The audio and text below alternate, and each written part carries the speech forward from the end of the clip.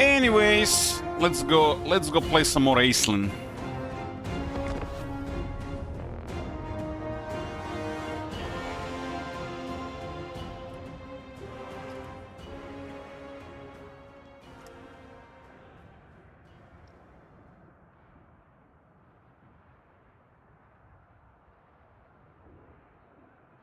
They confirmed the L3 console. Oh man. Yeah. I expect this. You know, console is a big market, and it's all going to shit. They already have us from 30 years ago, 25 plus years ago. So they now have to have the new generations as well. New generations, they are console players that play Resident Evil on a high brightness with assisted difficulty. Hey, Captain Morgan, good morning. Hey, Bumble.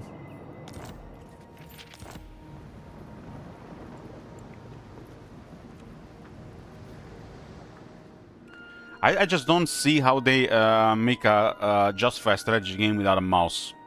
I just don't see it. And this is just my thought in the head, and something's gonna have to be sacrificed. Something's gonna have to be sacrificed.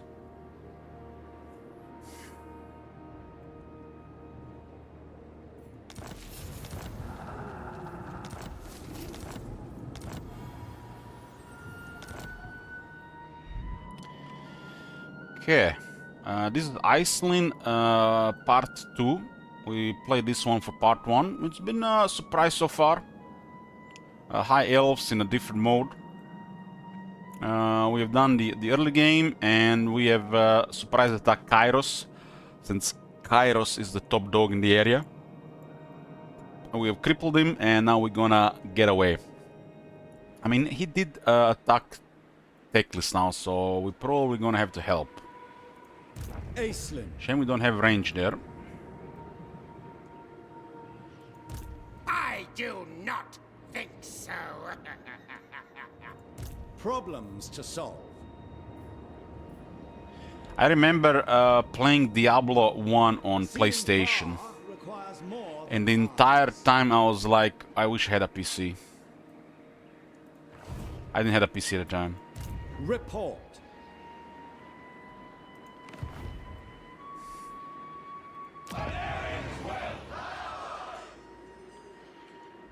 Okay, so what do we have to do here before we go play Norskans? We need 25 settlements, we need to unlock 3 dragon ships and establish 3 colonies. So pretty straightforward, so we just have to still keep playing. This faction has a lot of freedom, but they're also a little bit too fast for their opponents, their enemies. Master of magic. It looks like this guy's gonna get murdered here, and we might need to stay in the area to help. The world is full of evil and incompetence. They did attack Teclis, so we gotta help. We are here to make Teclis strong here, that's our primary role here. Make Teclis strong and get rid of Kairos. Kairos does have some military, looking about 2 armies. And he's targeting Teclis, so we're gonna have to target him. We do have an objective here, which requires destruction of a couple of factions here.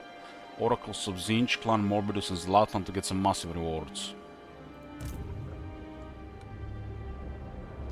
We might put this army under more risk here.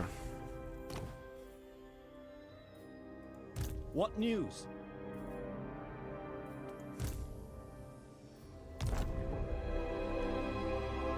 Ulthuan needs stern defenders. I need to destroy one of these armies here.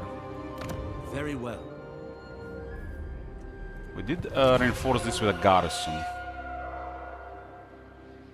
This costs Elven trade, and we do have plenty of dragon ship supplies going right now. We're also getting more dedication. We'll be getting the dedication so we can build the goods warehouse. I favor the seas swaying. I mean, considering how this faction works, in theory, Confederation sounds like a terrible thing. These guys are basically special forces to make sure the race of High Elves thrives.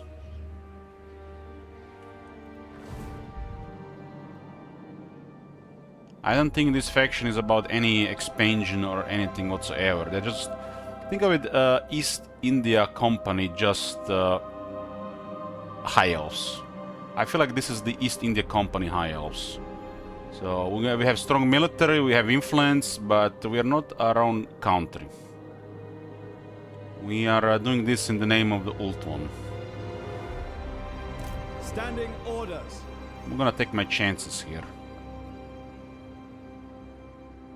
Me settling down. Factions like this don't even have to work when you're not playing them as the player. Cross that region. Especially after Changeling and some other stuff, I don't expect any of these factions to Seal work. our presence. High Elves already have enough presence, they don't have to have presence everywhere. This is a big problem with some specialized DLC factions, they don't work for the AI.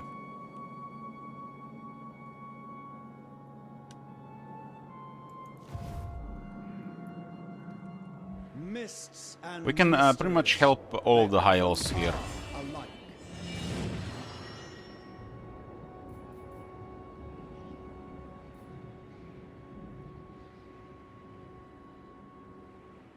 To me, High Elves are one of those supremacy races, cause it's all about High Elves. There's a little bit different lore around Teclis, you know, he wants to help the world, but pretty much all of them are. It's all about High Elves. They don't really care about the other races. If you wish. Problems to solve.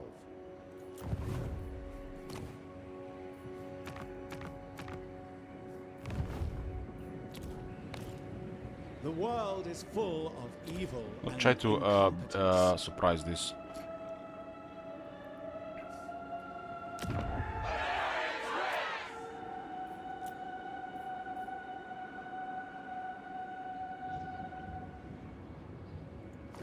Captain Moran, this is really depends how many times you try this. If you try this 20 times and you said this happened 13 times, yeah, I would say that. But from one example means nothing, because all entire Ultron could have rolled 0, and all their enemies could have rolled max extra potential. There's a factor here which is part of RNG, and you all know CRNG. Like sometimes 4 exact things happen in a row. So you might have this thing happening 10 times in a row. The CRNG, rerolling traits, you get like 5 same traits in the same in a row, or you crafting items, pre-item rework, getting 3 armors of destiny in a row.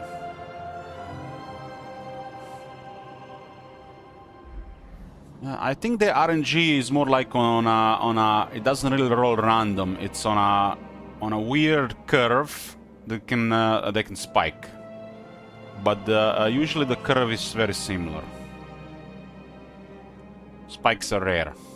That's why we get not many variables and similar states of games every update. Why it's important to use the AI mode. The work never ends.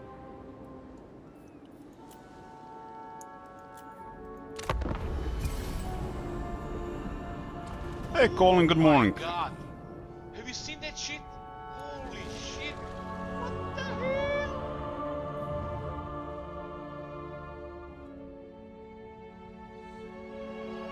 Looks like Teclis got defeated there. Was close.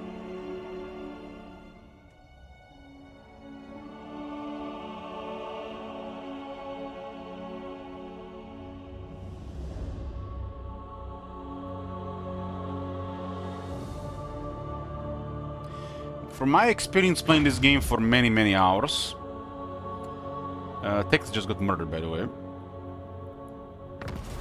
This is probably minor faction potential.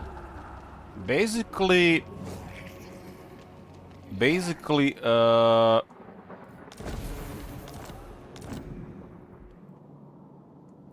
there's a player agents in the game. There's a player agents in the game, and when you miss things happening in diplomacy, it can have drastic consequences on the campaign map. But when you don't miss it and things go your way, the game is super trivial. And it doesn't really feel rewarding because the AI is too passive. So this might be just a band-aid fix with potential, so these things don't happen. Hey, Kurjak. Report. A reasonable request. But if I have to take example from like Warhammer 2, Warhammer 2 required effort. Warhammer 2 required effort for things to go your way. People were against alliances. People saying alliances don't work. People saying diplomacy don't work. But we proved many times that it's the opposite way. People just didn't want to put effort. And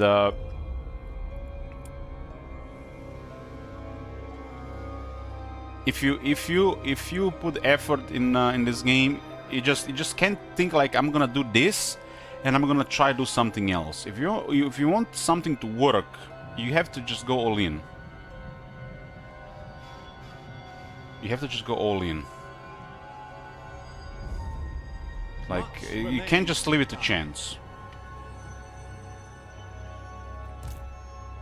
And having an alliance, it's not just a beneficial thing. It's a treaty between two factions. And you're not just supposed to take from your allies, you're supposed to, you know, give as well. That was also one of the issues with Warhammer 2. I favor the sea's swaying embrace.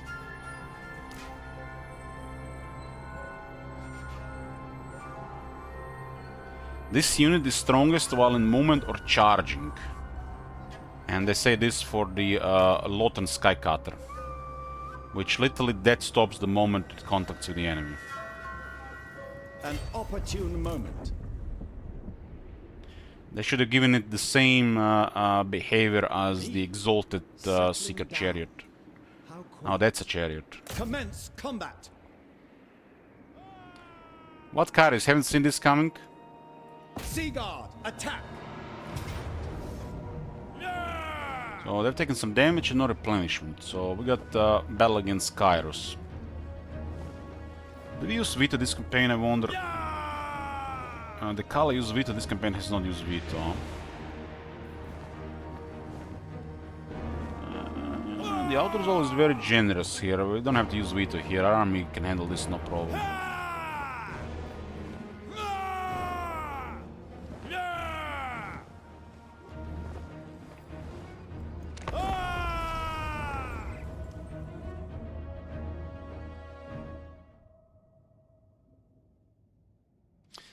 Their army is in a really bad shape and they have low armor.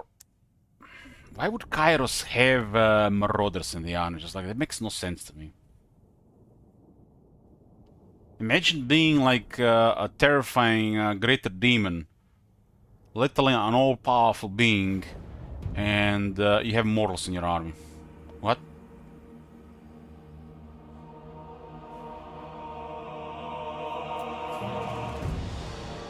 For Kairos strategies, I think she should always prefer Furies instead of Marauders as a AI behavior.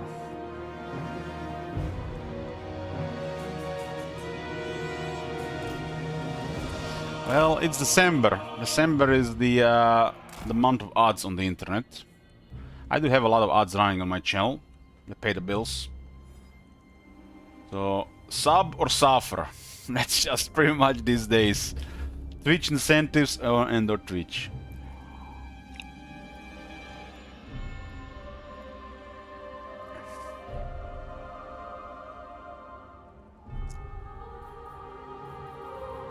Scions of Mathland. These guys are the...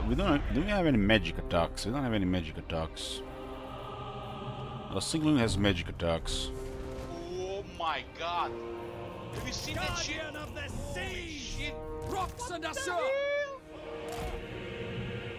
Sea Lord! And the elves like formations, especially dark elves and high elves. I really like this position here. We do have a nice harassment. Thanks, Parik. Ship's company!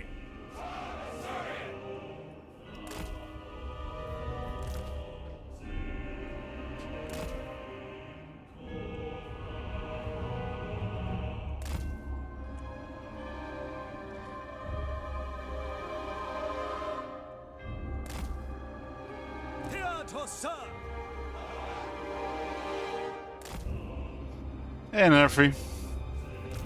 As you say. This is a good position for this, and we can harass Kairos. Archers, it will be done.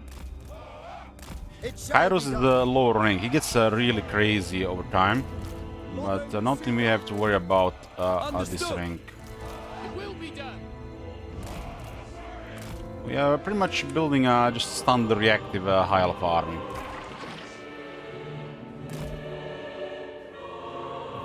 As you say.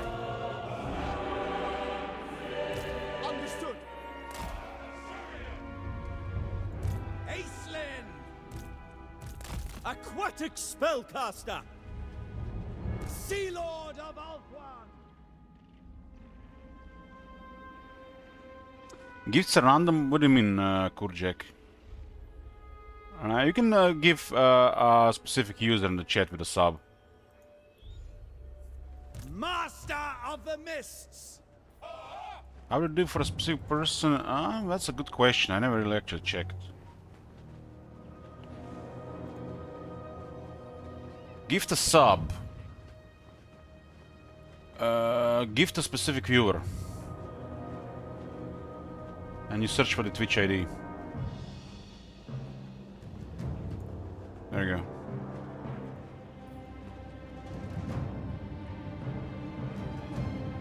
Acelin! What are we dealing with here?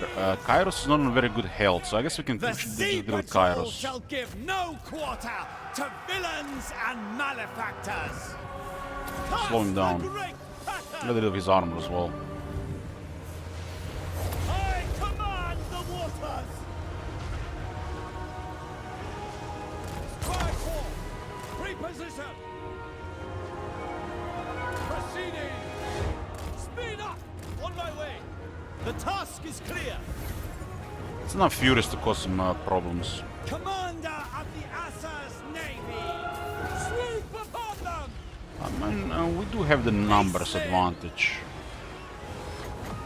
Kill this one. Can overcast the spell for healing.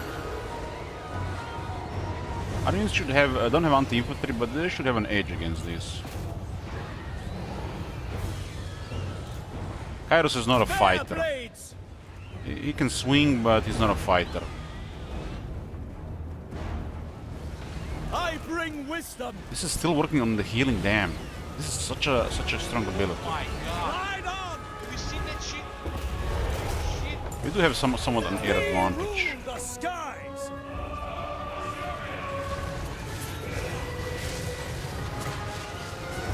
Mist Mage! Speed up! Do it! Lilith guides me! On the way! Fly over! Weapons ready! Reshaping reality! Show our might! Thanks, Captain Krjek. We have the air advantage. Playing two defense on Kairos is very bad. Eyes and ears! We have magic just to mess him up here. Our magic actually has strong healing. This an Orcast is just something else. Sea Lord of Alfwan! We can heal one of these Sky Cutters again. Have you seen that shit? Eyes and ears! What the hell? Affirmative! Master of the Mists! Sea Lord Acelin! Okay, considering now what we see, we should turn this around and go back. Speed up!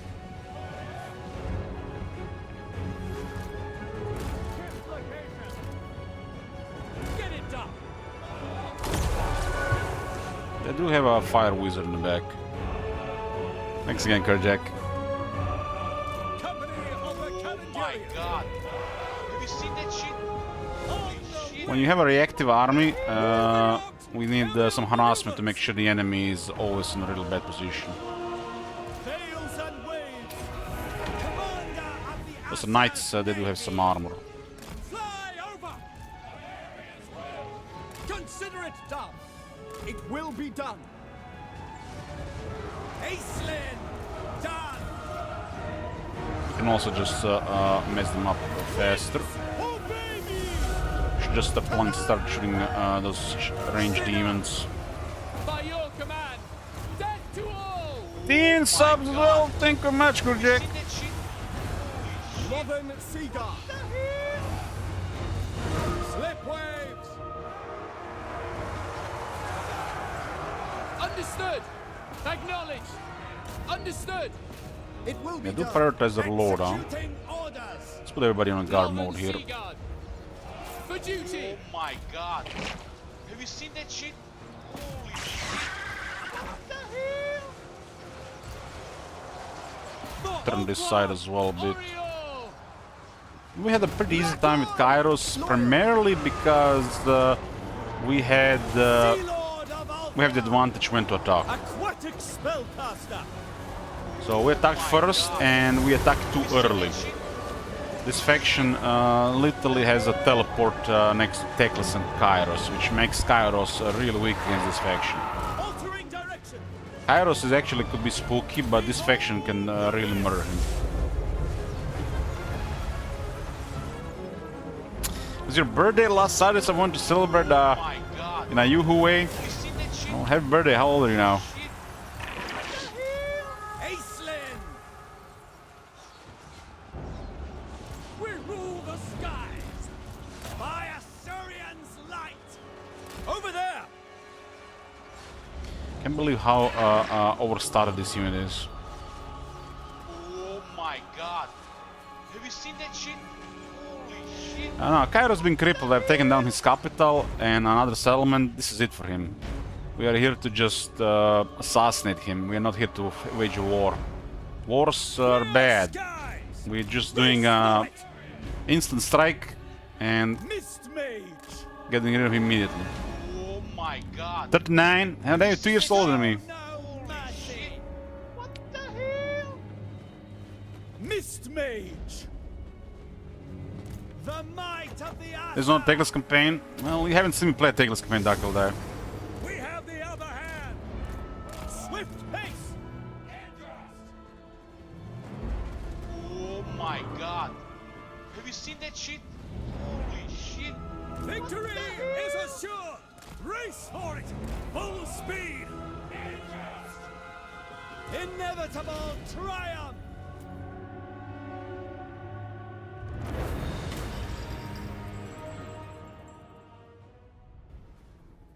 Oh my god. Have you seen that shit? Holy shit. What the hell? We talk about 40k yet? Yeah, the starter stream, Rockstomper, the starter stream.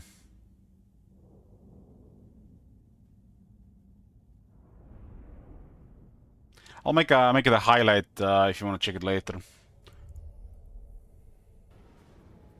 Oh my god. Have you seen that shit? Holy shit. What the hell?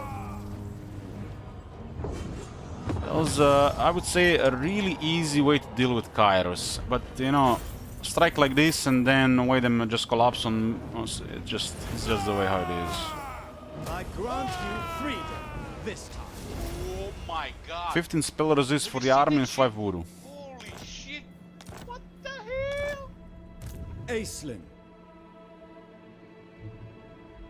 We're going to dismantle the rest of Kairos and possibly everything in the area, and we'll make sure Teclis is very strong. The plan is to get Teclis to 10 gifted settlements.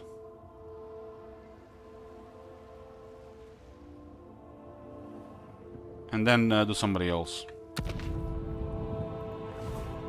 Ah, summons. We gotta level up here.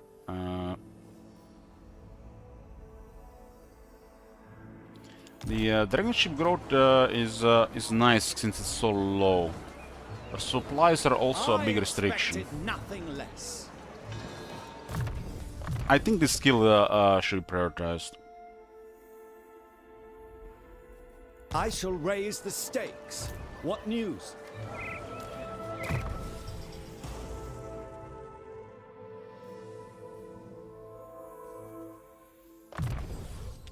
Man, this lore is very good. Very good. Now, you know what this lore reminds me of? This lore reminds me of Lore Hekara. And if this reminds me of Lord Nekara, meaning that probably the plebs will complain about it not being good. I expected nothing less. This reminds me of the Lord of Nekara on the power level. These elements are unusual. Wise indeed.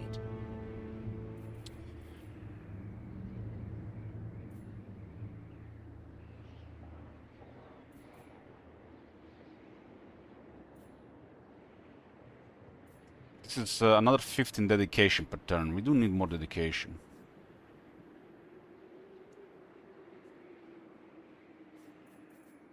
I think they've made this lore very well. This is like Dave's actually doing a good job. If you wish. I have think this is a pretty good faction so far.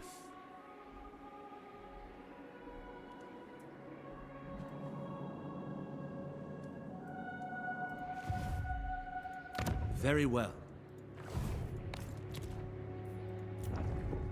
It almost feels like a very well polished Vampire Coast faction.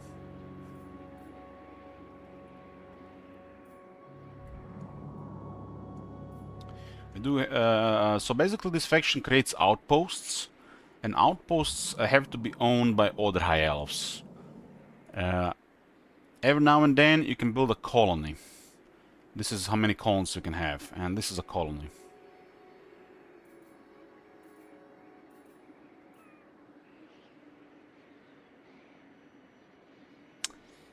Yeah, our word is still not denied. That's not a very nice word, but Lord Sneak says that the idiots are comparing it to that Skaven ninja lore. That's like, there's no way to compare this to.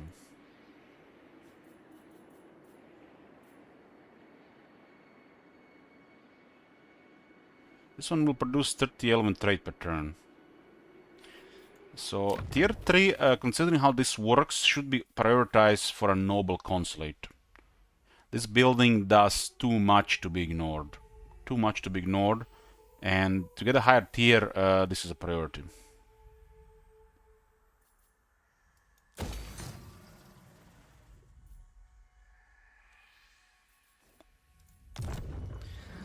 Well, it was about beaches. Beaches are fine to say again, but I mean, sometimes you can't help but you have to say a retard, but there's other words we could use instead.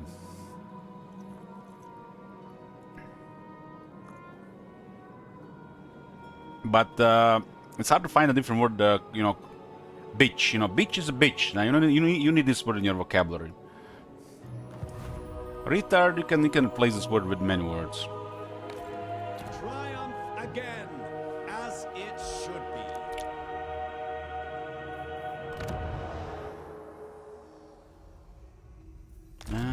We got the invocation issue for 5 turns. And let's go invocation wall, see what happens this Another time. deserved victory.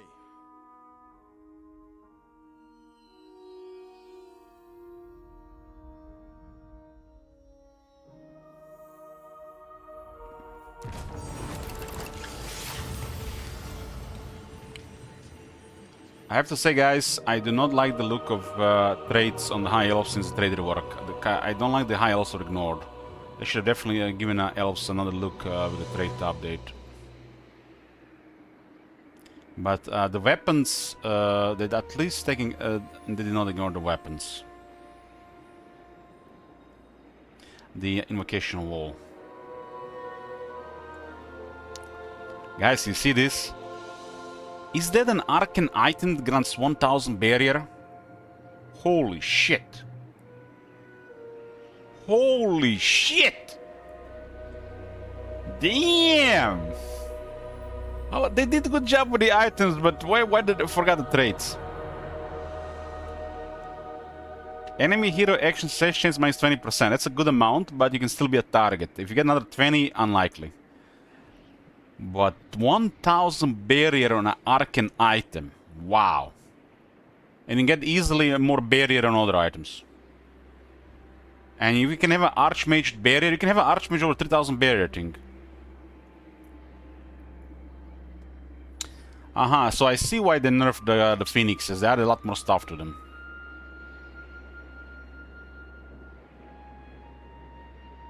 Damn, Sapphire Guardian Phoenix is good, you know. That ability is situational for magical attacks. But 60 spell resistance, a little impervious to spells.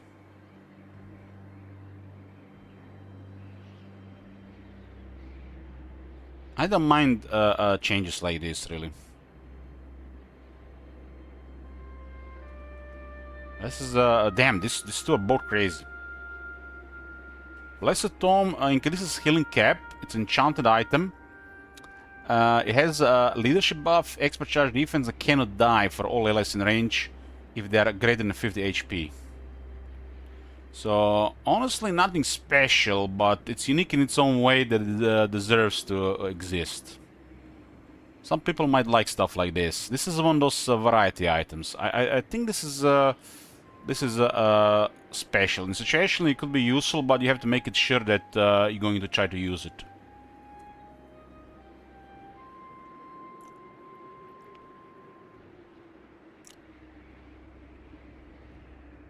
This is probably could be used on a Vanguard tank unit, where you give them a mega buff, like one of those buffs from the new lore, which grants them toughness. And then they take pressure from a lot of units, and when they're about to start dying, you activate this thing. And this is all gonna be very crazy if they're adjacent to a hero or a lord. So this has its use. This has reasons to exist. Although, like big picture, it's not very useful. This requires your plan to utilize this item. But some people like stuff like this.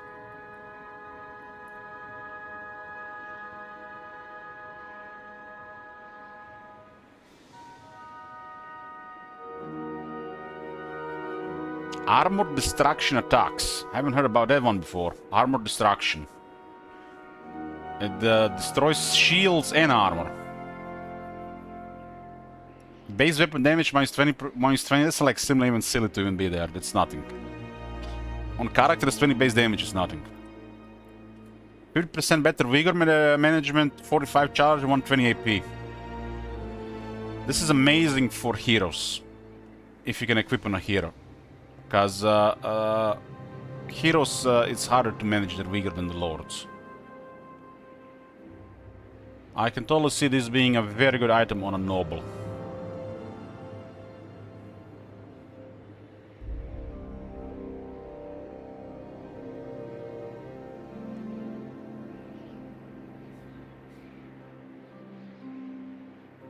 This, I'm gonna with a weapon here. I don't know why they put this thing here, it makes no sense to even be there. 20 damage is nothing. It's like, might as well not even be there. Standing orders. And we can equip it here, look at this.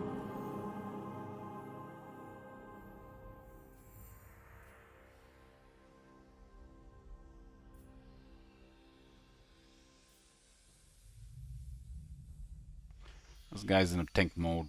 An opportune moment. Pretty good for Aisling now.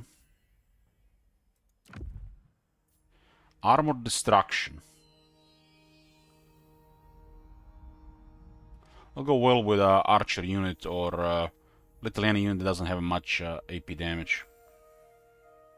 This will go well with a Skycutter chariot charging or attacking and archer shooting at the same time. Satisfactory improvement. So the plan right now is to destroy Kairos and make sure Teclis is very strong. And we are also prioritizing one quest here. I expected nothing less. This quest here. So Zlatan will be next. Teclis dropped diplomacy with them since we messed up the relations. Nice.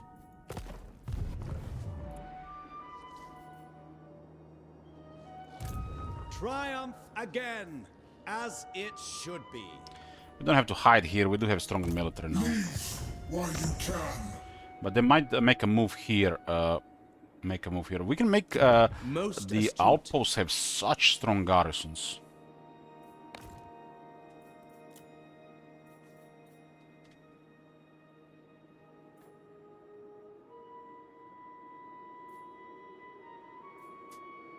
The high elves have unique outposts, so it's nice to upgrade. This is expensive for extra influence compared to some of the other changes, but it also adds quality here. The settlement is missing a garrison on the port. They still forgot, even after the rework.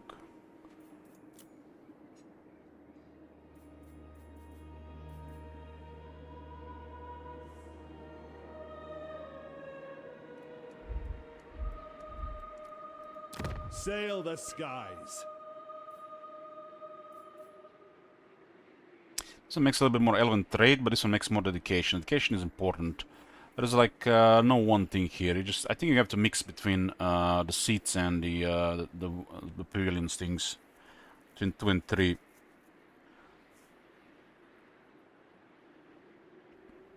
I think this one is a little bit weaker, especially because it uses elven trade. This is probably something you get later in the game, much later. You have to increase elven trade, and you have to increase dragon ship supplies, and you have to increase dedication. These 3 stats are the most important thing. And then you make sure as you expand your outposts, you make sure the outposts are secure by eliminating the enemies where those outposts are located. Like Teclis and Kairos here, for example. Kairos gone here. This area should be pretty safe for Teclis. We're gonna turn Teclis into a major power before we grant settlements to somebody else.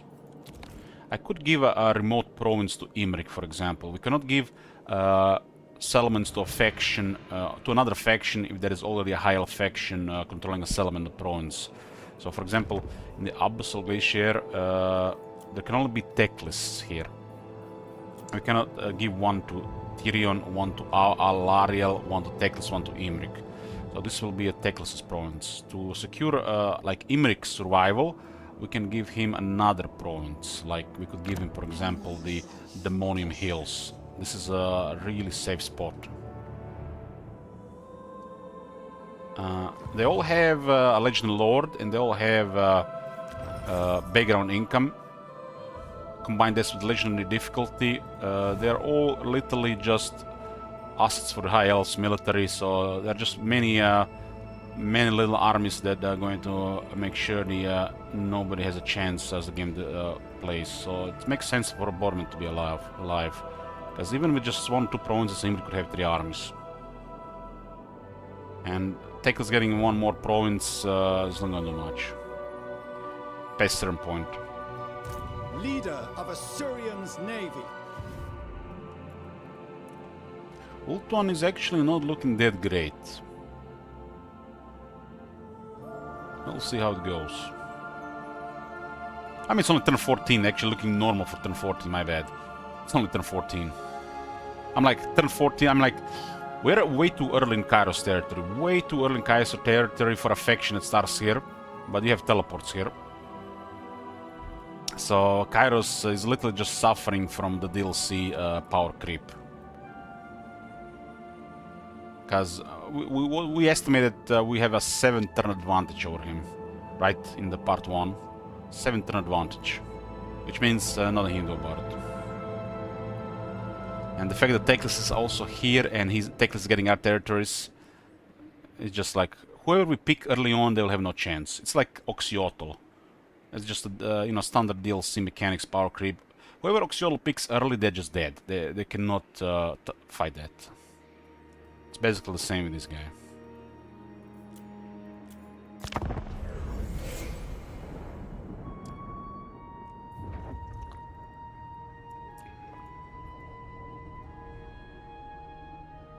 If Ulthuan regards you as an enemy, so shall I. Imrik wants trade.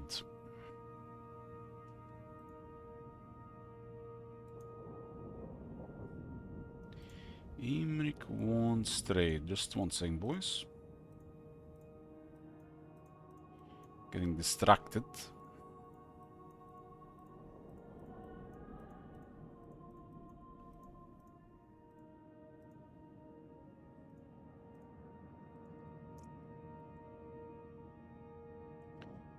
This is fine. Mali doesn't have that much value to us. Oh my god! Have you seen that shit? Holy shit! What the hell? Came from corners are not good in this guy. I mean, that's a different way to play the game. Why everybody has to confed? Like, I don't really understand that. These guys are the special forces branch of the High Elves. They're like the East India Company.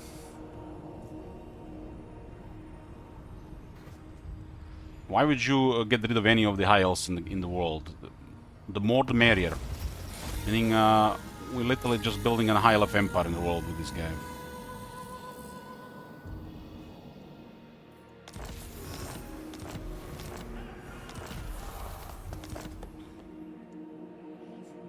Punish the unjust, lest they commit another crime. Remember when people would confederate with Nakai Mists and mysteries, all the settlements they would turn into often ruins? are alike. We expand, we can get more elven colonies. But these are not very important locations, really. Like, you probably need a couple more to get dragon ships ahead of time. But once you get 5 dragon ships, you don't need anything else.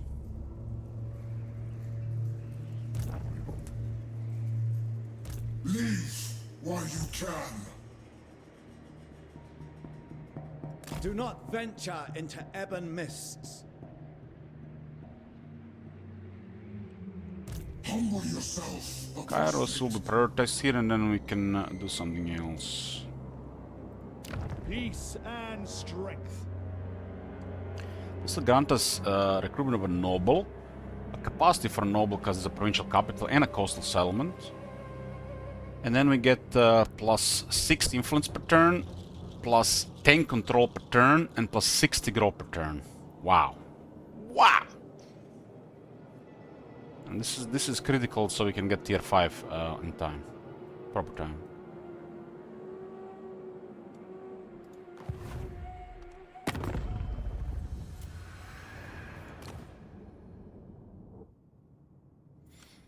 This faction has access to a lot of diplomacy, and when you have access to a lot of diplomacy, especially as an order faction, you have access to a lot of gold. A lot of gold.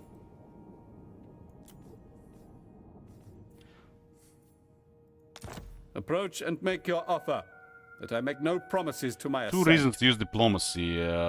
Get crit buffers or get a lot of gold. Approach and make your offer, that I...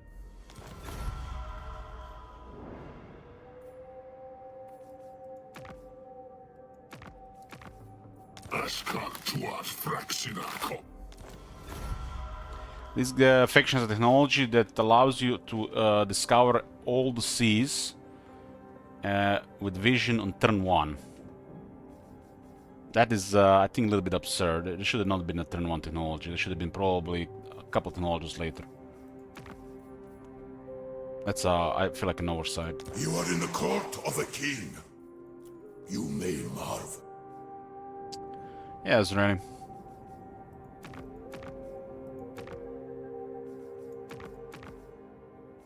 You elves do not travel so far from... Right!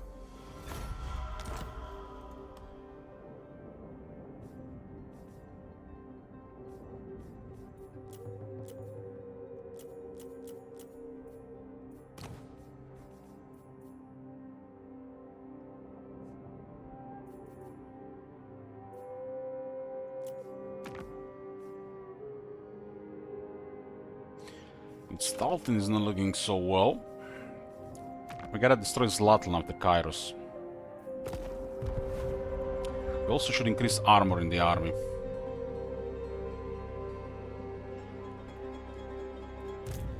Hey Tom Manager, good morning.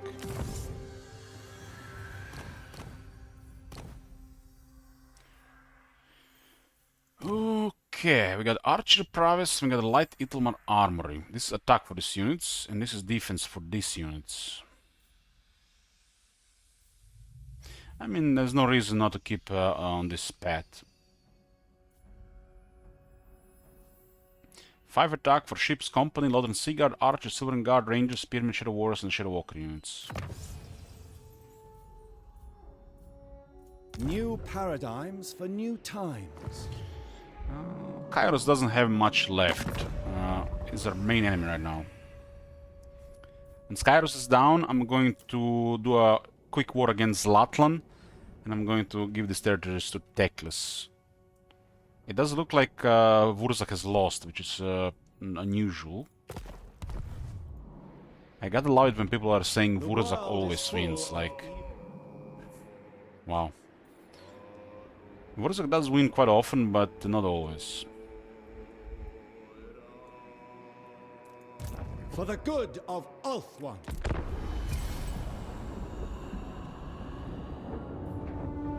Oh man, so sorry for your loss.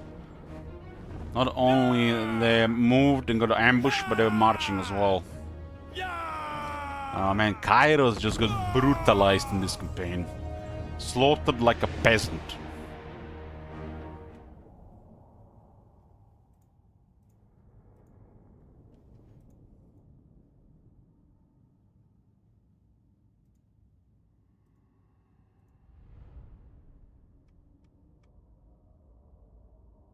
It's also quite a poor army. There's 4 Screamers and 1 is a Regiment Renown. Should wear this soft. There's no way to survive this. There's no way to survive this.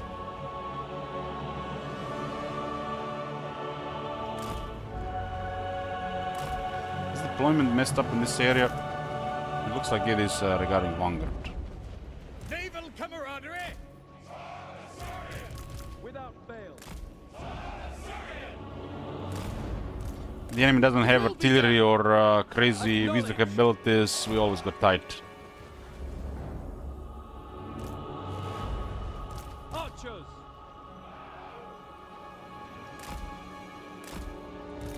Orders received. Warship crew!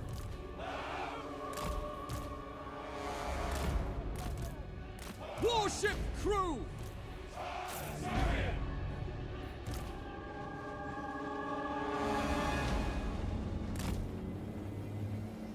It shall be done! Kalandarian's finest!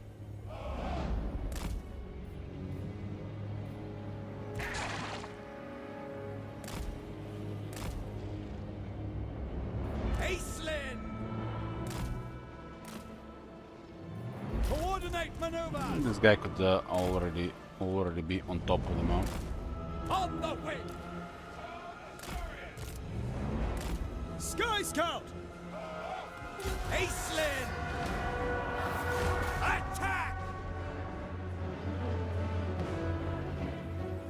They have to fight here, otherwise there's no survival for them. Affirmative! I command the waters! That's a slow damage and vigor build up. Proceeding! Archers, it shall be done. Aislinn! Veils and waves! Winds, obey me! Loyal. Eurifar!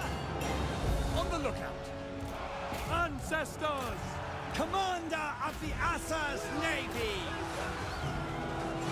We will obey. How would this unit mess up formation? Loyal.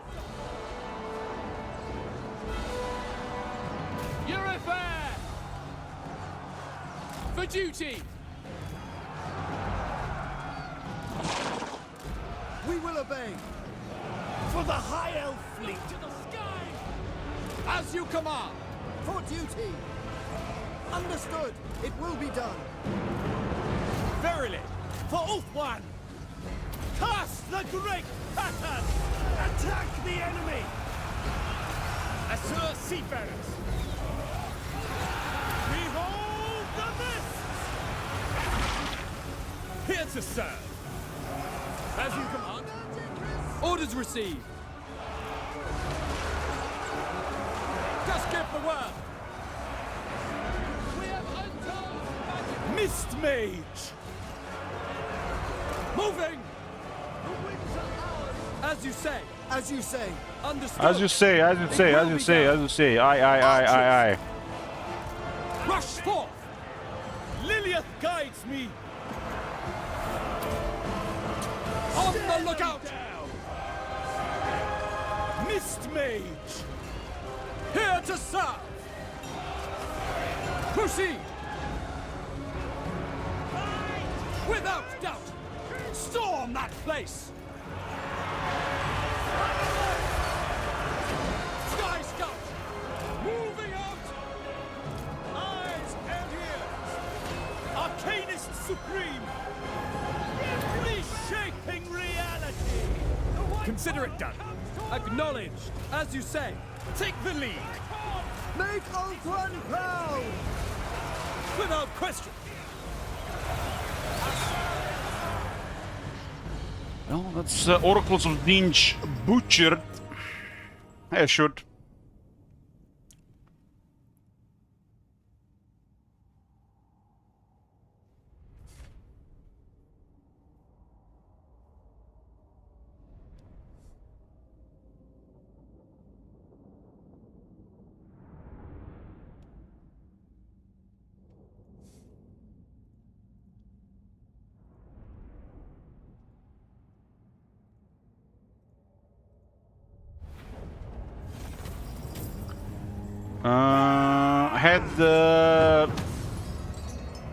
I had ground beef,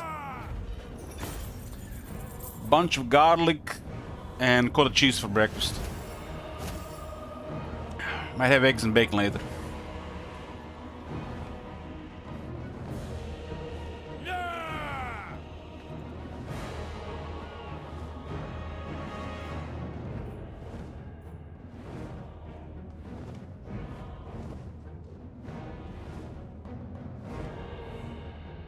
I love this soundtrack.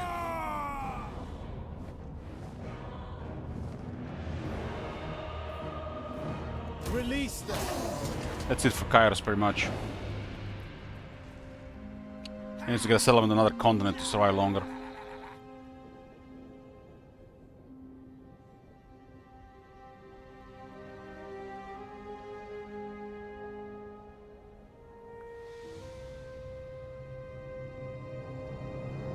I'm gonna be finishing this campaign with a short campaign victory, and then I'm gonna be checking the new Norska.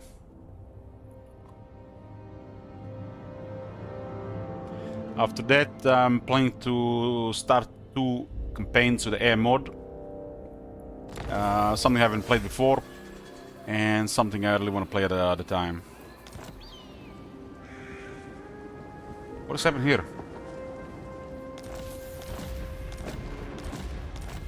Looks like somebody transferred settlements.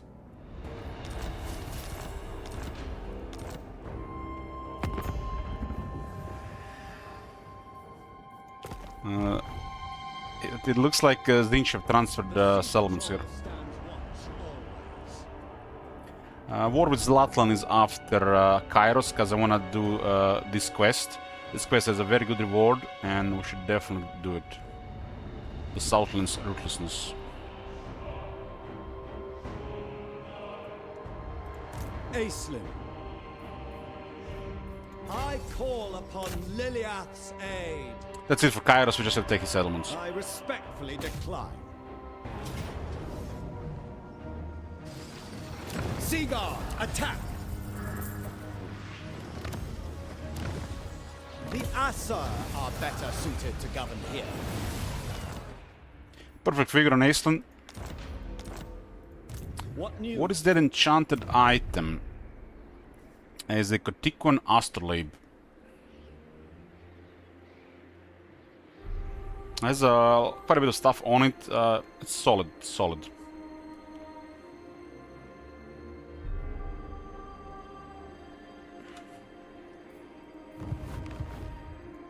Leader of Assyrian's navy. Increase marching speed. Land assault. The fact you can keep moving after you do this is kind of crazy, considering, you know, Skaven still lose all their movement and make an outpost on the city. Victory. Damn, the Skaven are so behind these days. This skill should be prioritized. Satisfactory improvement. This requires 4 population, and we still need more. I expected nothing less.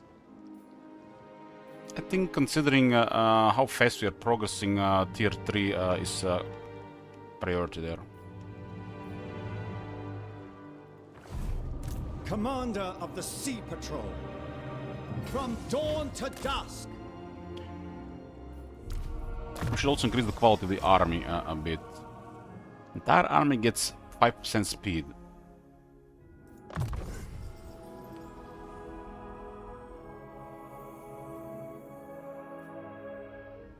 We need 1 point here. Envelop and Mist. We can give allies Unspottable, Stalk and Snipe. He gets a Wayfarer here as well. Supernatural Mist. It also gives the enemy charge, the allies charge deflection, missile resistance, and missile damage reflection when he casts spells. Intensity increases. This one is actually nothing special. They get 10 power though.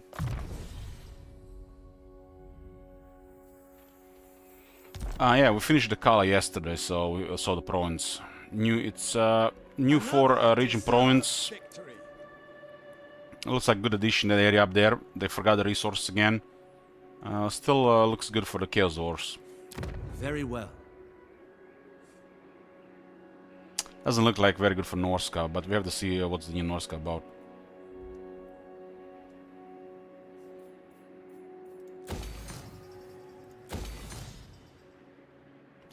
Upgrading this is worth it because we got the Elven trade.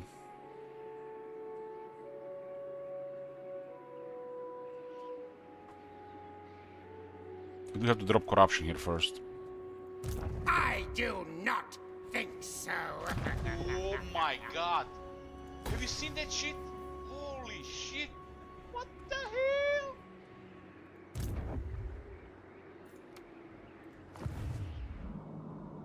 What are we doing with our dedication?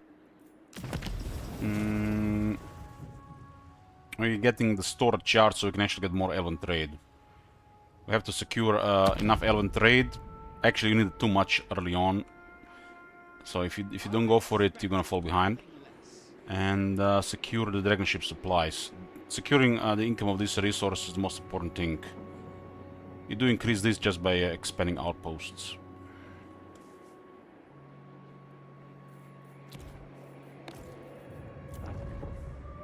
All of these Elven trade buildings are waiting for this upgrade here. We have to secure Elven trade. Because look at the first building, for example. So 100 Elven trade for 50 dragon ship supplies. If you get the Asur dominance thingy, you can get 100 Elven trade per turn. So this is okay. But beyond that, there is no Elven trade early on. And the next one costs 150 more. So you need to secure a lot more Elven trade if you want to get more dragon ship supplies. Once that's secured, then you can consider a technology later. This stuff makes no sense at 1,000 and this costs, considering the Elven trade is used to build outposts. So it's off. The special resources are off, especially for this starting stuff. Ah, a summons. But it might be intentional, so you don't go too fast. To me, it just looks off.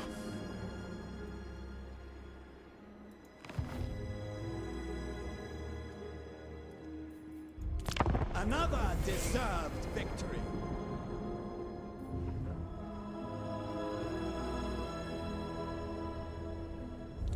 Well, elves are supremacists, so...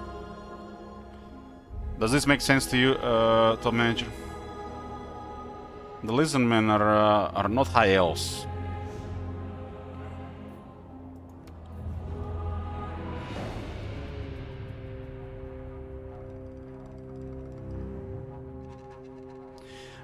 Yes, Captain Moore, the early on versus later is a different story.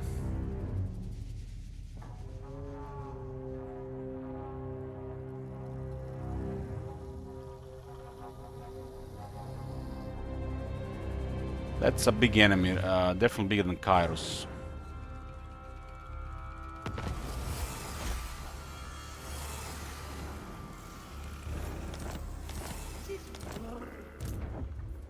An opportune moment. Moon Lady, heed my words. I don't know in what world do you think Lizardman and Hyel should work together. When I play Lizardman, Hyel's are a target. When I play Hyel's, Lizardman are a target.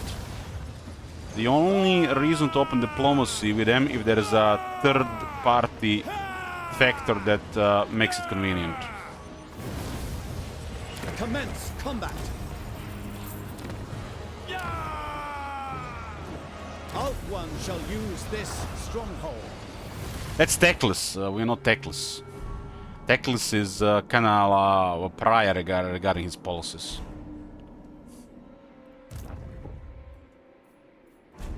Master of Mists. I see this faction as High Elf Special Forces, making sure High Elf supremacy is continues. Victory. For the good of Ulthuan.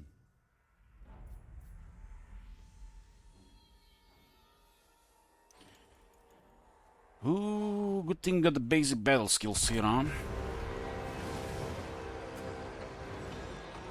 I expected nothing less.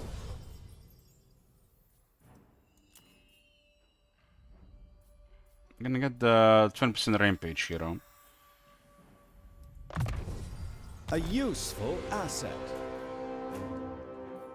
Sigurd, give your best.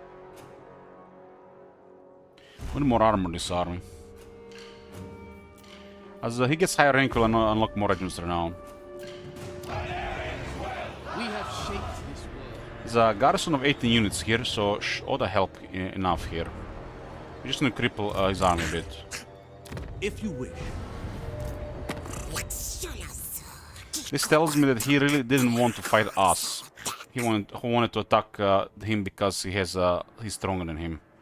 This is one of those situations where he's rank 4 and Teclis is rank 119 because Teclis got wrecked by the Skaven. If Teclis did not lose to Skaven here, Oxyotl would have never attacked, so this is just bad RNG. Since Teclis' army got destroyed by the Skaven here, Oxyotl attacked Teclis here. Lizardman would have never attacked Teclis here if he didn't lose to the Skaven.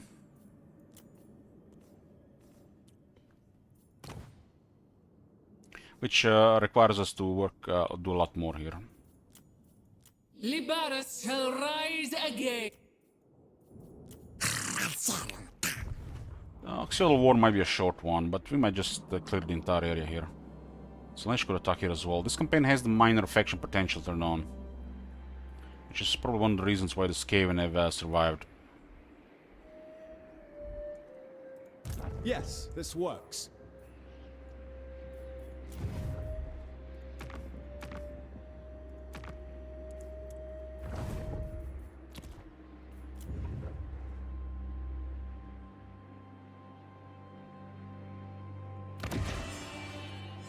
Skullcarver Abode. Provide very good garrisons with their outposts. Most of the Elven influence goes on outposts.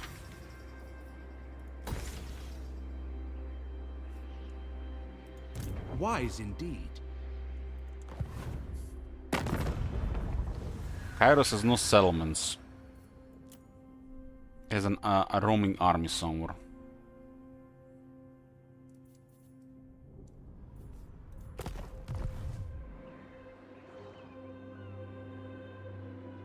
I expected nothing less.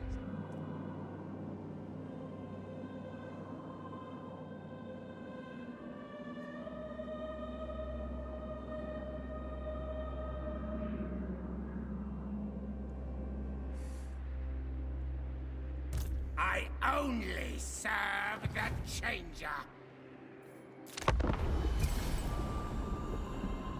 To invite the Assa Navy's wrath is to invoke a flood upon your life. Nice. Yeah, ooh, that's a good threaten. That's a good threaten. That's how it's done. If you want my money, come and take it.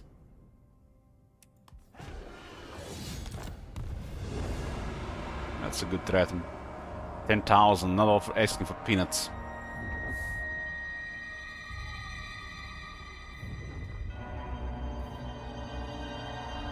What about battle here? What?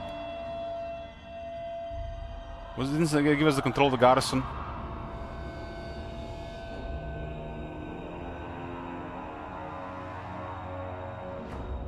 They just out-resolved it.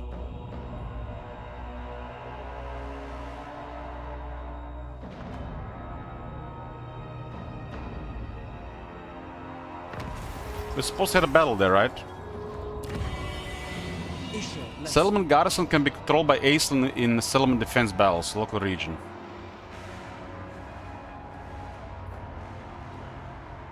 You are in the war with them, that's what? What do you mean?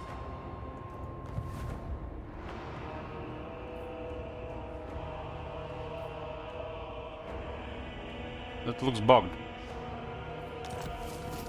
Now these guys are gonna be even more dangerous because of that.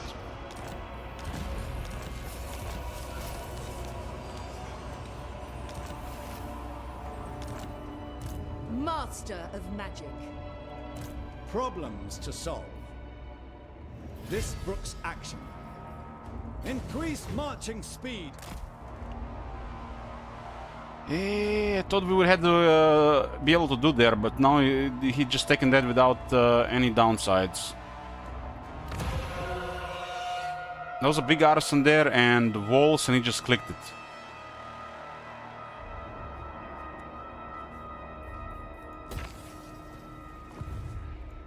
Report.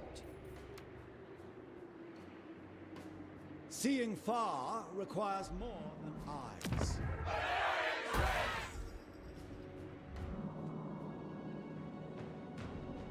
So instead of Technos getting this place, it'll be a Last Defenders. The Assa are troubled. Yoo-hoo.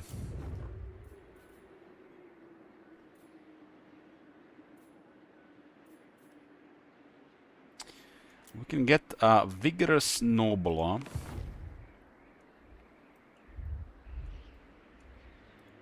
Standing orders.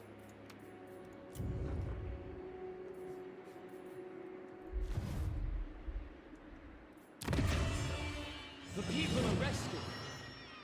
20 feast resist and perfect vigor. I mean, that's pretty amazing.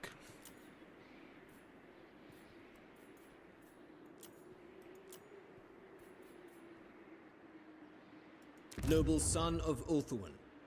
Nobles are also important to generate influence.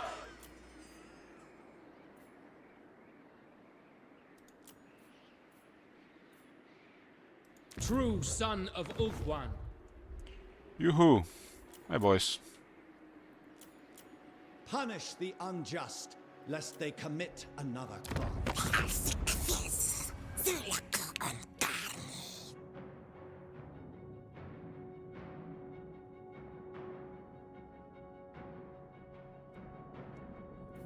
Well, I did want to fight Oxiotl, but it is what it is.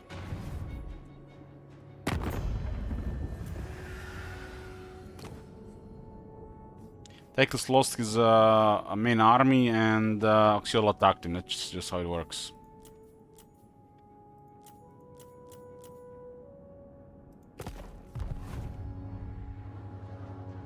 I favor the sea's swaying embrace. Yeah, they declared war on our alliance, and we didn't get offered to defend the settlement. So it looks bugged. Ulthuan needs stern defenders.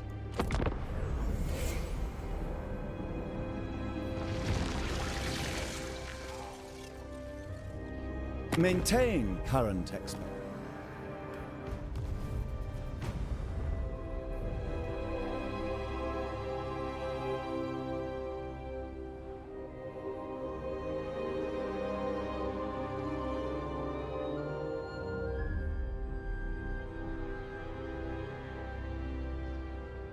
I mean, we as a faction, we rarely would get declared war upon. Well, just gonna be probably our allies that get declared war upon.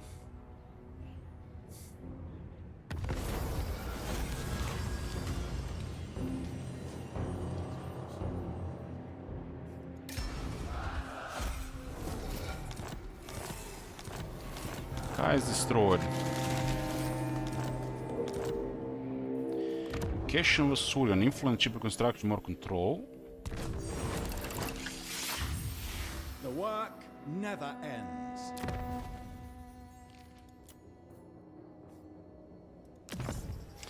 We got a tier 3 patronage of Avalon. 3 favored Phoenix King per turn, 10% replenishment for Iceland's army, 50% archer damage for his army, 50% ward save during forest battles, and 1 deployment for Sister of Avalon. Tier 3 benefit, this position is immune to threats from other lords. Tier 3 benefit fulfills one requirement for Cap Feathering Avalon. We did pile up enough influence for that. The world is full of evil and incompetence. Immunity to chaos corruption effects. The Sea Patrol Armies will stands suffer losses due to attrition when chaos wastes. a reasonable request. I guess chaos waste and chaos corruption is not the same thing. Born to lead. Standing by. Moving out. True son of Ulthuan. I am ready. Ah, a summons. Slay them! I grant you freedom. I'll get twice the influence. The main way to us to get stronger units is to get Regiment's Renown. Since we haven't not really been bothering with buildings. I mean, it's too early to bother with buildings. Land assault. No money twice, huh? Fortify our location.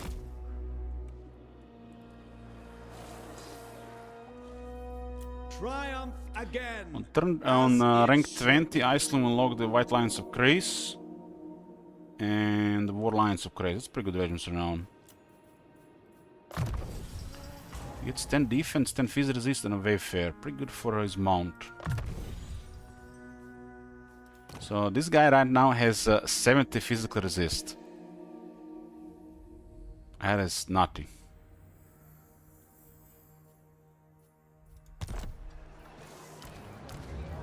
Leader of Assyrian's navy.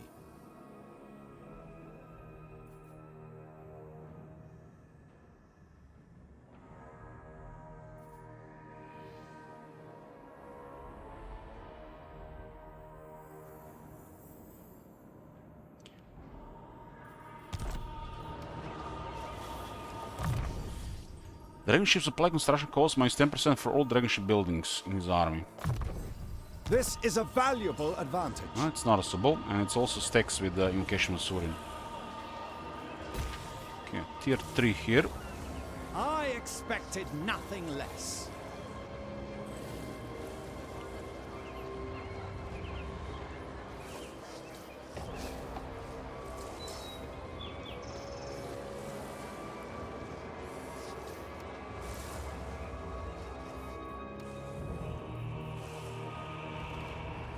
This is 160, yeah. Another deserved victory. The rest we do need population. We get Silver Guard here. I'll just get it. We can actually build every single building in this thing. I expected nothing less. There's 5 attack for these units, and there'll be 5 defense for these units. The Asur navy grows most refined.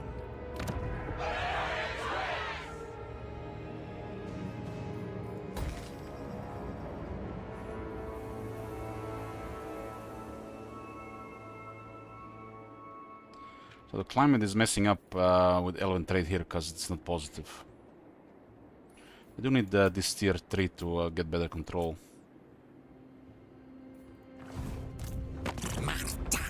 He doesn't want to fight us, Oxiolo. The only reason he attacked Teclis is because Teclis had no military. He's blind to the alliances. Classic AI move.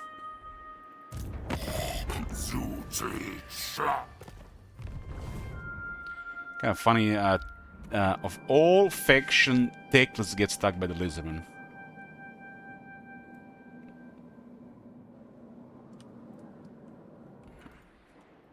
Problems to solve.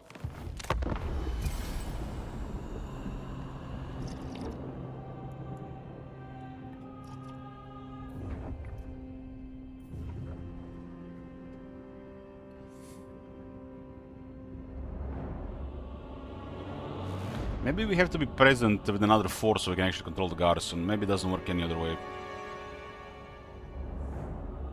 But it was very misleading there.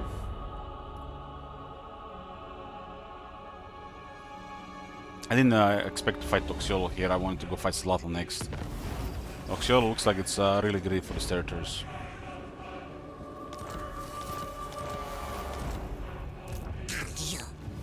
What news?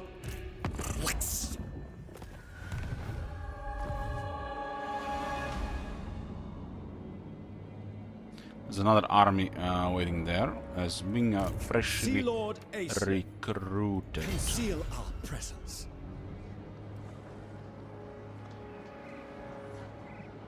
Seeing far requires more than eyes. Expedite forward. Yeah, do start with replenishment. This is my land.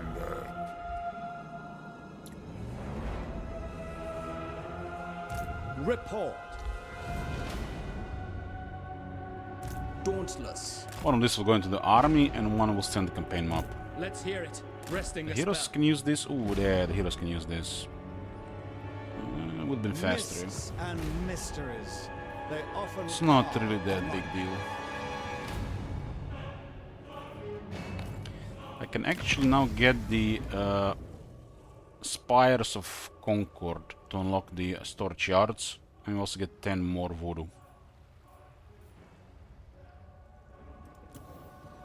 Now I have two. Two will produce 30 element trade and 5% cheaper Sea Patrol outpost buildings.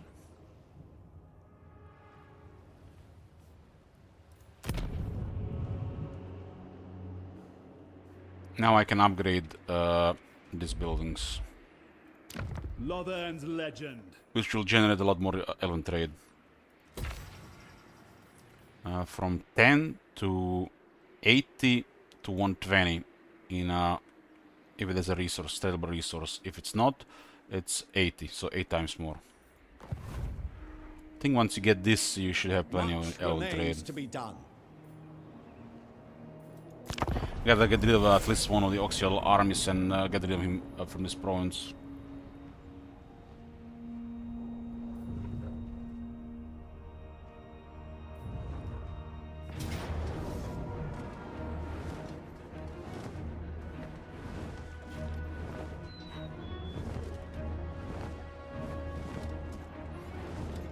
Okay, so his balance of power is pretty high on this. He does have a tier 5 unit in this army.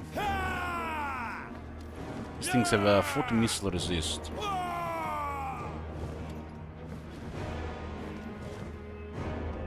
But his army is really vulnerable to archers. 40 missile resistance doesn't do much in low armor units. It's the armor that makes resistance strong, not the other way around. Resistance alone doesn't really do much on its own. This is why Hex rates and Cairn rates and Ethereal units should all have high missile resistance, because they have no armor.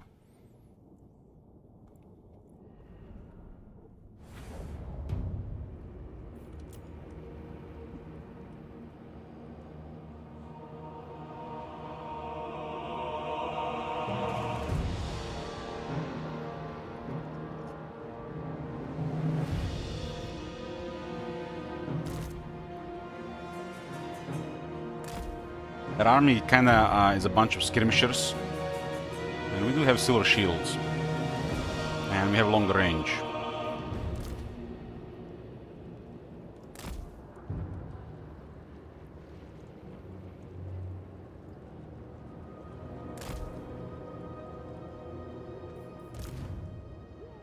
This unit doesn't really fit this army with the rangers, but this can be useful against certain type of enemies.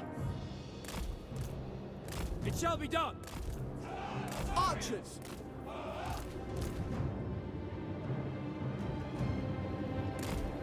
Lothern Sea Guard. Orders received. Lothern Sea Guard. Loyal.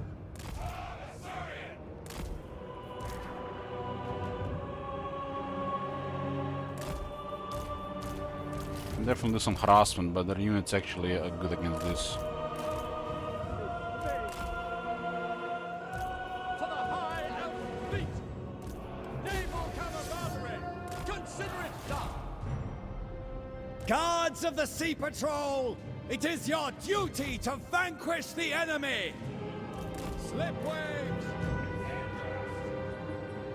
Earth blood on Bastiladon. Still is only worth shooting there. Guardian of the Seas, Aislinn, set off. Reposition. Winds, obey me. Lydon, Sea Lord of Ulthuan, Mist Mage, Commander of the Assa's Navy. Shift location. Assault. Eyes and ears. Speed up!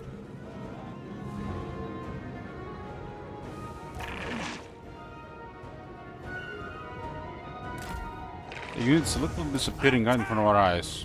We rule the skies! Aquatic spellcaster!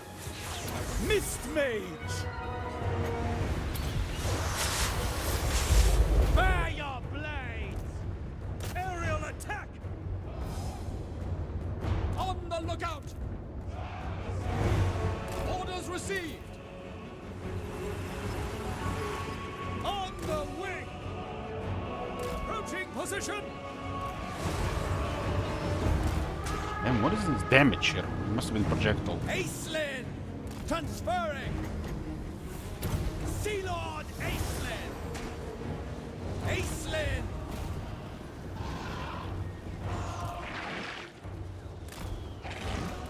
To the next objective! We'll trade the missiles. We have them outgunned. Company of the Calandarian. Guardian I think he's causing quite a bit of damage. There must be Oxyotl single shot. Without fail! Understood. Without fail! For Asurion. For the king! For order! I bring wisdom! Damn, Comet! Rule the skies. Orders received. There's a little entire Lothern Sea Guard got dragged by the Comet. Naval camaraderie! By your command! I command the warpath! For Asurion! Ship's company! There's definitely quite a bit of pressure available here. Calandarian's finest! Northern Sea Guard. Lacoy! Eyes and ears. Asso, withdraw. Rooks! And Usur! Final charge! As you say! These guys don't want to fight like this. Northern Sea Guard. Eurifar! Orders received! Ancestors! Move out! Why is there so much damage happening there? Must have those anti-large projectiles on those units. Comes to our air. Strike fast! Channeling the winds! Magical bombardment! There's definitely quite a bit of pressure building up here. It shall be done! But we should have a lot more toughness than that army. Sky Scout! Moving out! Fly over! That unit has 40 missile resistance as well. Lothern Sea Guard!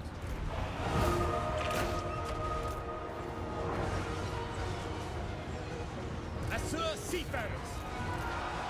Air patrol. Archers, defending order. We will obey! We will obey.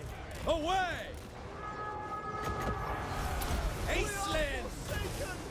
Weapons ready. Take cover. Watch out! Is this thing immortal? For duty. Orders received. Orders received. We rule the skies. Archers, for duty. Lacoy. Arcanist supreme. Without fail! Oxiotl, Oxiotl. Why'd you have to do this? Lothern Seagull. Lizard are never to be trusted. Rocks and Assur! Affirmative. It will be done. Attack. Seal! Master of the mists. Advance! It will be done. This unit is winning there. What the hell? Mist mage. Behold the mist. To our duty. Lothern Seagull.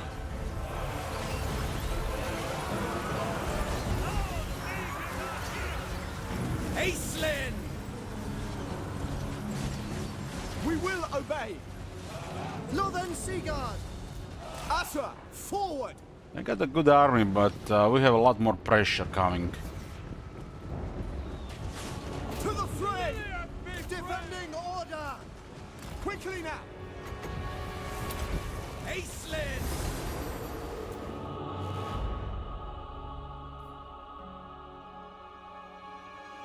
This only happened because Teclis lost to Skaven.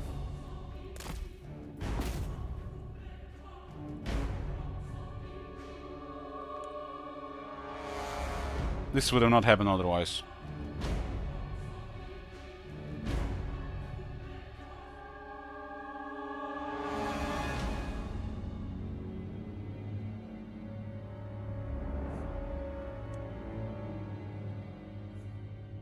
This is a good experience for us, right?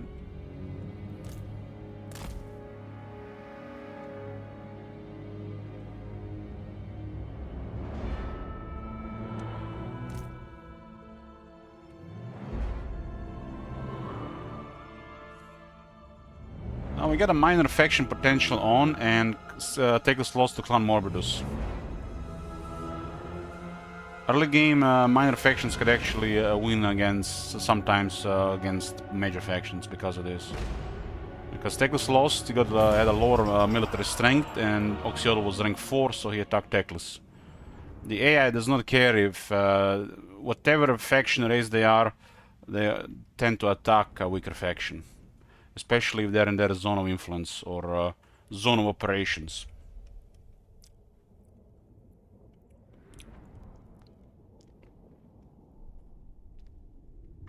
This is what I call bad RNG.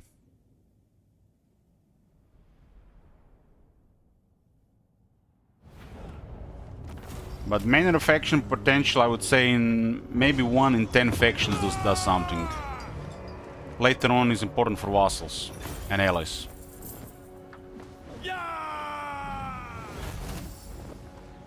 I grant you freedom this time. I'm gonna take attrition here as well. I'm gonna lose a couple units to attrition with the looks of it. Oh, lost Oracle of the Sacred Flux. I'm gonna Star Dragon.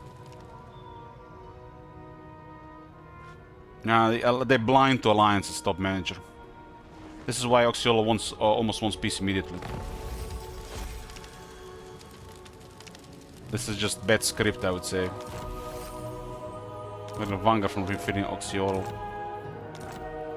Acelin. Standing orders. Let's go up on boat Rampage.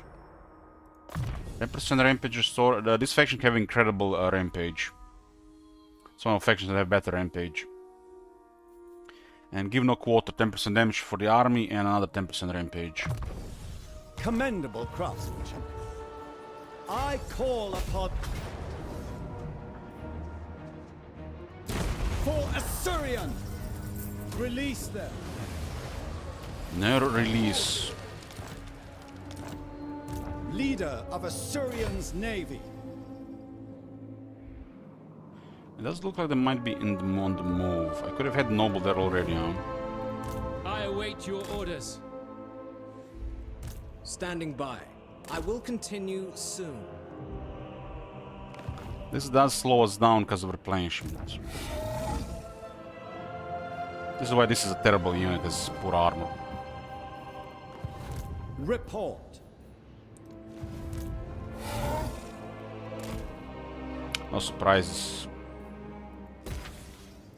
Let's go unlock the Silver Guard. As it should be. This can grant us additional 20 movement and line of sight.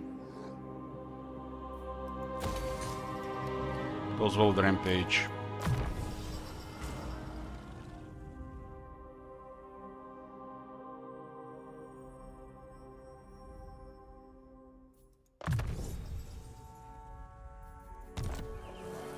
Who can brave the hostile waters? My standards are exacting. In the Navy, my word is law. But dealing with Oxyotl, skinks. Skinks, give me some lions.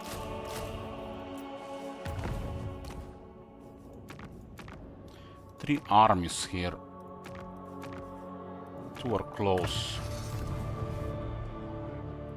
Problems to solve. The Navy demands fresh recruits. Too long to replenish. Too long to replenish. For the good of Ulthuan, I shall tolerate no insubordination.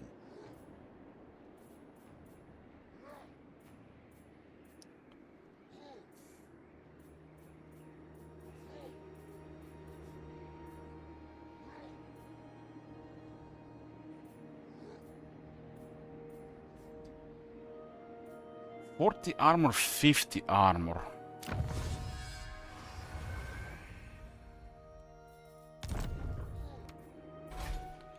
Lothern Sea Guard with shields. They have 40 armor. Base.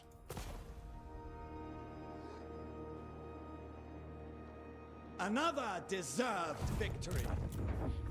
Yeah, makes no sense for this poop. Patrol. These guys can shoot. Makes them way more impressive. I expected nothing less. This is 2 supplies, this is 5 supplies. And we get more growth.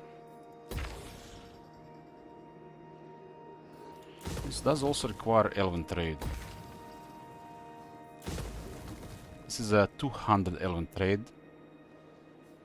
Probably should have went for this one first, huh? What news? We do have a Star Dragon now. Deserved victory.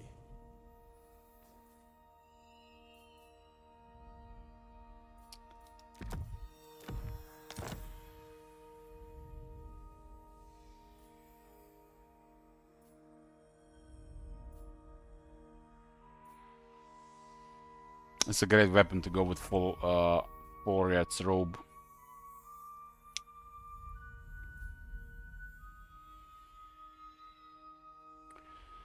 Will grant a lot more toughness and will increase some more quality in the army. Ah, a summons.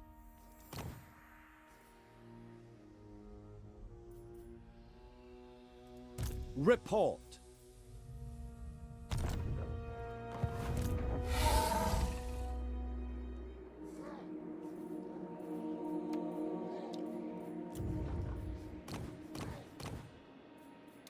Sea hell.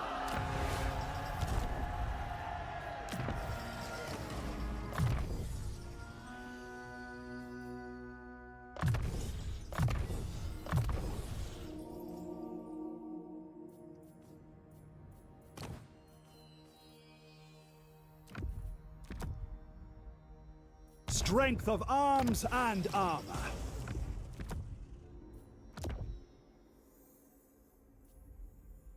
I feel empowered. Military went down a bit, but they do have a lot more, and there's literally just one direction, one enemy.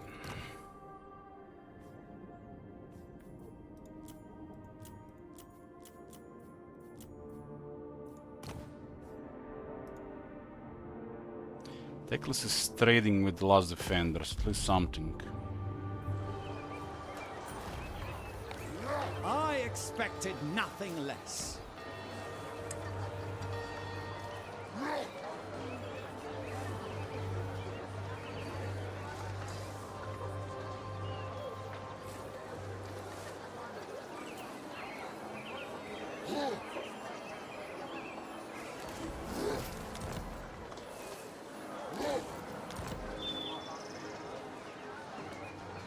Gotta do this so we don't create an awkward situation here for later. But the Lizardman seems to be dominating this campaign. In every position. We have a big objective to do, and it requires destruction of Zlatlan.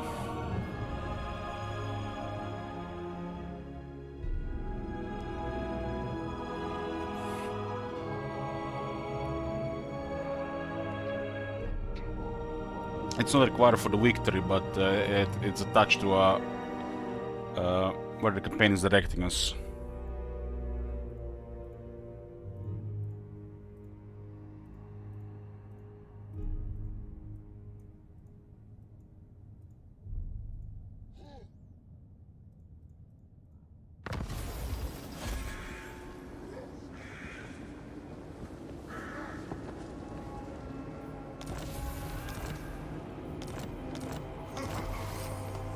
Wolf, the Confederate Rogue. The Order of Belshazzar. Yeah, no surprise here. Not good. 2 armies now, huh? Master of... They want peace, but they do own 1 settlement here.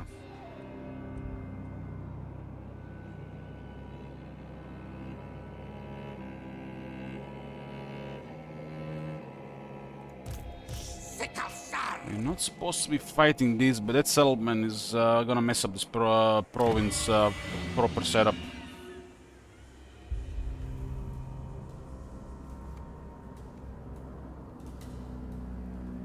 I mean, Teclis is moving here. We have to clear the Skaven, the Zlatlan. This is currently unrealistic. Danger must be confronted. They'll go destroy Teclis, right? Teclis is our ally. They are not gonna make peace with him as well. Deserve admiration. Veteran Sea Guard. Standing orders. An opportune moment.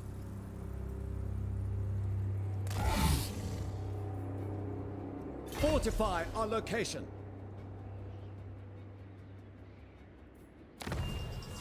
It's not Blade Climate, but they take attrition from the Chaos Wastes.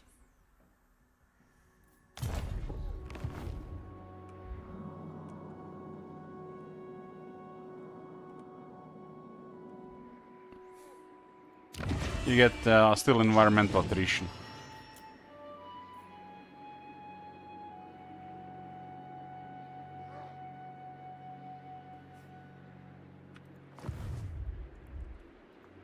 Nerves of it, Dilmar. Tor Elosor has pottery, which means this will produce extra Ellen trade. We got tier 4 here. Punish the True son of Ulthuan. Take heart. Let's deplete the movement, huh? That's why What there's do a you retention of require? movement with other stuff. I await your orders. Master of Mists. I have little patience for lax behavior.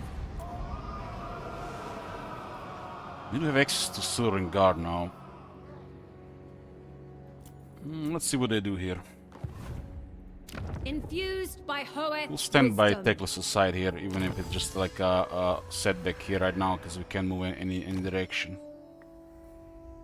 We could just let go and let the Teclis get destroyed here.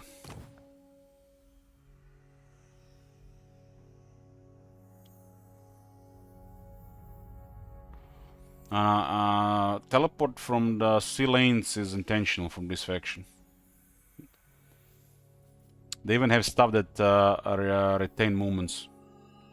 Movement is depleted when you do this.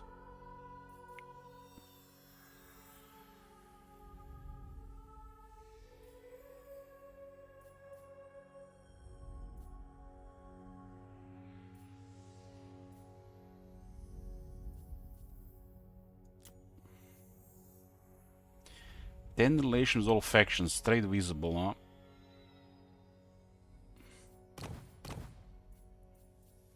Let's acquire a Sigurd's tent.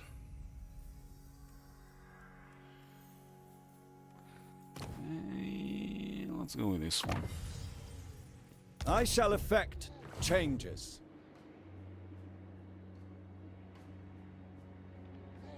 The world is full of evil and incompetence.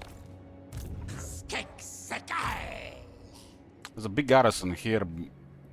Just Aeson would have been in trouble. Don't have enough armor to deal with 2 armies. Settling down. How quaint. We're getting slowed down here by Oxiol.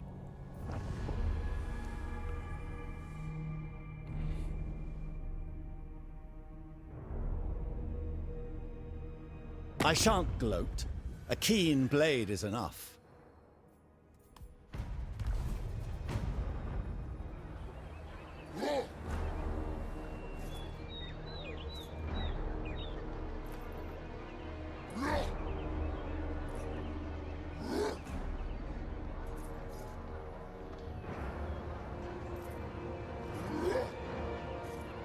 I guess we're exactly where we want to be. Just didn't plan a war against Oxiol.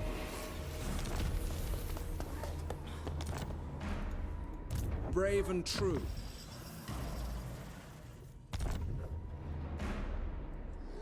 The work never ends. Setting a course.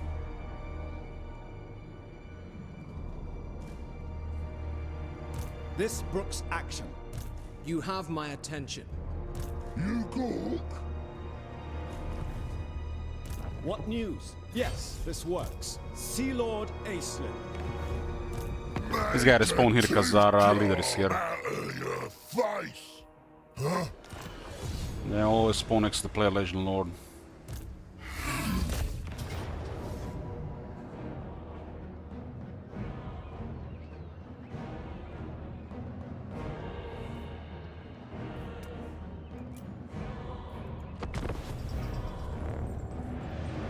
At some point, probably gonna attack something here, so better get rid of them since we are adjacent.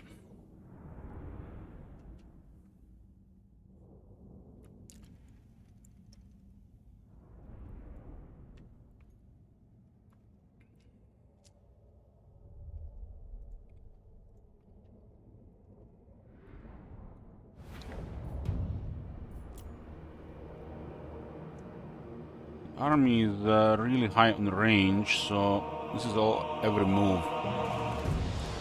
Make sure the enemy gets into a really bad position when they just get full of arrows.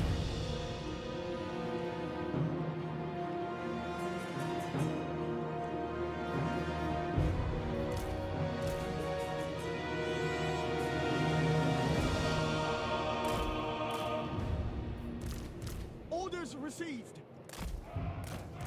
As you say, for duty, without fail.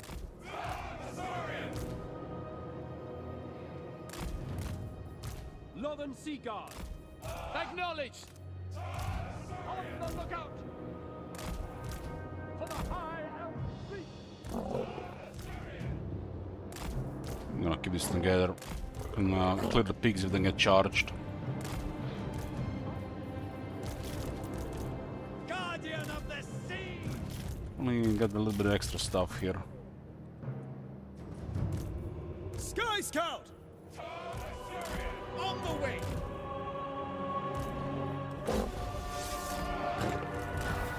Commander of the Assa's Navy!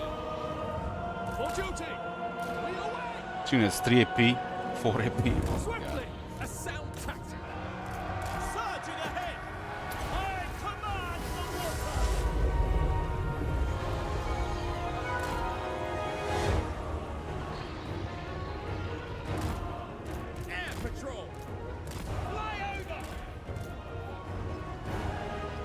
All units in 250-meter range. What the fuck, man? What is this? Mist Mage! Orders received. A little bit out of position. We could have all the pincushion that here, the cavalry. Lord of Ulthuan! Master of the Mists! Aerial maneuvers. Forward! Sky Strike! Apace! Understood. Veils and waves!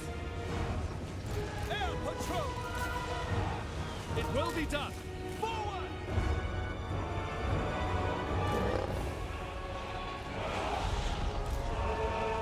Wind The units are really victory shooters. moving out! Aquatic Spellcaster! On my way! Winds, obey me! For the Phoenix King. Archers.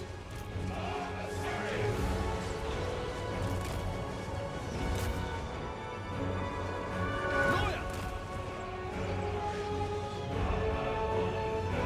Guardian of the seas! Behold! Slow them down, tire them, and cause some damage. Iceland! Proceeding. Huh, you have to actually give a group of names this one. Not see their end! Stride forth!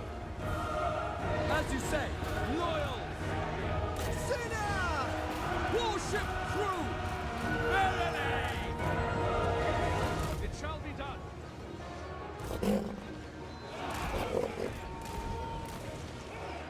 Slip waves! Oh, high elves.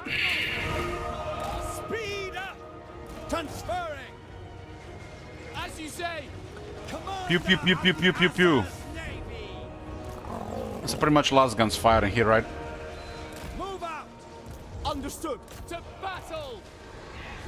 We got the For Lord plasma later with sisters. For the Ever Queen! An opportunity!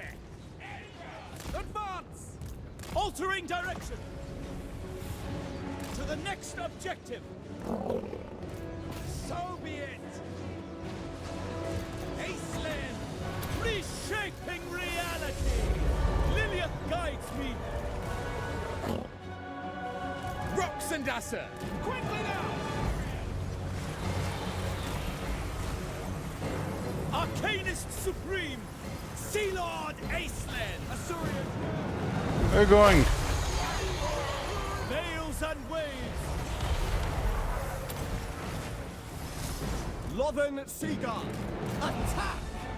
Onwards. Yes! Approaching position. Away! Aquatic Spellcaster! Moving on! Storm Riders! Without fail! Aisling! For order! Over there! Advancing! I bring wisdom! My Assyrian's light!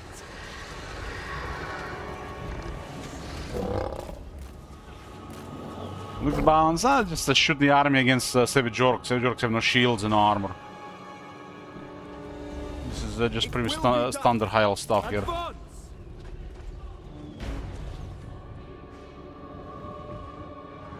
Sea Lord of Ulthuan!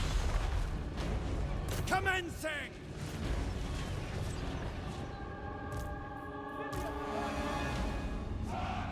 Heralds of the Wind! Sennath! Acknowledged. Scions of Mathland.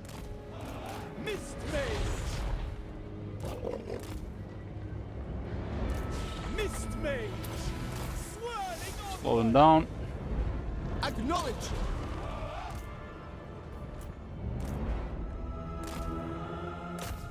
It's not fast enough here. Huh?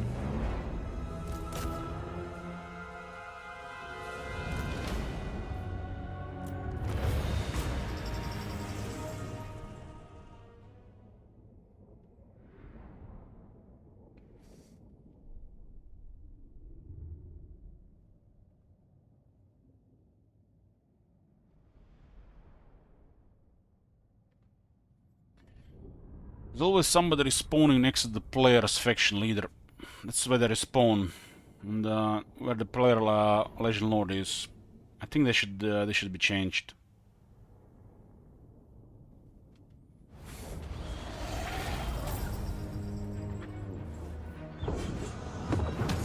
I grant you freedom this time. Legion Pennant.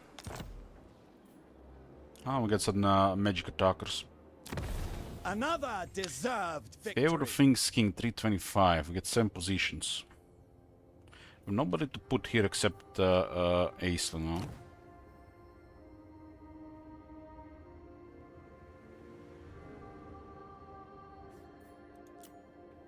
So we can, for example, Confederate Owler, just like that.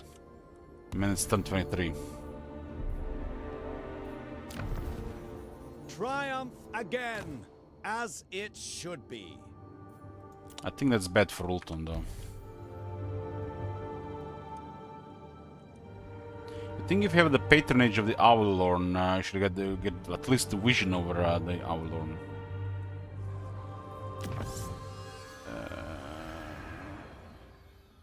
Crude Rings. This is a pretty expensive area, but this gives us vision over trade partners and more diplomacy bonus. The Sea Patrol needs augmentation. Augmentation is not cyberpunk. Land assault. Use their wicked hands. Dragon Skill Shield. 5 ward save, 8 defense, 15 fire resist. Speak your mind.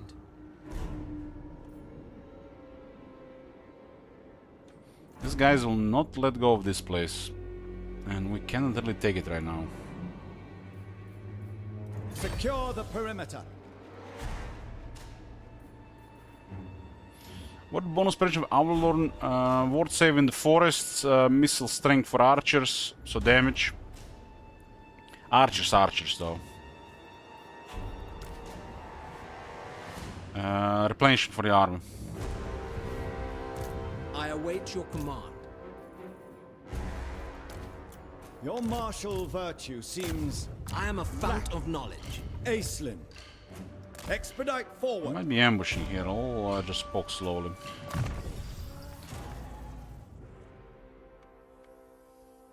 Poke slowly.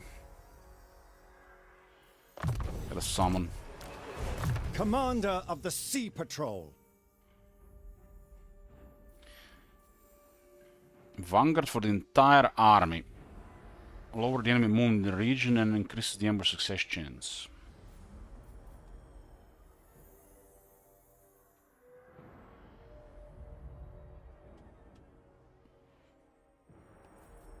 %15% speed and 3 defense for 1 single skill. This is a valuable advantage. Speed of Asuryan. What is the speed of vampires? This does cost 250 supplies per turn. We're getting there, we're getting there.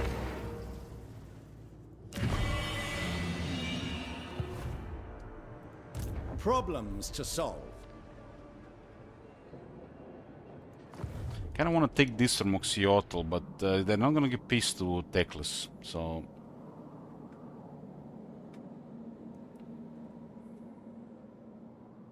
There's still this area here as well. This guy also might just go aggressive. Teclis did lose to these guys some military, so he got attacked by Oxyotl. Oxyotl might have attacked him anyways, it's just in his area.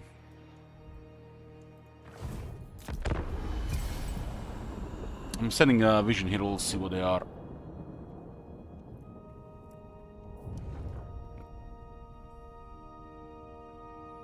We're trying to take this area for the High Elves, that's the purpose of us being here, right? Bending Teclis here makes no sense, although it could be done.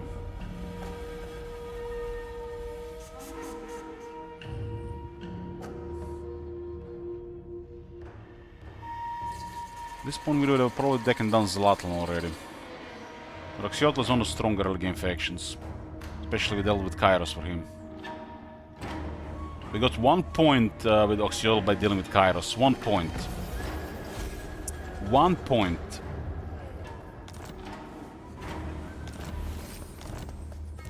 Awaiting orders. Onward then! No!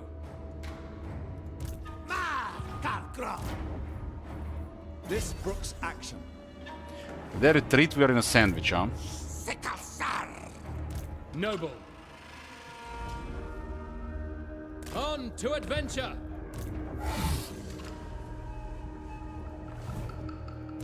Master of Mists. Maragut! Matic Mar! Take heart.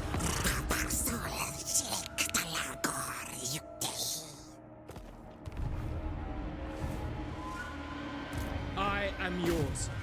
Smash it to ruins! A noble and worthy cause. Standing orders. They have us outnumbered here. Mahur Zultma! I'm gonna get a good Vita here. Let's see what happens. Cross that I'm gonna put region. me in a harm's way here. Maragut! We could Vito and then replenish and then take the settlement. Star Dragon is already strong enough here. Reborn.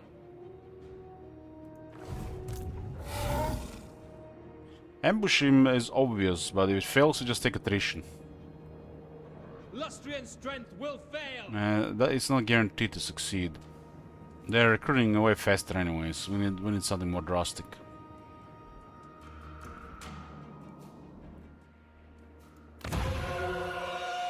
We have immune to chaos, corruption, attrition, but we are not have immunity to chaos waste attrition.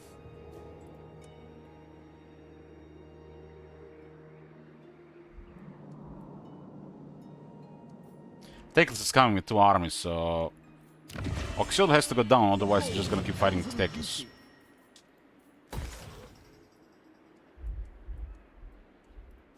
We get very good experience here. What news? Army gets destroyed, we'll just recruit a new one at the capital.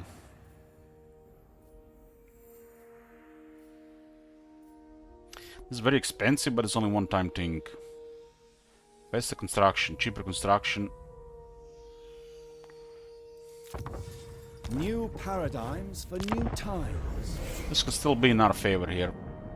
But retreat seems also reasonable. They also might get intimidated at this point because of Star Dragon.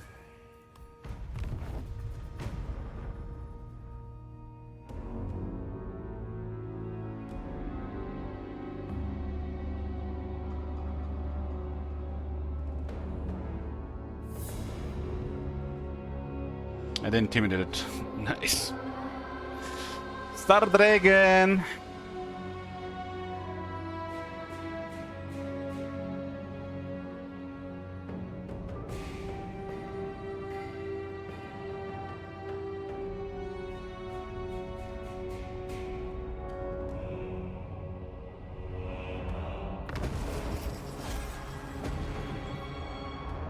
Ambush would have been probably the worst decision here.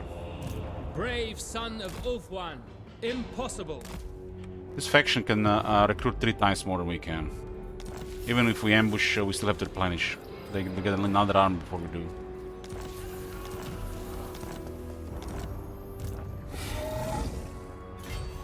For Assyria! Okay. There's no reason for them to give peace treaty to Teclis, so that's a problem.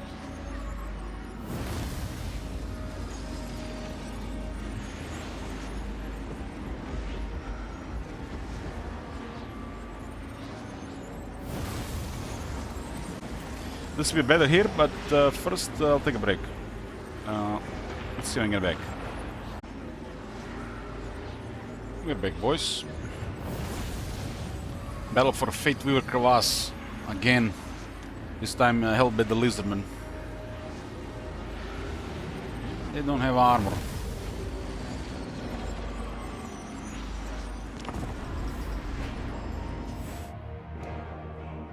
High Elves fighting Lizardmen for the possession of the Chaos Wastes.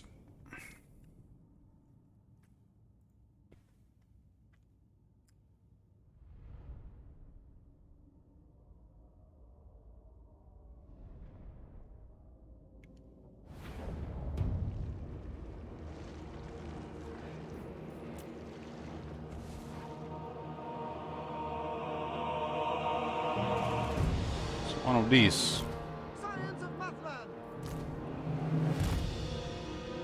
You can literally face this wall here and then attack this wall. Then they have to go all the way around to reach this wall.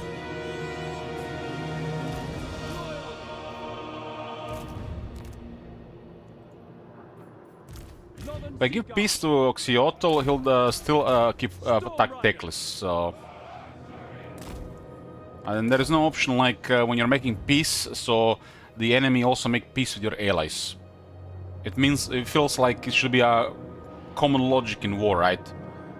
Like you make peace with an enemy, and he'll also make peace with your allies.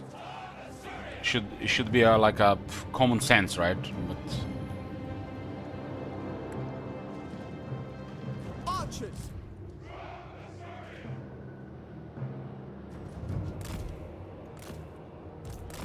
Understood!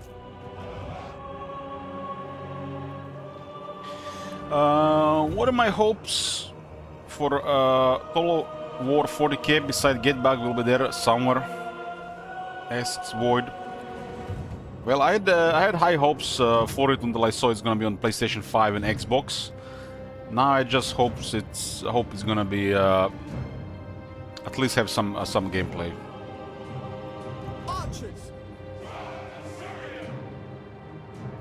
It looks like all future Total Wars will be PC and console. And it's almost guaranteed something will be sacrificed because of this. The era of Total War PC gaming is over. We are entering the next era of Total War.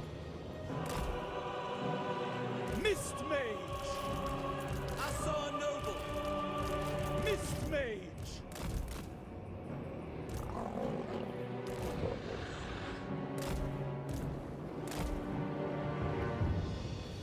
Aislinn!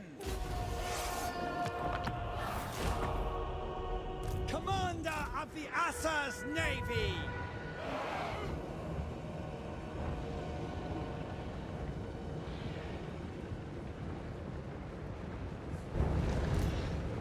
Advancing! Lilith guides me!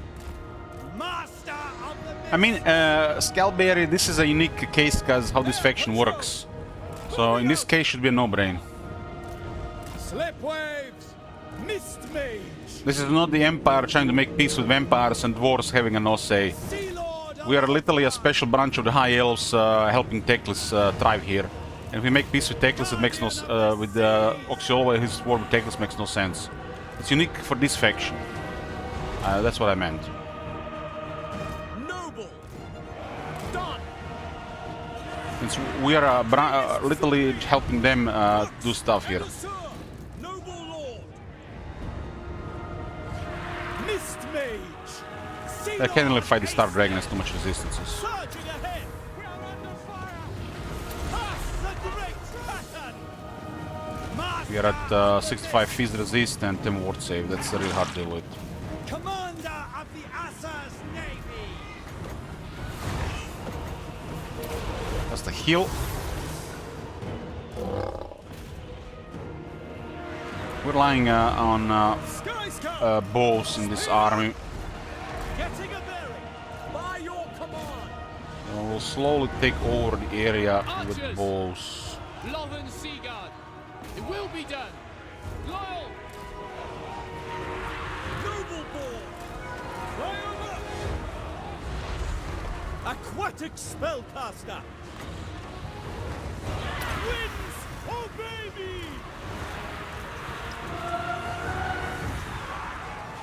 They tremble! A boon from the Sea God!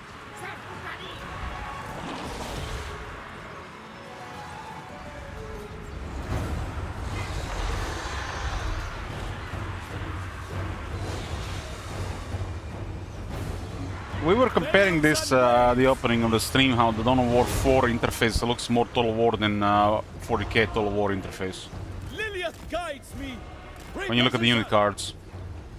By Assyrian's light! I command the waters!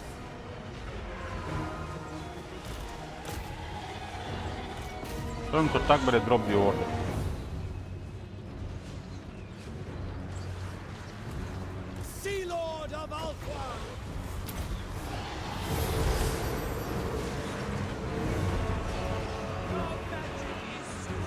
Summon Seaguard! Acknowledged! We will obey! Orders received. Orders received. Weapons ready! I mean, it's too early. This is like pre-alpha footage. I'm just gonna tell you guys I'm skeptical about it, but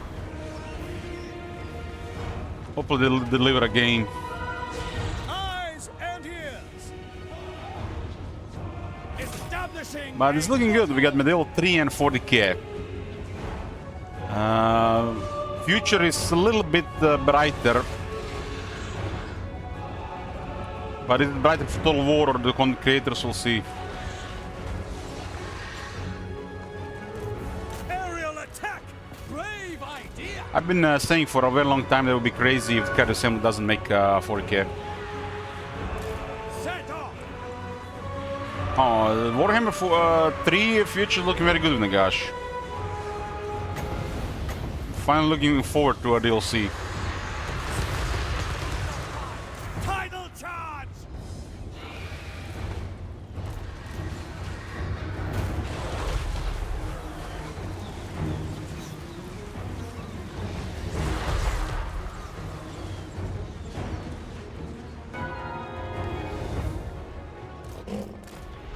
The way I see it, campaign map has the potential to be the worst looking one yet, since they can just use background systems as a campaign map. So this is could be a very low effort, which might end up being a really cheap game. A lot of the details can literally be ignored. Just look at the campaign map on 40k, what they've shown so far. That's already minimal work. If the Bellas don't deliver,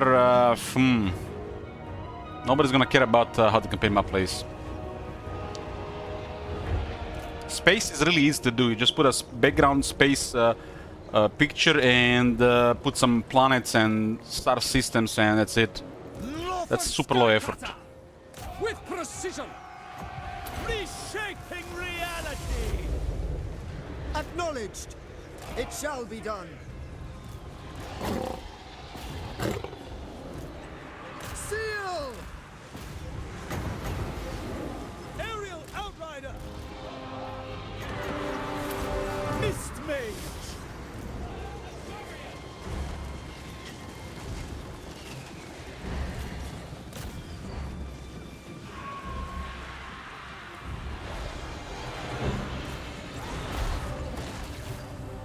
As you say, we advance! Warhammer 40,000 is amazing. Some of the community is trash though, but the universe is amazing.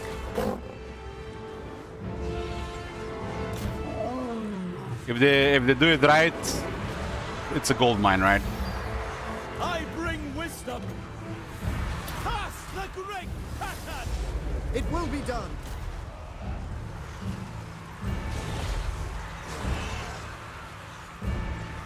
Without fail! Without fail! For duty! It shall be done! Assault! Those guys are unbreakable, huh? Mist Mage!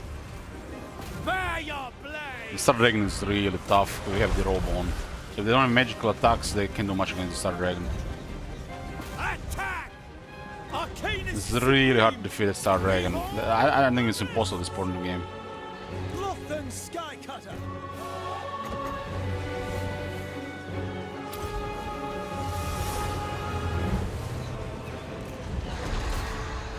I mean, they're entering another big franchise. It should be, without mentioning it, obvious that it will require work, Moving out! attention to detail, and at least a gameplay that's similar to Total War. Acelin!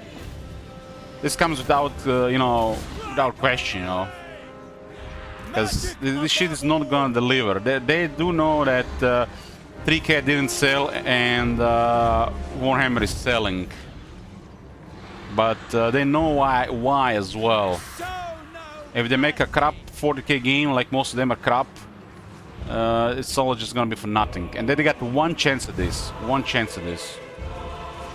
It's obvious. Have you seen that shit? One chance. Orders received. Swiftly. Storm Riders. They'll not get another chance at this. We away. Your doom is at hand. Without fail. Advance. Clear skies!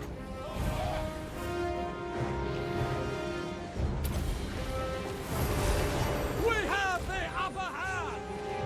We have the upper hand!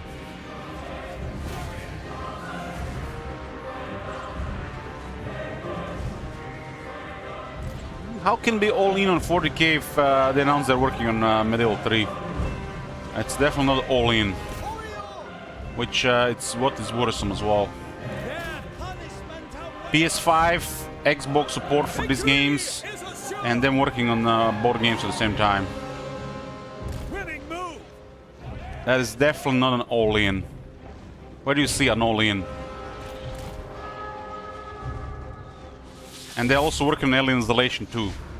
Clear skies! And they're working on other stuff. Must have expanded the studio quite a bit lately, huh? Pierce the ranks! Inevitable triumph! Mist Mage! Swift pace!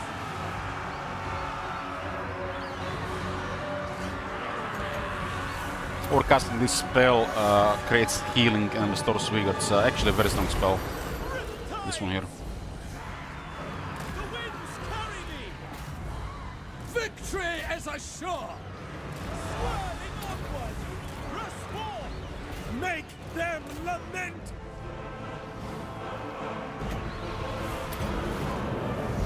That one causes damage, tires them out, We away. slows them. Aislinn! To victory! Lothern Seaguard. The gods are with us! We should be worried and skeptical because of the consoles. The tides Don't hate are yet. turning. Don't hate yet. They stand no chance!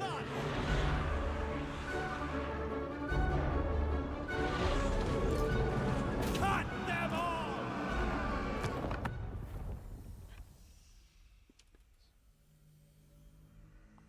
One moment, boys. One moment.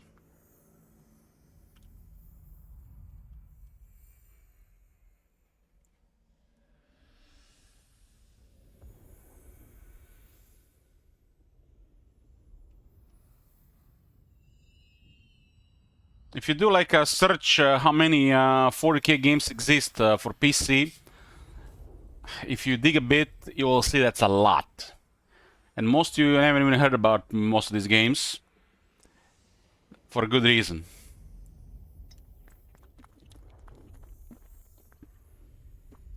The 40k name has been used to sell really crap games for a while.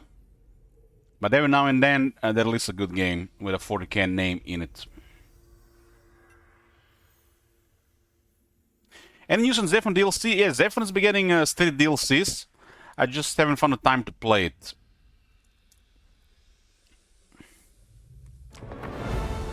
Mist Mage!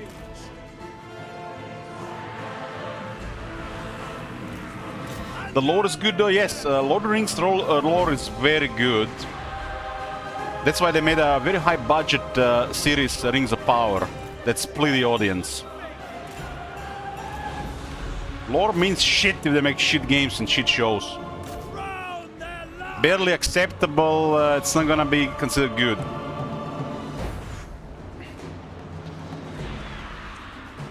Warhammer is perfect. Warhammer universe is perfect for war. It's perfect mix with Total War. They still have to make a good game though.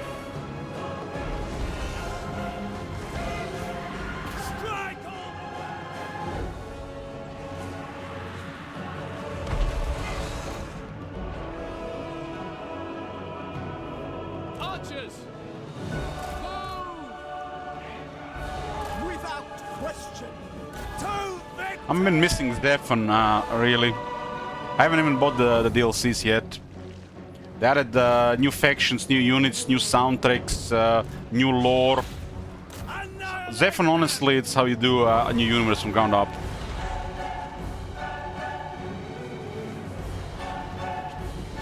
I mean, you can get decent as in Attila, or you can get barely acceptable as Pharaoh.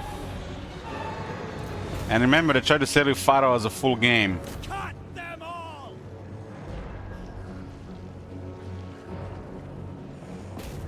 And I don't think even more people even care about Attila or Pharaoh. But when you put Warhammer 40k lore into it, you might get some Stockholm Syndrome people. Crucial rush! Grand strike! All because of me! Who? The Navy always prevails! As you say. Onward! Quickly now! Pushing the limit!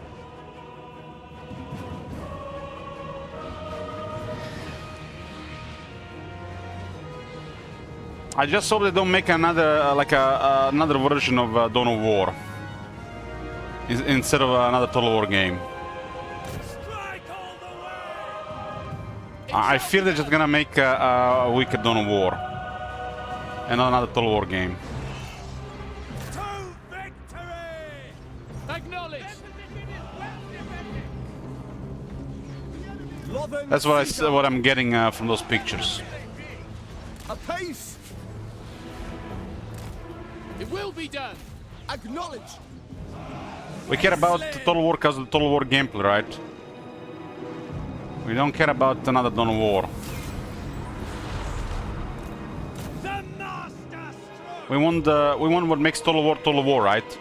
Hopefully, with their experimentations with 40k and Medieval 3, they don't change that too much. Show no mercy!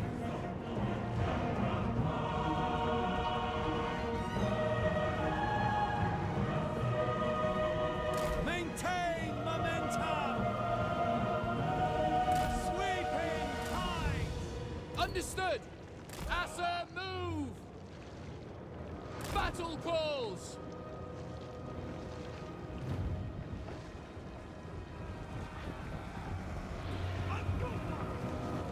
We If I wanted Dawn of War, I would have been playing Dawn of War, right? I want Total War. Death to the So I hope they keep the priorities straight. attack!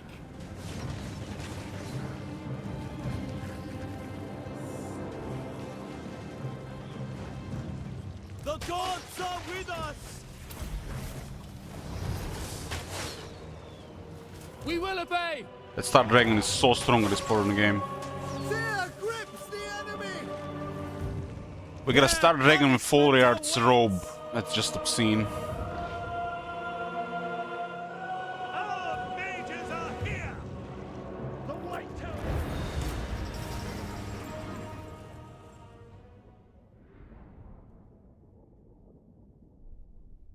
How much communism? What do you mean?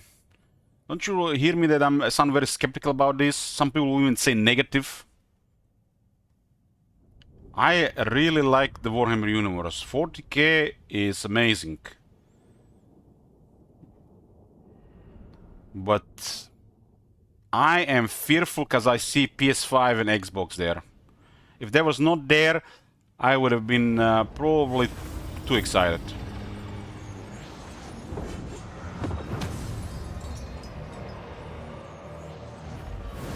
But it does look like the future of Total War has started, boys. New future of Total War. A new era of Total War has started. We're getting console and PC Total Wars now. Both Medieval 3 and 40k will be on console and PC. Total War without a mouse.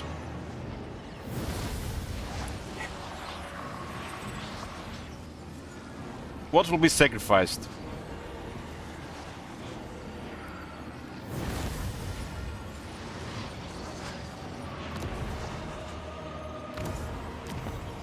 I'll One shall use this stronghold.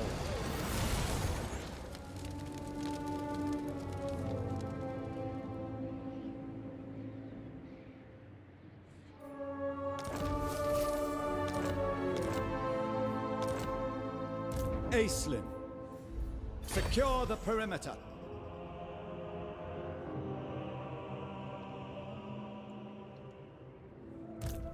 Triumph again, as it should be. As it Born should to be. lead.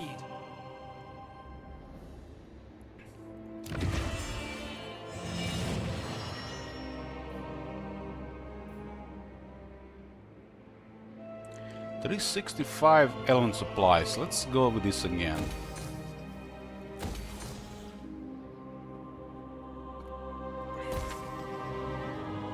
We're helping them here, but doesn't seem like it's enough. The climate is -12. We're gonna stay here until Oxiodal really backs off. Noble. It's like, I've got to diplomacy here, and they want peace. But they're at war with Teclis. I was, I guess, blinded. I didn't expect for this to happen. I should have used the intrigue at the court between Teclis and... I just believe it just be common sense for them not to go to war, right? Why would Lisbon attack, you know, Teclis? So this was avoidable. This was avoidable. We could attempt this and not go any further.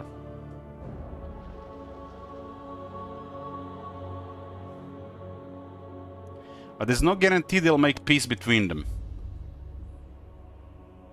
These guys will just rebuild their military. I guess let's attempt it. This is not cheap.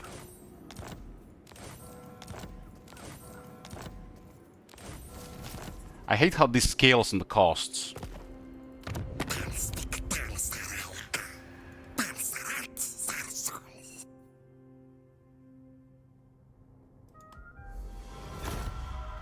There's no reason for these factions to fight.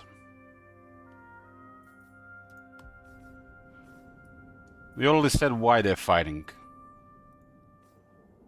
We need to take down Zlatan as objective. And the Reds. Reds are going down by the last defenders.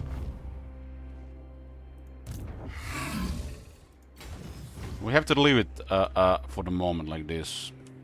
And go target Zlatan.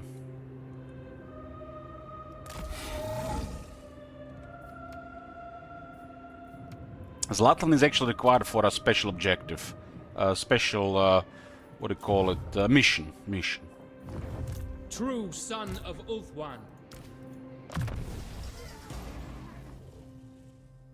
Yeah, if they do a good Warhammer 4000 Total War, it will have over $1,000 of DLC. I guarantee you.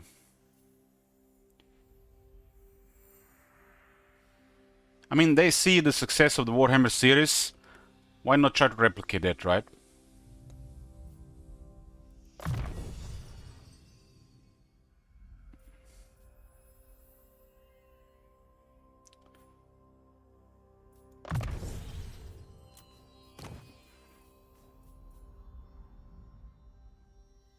In agreement. In agreement.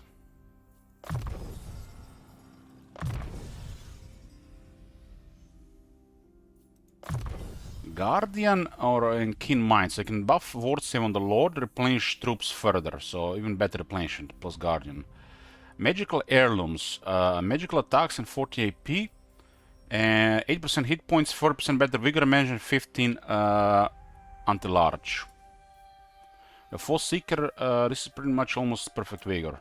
The last one is 8% ward save, wound recovery time -2 turns, and hold the line, Martial Mastery. Blade Stewardship, Range Stewardship, Sky Stewardship. Blade Stewardship, aiming to flanking when unmounted, that's very strong. Cheaper infantry in the army and more missiles for the infantry in the army.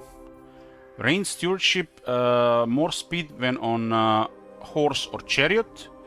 More speed for the cavalry and chariots in the army and more charge for the cavalry and chariots in the army.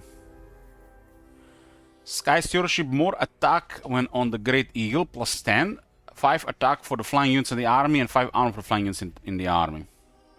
So quite a bit of options here. The knowledges are still the same, really low bonuses.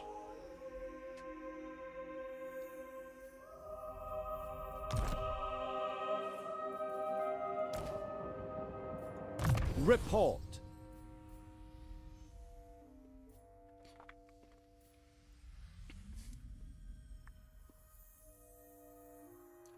This is very strong now.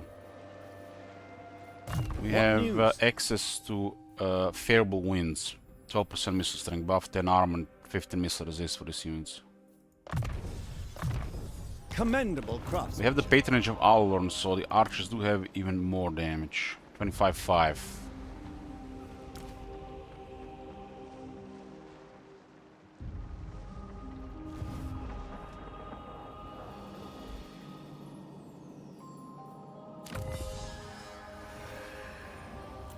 Spy networks, we get the vision over all trade partners and 10 relations with all factions.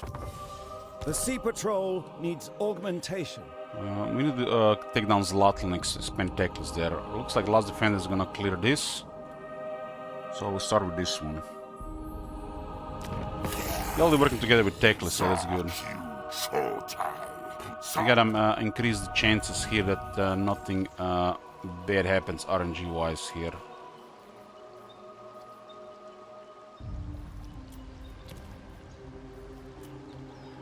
I hate how when you use this too much, the costs go unreasonably high, and you need time for it to go down. And it scales in a way where it's not even you can't even get that much. You're just ruining relations between Krogar and Zlatl. I don't want anybody to bother with this. This is gonna be expensive.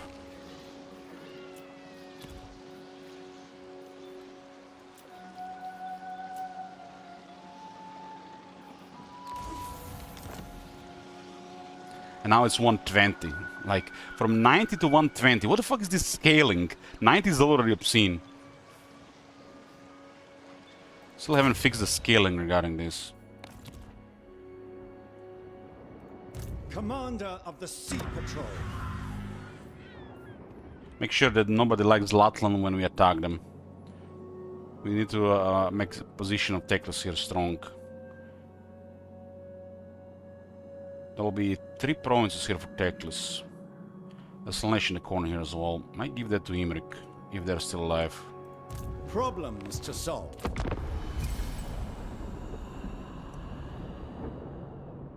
Well, Teclis is now alone in the war against Oxiota. Let's see what happens. I can keep them busy for a bit.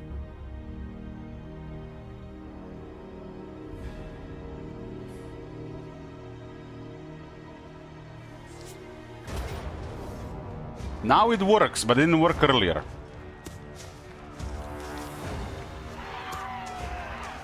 Now it works. So it looks like when you upgrade the settlement, it doesn't work.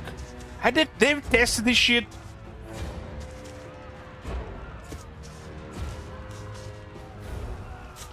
I have to click take control.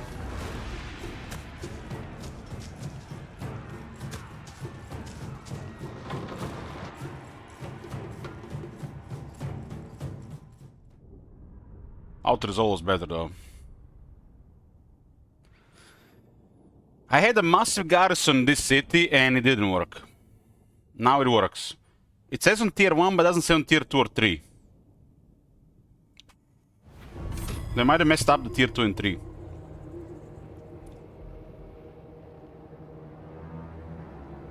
Should have out-resolved this, it was much better result. Much better result. We're gonna take down Zlatl, and if they're still fighting, we're gonna attack Oxiotl again.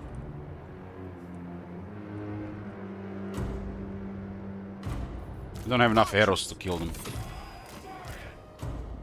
Orders received. Spearman!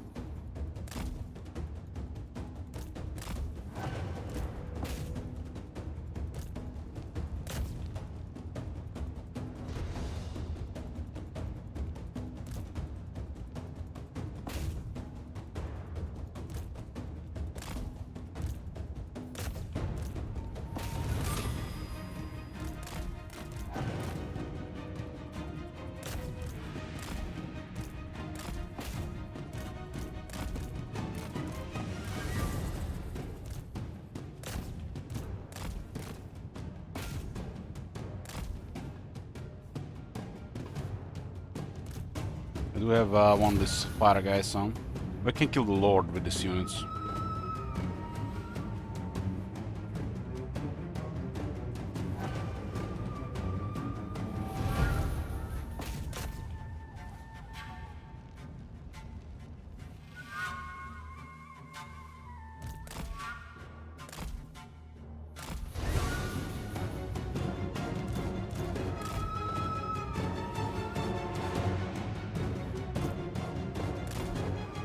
So just a waste of time. Would have been the same result, probably, even if better without result. Was well in defeat, right?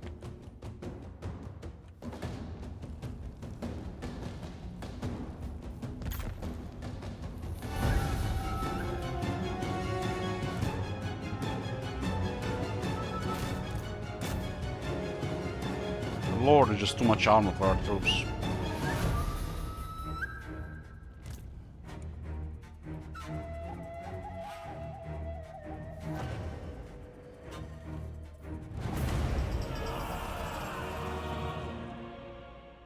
I had a garrison that had tier 3 and had the control, but it didn't work that time.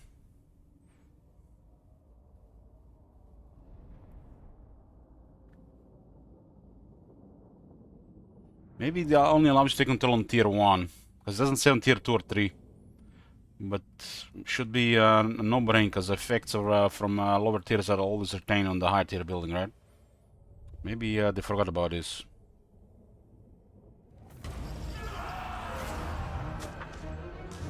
The war with Oxiodla is just a whack-a-mole, but if they piss me any more off, I'll just kill them all again.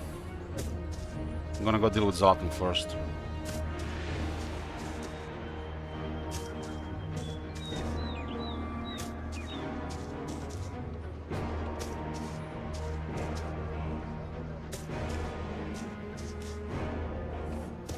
What the hell? Good morning, boss. Hey, Sparta. Good morning. Thank you very much.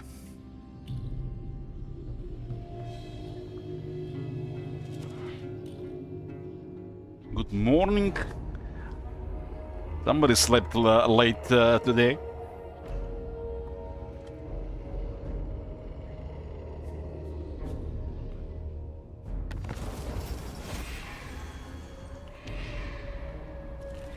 You can see on this building here, it says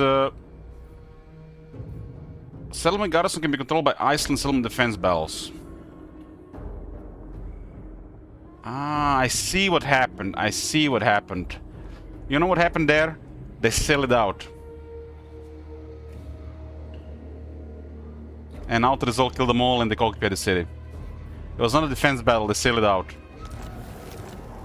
Haven't went down. Has been the only explanation. So now we see what our trade partners are doing. Isles with their ultimate spying around. We got a vision over their entire territory. We see better than what I see. Looks like Imrik is doing well. Is it the AFK Imrik? Like all Yeah, that's the AFK Imrik. We've been doing tests since they changed the AI again. We've seen Imrik go AFK a couple of times like this.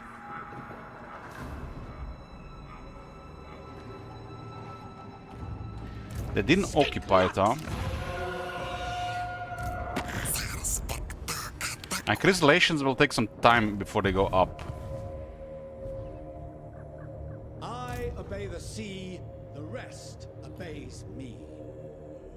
Resting a spell. Aislinn. In agreement.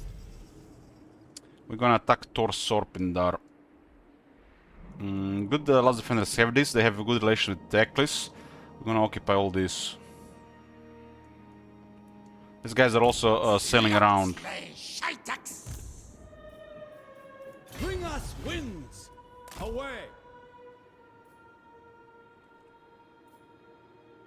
Sand mists.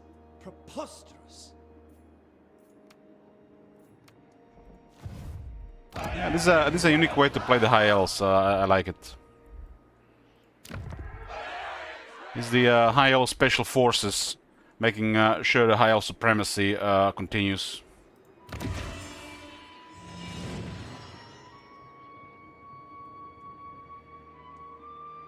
think we can get higher control here until we get all of this to next tier.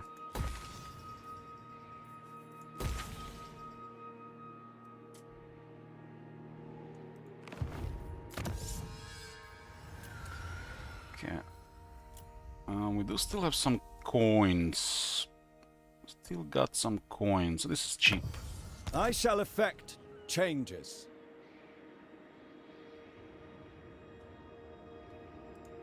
For the good of Ulthuan. Speak your mind. Also unless, but I hate the fact nothing about Heroes or Olden Era was revealed at the Game Awards. I don't want to be harsh, but this Game Awards are a joke. What news?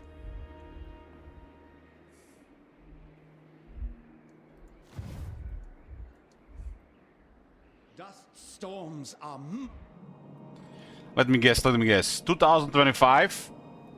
Another category full of either strategy, sports games, or some other genre.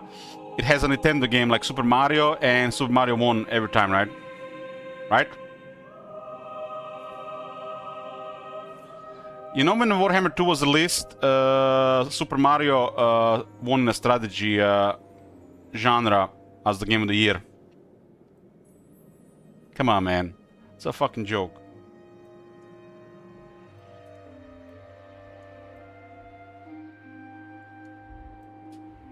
Literally making a Super Mario version of everything, and it's like... I'm not even sure who is even really hyping this shit here. Must be the YouTubers or the very young kids these days. I know my nephew is obsessed with the Nintendo Switch. So does life. Really obsessed about it. He he consumes more online content about these games in Nintendo than actually plays Nintendo Switch.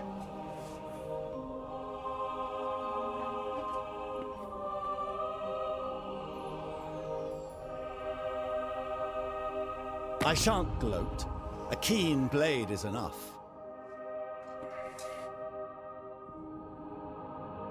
Local declares war, okay. We don't have to call Teclis in this war, I think. This is because of the World Vision.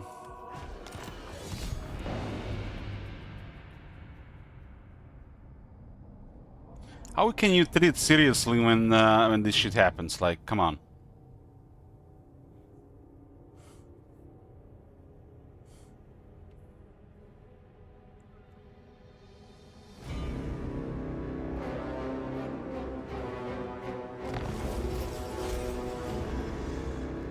How many of these critics, professional reviewers even do not suck at some of these games? Very little. So they make a really simple, fun game like Super Mario, genre everything, and easy win, boys, easy win. Any monkey can play it.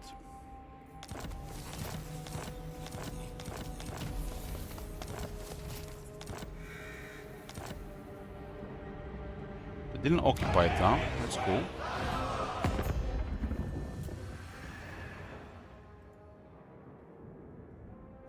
Teclis has made peace with Oxyotl, our influence worked. Easy, easy.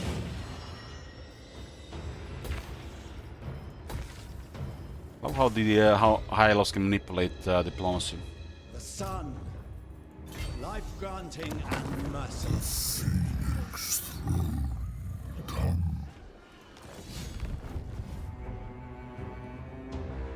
Nary a cloud in the sky.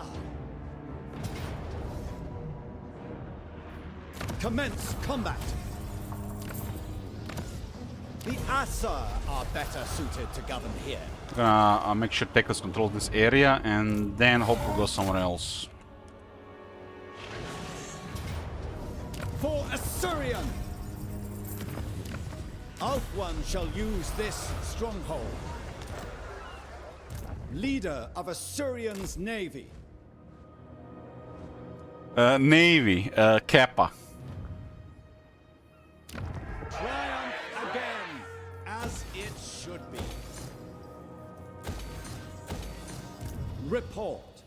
Ah, a summon. Who needs a name when you get a Star Dragon?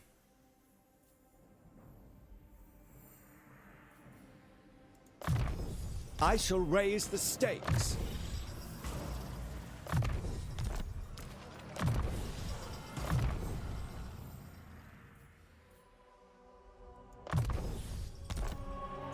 We'll clear Zlatlan and make sure Teklis is a strong position here. Slash in the corner here makes a lot of sense. Imrik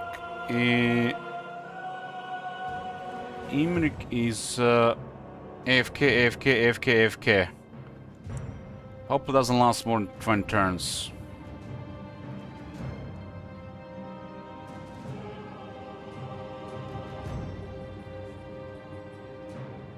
It's not a common that the Navy and the Dragons comment like they spend most of the time on the land, not really in the water.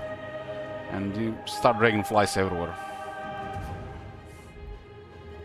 Sea Lord Aesling. But they stay close to the coast, so it kind of makes sense, right? Awaiting orders. On to adventure! Commander of the Sea Patrol.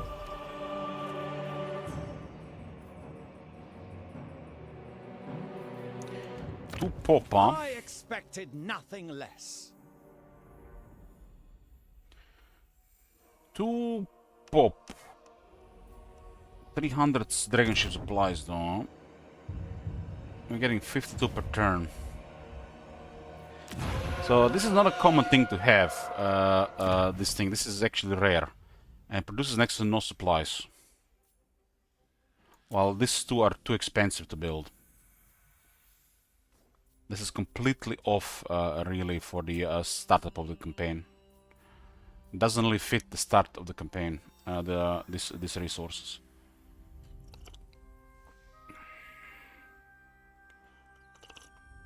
This produces 30 elven trade, huh? How much the garrison here? 16 troops. I don't think they're gonna sail all over the place, we'll see. Maybe Tormentos will go around. I promised you do not need most of your extremities. But I do. I mean, this is just a war from the other side of the world. Just because of our technology.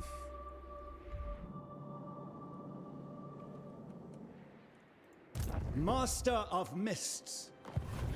You know, guys, I've been wrong in that. I really expected this to be you know, the worst DLC, but these two factions have surprised so far. I'm glad I got proved wrong.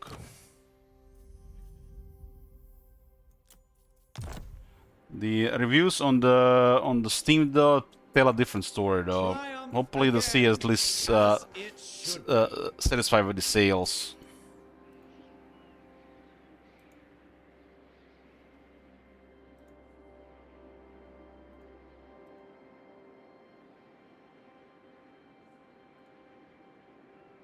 I mean, total reviews of the Warhammer 3 didn't get any worse. It's almost back to mostly positive.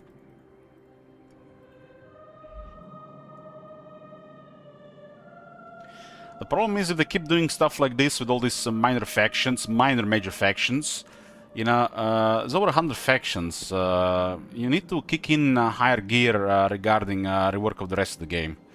This game needs like 2 or 3 reworks per year.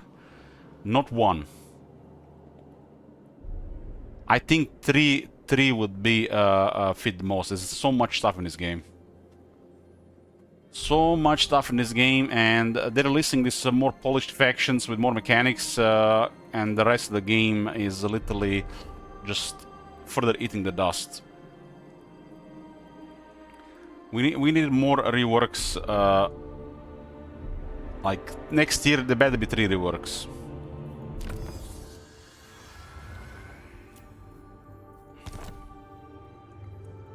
Problems to solve.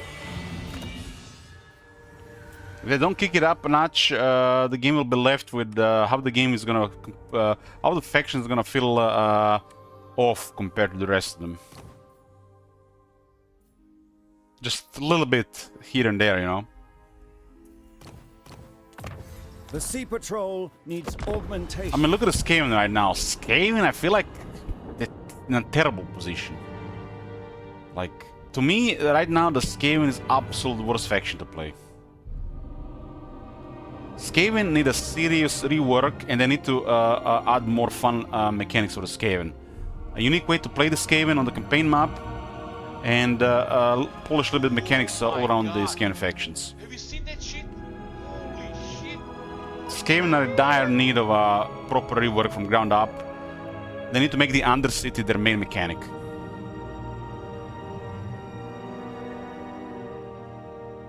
Pleading for mercy won't save you. Your time of grace is over.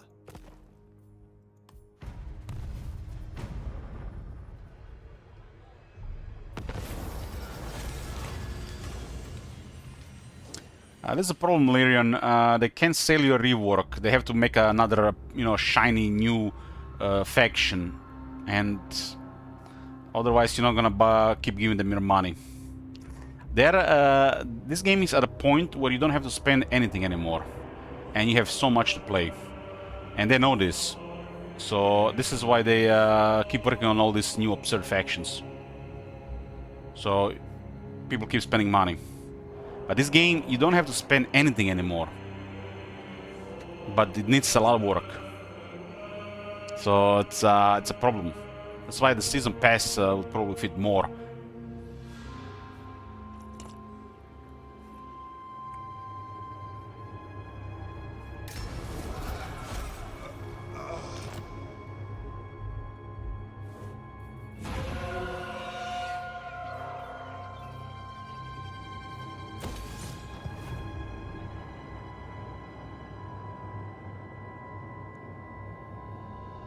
I mean, the compromises have to be made, Tom Manager. You think they're gonna be just keep working on their game 3 reworks per year without any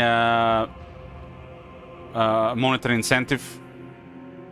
This is over. It's over. It's like, unless they see the money, they're not gonna do it. Standing orders.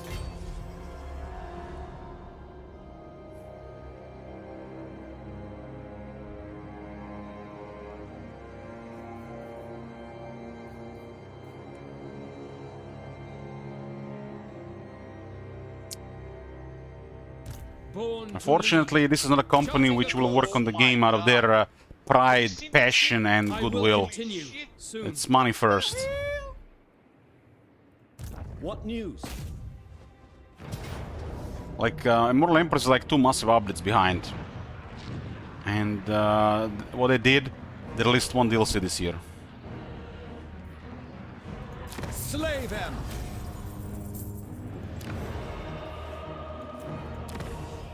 Augment our sphere of influence.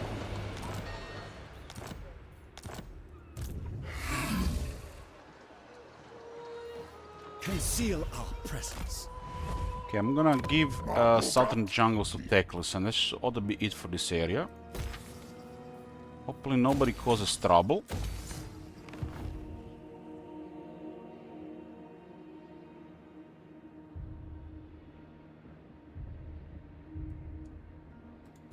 Magic in purest form.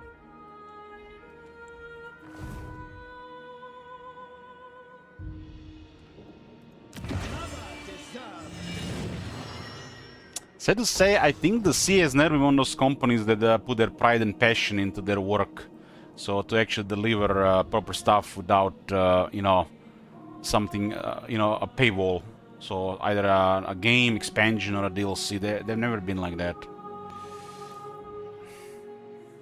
So unless people are buying DLC, they are going to be doing less and less and less, I fear.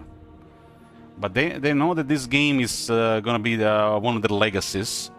So hopefully this will be a reason enough to polish the game a bit more in the next few years. And this is the only reason why we might get more polish, because this will be one of the legacies of Total War, the Warhammer series. I don't think we're gonna be seeing a large campaign in this in the future. We spent 10 years here, right?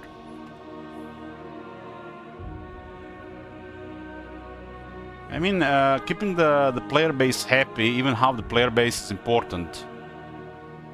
Like,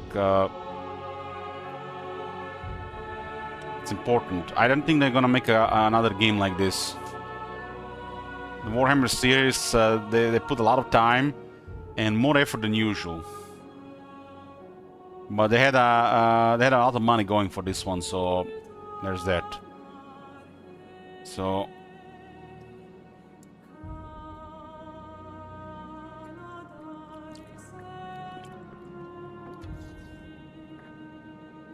I expect 2028 might be the last year for Warhammer 3. 2028 will be the last year. They're probably gonna release a final update, a couple of hot fixes, and call it quits. Hopefully, as the bugs get discovered, they hot fix them up to a year later, but new content will probably gonna be done. This game will never end. These big campaigns, they can never end. They're constant work in progress. They'll never be finished, what I mean. They'll never be finished, but the content for them will end at some point.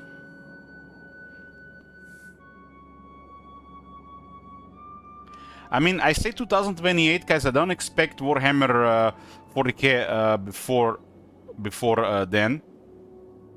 And Medieval 3 is probably gonna be at least 2029. How many more DLCs do you think they will do? I'm expecting at least another 3 DLCs. Nagash is 1, so 2 more.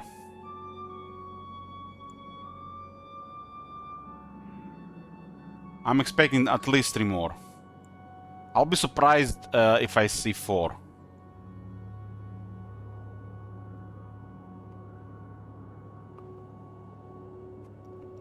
They did definitely put some effort this year into more Immortal Empire's polish.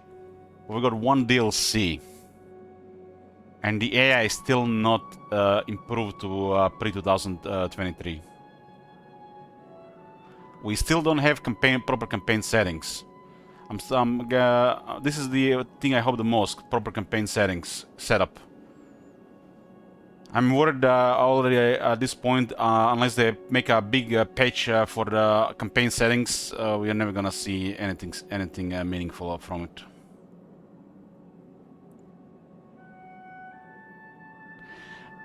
The Vampire Counts are, I would say, a popular faction. They're a popular faction, and it's Nagash.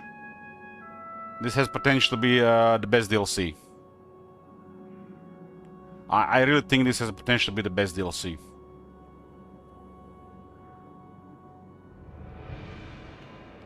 If they make that mode, the End Times mode, good, this definitely has potential to be the best DLC.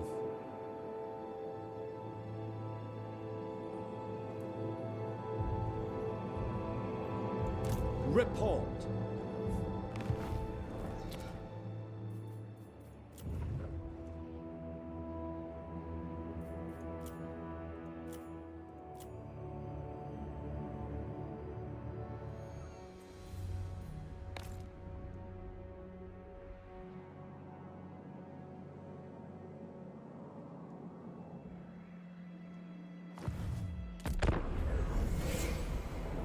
I think the last time Nagash fought was against Sigmar. And it was a big war with the Empire and the force of Nagash. So what was Nagash doing in between then, between Sigmar and End Times? So Sigmar was required to defeat Nagash last time.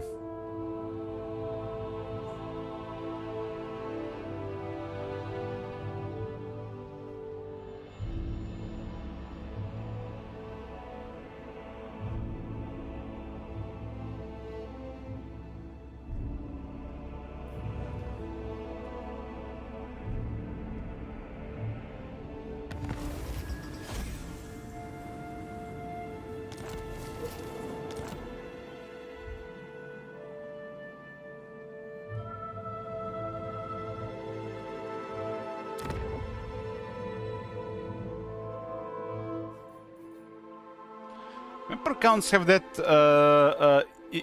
If they didn't have the bloodlines, they would feel 100% vanilla. But they're one of the most vanilla factions in the game, the Vampire counts. And it's been like that for a very long time.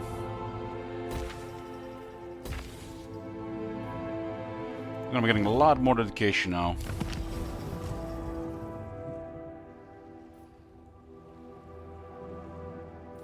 The first one is 500, and for each one you unlock it costs 100 more. We do get Dragon's Ship supplies here, so we should get that one next.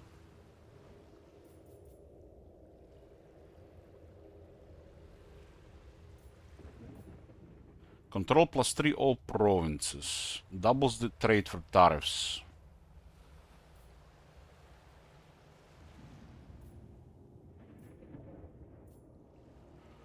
Nothing exciting on this one here. I guess this faction has really absurd allegiance and allied buffs. Really absurd.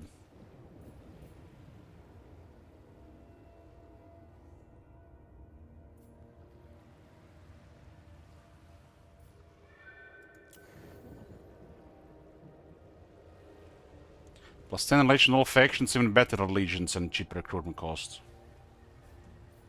And this is on top of technology we just got. Look at this.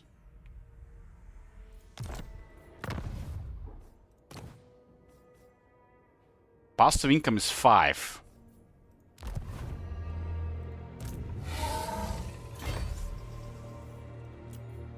Look how cheap the allied recruitment is.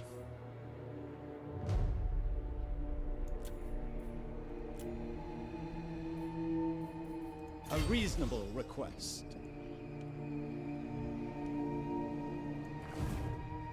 Take heart. I will move momentarily.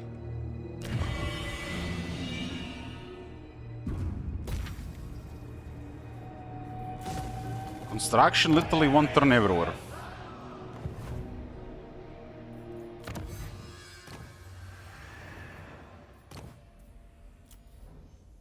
Because of this one. Those technologies did cost a lot of money in the end. Siphon the ether. Okay, let's get Zlatan for Teclis. I think I'm not gonna get the Slash corner for Imrik, but Imrik seems AFK right now, maybe he wakes up.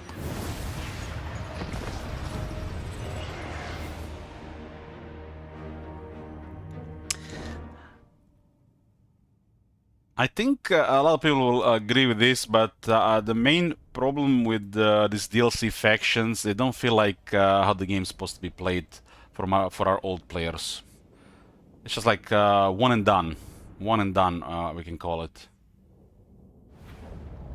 It did totally different feels, and it doesn't feel like, I don't know, it doesn't feel like the same playing Tyrion or playing this.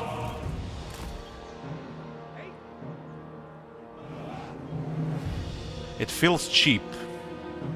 It feels cheap, and the progress doesn't feel rewarding.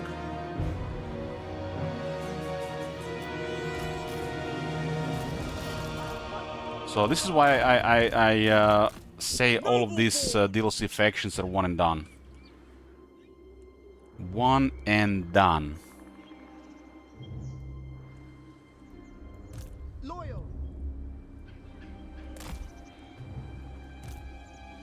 And we have to take into account that this is a massive game now. There's over 100 factions. This is a big factor.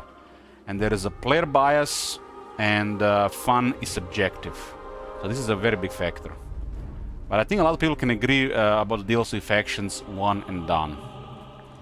Noble!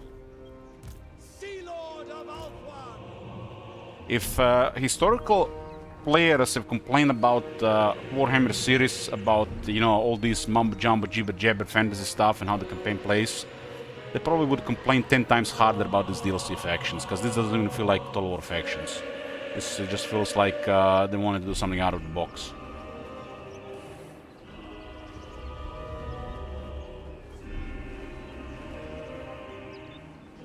When they feel different, yes, but this is where the balancing is a problematic. They feel like they progress faster than other factions, and they feel like they have stronger stuff, more mechanics, more everything. So it's not rewarding to play them. So there is no satisfaction. If they were they balanced this a little bit better, they would have probably been on a similar level but different. They don't feel rewarding to play, and that's a huge problem. For me personally, that's a deal breaker. They don't feel that this is rewarding to play. Different is fine. It could be refreshing. One and done. But it's like Archers.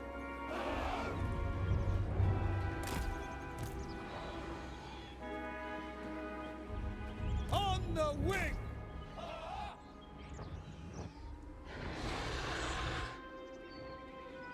Twitch, we attack Kairos, we estimated 7 turns faster than usually possible. He does not care about managing of territories, he does not get targeted, he targets first, strikes first, teleports, recruits on the go, has one of the best rampages in the game. What are we talking about here? Tyrion is a fucking peasant compared to this shit. Does Tyrion have a Star Dragon? I don't think so.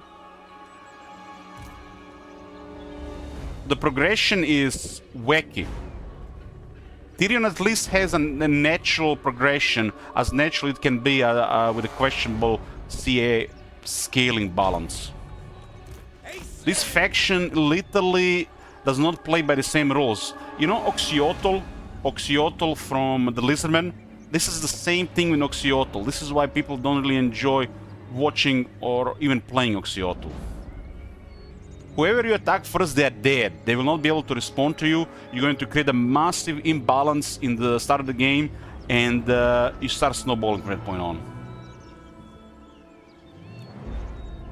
Tyrion has somewhat natural progression of the game. This faction is...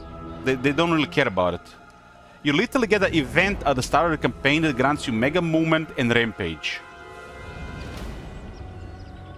You can compare this to Tyrion. Tyrion is 2017, man. This is 8 years ahead.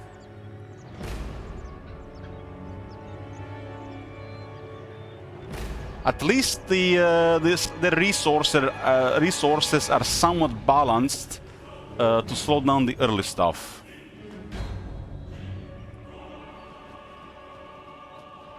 We will obey. This faction has a unique playstyle, but the progression is wacky. Orders received! Without fail. Rocks and acid. If the faction has the capabilities to send expeditions or move between continents at will, the AI should accommodate this. They should play by different rules against these factions. Otherwise, the progression is like null and void. You're basically just doing whatever you want, and they cannot respond to you. I think this is a problem.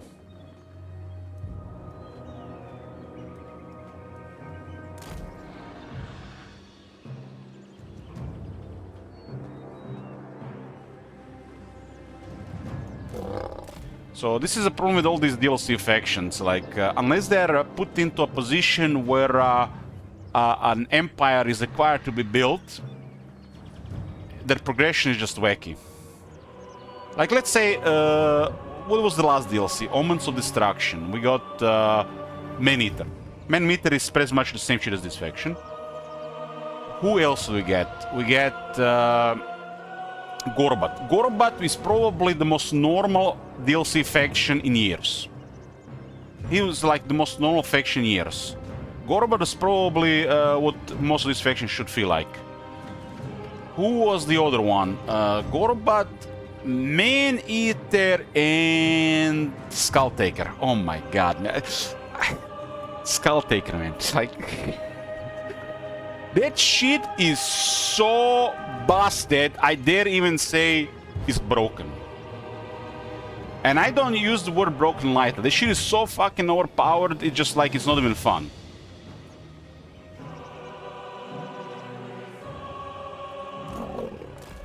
So, before Omens of Destructions, we get Tamurkhan, we get Makaison, and we get Elspeth.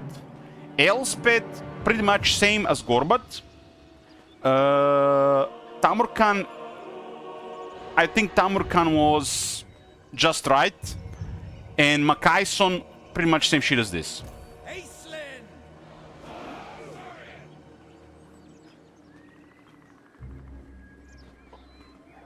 You know what was the most hilarious things about Malachi Makaison? When people complained how they're struggling with him. Don't they know that the guy is a horde and is a thunder barge? What? They tried to build an empire literally in a position of the world where you can build an empire. Master of the Mists, take action. But that's another problem with Sia. Sia didn't really explain that faction properly. Speed up. Getting a bearing. People see, you know, a new faction that think it's playing like the old factions. The same shit happened when the Wood Elves got released. Wood Elves got released, everybody treats them like any other faction, and 2 weeks later everybody has knowledge of the universe. Commander of the Assa's Navy. Eyes and ears. Aerial maneuvers. Sea Lord Acelin. I don't mind these factions get absurd, but make the campaign make sense. At least try. Acelin. If they don't try, like, who cares? Who cares about these factions? Sea Lord of Ulthuan. Bear your blades. If faction is OP and it has tools to do wonders, make sure it has a proper campaign setup, right?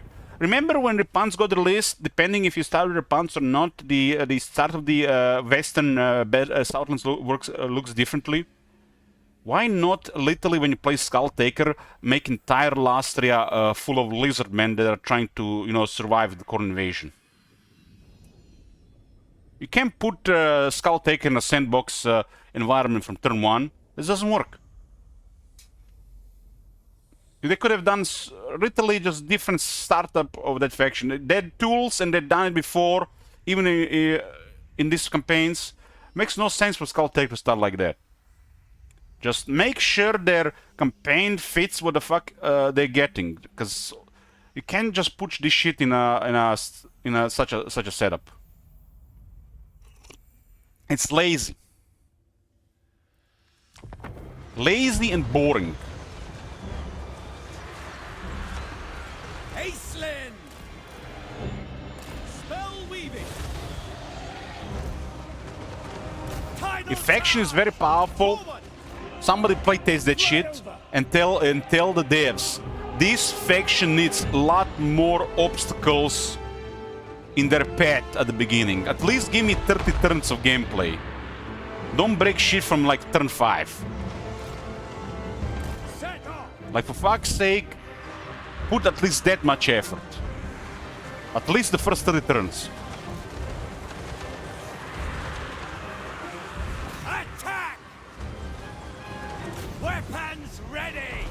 Like, Elspeth, Gorba, Tamurkhan are fine, because they deal with Empire management. The moment faction deals with more Empire management and has to deal with Empire management, it's a little bit different story. Dauntless! I agree! He agrees. Wins! Obey me! Bring it down! Ready and able!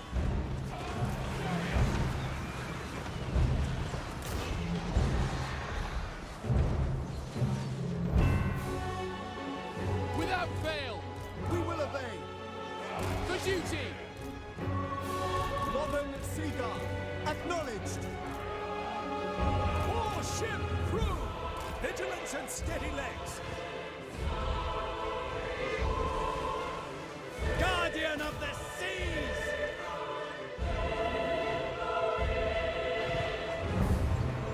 Like, from top of my head, what this faction could have had, I mean, there could be 100 different things, but I'll give you like just like 1 minute what I think could be. Outpost elements getting targeted by the armies. Elven colonies getting targeted by the invasions who don't really want to have these guys around. Instead of you just do whatever the fuck you want. They could have had like a Black Ark spawn every 7 to 10 turns and target your outposts and or colonies. And as the campaign progresses, it could be stronger. At least give me a sense of danger. Could have been Black Arks chasing this guy, bringing him down. Like every 7 to 10 turns, a Black Ark is literally threatening his presence. Actively hunting him to destroy him. That's like... This would have been like probably like the lazy fix to the progression.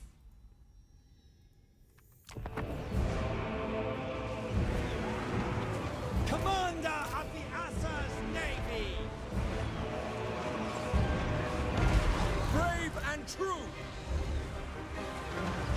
Sea Lord Aisling!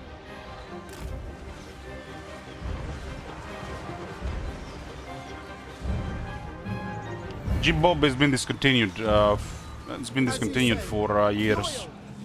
It was just increasing my blood pressure, so I stopped. As you say. Shitty Wizard was right the entire time. That thing was a bad idea from the start. Archers! Understood! As you say! As you say! Air Patrol! Fly over! No place for doubt. Aisling! That dragon is incredibly tough. Veils and waves! Reshaping reality!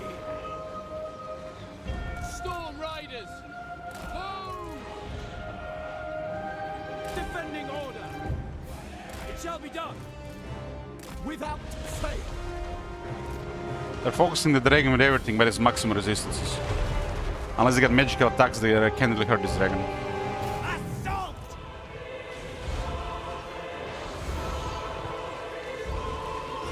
A sound tactic. Approaching position. Now imagine the DVM Twitch if they made the Realm of Chaos quality as a... and just merged it with Immortal Empires. Would have had such an amazing probably campaign. An opportunity. Instead we got a separate Realm of Chaos and half-assed Immortal Empires. I blame Realm of Chaos for anything bad in Warhammer 3. And nothing will change my mind.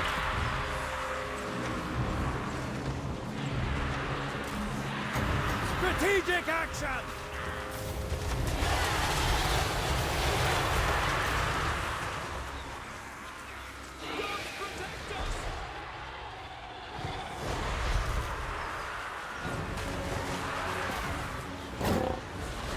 Another strike. Ready to victory!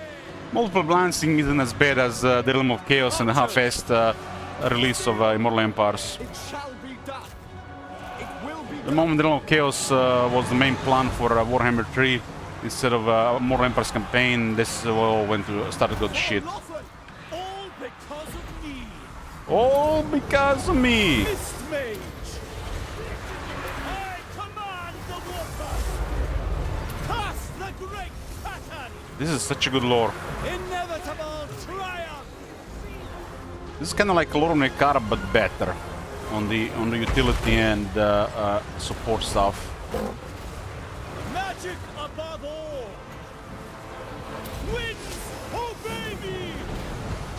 Your doom is at hand! The Navy always prevails! Drown their lives! Strategic attack!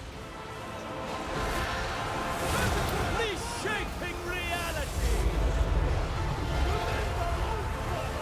Behold the mists! The gods are with us! They get instantly terrified, nice. Path to victory! The winds carry me! Swift pace!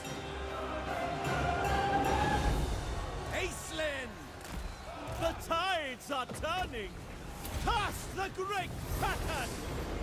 They did a very good job with this lore. Whoever did this lore at CA did a very good job with it. The costs are good, the effects are good, spells are good, it's like, wow. Mind dash! Riptides! Press This one of those lores gives you edge when you use it at the right time. All magic is situational. Victory! Swirling onward! So you gotta recognize these situations where you're gonna apply the effects. If you're just looking for a spell that does the most damage, you're gonna cast all that. It's like one-dimensional use of magic. Going already!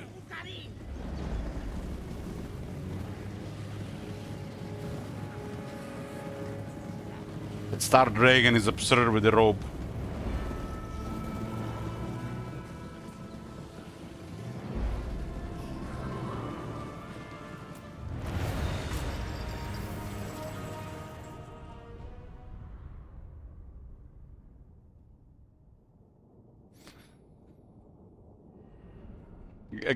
Mr. C says most Twitch and other streamers were shitting on this lore because clueless without nuke. There's a main player base and you know these guys probably won't get to do new lore.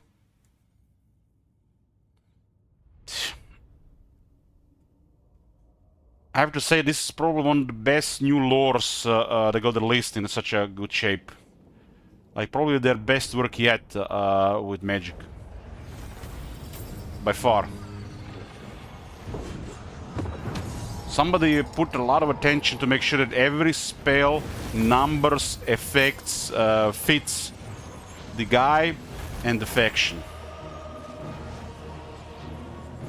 This is probably one of the most polished lores in the game.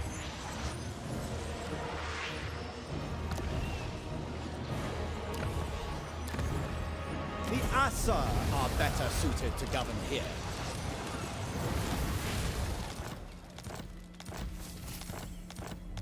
Unlock the Mervyn. Aislinn. Yeah, this guy, you know what I said when I saw this guy? This guy is a legend. This guy looks like a legendary lord. I mean, look at this. He can pick this, this, and this. What?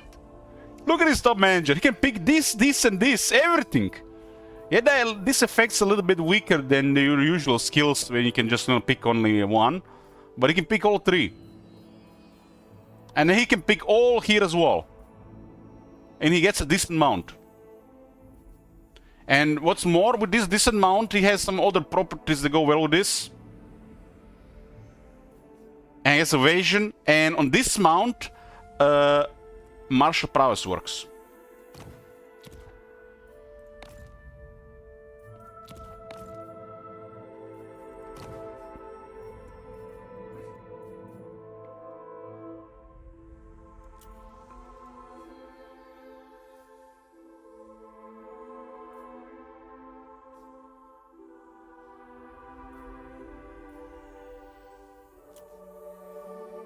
I mean, look at this, 6,400 health. It doesn't even have a trait for anything special. This is just a well done hero, well done lore.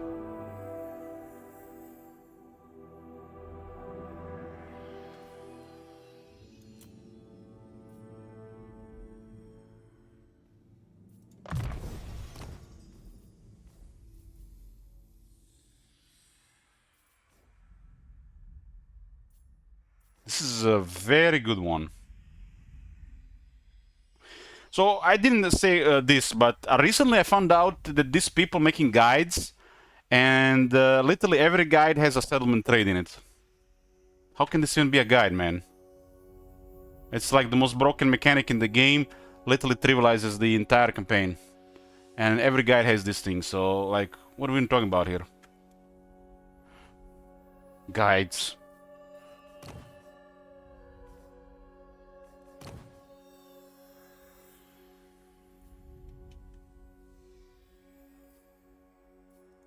Report. This guy is so stacked. I mean, this item with the Star Dragon is absurd.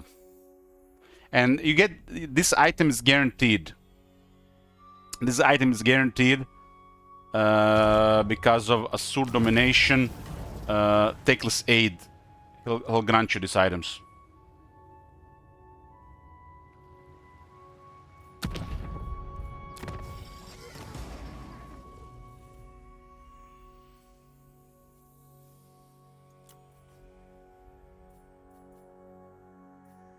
This is a Mervim. We're gonna put a Mervim in this army. I guess it's if it has to be somewhere, it has to be here.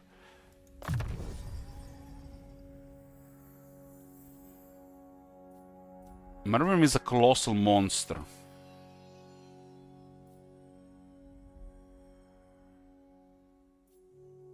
Spartan the Vanguard Master.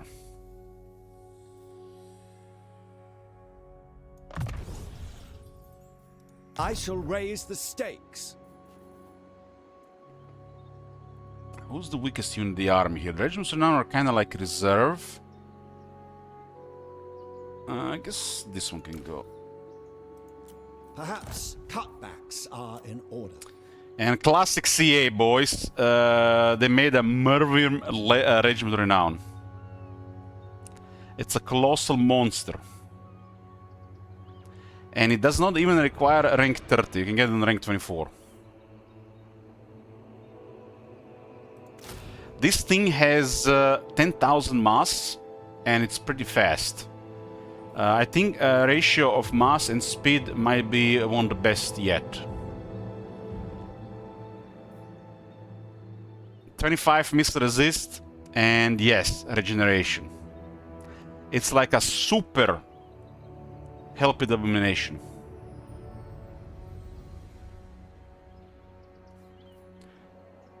You can only get the Regiment's Renown if you own the DLC.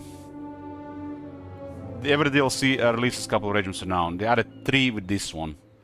It is the Company of Clendirian, the Silak One Eye, and the Blades of Hoet. I shall tolerate no insubordination. This unit should also get a banner of swiftness. This unit has such speed and mass thing. Depends how it moves and attacks. It has a potential for the strongest collision damage. And it will lower the speed of nearby enemies. Oh, even that. Only 400 upkeep. It's because this guy has a mega upkeep reduction. This guy can have over 100% upkeep reduction. There are these things called dragon ships, you know, like the legendary admirals of the Vampire Coast. These are just better.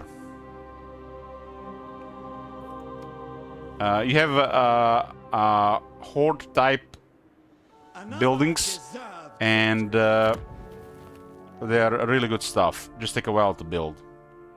At least that's pretty balanced.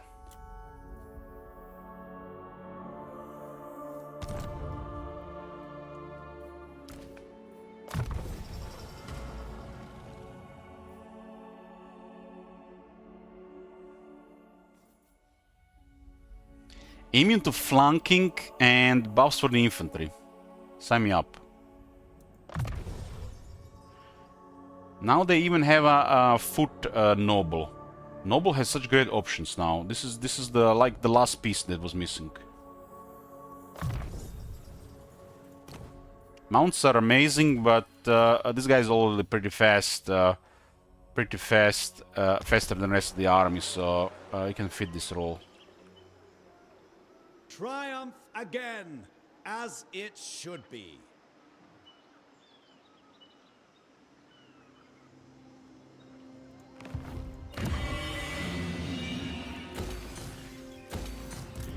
Okay, our job is done here. Hopefully this border holds. Wurza has been defeated.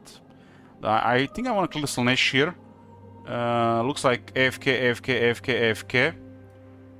So this has been classic Imrik seen in our tests. To feel awe is only natural in the present. He could have started a war already, but it doesn't do anything. It makes sense for him to attack Clan Morse. AI is very indecisive due to low aggression. At least if they're aggressive, they are more decisive, and that fits more. Okay, back to the into the water, boys. Sigurd, give your best. This guy has one of the best movement range in the game, and one of the best rampage in the game.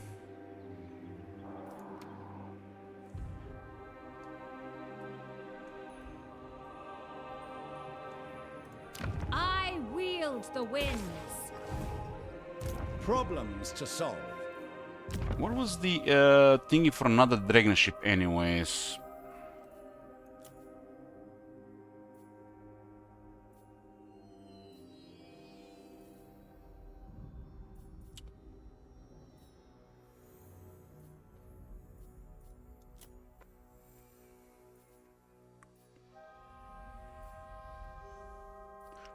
I forgot where they had the dragon ship capacity.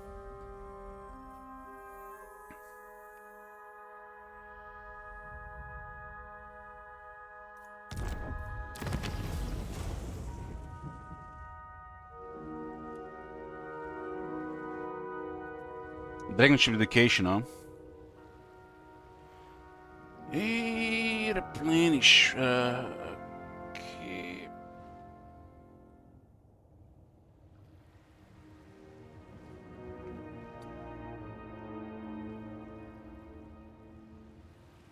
We have the but where is the what is this? We have to it says here.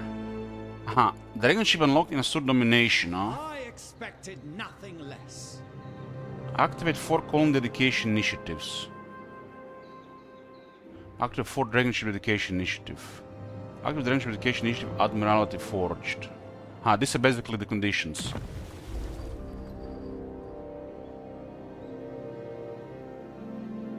So activate 4 outpost dedication initiatives. Activate 4 column dedication initiatives.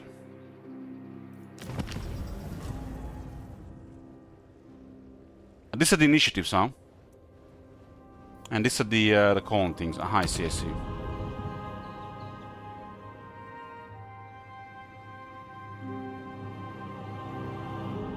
What is this one? Activate Dragon Ship Dedication Initiative Admiralty Forge.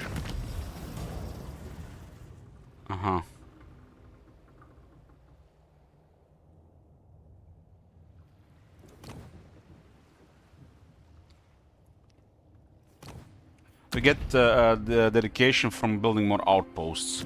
The core outpost building generates dedication. A summons. Okay. Clearing installation in the corner makes a lot of sense. If they have numbers, they can actually put pressure on this army.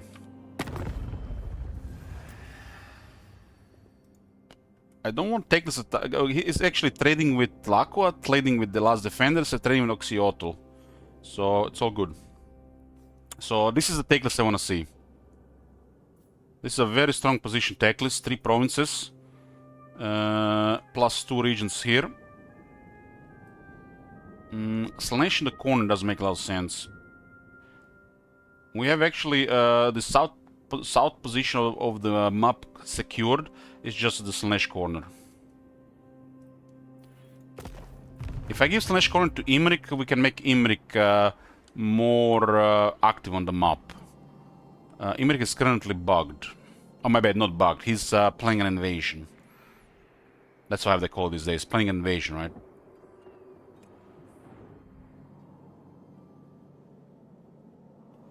In my campaign, Oxyotl declared war on Teclis. I have to fight Oxyotl.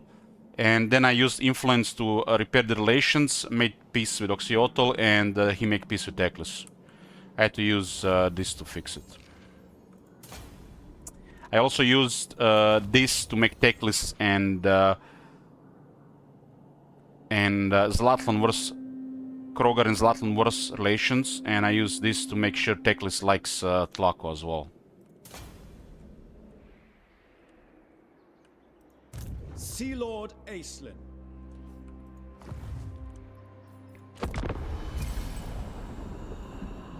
I expected nothing less. Somebody has linked this, you know, I mean, I feel like, I mean, you know, guys, you know how it is, but this one has been the worst one I've seen so far.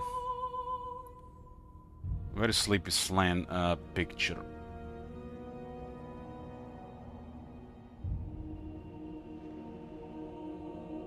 I'm sure you guys seen it on the Discord.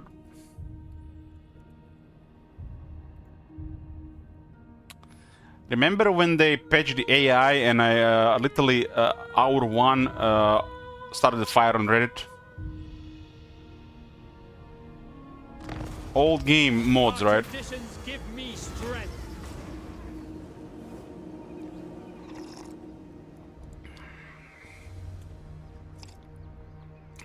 They're trying to band-aid fix this issue, but they need to increase the aggressiveness of the AI.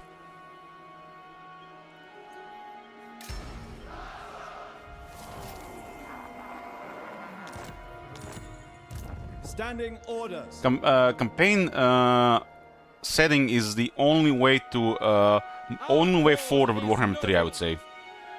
The CA has failed in every regard regarding this. Campaign expand campaign settings, let us customize our experience. Why is it so difficult? True son of Ulthuan. Disciplining the enemy. A reasonable request. Battle! I could use a buff as well. These buffs are super strong. They never really balance this. It feels a little bit off for Warhammer 3, to be honest. 10 turns plus 8 attack and 8 defense with the Lord's Army.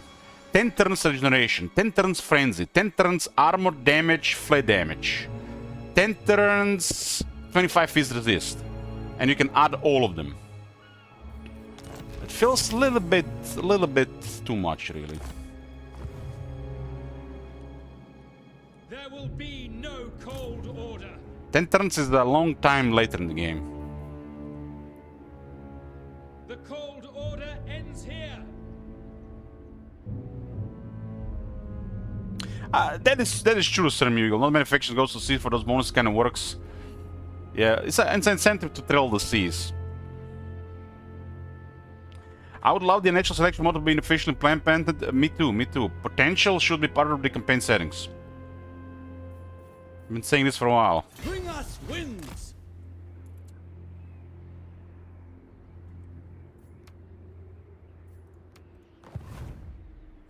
Okay, this initial situation is sorted. Teclis is in a strong position. The only troublemaker in the south here is Slaanesh.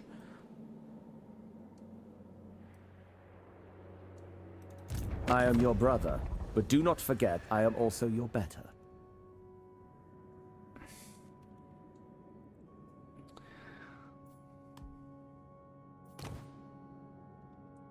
Imrik voice lines are incredible. My favorite voice line of Imrik is when he says, "I am magnificent." Damn, that fits so much.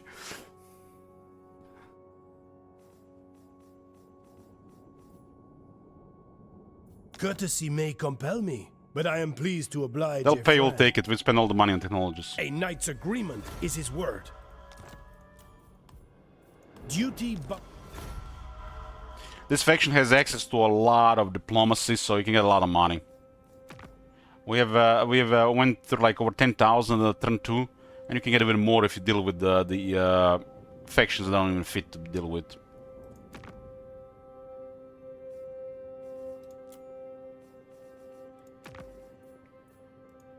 Long may our understanding continue. The Iron Dragon consents. I've focused on pretty much on those technologies that cost money.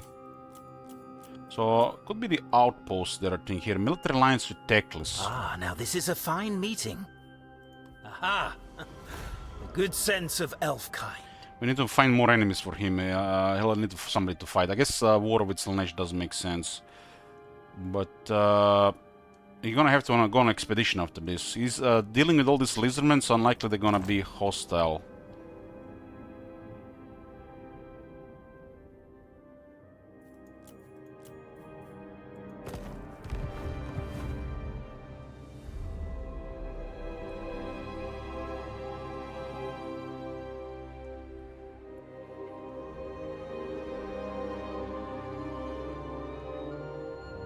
Oh, there's a black arc there. Short-sighted. I think it's the first Black Ark I see since the update. I mean this campaign at least. At least campaign's second one, I guess. Teclis is in a very good position now.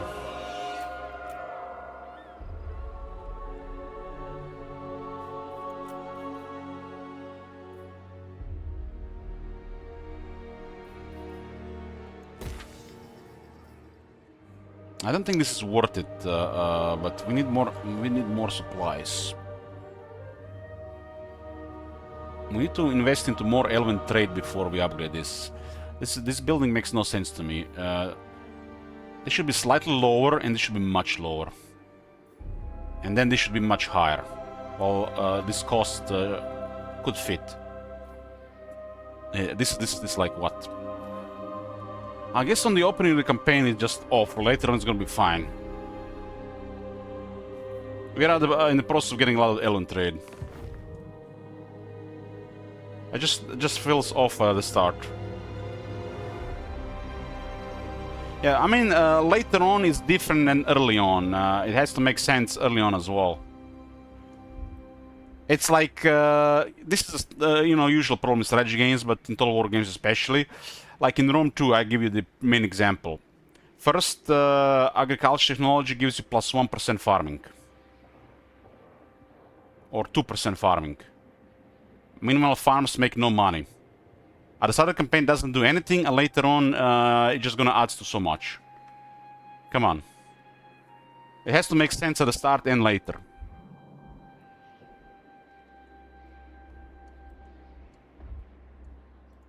Master of Mists. Noble. Well, some buildings definitely should be better later and some better earlier, but these are critical resource for this faction, and the opening is a little bit off. In case you don't realize that you need to prioritize this, you might get stuck with it might take way too long to get these resources. What news? And there's a deception here as well, because here there are different buildings. So they give you a choice, but there's really no choice as you need to increase these resources immediately. Especially on the elven trade type building. Once you get enough of this, then those choices might do more. Mathland's wisdom is subtle, turbulent, above all. And now imagine you're opening Asur domination is not council halls. Imagine people who start this campaign, get the dedication, and they don't open with this on here. How much slower everything's going to be. If you don't take this, you literally cannot pay for a couple of buildings at the start, so everything slows down, and then you can't pay for this per turn. And then you don't get any dragonship supplies outside quests for a while. The only other one thing is going to be this, +2 per turn.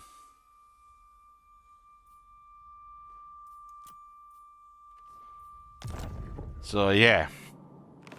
It feels weird that you have to actually get some of these things that are not even optional just to get things going.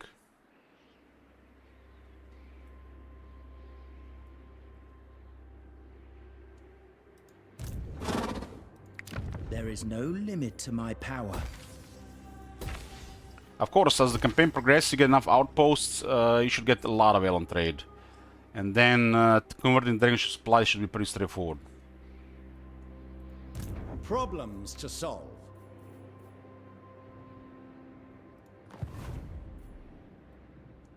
Strike at the creatures of the deep.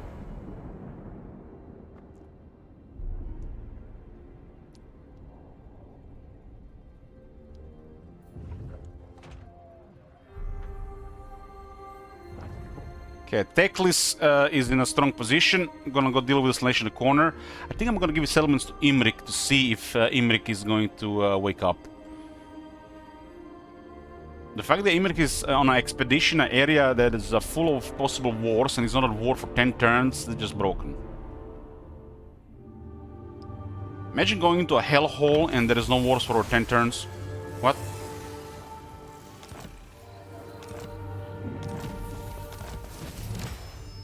Okay, this is complete. This was the plan. 500 education, 200 regular supplies, 200 Elven trade, and we got this Astrolabe. Hopefully it can be put on a hero. Leader of Assyrian's navy. Okay, we can put it on a hero. 5% ward set, 20 line of sight, faster reinforcement time. It doesn't say how. Gets a builder spotter to we see things in the forest earlier. As a buff for magical attacks and base damage, which is, this one is actually nice, especially for this guy, and 10% range for the Lothern Sea Guard.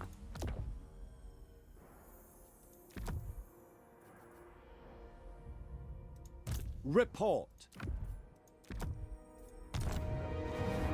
For the good of does it work? We'll see. Some of these items are not immediately updated. Foul winds ahead, Avast. Commander of the Sea Patrol. It updated. It works. Look at the Lothern Sea Guard. Green, green, green, green, green, green, green, green, green, green, green, green, green, green. Guys, Vedrim increased range of Lothern Sea Guard. Now we can increase it twice.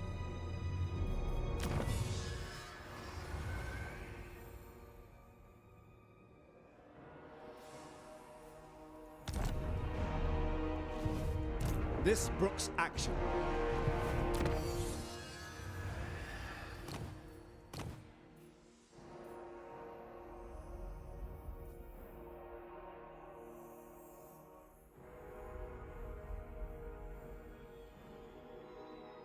What the fuck does this even mean?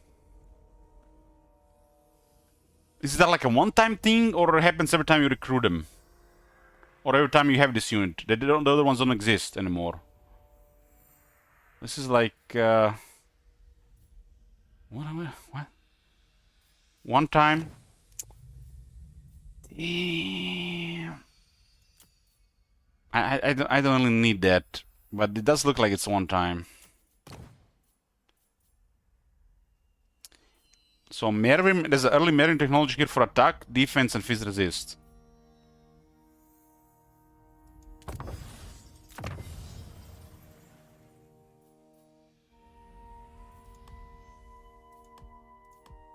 The Assa navy grows most refined.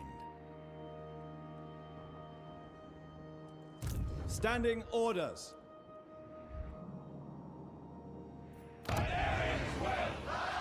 I'm getting good amount of Elven trade at this point. Very good amount of Elven trade. Because we haven't really been building, getting new colonies. The money is a little bit on the low side.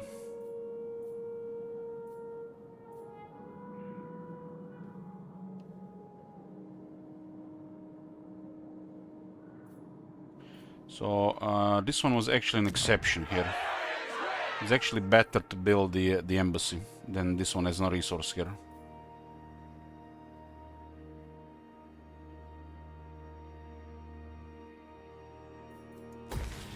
Improved diplomatic relations with settlement owner over time.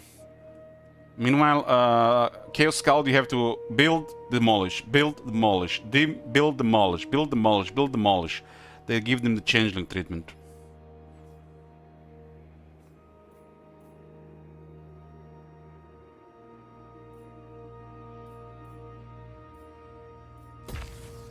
So in the capital, we want the embassy.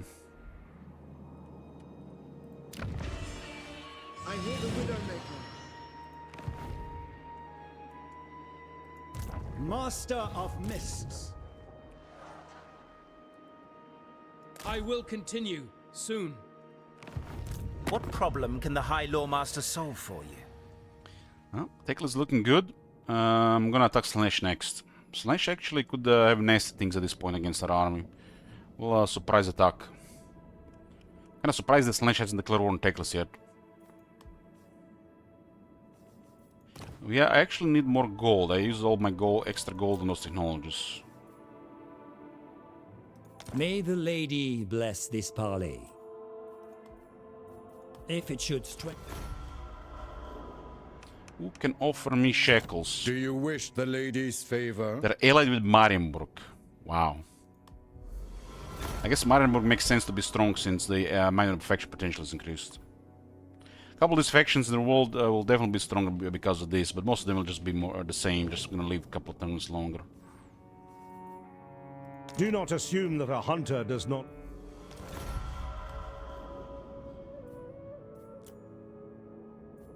You stand before the Supreme Matriarch once more.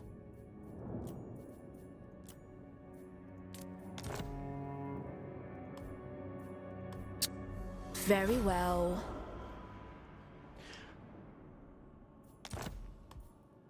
You might get exposed to Zinj shenanigans, but it's fine.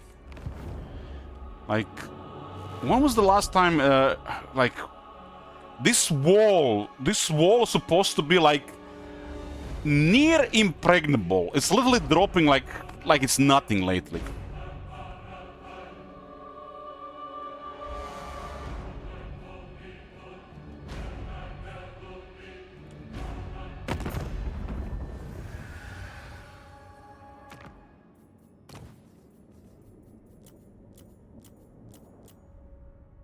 It's always been like this.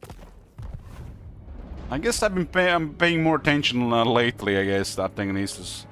But yeah, like, this...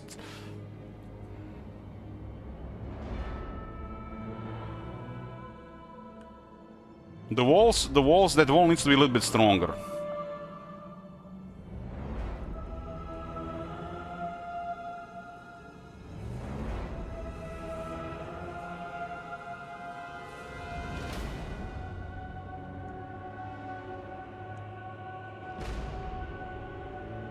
I mean, it's turn 31, the entire wall has fallen, including Wei Jin.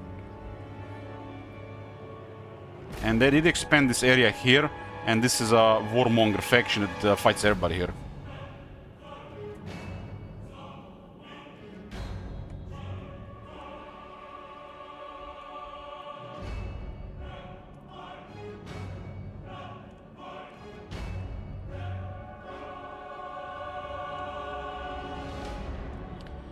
For us, this would make a lot of sense.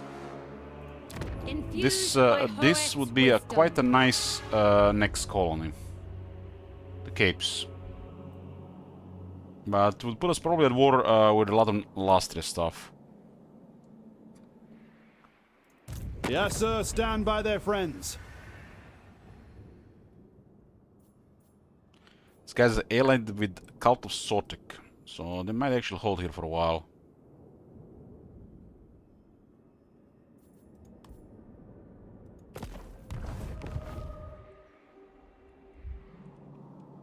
I'm gonna go with Slaanesh here. All that I desire. They don't seem to have much military. They could have all the access to tier 3+ troops. Leader of Assyrian's navy. We do have a big thing in the army here. I haven't seen this unit in action, so it's gonna be the first time.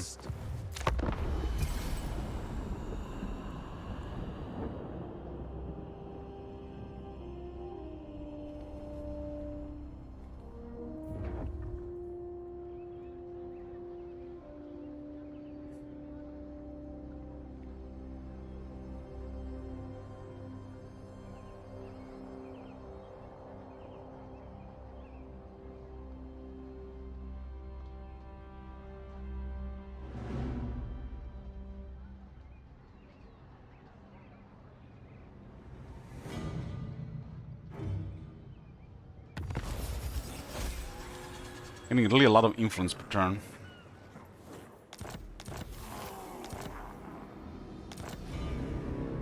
Ah, summons. For the next 8 turns, we have 8 attack and 8 defense. Surfing proud. We got another arm buff here, and it's gonna be trivial. Destination set.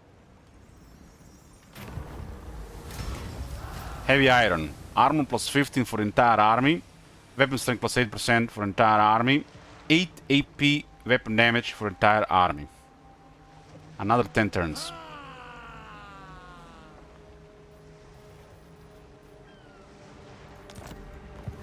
Sea Lord Aisling. What do we even build here as a next building? We get army abilities, huh? We get ward save on the troops. Sorcel arrows.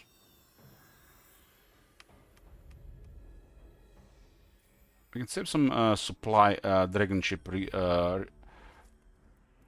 supply resources here.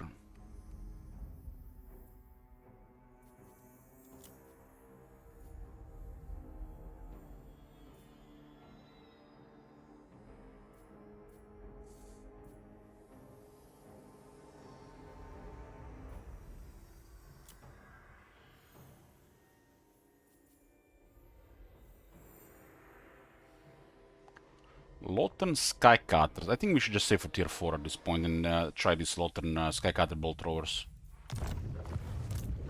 Seems to be All hands on deck. some excitement with that. Signal the fleet.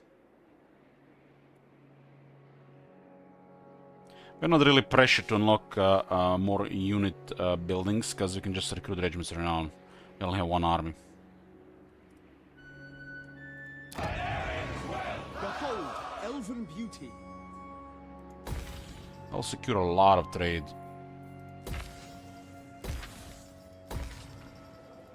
High Elven Archmage.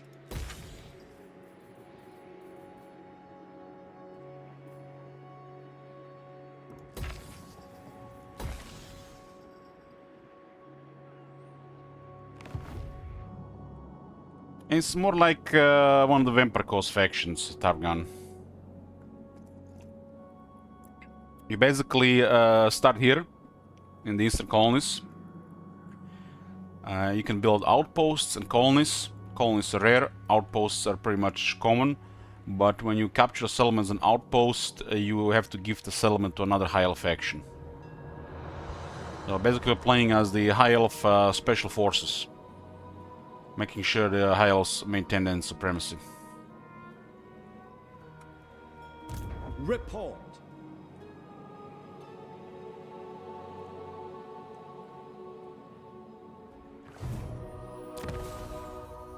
I could use influence to get one more this, but each patronage requires a lord, right? It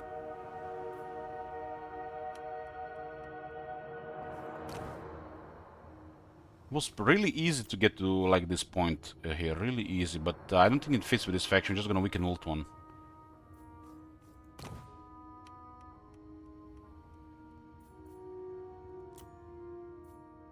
We do have a Leander we can assign here, huh? We can get even more favor to Phoenix King per turn. I guess it's important to just keep getting more favor.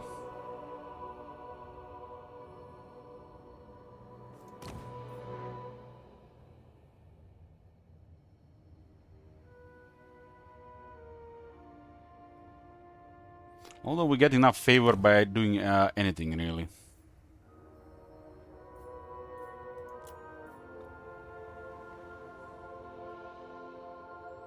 This is more for the assigned lord.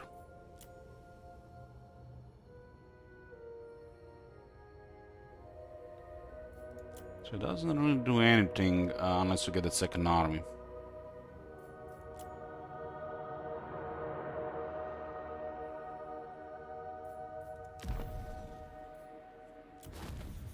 This one is dropping down.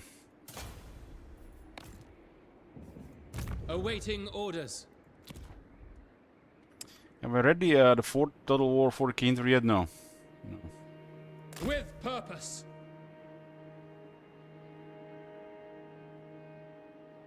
I obey the sea, the rest obeys me.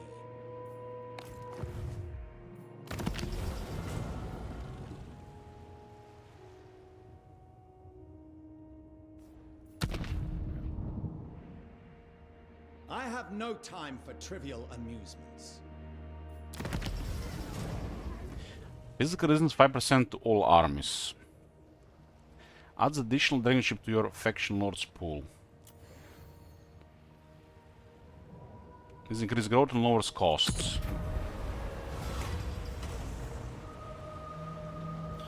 When ravens gather, this also popped made an event here. This broad-killed titan was amongst the last of the dragon ship to be built. The Anhara Draconis forest in which Starwood once grew, having sunk with the Sundering of Ultuan. She may lack Kalandirian seasoning, but there is a sprightliness in her timbers that brings a smile to all who see her here. Here is a ship with a keen wind in her sails and who still remembers the feel of springtime in Nagaret.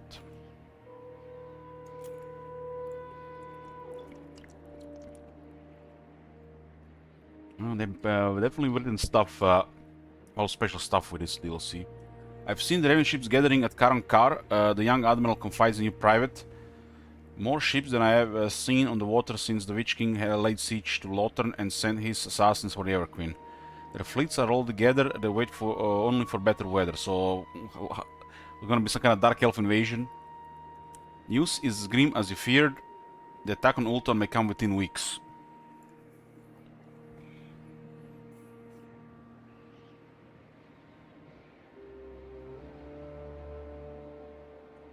Send word to Tyrion.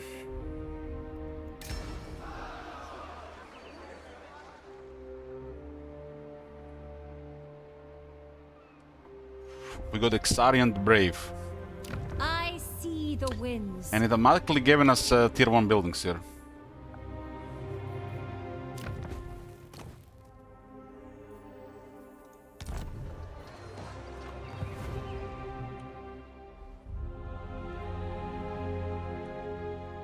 Standing orders. What is this Exarian the Brave? We have to recruit him. Expert Quartermaster. Enable sea-based attacks on Port Salem slows the army. Upkeep minus 10% this force and all force in Circle of Influence.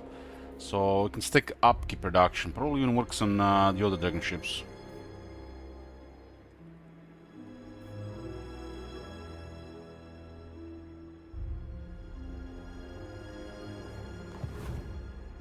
What news? So we can get a second dragon ship.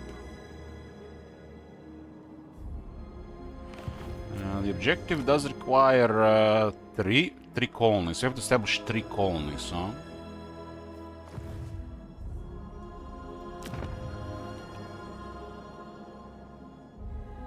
I picked Tyrion.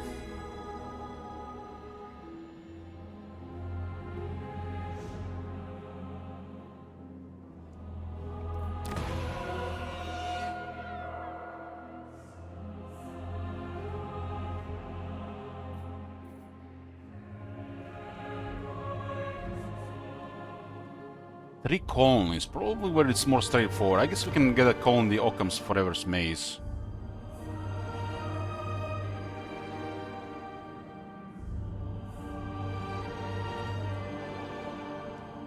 I guess you can also make a colony maybe in the Galen's Graveyard.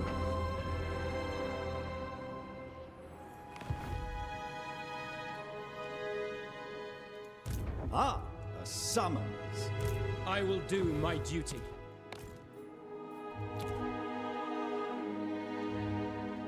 Report.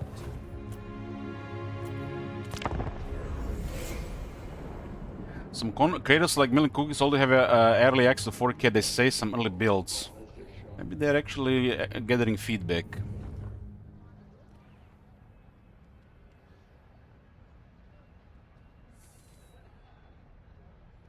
Almost like they might release the game next year with some of that.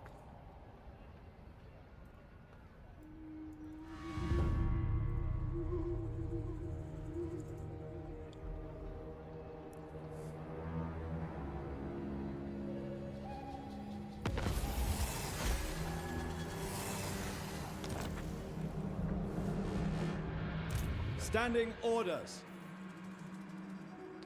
So there's a big army here and big garrison. Defender, sailing forth.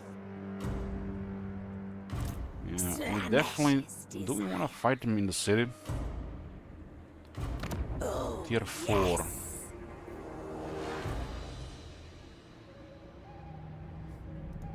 Absolute obedience.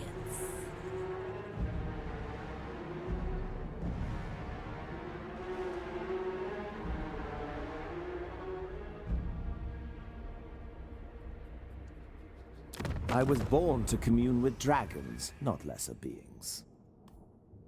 This guy has been AFK for half the campaign.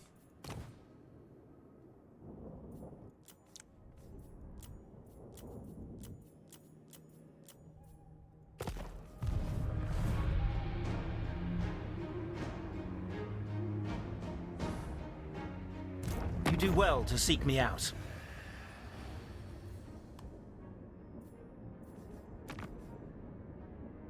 Tyrion is rank 1. Northward Morathian with Nakari and the Dreadfleet.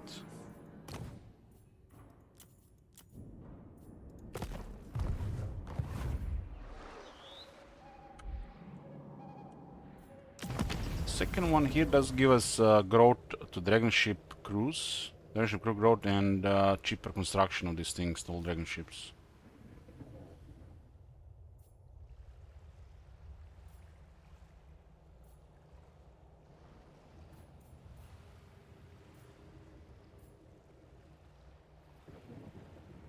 Another 2 growth and 5% cheaper construction, huh?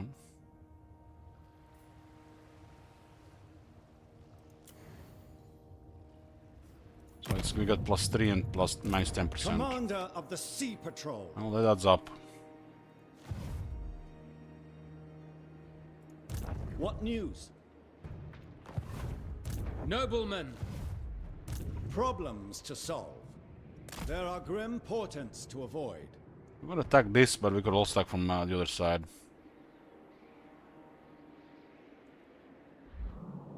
So what do we even get from this?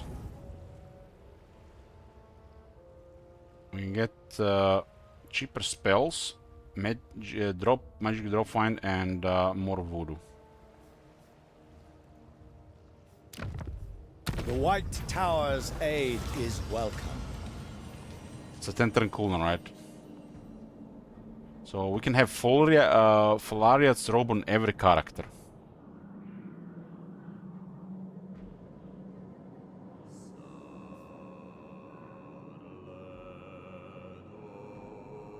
That's a little bit ridiculous.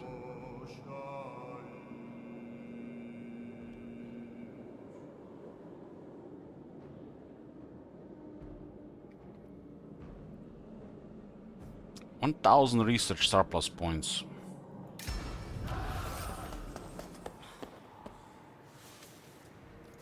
And immediately research both technologies.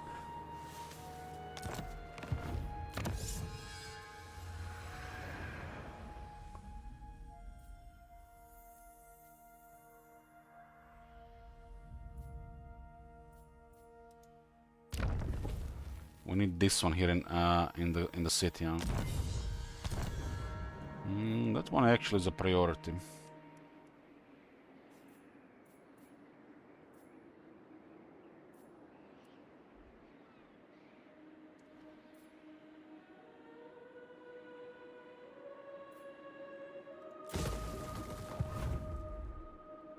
Report. Brave son of Ulthuan.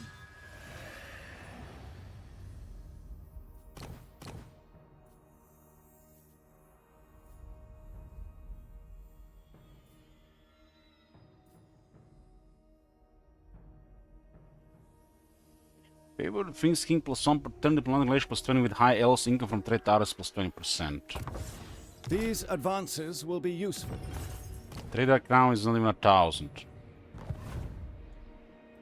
Standing orders.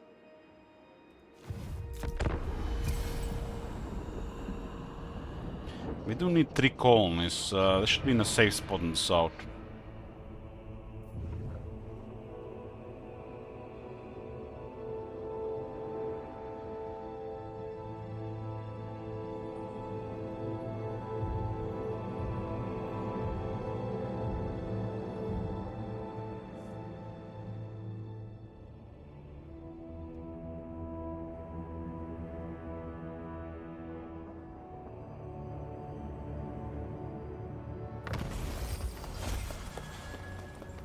Imrik being AFK this entire time would make sense if he was a wood elf.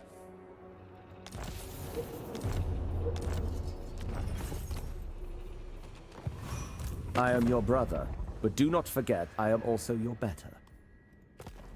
He went for this. I guess this settlement got raised, and he this was raised, and he just went and got it. You dare come up! Legion of Asgard and Tretch fighting each other.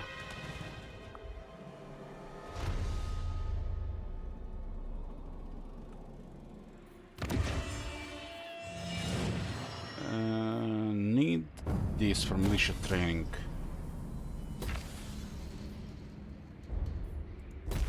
Okay, we can get this now. For the good of Ulthuan. Let's hear it. Nobly done. There will be carnage. Have courage. Ah, a summons. An opportune moment. With joy.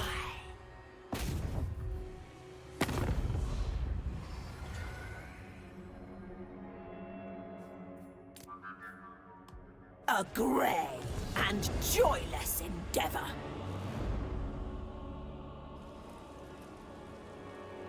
Somebody's on this other side.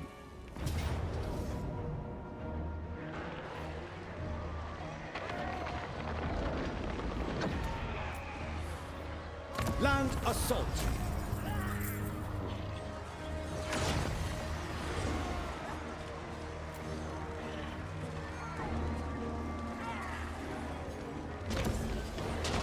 If I put Imrik here, it's gonna turn into a cockroach, right? Ulthuan shall use this stronghold.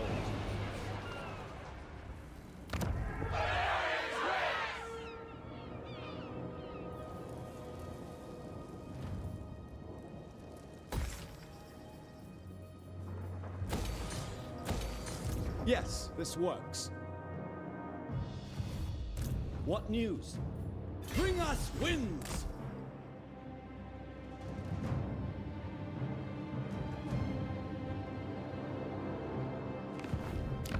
You may touch upgrading to tier 5, huh? in dreams. Problems to solve. It's a capital. We wanna have a provincial capital on the coast, but it is what it is.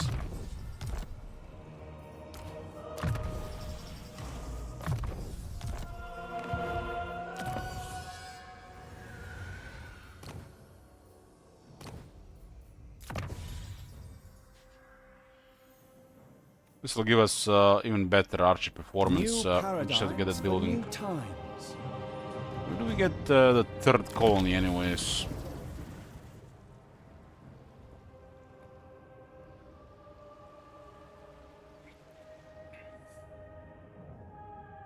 We have to get one more in the colony dedication.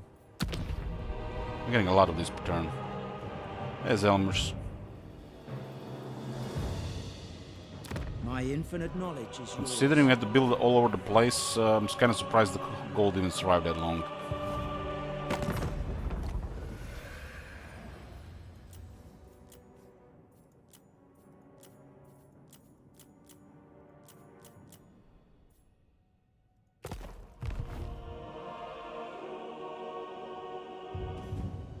Triumph again.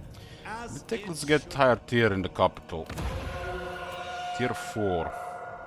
You ought to get some other units.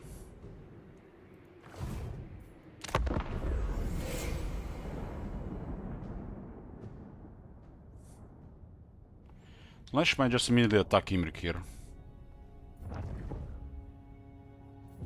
I'm gonna take that capital as a colony.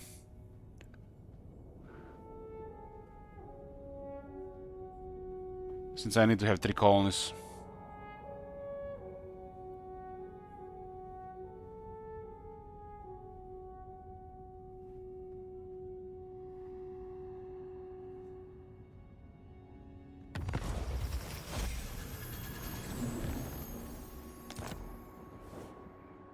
Standing orders.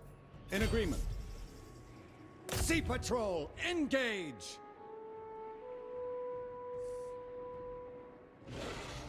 Star Dragon looks a little bit different, the colors. Slay them! The Assa are better suited. Blades of Horde, Legend Renown. Sword Masters. Report. Restored. Oh, no, we don't even have to bother with this more. Secure the perimeter. We shall continue after resupply. Very, really crazy moment. Really crazy moment.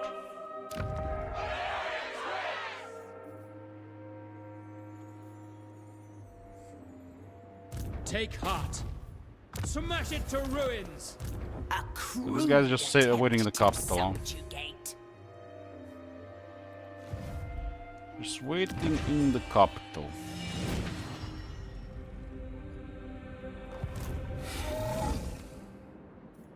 Leader of Assyrian's navy.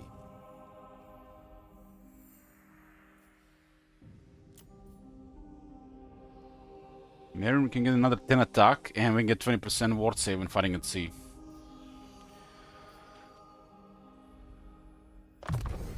A useful asset.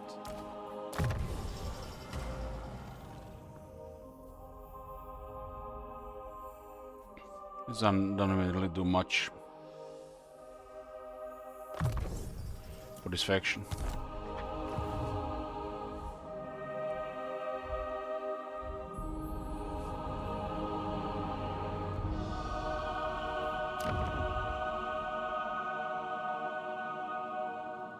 Ah, now this is a fine meeting. Tormentors are rank 6. They have no enemies in Gran Kate. Complex passions you do not deserve. Only dull terror.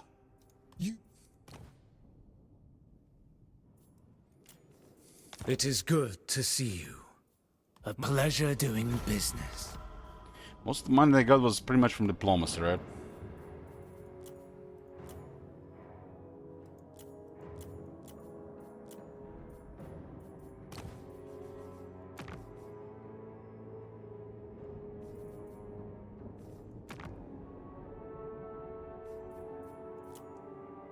Damn, Ultuan is rolling. Lakari! Hold on!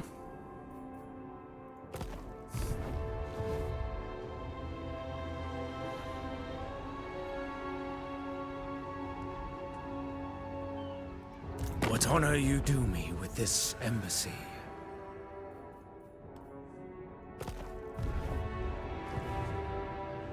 Those limbs do not suit you.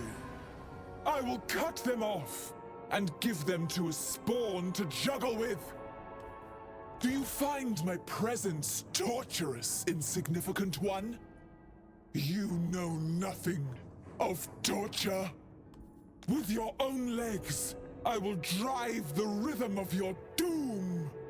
I will perform for you the tale of the casket of dreams.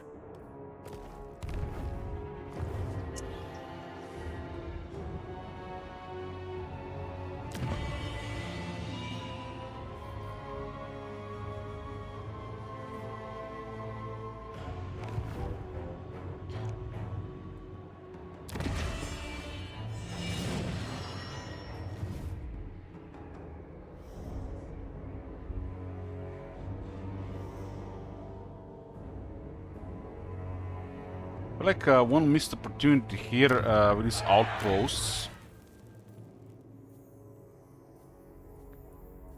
was to build the resource building that's on the city. I think the outpost should be able to build it, so you don't have to build always the same stuff. Like I would totally build these kilns here now instead of this one here.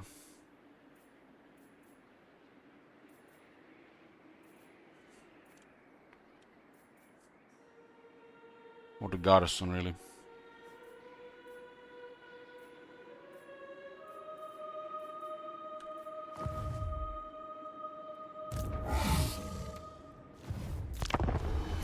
Iceland can fix her. I'm not sure that's a her.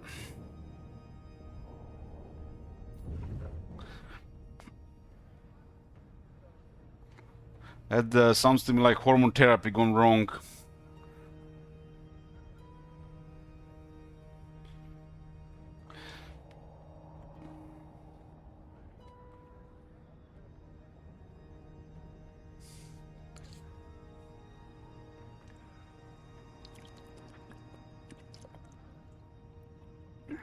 I guess. Assassin wounded my army noble, nice. 1036, people say enemy doesn't use agents, huh? I serve none but Slanesh. You ignore, but they will not ignore you. They always pray. I am yours. True son of Ulthuan.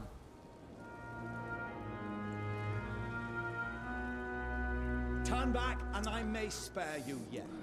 Didn't Trump declare that there's only 2 genders in the world? Male and female. And the entire world is literally going with that now. America have spoken, we're back to normal.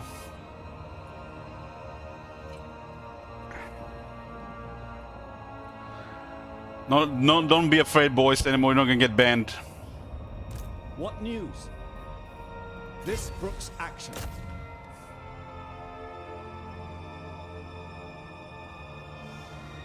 I respectfully decline.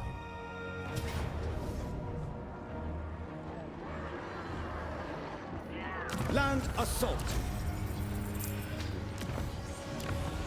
Ulthuan shall use this stronghold. Okay, we've taken the east. What the? So we're gonna have to attack the city here. Ooh, yes, I was waiting for that. They dominate me. We're gonna get a tier 4 here. Gonna save us a lot of time and resources. If the settlement is tier 5 and we capture it, it will retain the tier 4.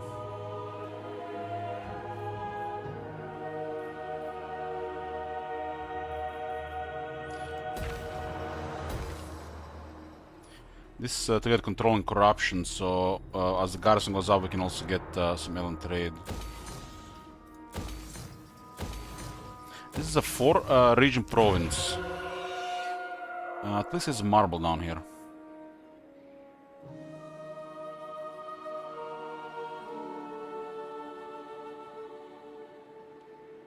Yeah, I really dislike that the Horde factions respawn next to the player. There should be.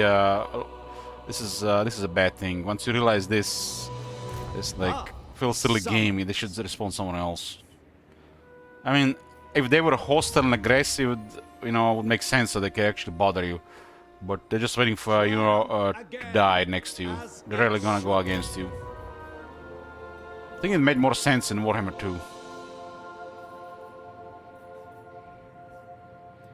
Hey, Sergeant Pepper, good morning. Would melt your my god! Have you seen that shit? Holy shit! What the hell? Total War 40k and Total War Medieval 3. Future is looking good. At least in theory.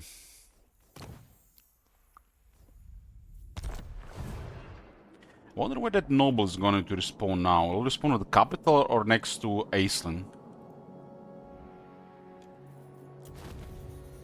Okay, this is refreshed. When it's refreshed, it's a time to use it.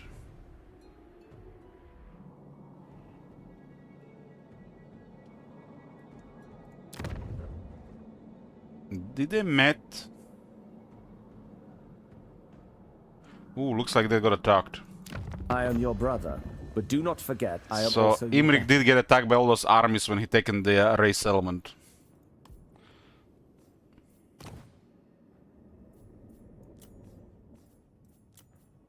We have a trade limit. I'm not sure how it goes up with this faction. This is an alliance here makes a lot of You sense. have my undivided attention, serving the gods. I mean, they are high elves. Speak freely. I trust you to keep your word. And the outposts to provide influence. No glory, only service. Where is the best spot for outposts here? Evershell could actually use an outpost. cause mega What damage. matters do you wish to Mega lay damage before if they hit that place with an outpost. I have no gold. Run out. I had a lot of gold for a while, but then I kept researching the money tax and then I ran out. I want to get spy networks. Been traveling for a bit. 2 treasures with no battles. Okay, technology. We can get militia training now. We can get more damage for shooters and more range for shooters. The Sea Patrol needs augmentation. There'll be some money here. We just have to talk that. Born to lead.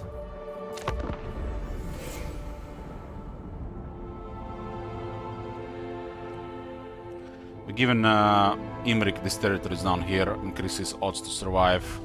Would be more fitting for Teclis to have them though.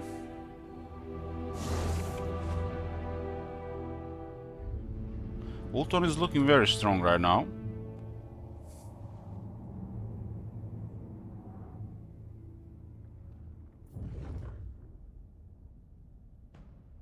These guys have recruited a Moon Dragon from us. Wow. While I had the building.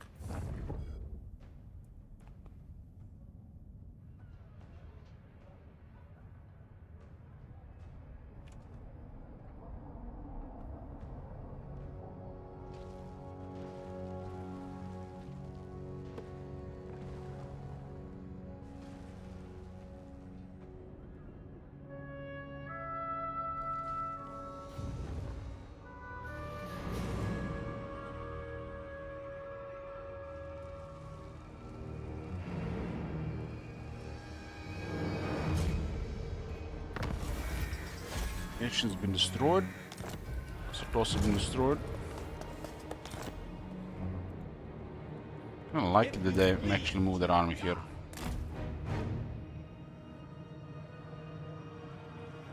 They cancel recruitment here. I guess they're under funds because they lost the rest of the settlements.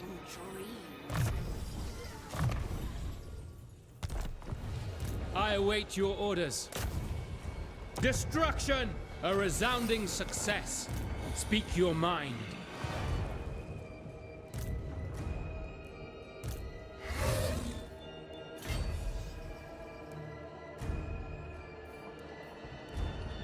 Noble went down.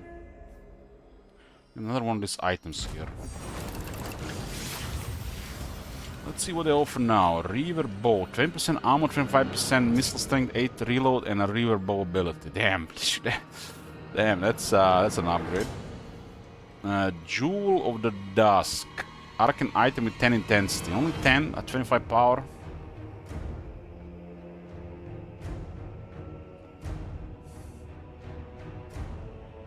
There's a Crown of Authority. Has a lead by example now with some other properties.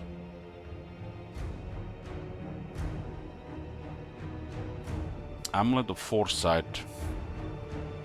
That's a talisman.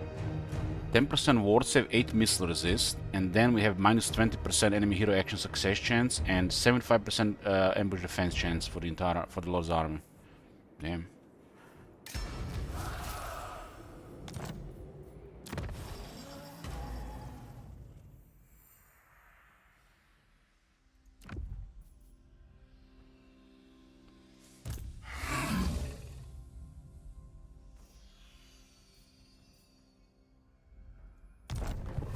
Standing orders. Don't have this one in range. You may touch me only in dreams.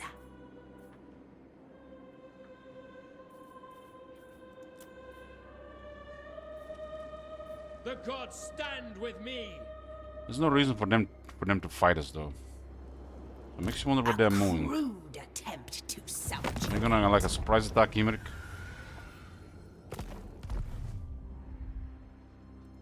Problems to solve. What do we get with the consulting leader? I have consult leaders. You can actually consult one of them at a time.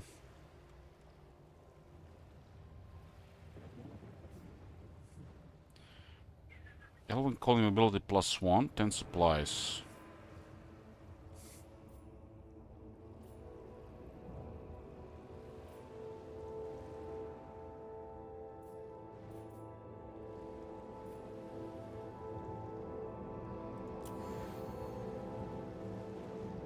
So give us a little bit more money per turn.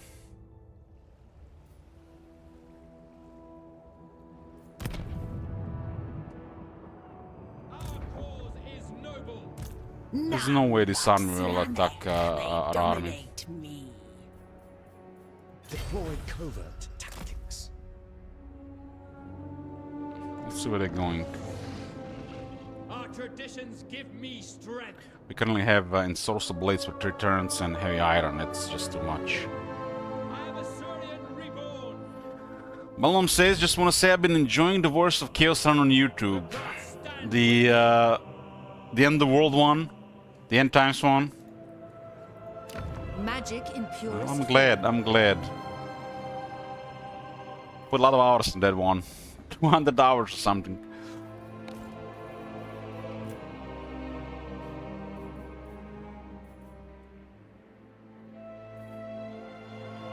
So this is the provincial capital, Lothern. So here we want to have what here?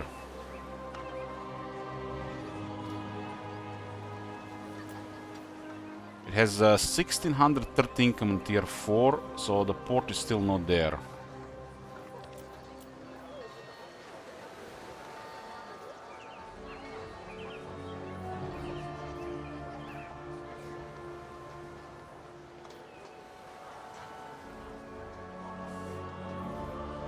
It makes sense for the Artisans Bazaar.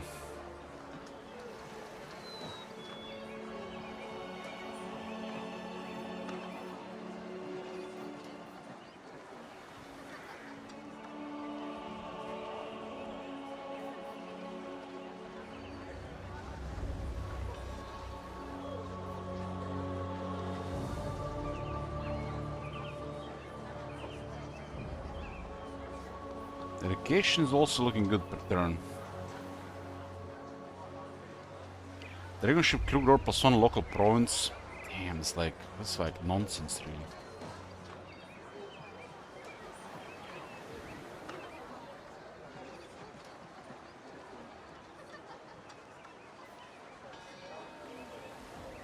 We're getting a lot of influence because of this. These things just give you so much influence, you're not gonna be able to use it. This thing's just got a lot of influence. I mean, we're getting so much influence per turn. Like, I don't think we're gonna even do with influence at this point, because of this one.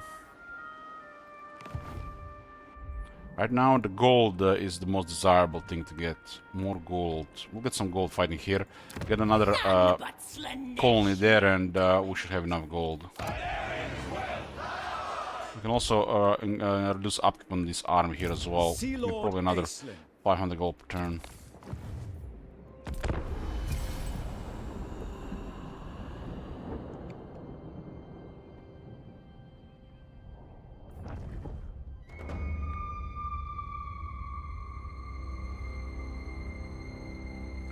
At the middle outpost building gives too much influence, if you ask me. It's like this. What the hell are we going to do with that influence?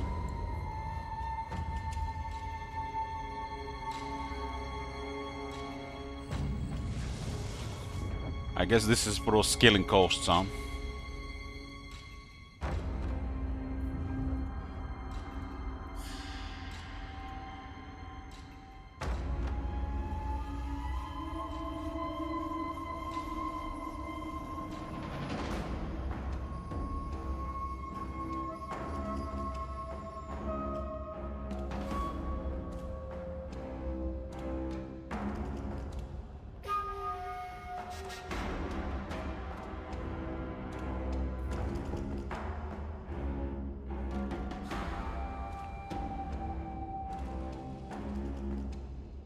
They didn't want to move here. We have to approach that. Maybe we got discovered, that's why they moved. Wow.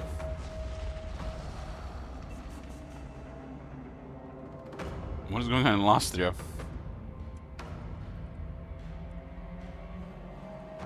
Looks like Skulltaker has pissed off the wrong people. Well, so it looks like a combination by 2 factions at least.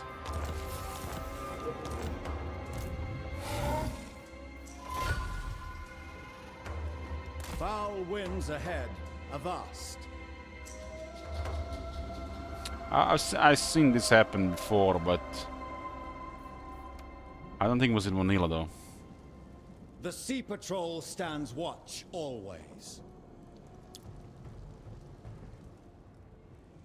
I'm saving for tier 4 here, but I need one more turn of population.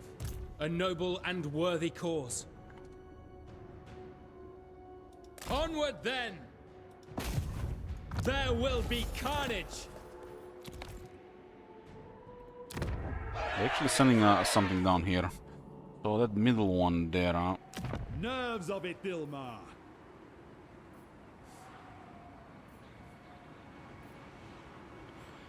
Lothern has an industry building and it has a port, and this is going to go over 2000.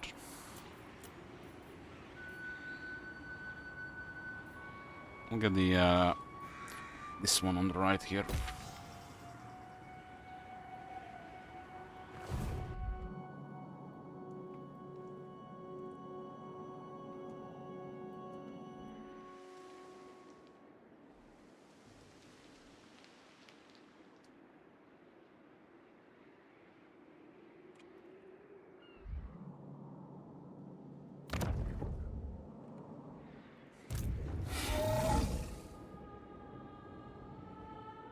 What about that wounded noble? 2 turns. I favor the sea's swaying empress.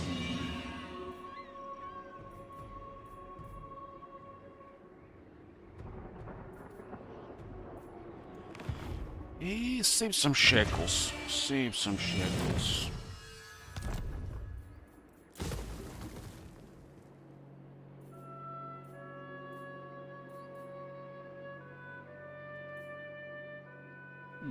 This is going towards tier 5, huh?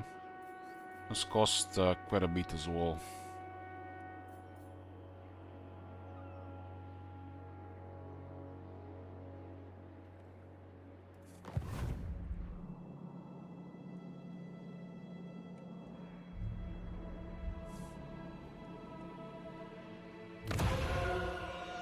Yeah, this middle building gives so much influence. So much influence.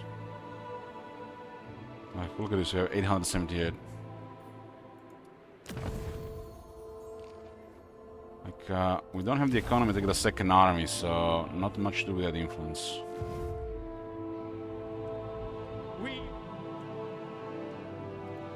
Master of high magic.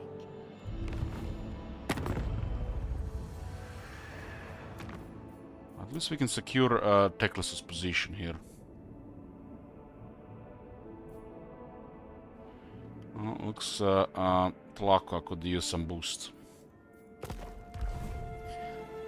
They don't like each other, and we don't like they don't like each other, so we need to manipulate this. There's only one way to do it. If diplomacy doesn't go your way, have a lot of influence, you've been lazy. Because you can influence relations between you and another faction, and then another faction with another faction. And you increase the odds they work together instead of fighting each other. Sometimes you have to do this.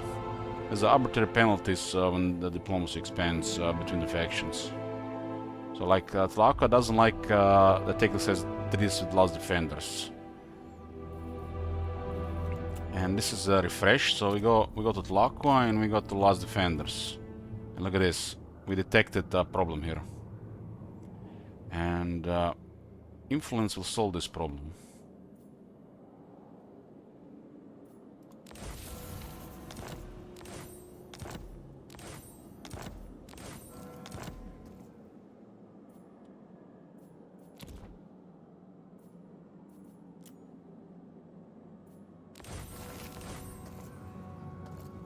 There's a reason why they have diplomacy in the first place, because we manipulate this in the first place.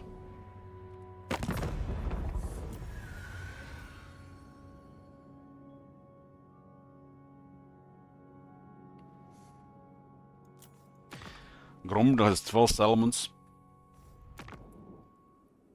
It's like Rankad is on easy mode.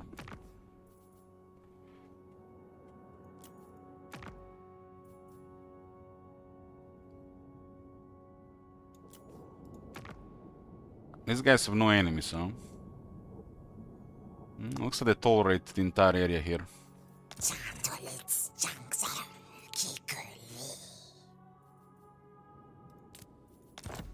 Yeah, kinda looking for a war here, but nothing really makes sense at this distance. What would make sense would be Lastria, but it's fine they just stay down here. Not everybody has to be a proactive conqueror.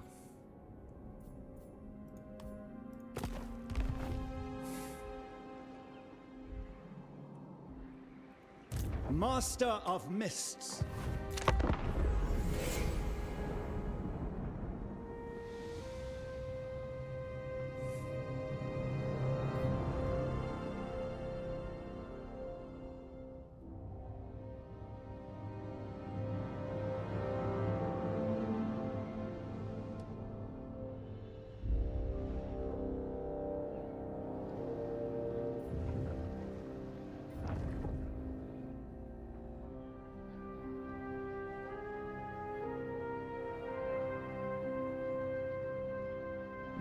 Skulltaker sometimes gets surrounded and loses. I could be in the middle, literally, of 3 hostile factions.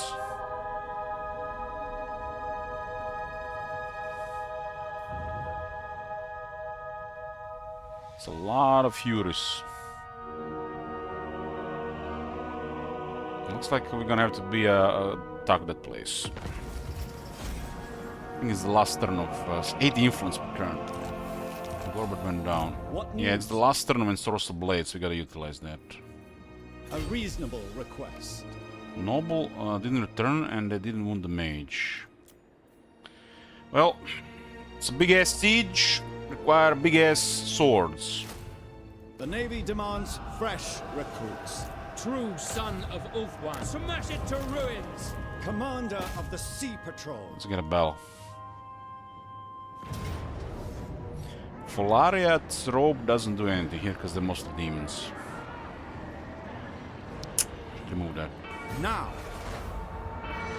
Slay them!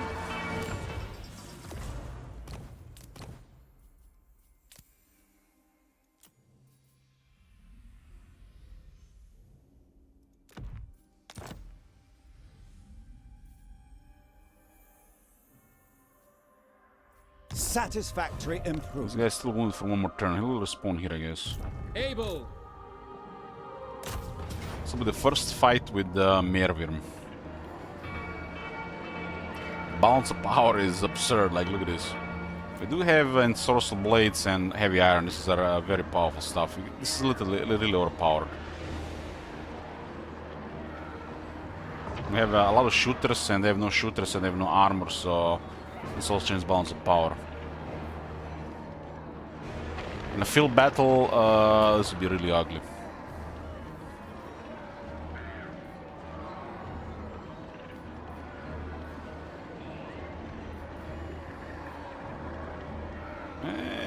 Merwyrm magical attacks or Sea Lord magical attacks?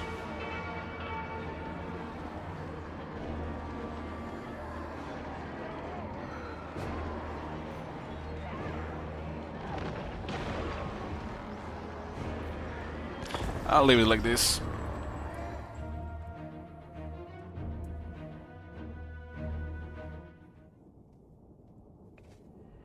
This will be our second colony. We need 3 for short victory. Short victory is the goal. I'll find the third one somewhere. This will be the entire southern part of the map secured outside Lastria.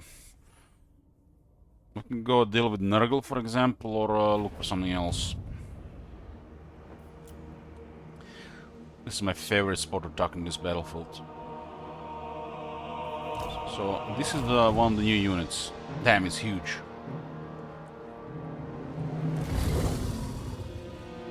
Kinda reminds me of Toad Dragon.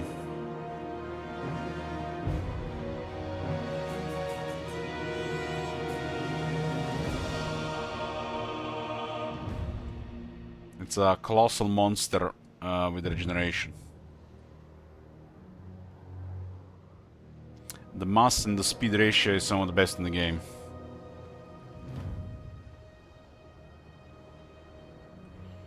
And it's These are the regiment's renowned sword masters. They're gonna be beautiful on the wall here. It will be done. I will make my ancestors proud.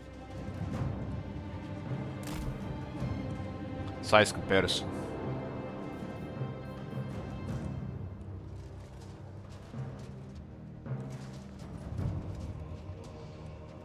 The Phoenix Court demands their heads. It's definitely huge.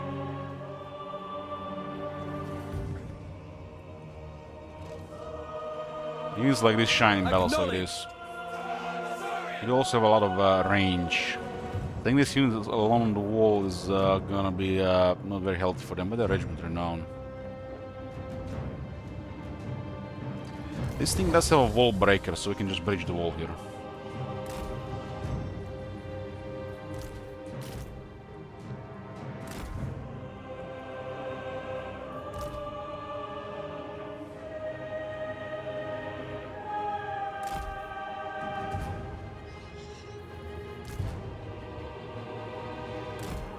Swordmaster of Horn.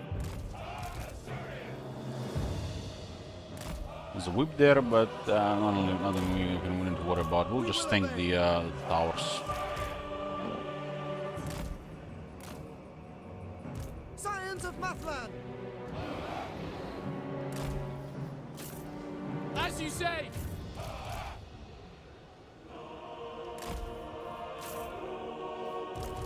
We rule the skies.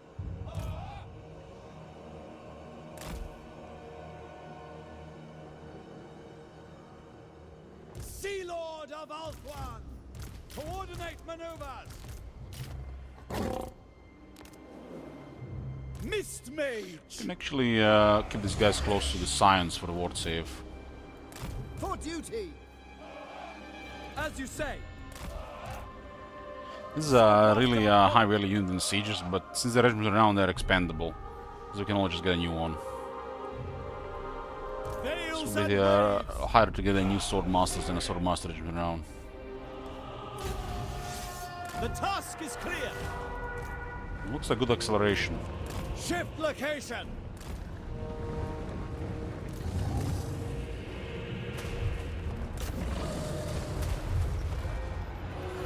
Guardian of the Seas! We got a Wolf's Hammer. Oh, these guys are cooked.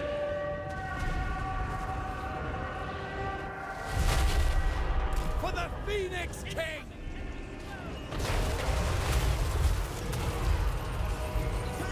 Why is it roll around with it?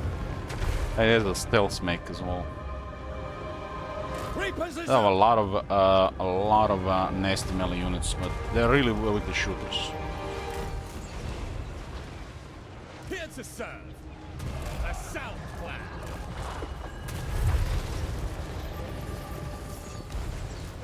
Mist Mage!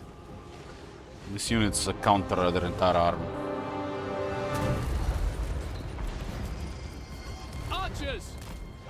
Slip waves! Rooks and Usur! Rocks and Asur!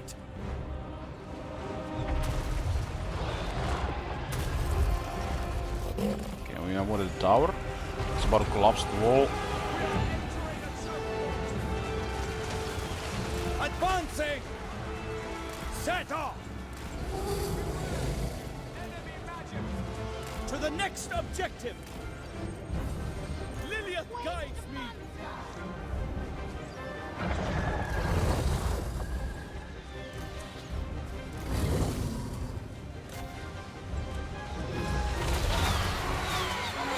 Has a dead stop attack animation, but there's a really good collision damage. Literally every attack by this unit can cause collision damage. See that? And it can get even more speed.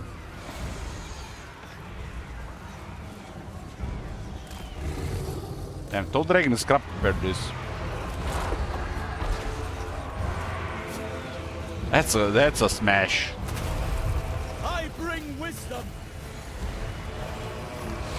Mist Mage. Winds obey me. Let's see on the Furies.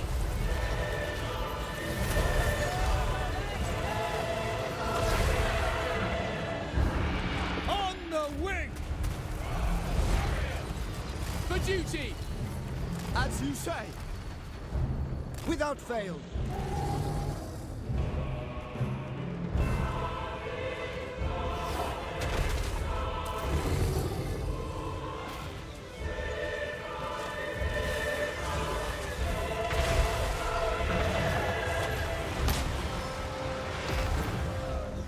Much on the large, 30. This unit has actually pretty good buff available all around. Sky Scout! Most likely! We advance! Acknowledged! Ship's company! Nails and waves! Oh, no, even string shooters here. Aislinn!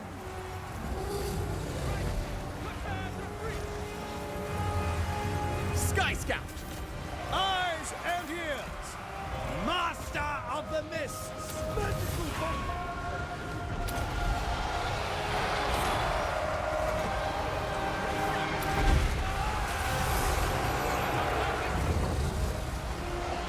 Some unit that literally is the start of the army.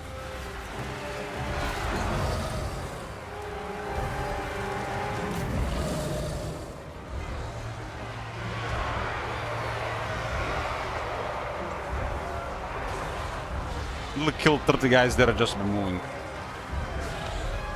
Arcanist Supreme!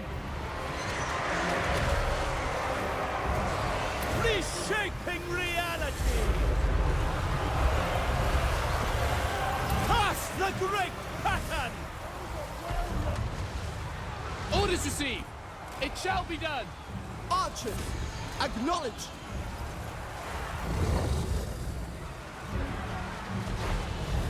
Loyal, it will be done!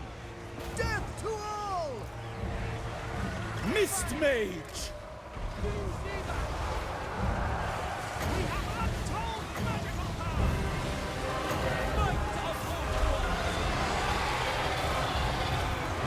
Bare your blades!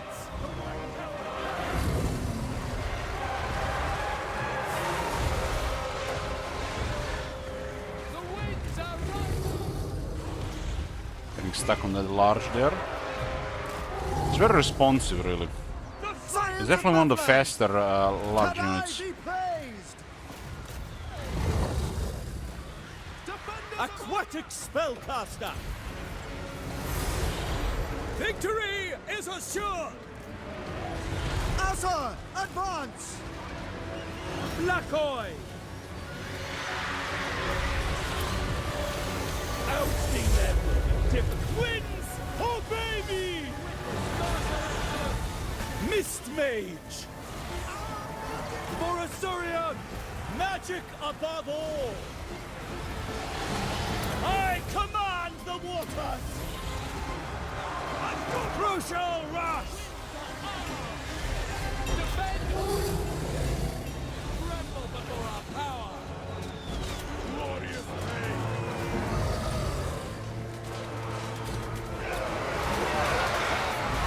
That unit lost half the health by just that unit moving through him. Understood! We will obey! Lothern Seaguard! March! Mist Mage!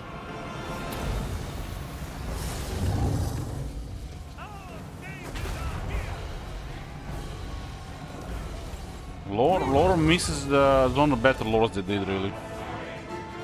Whoever did that, then they knew what they're doing.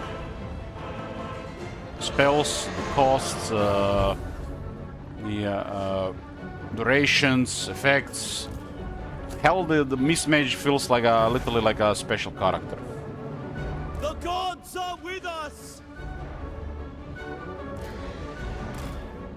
Mist Mage! Grand strides! All forward! Spirits high! Perfect opportunity!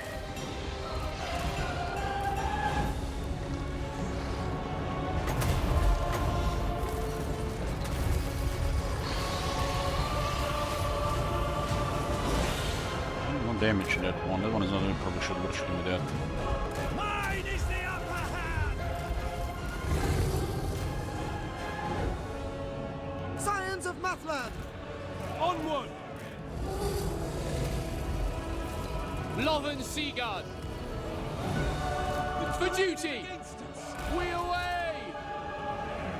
Lothern Seaguard! Move! Have fun, boys. Loyal! Victory is assured! Wolfspeed! Race for it! Mist Mage! You will not prevail! Forecasting Ladriel's Shroud to cause a strong regeneration and vigor restore.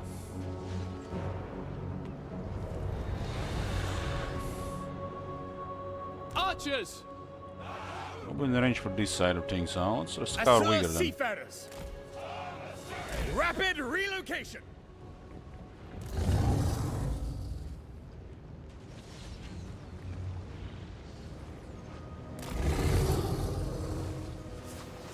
Clear skies!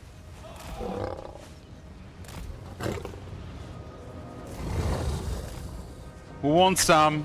Who wants some?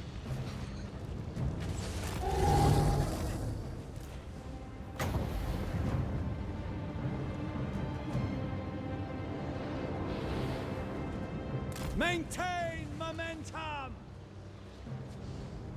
Sweeping tide!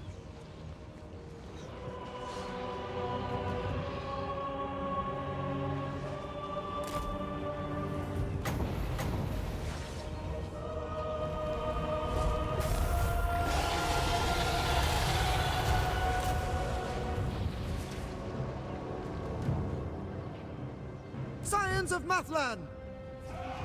By your command! Forward! The might of the Asa! Understood! We advance! Asa, advance! Assyrian guides us! Asa, forward!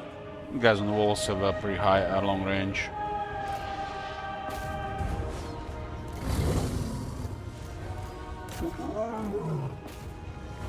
So what are these regular spears? You got charge card, no armor. These things, the war lines are crazy, do very strong charge.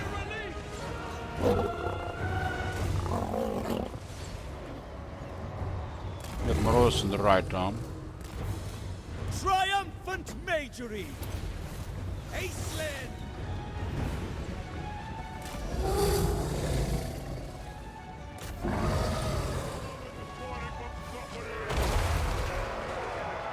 I think that might have missed.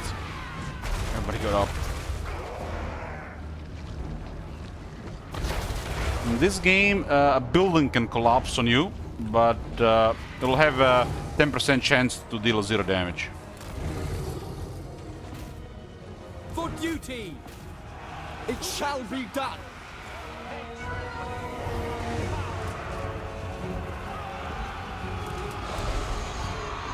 Mist Mage! Archers! As you say! Bad enough stuff still clearly no one more armor. Mist Mage! See how much damage a Stardarian takes without a rope the moment they get magical attacks. All because of me! Orders received! The tides are turning!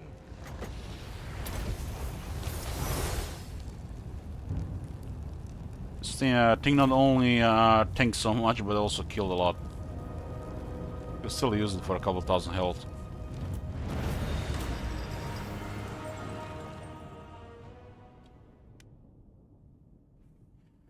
"69 casualties, nice.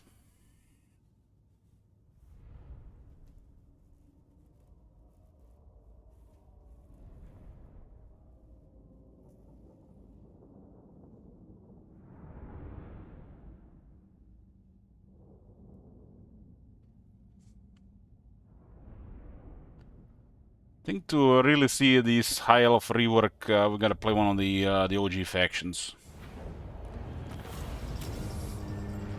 This guy gets quite a bit of stuff. 5,000. Oh, this one survived now. We'll get a little bit more money. We're actually gonna have this one as a colony. It's not gonna be tier 4 though. Raise Ulthuan's banners high. It's close to the coast. We have free movement anyways. Aislinn. So the rampage doesn't work when you occupy a settlement. Brave son of Ulthuan. The experience, the movement gets depleted. I guess a rampage doesn't work, or a rampage happens before it gets depleted.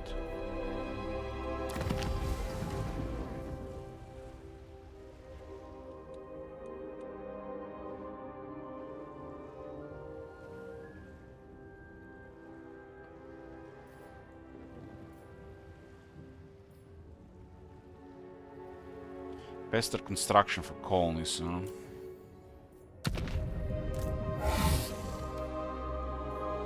Let's hear it.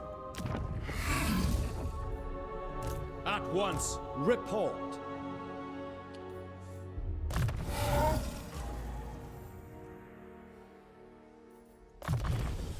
So, Meruem has attack and charge on the Bellaskill. The charge doesn't do much.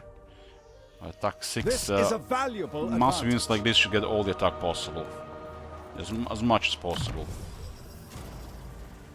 This lore goes really well with it because you can make it always fresh. And I'll not lose a mega attack from getting exhaustion.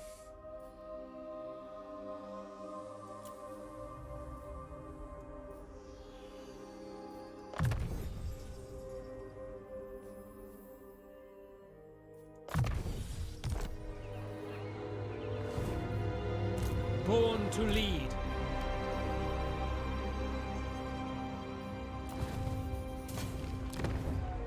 It returns to say 15%, huh?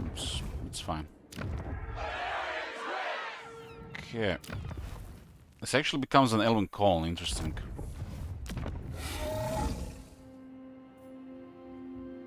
So it'll become an Elven colony no matter what.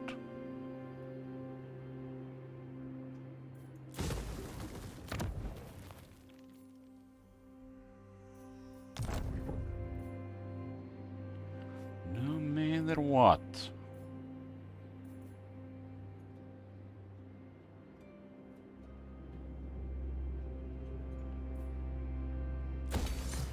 Let's get a little bit more income going.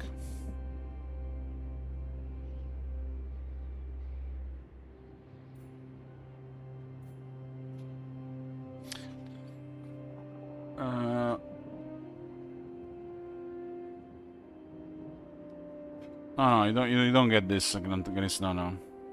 It only happens if he was recently captured, or was sacked or looted. We don't have. We are not required to entire province. We can even get a commandment going. Provincial stability is because it was recently captured.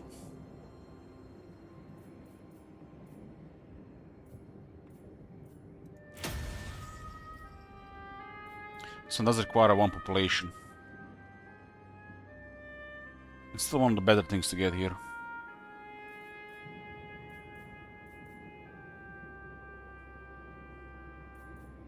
There's no port here.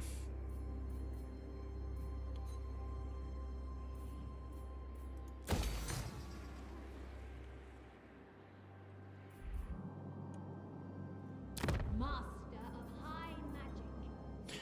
A lot of them will go to over 3,000. All of a sudden, a lot of Elven trade.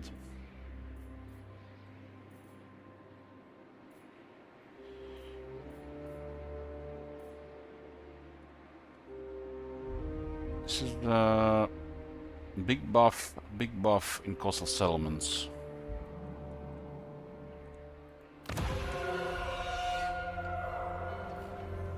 What do we need for this?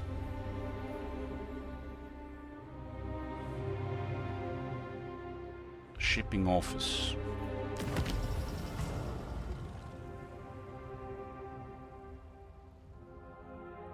This one here. We get too much in trade, we ought to start getting converted a little bit more to income. Leader of Assyrian's navy.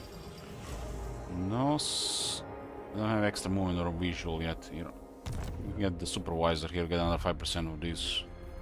From dawn to dusk.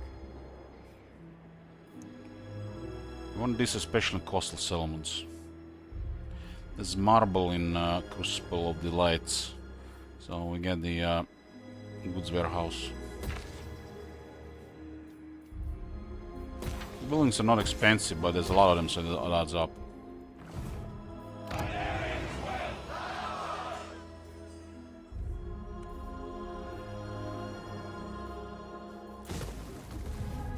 Let's get income here.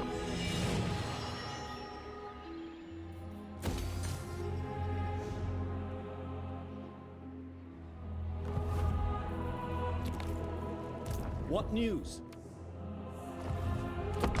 Second colony, we don't two dragon ships and colony. We're probably just gonna stick to Sea Lord and just recruit 2 guys at the end.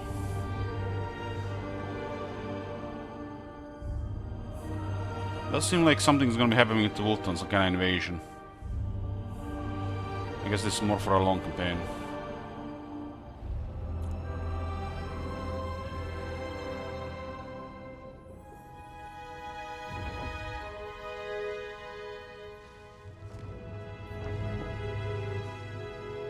I value our cooperation. Non-aggression. Giving him territories in the south.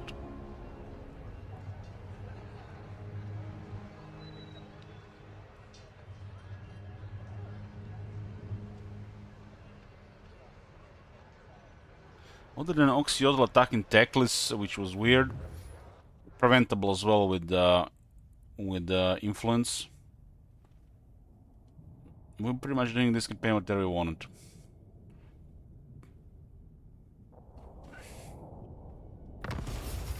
It's good, we can see how much Herald is worth.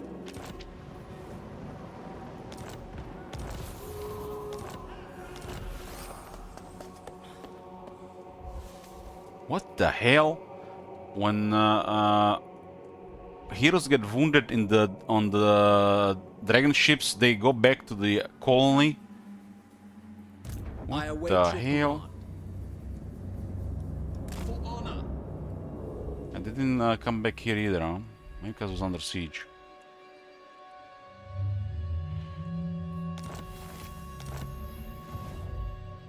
Magic in purest form. Noblemen! Who's even our next target? Ah, we're gonna clear those beasts because they keep respawning next to us. We can't leave them down here, they're gonna just cause some kind of mess. There's a quest battle here against the Dark Elves. This is actually a very strong item. Grants you regeneration, some fizz resist, and grants you a summon of Mervyn.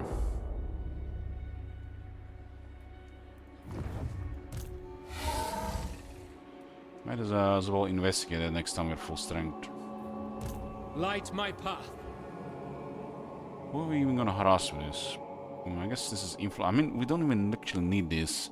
We're getting so much influence. The noble secure influence action has become consider. I guess for this faction, you get these things give you so much influence, then you have to bother with noble to farm influence. I guess he's gonna be just a scout headache, but I'm not sure we can keep up with the dragon ship. The dragon ship has too much movement. Yeah, this guy's useless.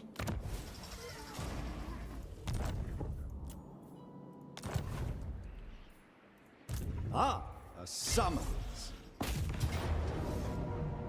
Let's go kill these 2 characters. Auto resolve. If they survive, we have a follow-up. That too, they might actually get killed immediately. Seagull, attack! For some reason, Auto resolve does not want to kill characters and single entities.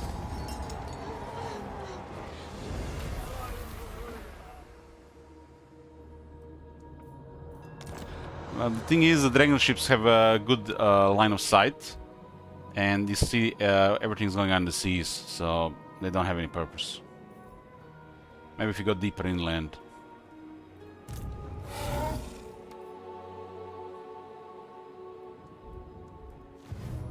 Your aid. Yeah, it's gonna, of course, army is a no-brain thing. Handmaidens does the same thing as the noble, but more useful for the rest of the army. Problems to solve. Land. Master of Mists. They're gonna survive. Look at this. Commence Ah, they combat. died. Okay. They were too low health to survive.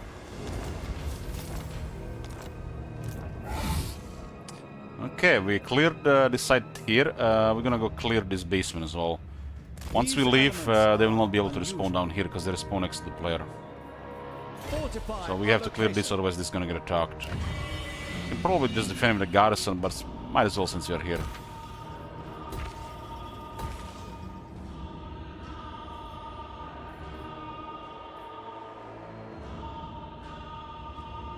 What the Beast even doing outside of raiding? They sometimes attack weaker factions if there's no military around. Ever since the lowered aggressiveness, this faction that respawn have been really odd.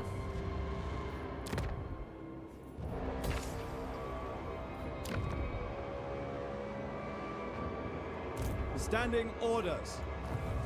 Commander of the Sea Patrol. Vanguard Master. It's a buff for the War Lions and the Merwyrm.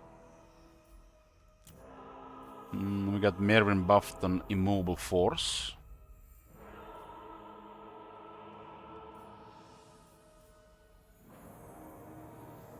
Don't really care about this one.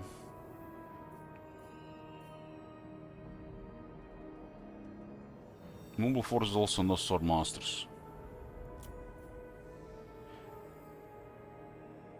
Merwyrm will get another 10 attack. That's mega for the Merwyrm. Merwyrm probably attacks on the most important stats. A useful asset. Merwyrm is now on 92 attack. What? 92? It was all in. Aha, we had the other buff. Okay. 90 attack. I mean, 90 is pretty good.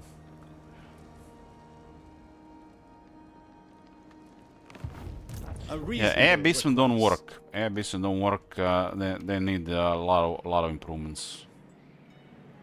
They never really worked.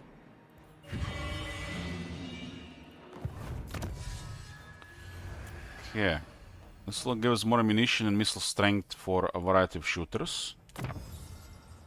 And this will be a range and +1 AP for a variety of shooters. The Asa Navy So grows in this most army, refined. the Loden Seaguard will have over 190 range. Which makes no sense to even have archers in the army, really. Triumph again. The Loden Seaguard fit 2 roles here. They're basically just gonna be better archers. They do have slightly higher IP already. And the archers really make no sense in this army.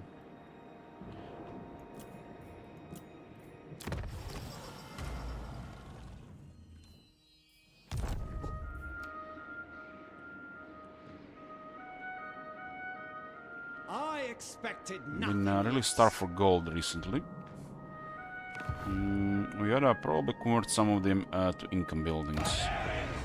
Once I get enough dedication, I'll unlock this the income building. The next step to increase income will be Elven Trade subtype building, the this one here. Once we have plenty of Elven Trade, we build this one to get more income. This will buff trade and flat income at the cost of some Elven Trade. We are currently getting too much Elven Trade. But we have a lot of outposts at this point.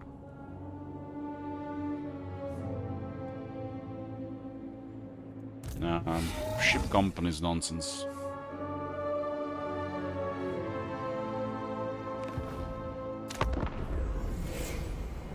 They have 7,500 health, man. Their base stats are not really worth super buffing. Just use what I'm called. They're also they're not anti-large as well, and they'll get wrecked by the bigger stuff. Just use what I'm called the tier 3 spearmen. Vastly superior unit. But you can just use Loden Seaguard. Loden Seaguard fits perfect for this faction. The health is also affected, Scotty, and the anti-large capabilities are important. This better be important. Early on they're good because they're cheap and they're available.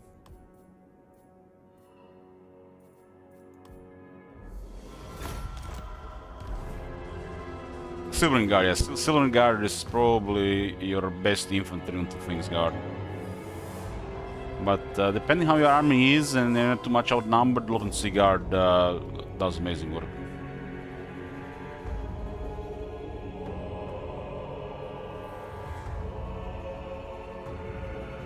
Considering the changes to technology tree, the Loden Seaguard is better than ever.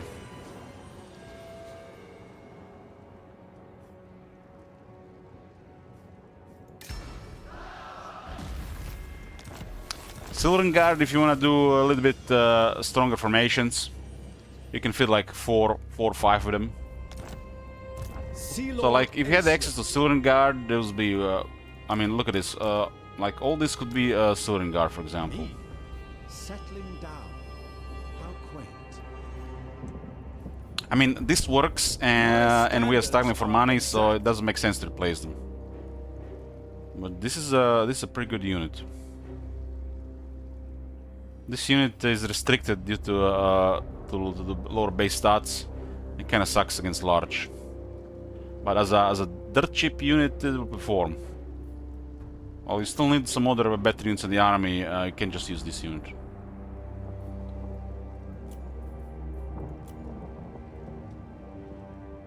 The work never ends. Oh my god! Have you seen that shit? Holy shit! End game for these guys, you can literally use whatever you want. This guy gets access to Vanguard, so you can even use just a melee army. Whatever you want.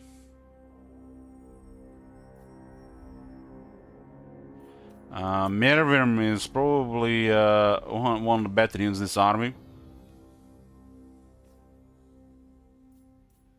And whatever you have is available. I would definitely put one Merwyrm in the army, the rest whatever really. I really like the fact he has additional buff for it.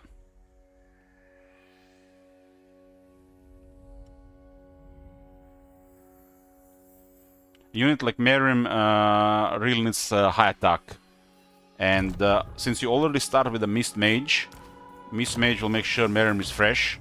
You can make it fresh, even heal it, and you can make it really tough, and even more speed for. I mean, this thing here and this thing here, and you can have a blast with the Merwyrm in the army. Just one Merwyrm, and these 2 spells. You'll have a blast with it.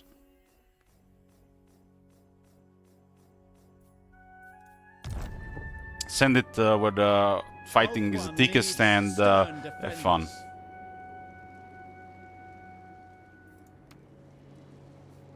I mean, it's you'd use whatever you want, but it's the usual, you know, high loss increasing quality, so you can stick to as around a tier 3 army or go beyond tier 3.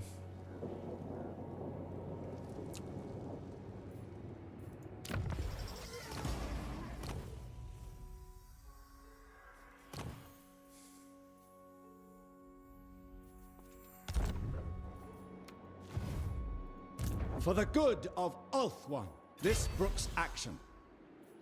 Secure the perimeter. The Vanguard is a really nice touch, so gives you other stuff as an option. If you go extra melee, you probably need to put a lot of life mage in the army. So combine arms is probably the best option. Some some infantry, some monsters, and some shooters. We will endure.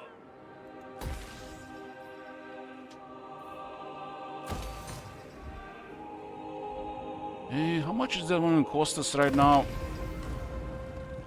700.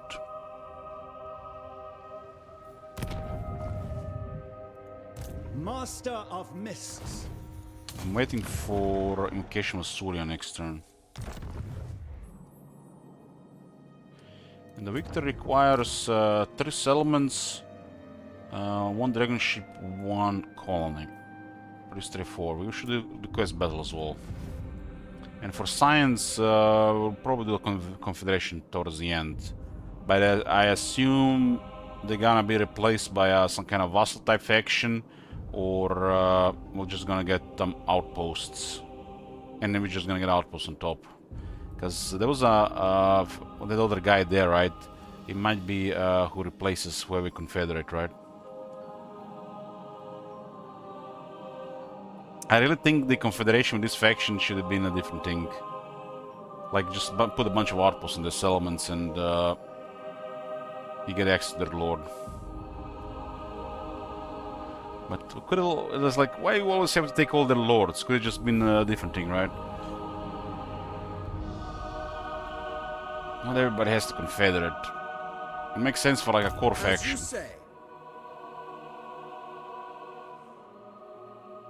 So Tyrion has spawned an army here. It looks like the AI is using mechanics. Look at this. We had a glimpse of the Tyrion mechanics when we were doing the patch notes.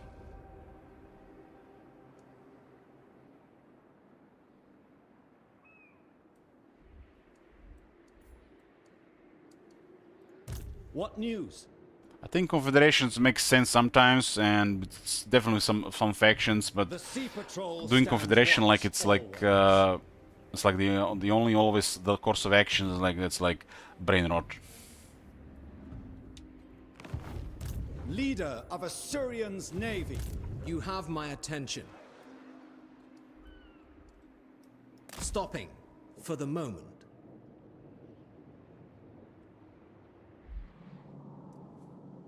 I don't think it makes any sense for this faction to confederate. Like I said, this faction is like special forces, like East India Company.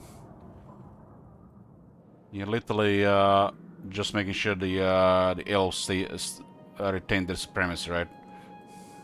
Or expand their supremacy.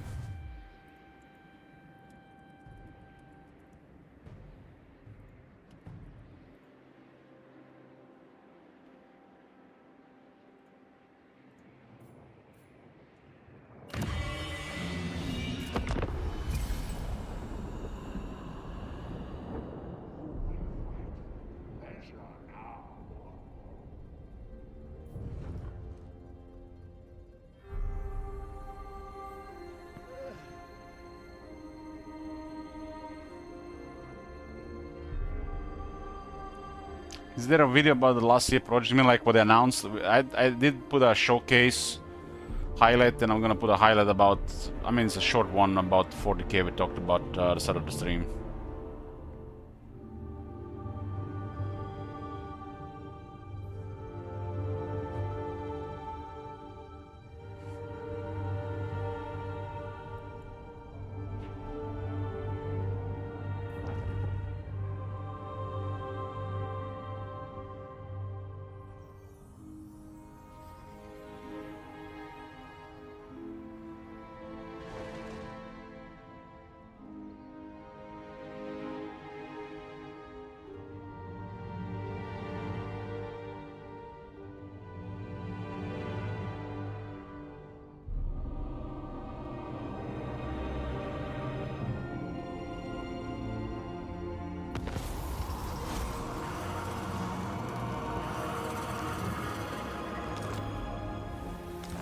Tyrion has claimed the Sword of Cain. Commander of the Sea Patrol.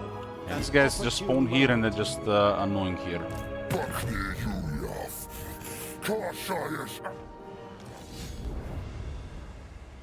In agreement.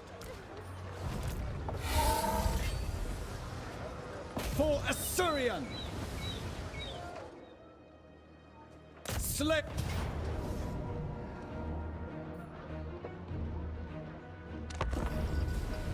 We're gonna leave this area so nobody gonna respawn here.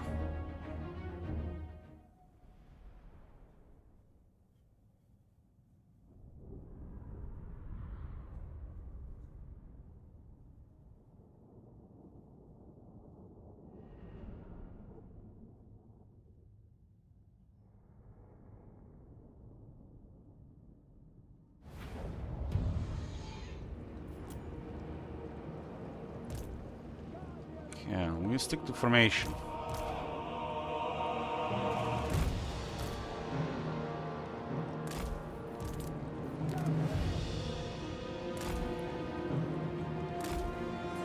Lothern Seaguard! It shall be done! And harass some cows with the sky cutters. Coordinate maneuvers! See what goes around. This guy could deal with warhounds. Understood, as you say. These guys have too much range to be this close.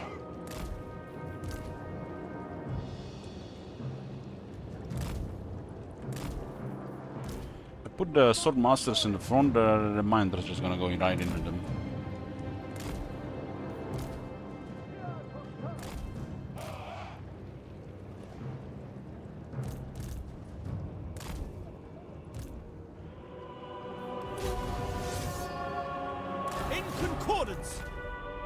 For the glory and safety Tiger there. Oh, I forgot to equip the robe. These guys don't have magical attacks. We rule the skies! Form up! On the wing! With precision! So this, even the sky card is gonna get the range buff from the technology, huh? Slip waves!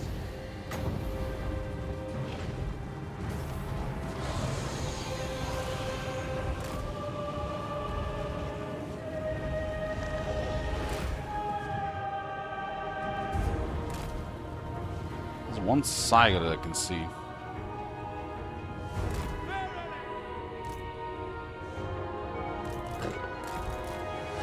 Air patrol! Transferring! Sky Scout! Speed up! I think those warhounds wanna deal with this high threat, but we get closer, they do have to respond. Mist Mage! Wielding the arm! Rocks and Assur! Rocks and Assur! Away! And those missiles are actually doing quite a bit of damage on Saigon. An opportunity! Because they're not missing. Saigon has only 50 armor. Commencing! We rule the skies!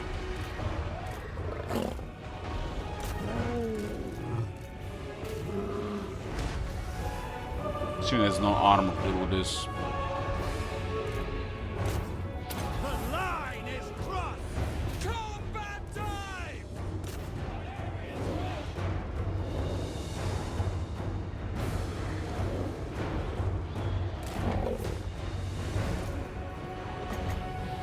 Reshaping reality!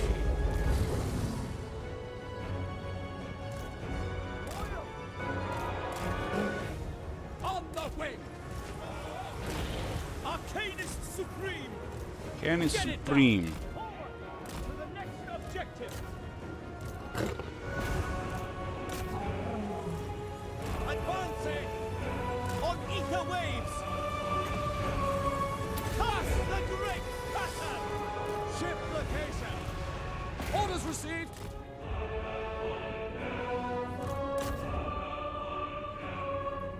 Shrines of Mathlan.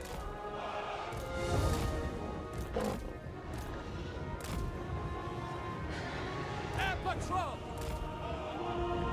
Proceeding! We will obey! These guys not routed against such numbers nearby. Sealord Aisling!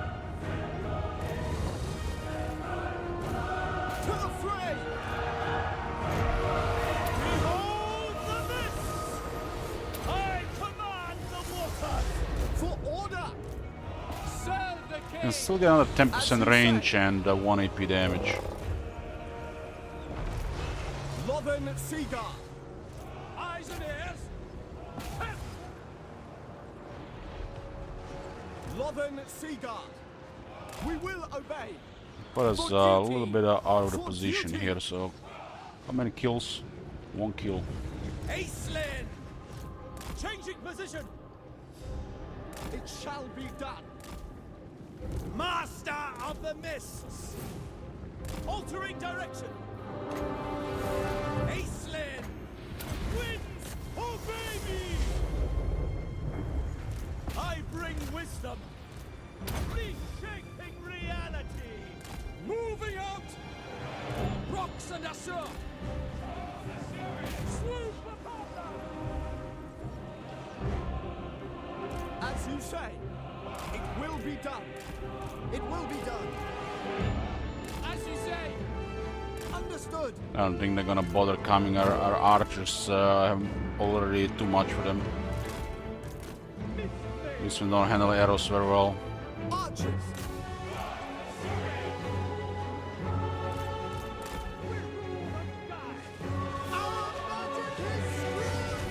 Remember, we also have several decent missile buffs. Fly over. Enemy troops. Sky strike.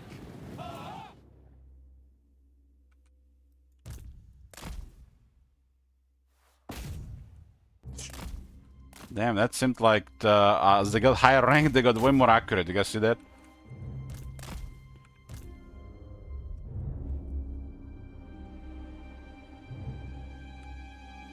Imagine how many of these beasts would actually be required to even put our formation into fighting. We can kill literally probably 2 of these armies just on the approach by the shooters. They just don't have any armor.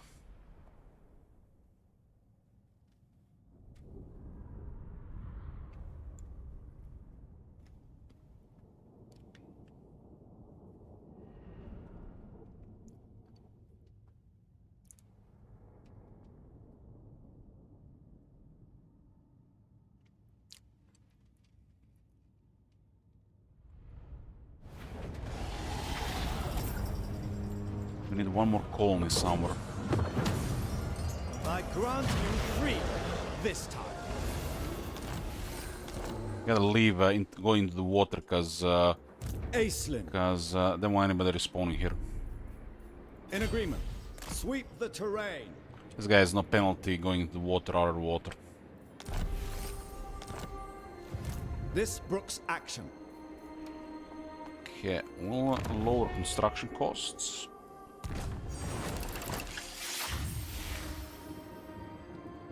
Triumph again, as it should be. Go for tier 4.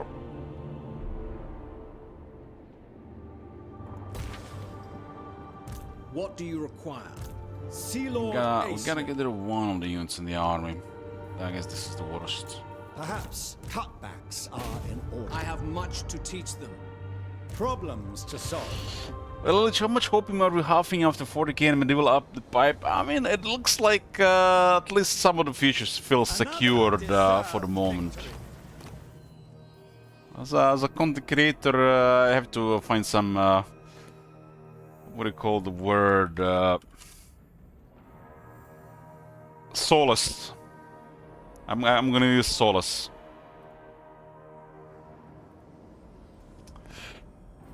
After all these dark clouds, surely the better weather is on the horizon.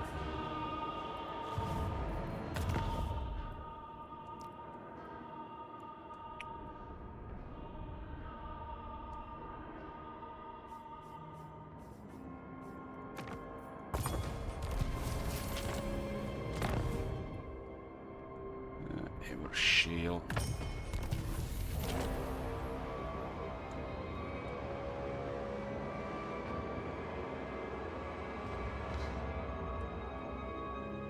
Commander of the Sea Patrol.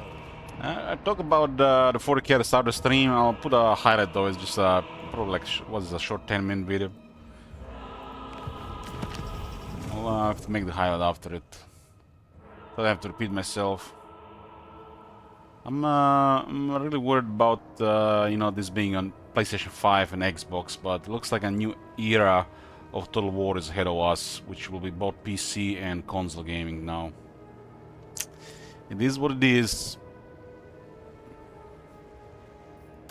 Hopefully nothing will be sacrificed for the console support.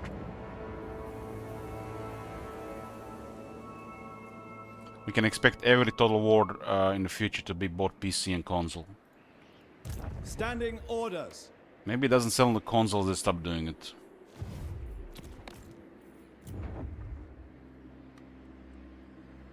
But the consoles did come a long way, right?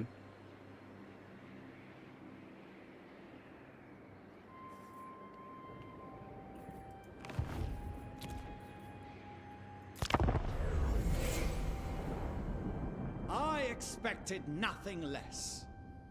Maybe the console version of the game will be a little bit different.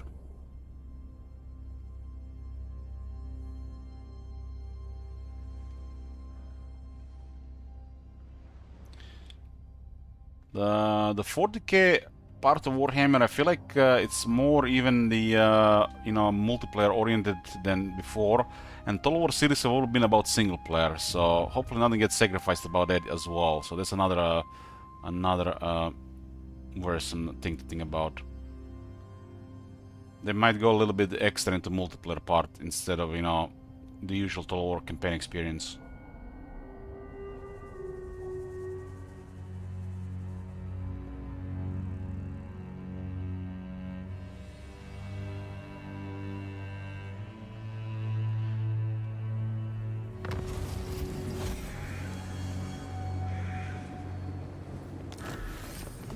More armor and missile strength for a variety of shooters. For the good of Ulthuan, Master of Mists.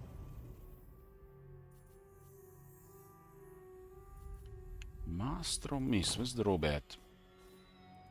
What news? No news. An opportune moment. Leader of Asuryan's navy. We have like godly amount of defense against ambushes. Surfing prow, proud and tall. This is for the shipping office. Also get 20% more battle loot. So every coastal settlement will now shift the element trade to income. Tower of the Stars. We got 250 income and 20% more trade tariffs.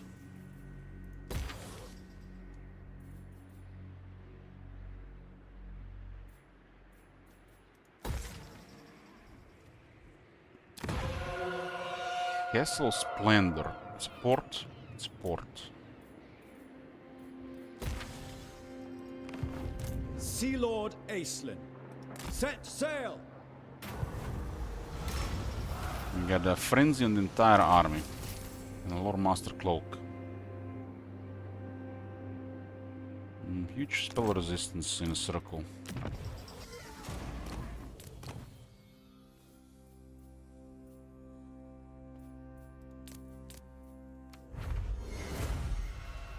Commander of the Sea Patrol. For the good of Ulthuan. Master of Mists.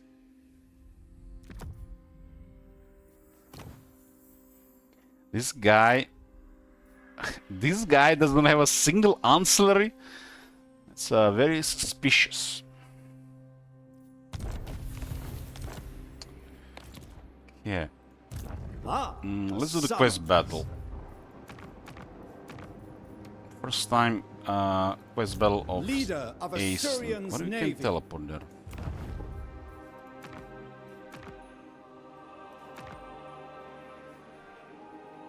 And we don't have 500 gold.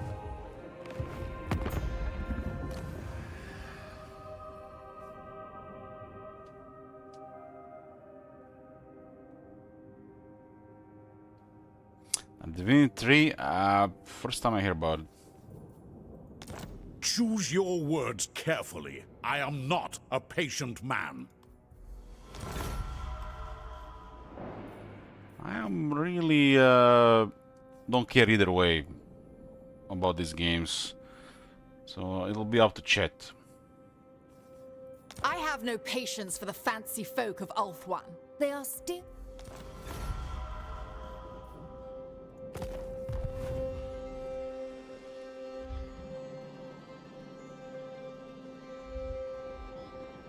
Report.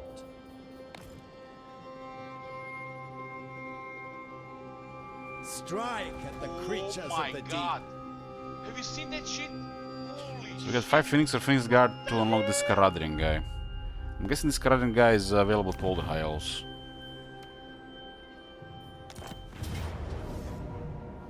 We have quest battle here, but before we do it, a break first. In a bit. We're back, boys. This is Icelind's quest battle. Let's see what is it about. The item is very powerful.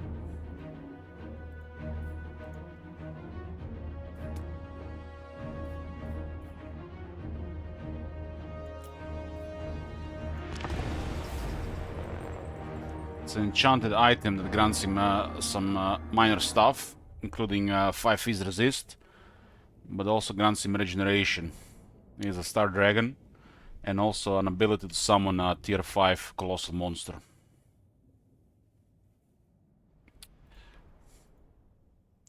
Howdy. Lockyer Fellheart has chosen battle here on the shores of Ulthuan, on the very doorstep of our homeland. It shall be his last. Be wary of his underhanded ways. He is a blight upon the face of the earth that must be eradicated. For good.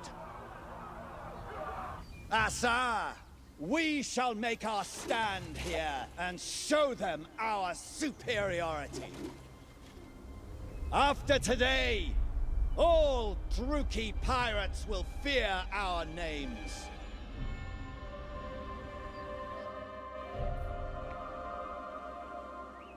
My name is Jed Masterson, and I'm a Speaking of howdy, we are gonna be playing Fallout New Vegas next week. If you're hearing this, I have a job offer for you. Happy Trails is organizing an expedition north into Utah, off the Oh, look at this. This thing is massive in the back. We need people. We're looking for caravan guards, prospectors, couriers. Oh, there's a black cargo on the other side. Damn. Straight toward trouble. We want Damn. If you got a pit bull, Oh, that's cool. we definitely want you. That thing is huge. If you're a greenhorn or a city slicker spinning tales about your skills, you can kindly go hang. If we like your gumption, we'll pay you square and treat you fair. Find me, Lothern Jed Seaguard. Masterson, Orders at to the Northern sea. Passage if you're interested. Luck to you. Luck to ya. We will obey. Had actually a little bit space in this formation.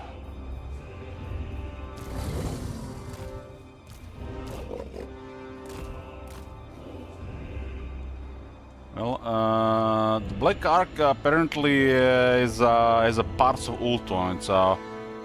It's a magically enchanted, and this thing is just a massive ship. It looks like one of those Pacific small boats, except made on colossal size. Keep in mind, both factions use magic really well, and it's one thing if they use magic in battles and stuff, man. They probably use magic in everyday life as well.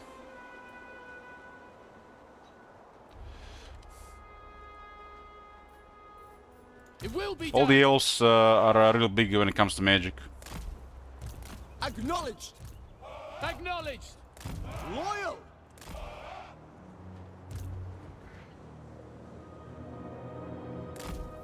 I don't know who they're gonna shoot here. Noble. Noble is immune to flanking on foot. I'm using him on foot version. We will obey. Without These fail. guys in the back. Without fail. They're Understood. all the student on the guard mode. We should place this by with Lord and Seagull. Archers don't make no sense in this army.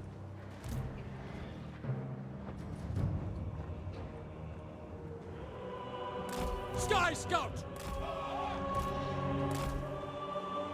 Isn't Nulton floating as well, the entire continent?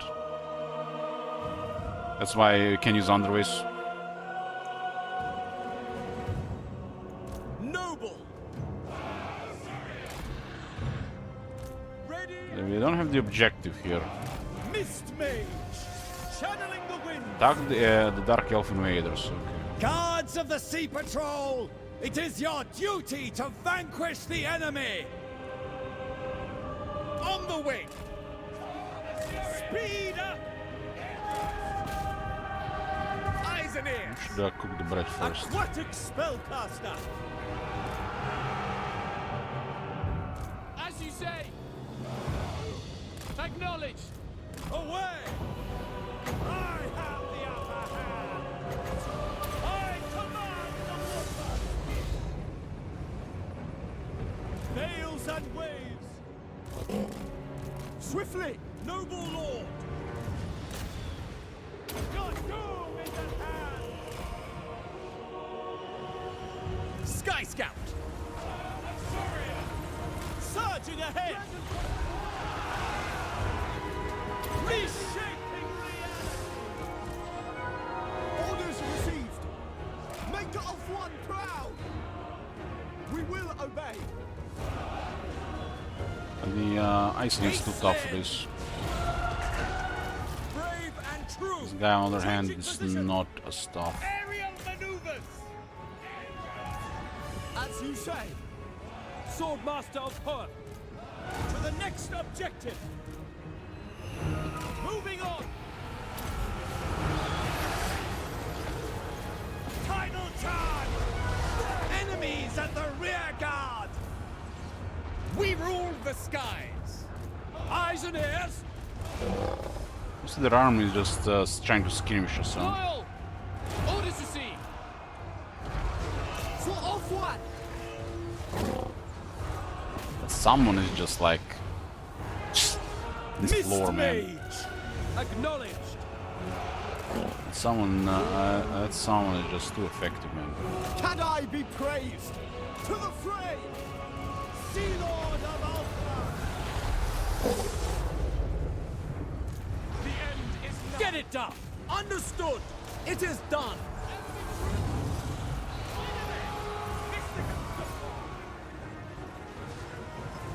Mist Mage. Behold the mists. It shall Assassins. Lockyer finally shows his face. What is that unit? It looks strange. Honor. Warriors, defend yourselves. Swordmaster of Horn.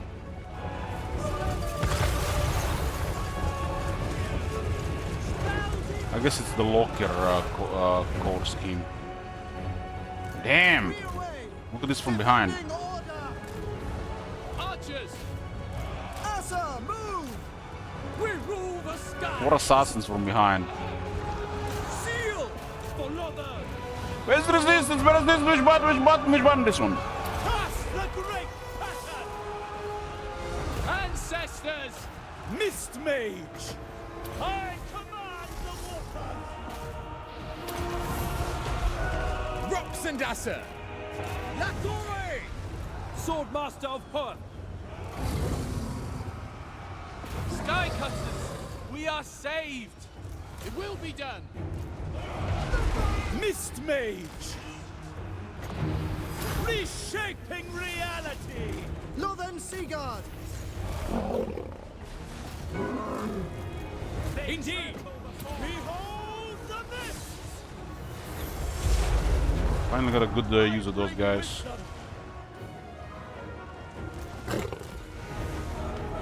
Lothen Seaguard. Without question. There's definitely a lot of pressure in this area. I can keep shooting. Attack. Had 4 assassins spawn in the back, huh? Oh, we're getting reinforced by Sky Guarders. Lothern Seaguard! For order! Mist Mage! Is that a Black Dragon, huh? For duty! Asa, attack!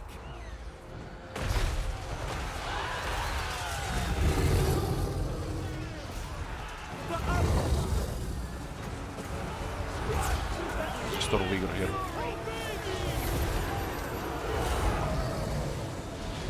Man, I wanted to see if there is any attack animation there. Why do I have to die so fast?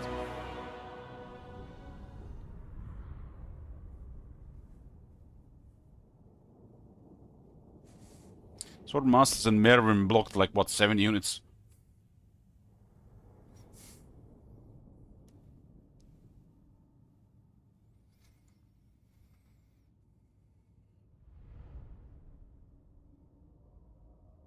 So you do get ambushed by okay stuff here, but this army is already pretty good.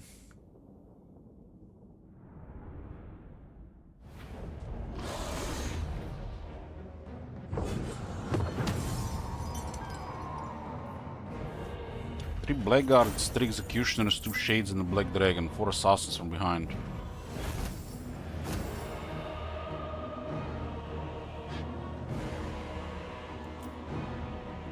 I wanna try the Sky Cutter bolt throwers.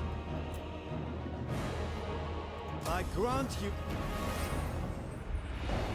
Now we are immune to Storm Reef attrition. This doesn't do anything for Iceland.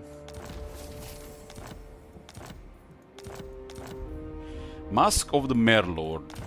And quest complete. Aislinn. So what does this do? Wound recovery time -2 turns, physical resistance 5%.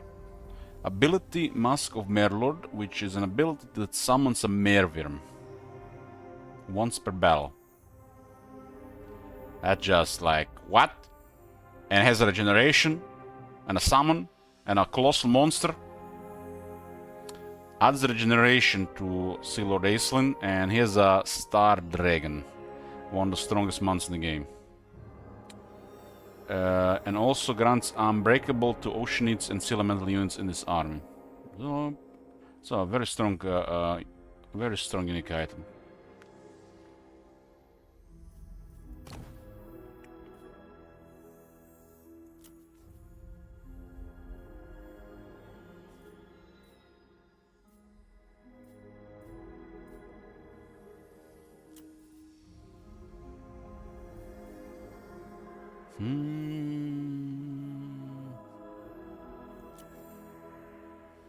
And this one doesn't make no sense on our army.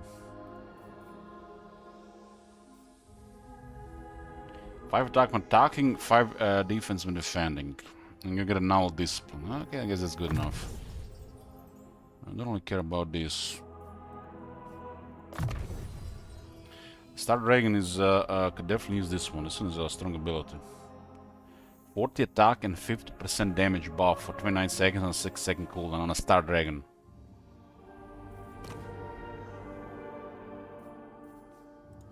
Master of How are they gonna Mists. kill him into flanking Folariar's Robe Noble?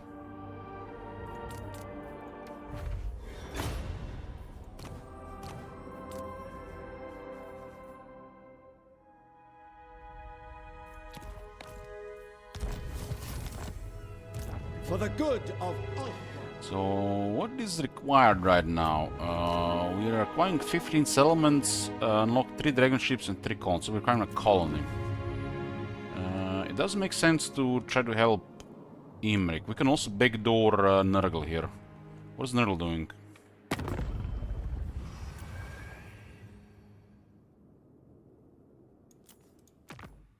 I mean, we can literally strike anybody and nothing they can do about it. Nothing they can do about it. Commander of the Sea Patrol. Cast off with the tide. And we have a mega advantage in the water. It's literally we are unkillable in the water. So one of the strongest army in the game in the water, and we can go on land and into the water with no movement cost. And we can even literally ambush teleport onto the land. So if you're near the coast on the islands, beware. Oh my god. Beware, we coming. Have you seen that shit? Holy shit. What the hell? Did lower the pressure on Sword Masters that one.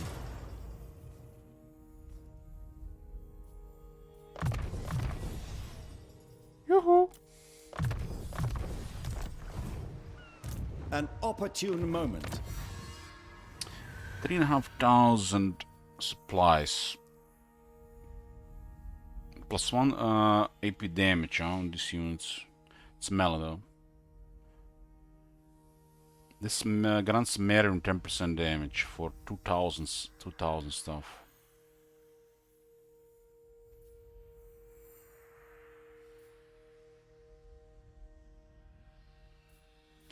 Another reduction in the Lore of Mists. The range supply construction costs -5% for all dragon ship buildings. This is still relevant. These advances will be useful.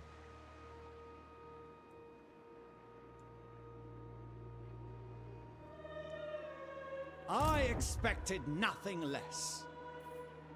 A legend in the making. If you're gonna be playing this campaign, my advice is get this skill within the first probably 10 ranks.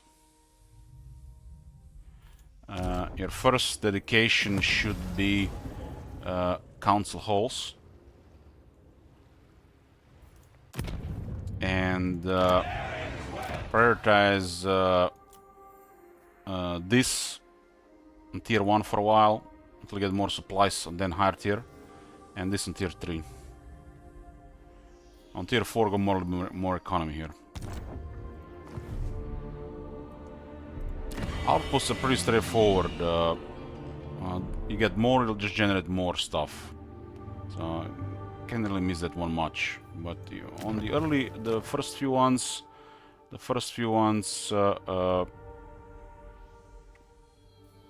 this starts to generate a lot of Ellen trade. This is where you get a lot of Ellen trade once you unlock the construction in this building.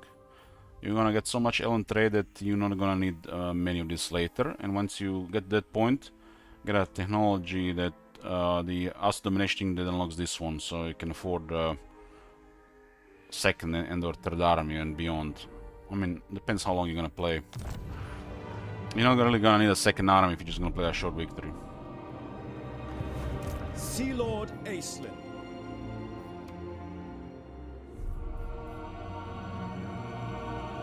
Another deserved victory.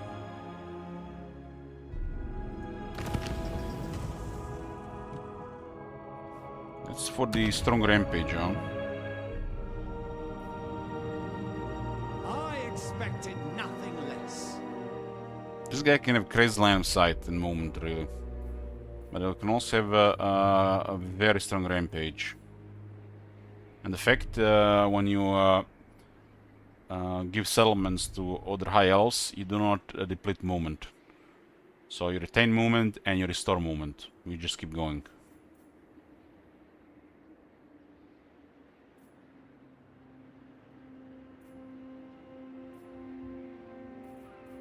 I guess this one is a no-brain. No-brain. Doesn't unlock the Phoenix Guard. And the archers really make no sense this army. Another deserved victory. Yeah, but the DLC has been pretty good so far. Like, I expected way worse stuff, really. Haven't seen the third faction sale.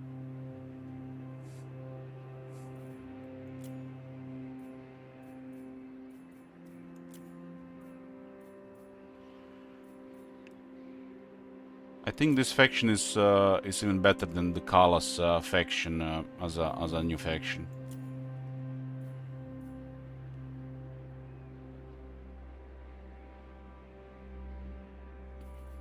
So what do we don't care about in this army? We don't care about these units. I expected nothing less. Who can brave the hostile waters?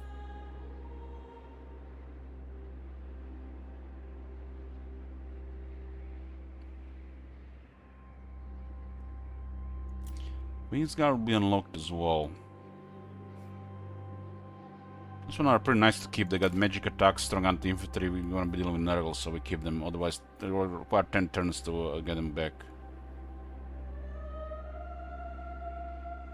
These guys were also just recruited because of emergency, but so we don't really need them.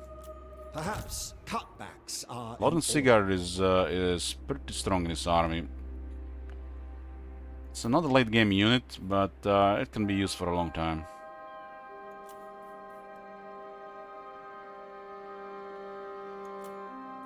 We'll just add more Lord Sigurd and we'll see with the rest.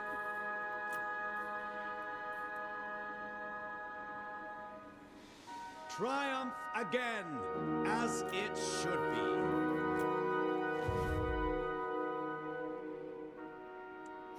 Yeah, since we're doing all 3 campaigns, so we're just doing a short campaign victory. It looks like this one has something more going on after. Like some kind of invasion of Ultron is cooking.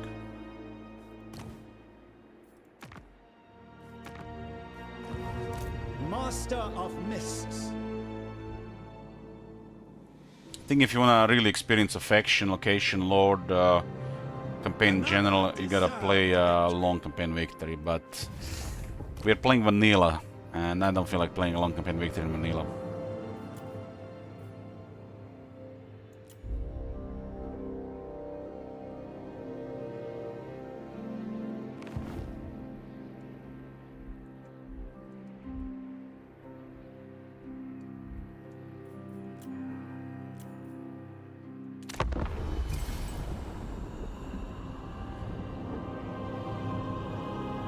Like the Kala felt like more of the same. They just changed a couple things. Well, Aisling was, I think, is a great addition to the Immortal Empires.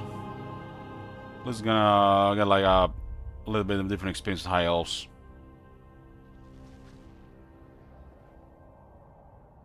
The Kala, the main thing she has to offer is she starts in a different location. Like, all this stuff they did with the Kala just felt like more the same. Although the Kala is a really fun lord. Really fun lord. She's one of the strongest fighters.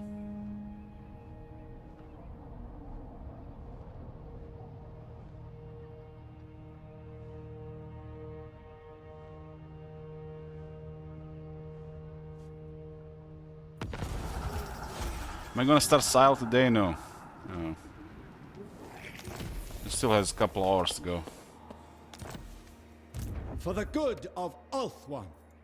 Ah, a summons.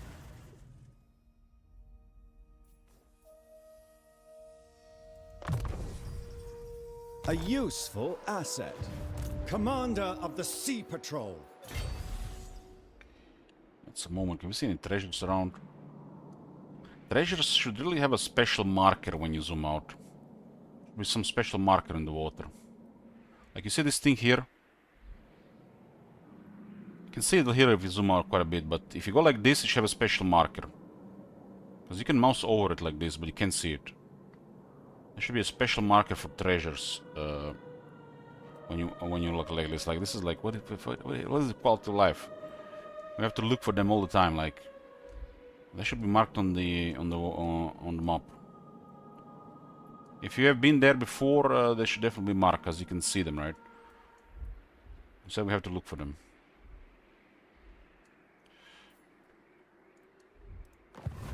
Report. In agreement. There are grim portents to avoid. Double shift! We shall continue after resupplying. Mathland's wisdom is subtle, turbulent, above all, unpredictable. Okay. Here I'm gonna get 10% more damage there. I think does overkill damage most of the time, unless it's hitting some really high health units.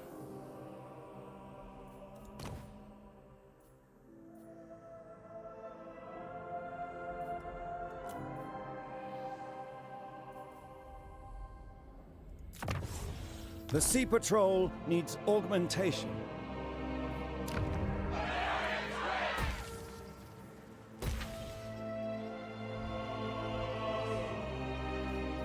It's cost 1400 and 200 Elven trade. Tier 5. 3 control and you get 5% income. Huh? You want to get this into positive. There's more income here.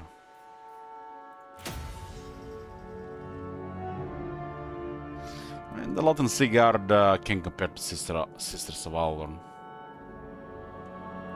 Since Alorn have such a strong range attack, they might as well be shooting plasma instead of arrows.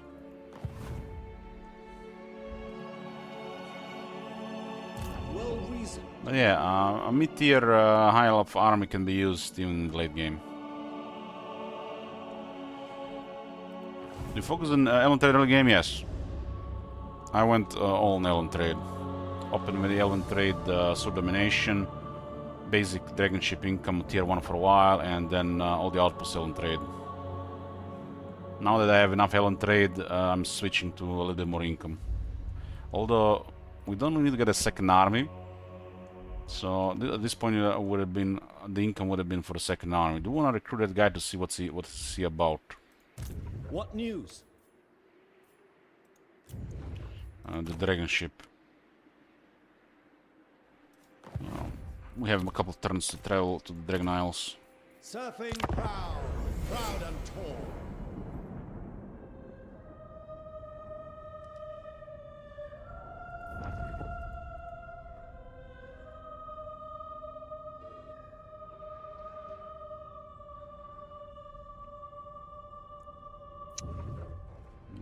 I guess see you tomorrow, Slagon.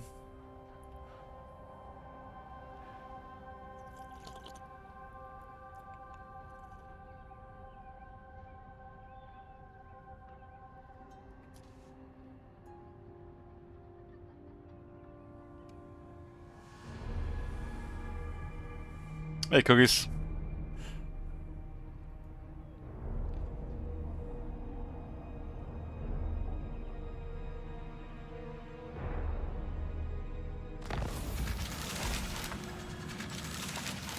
Reikland is Confederate Marienburg.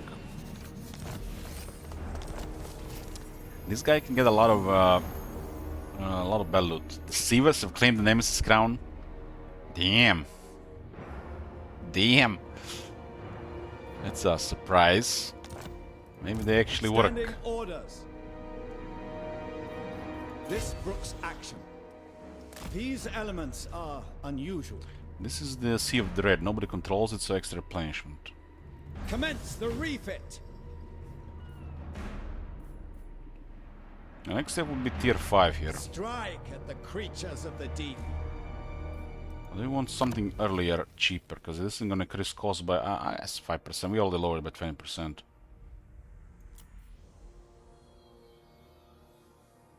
This is crazy. This is crazy.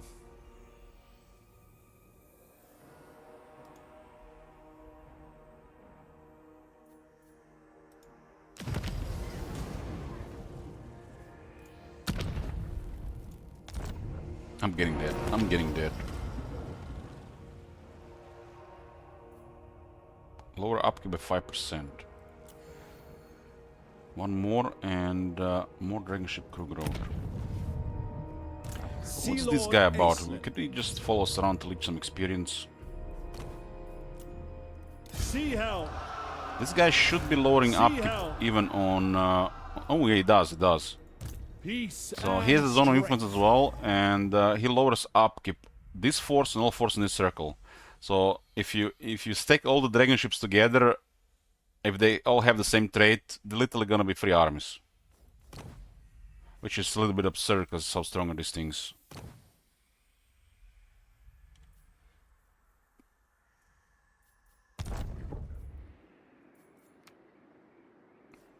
Okay, so this is the dragon ship Admiral. It's Great Eagle and Skycutter Chariot. This is not a horrible mount. It's actually okay. It just looks weird.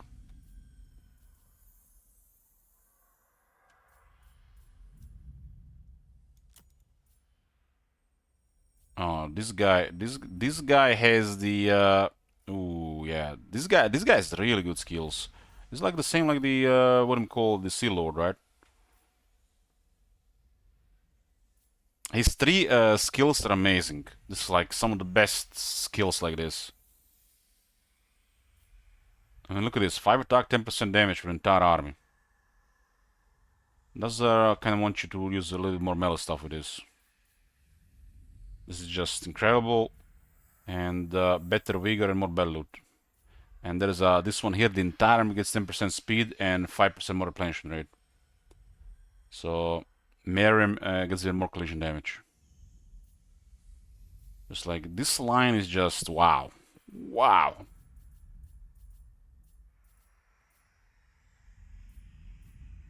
And you can pick one of these. So it's basically the same as the Sea Lord, except he's called the Dragon Ship Admiral. And get Isha for replenishment.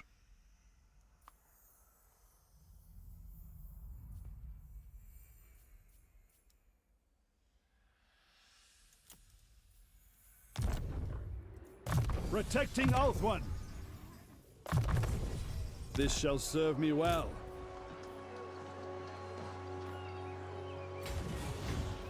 Sail bravely and navigate cautiously.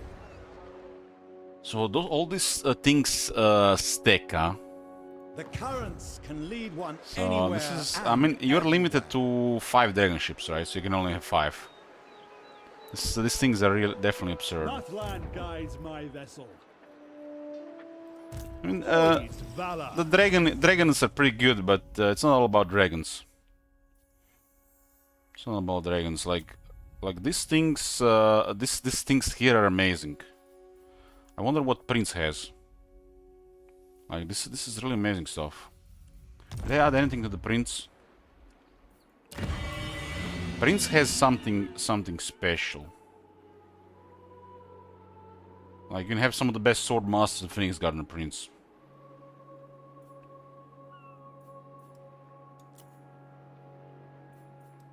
Let's just get a whatever Prince.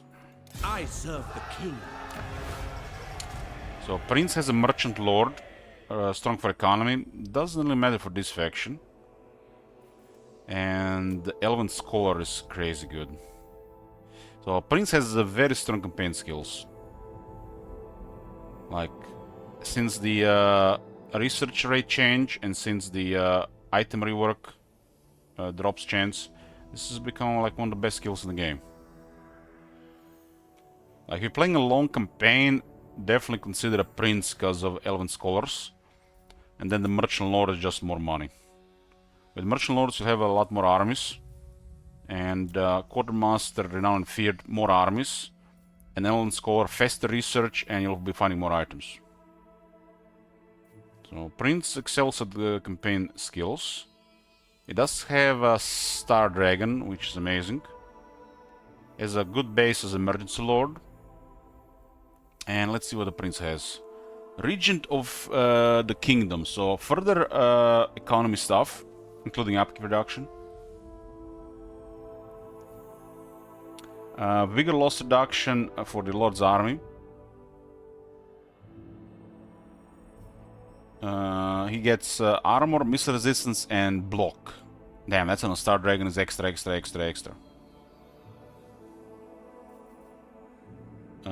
The mages these days they are pretty straightforward, so you can just get a mage pretty much in every army. They're getting easier to unlock than ever. 5 infantry for veterans and 10 physical resistance for all infantry. And the last one is Vol's Legacy. It gives the Prince more AP weapon damage and bonuses infantry. So another reason to use more Folaria's robes. Damn, they did Prince pretty good here. If I play a long high elf campaign, Prince is a pretty good option.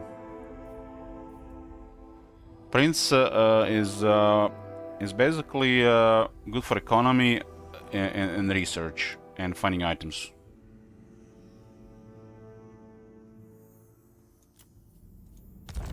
Early on, you might not have access to more mages, so Archmage might be a better option. But Prince definitely has stuff the Archmage doesn't. Can I offer assistance? How much money do we have? Can we see a princess as well?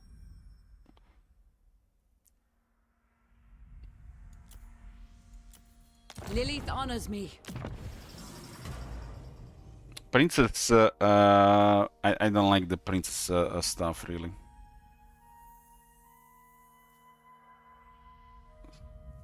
This range thing is making it poor.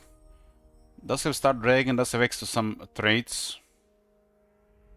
Star Dragons are stronger than ever, they increase the mass, and this is 15% on top. So they have also Regent of the Kingdom, they have Merchant Lord, they do have Elven Scholar. Informed will make the heroes effective in her region. Why it's a region, why not province? It's a big buff to reload time reduction, but she has a really bad missile attack. It's a waste to even use it. 10% missile resistance in a Strider. As a Master Archer, the entire army gets 10% missile strength, and she gets a 15% base missile strength buff around. And she gets river ammunition, projectiles will cause explosive magic damage.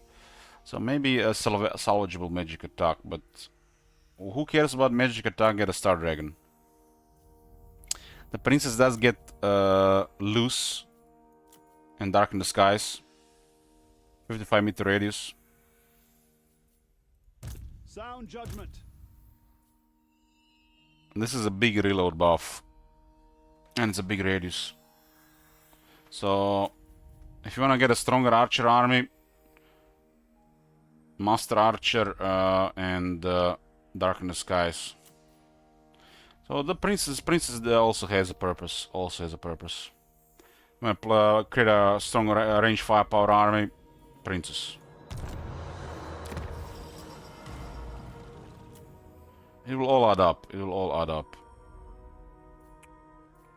And let's get find like any archmage. I've seen if they've done anything about the archmages.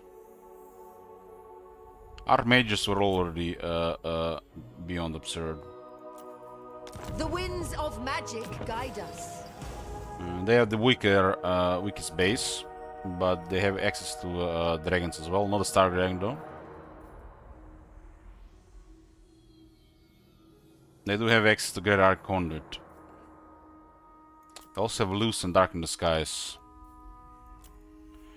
Crackling Potency, Chain Lightning and 25 line of sight. Absolute Control. I guess they kind of the Archmage got the short end, the reworked. Cooldown cheaper spells. 10% spell resistance for the army, 500 barrier for the Archmage. So you're telling me the Archmages can have 3000 barrier?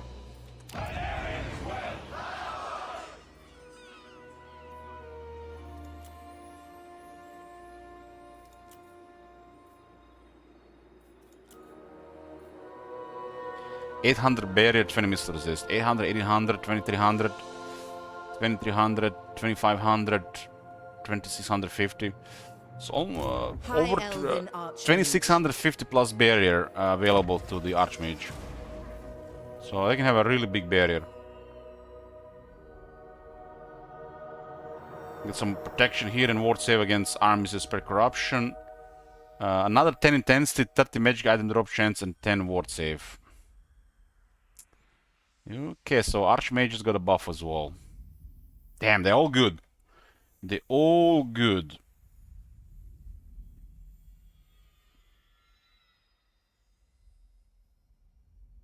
So if you want to have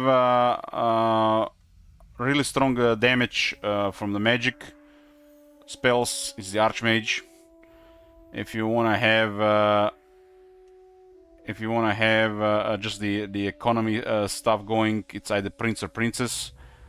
While the Princess is giving extra stuff for a stronger range army.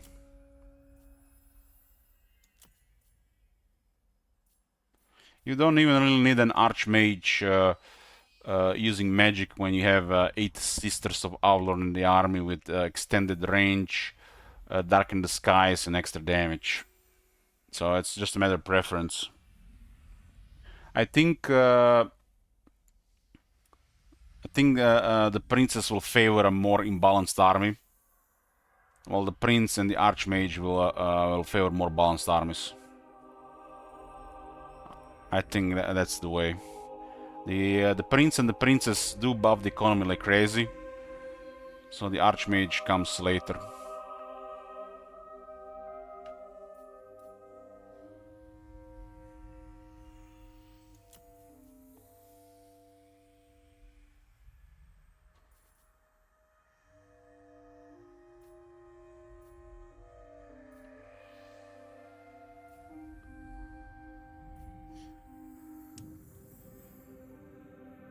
Yeah, I think both Prince and Princess are more of a long campaign here, Lord. If you're gonna play a short campaign, your second Lord will most likely going to be an Archmage. If you are playing a shorter campaign, if you're not playing like a long or very long campaign. Princess and Prince don't really make much sense unless playing a long campaign.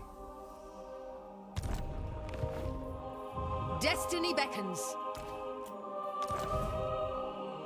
I think the Archmage creates the most balanced army. Because you'll have access to that strong high elf magic and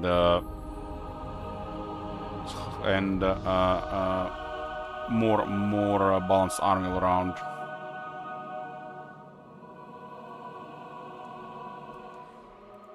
Nerves of it, Dilmar. Sail the skies.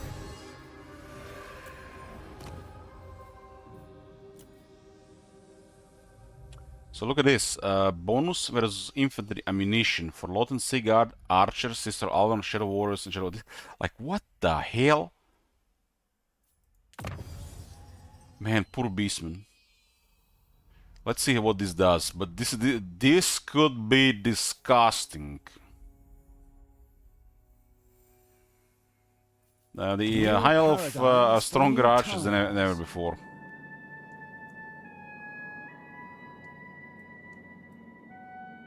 Man, infantry is not gonna be, even infantry is not gonna be safe anymore. Man, what the fuck can Beastman do against that? Poor Beastman, eh? Ah, a summons.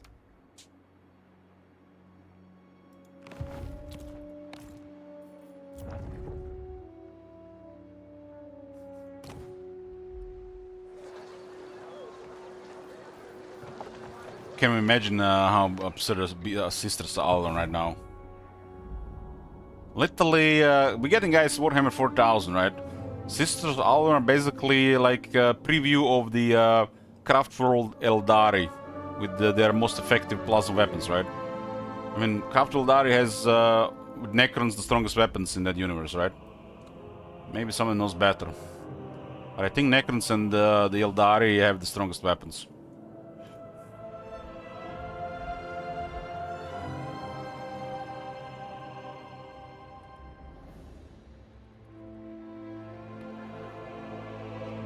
What's that weapon called on the... Is the Viper the one, the big one?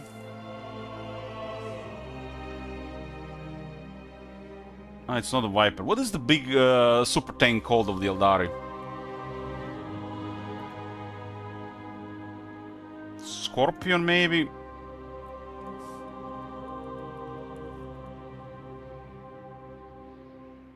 It's the Scorpion, yeah.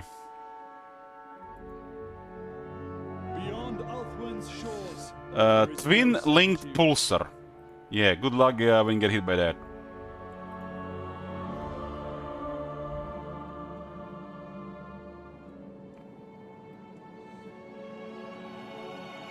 From what I've little I learned about 40k, Eldar and Necrons have the most dangerous weapons.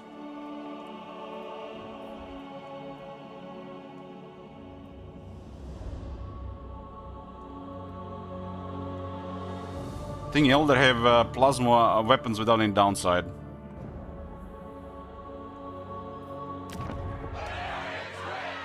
Or something like that.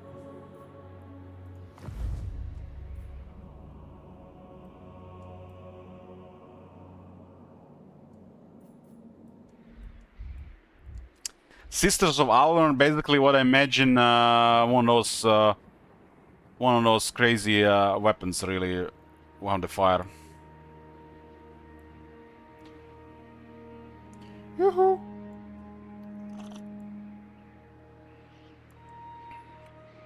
I mean, Necrons are supposed to have the most advanced technology, right? Nobody has more advanced technology than Necrons. They've been alive longer than anybody, right? They've been alive for like, what, 60 million years? So, when it comes to technology, using of energy, they're supposed to be rank 1. No, like first.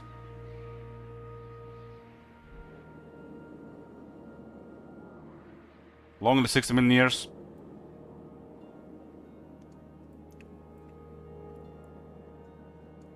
Like in Gladius, their weapon damage literally scales to your toughness, so no matter how much toughness you have, you're still gonna take some damage.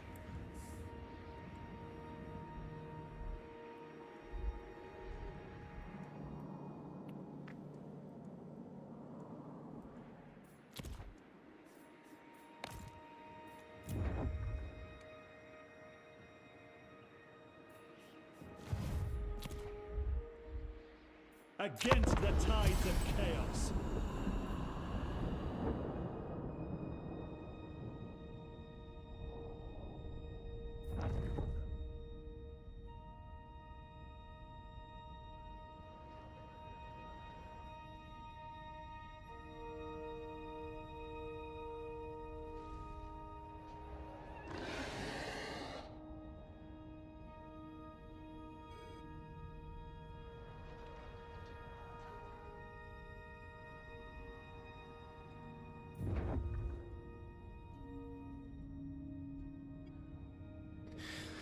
Well, I know Necrons are gonna be probably easy to make. They're just gonna be extremely durable. They're gonna have auto repairs and some of the best weaponry. They might not just have the numbers or the resource. They might be very expensive. I wonder how they're gonna make the Tyranids, cause if Tyranids come, everybody's fucked. So how are you supposed to fight that?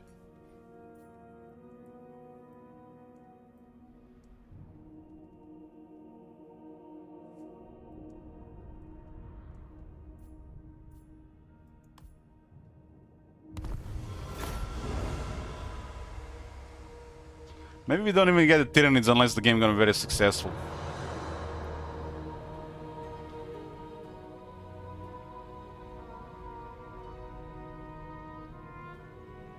Tyranids is gonna be like Skaven, limited to army size.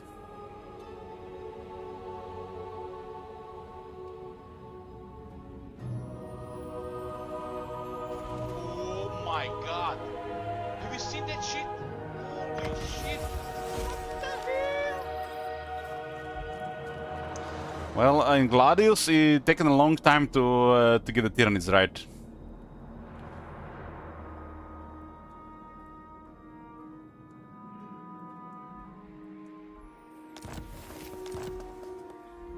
Meanwhile, Necrons were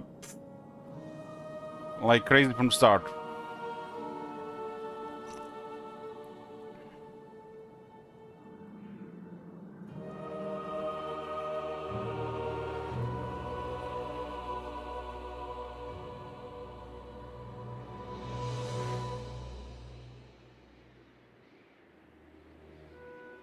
They have a thing called Celestial Orrery, basically a holographic map of the galaxy, and touching a planet through that map changes the region physically or even go kaboom. Man, that's some, that's technology.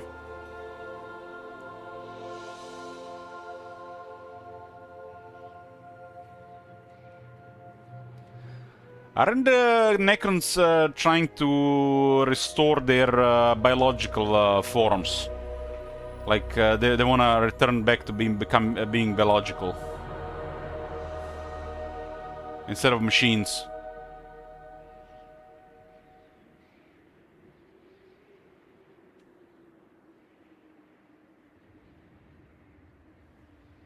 Does that mean the Tyranids are the main enemy on the Necrons? Because Tyranids are trying to devour everything.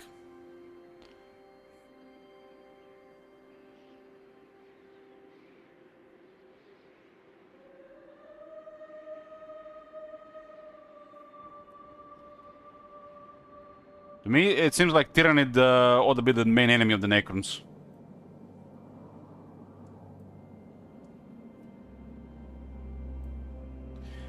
I am not really familiar that much about the lore. Who's the most dangerous? I think the Chaos is probably the most dangerous, most powerful force in the universe. But when you think about it,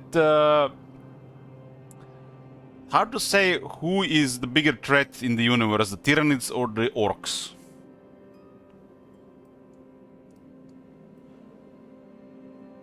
It's like they have.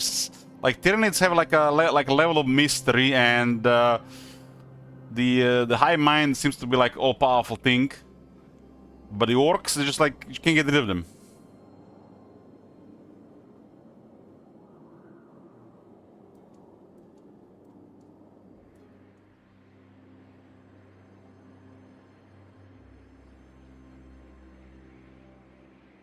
I like that Tyranids have a level of mystery behind them.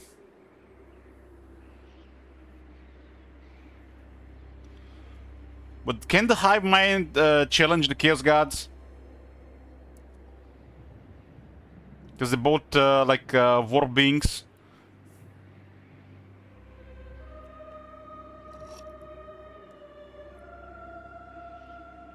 The thing is, Orcs, how their magic works, it makes them very powerful, right? And they don't even realize this. At least most of them. Do the Orcs ever realize this? The Orcs don't know about this, right?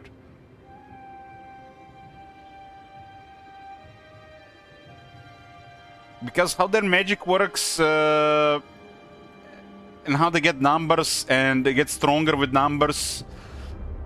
The Orcs looks like they're also a massive threat.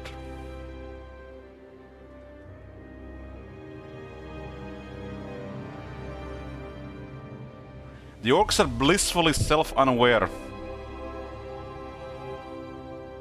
Both the Necrons and the Tyranids consider Chaos to be weak and barely bother dealing with them.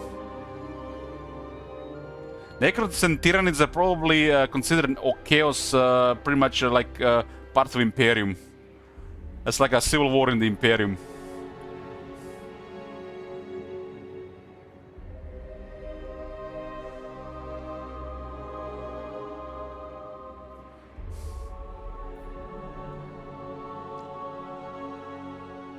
I mean, it's ultimately how they write this stuff down, but to me, Tyranids and the Orcs has like the potential, considering how they both work. Oh my god!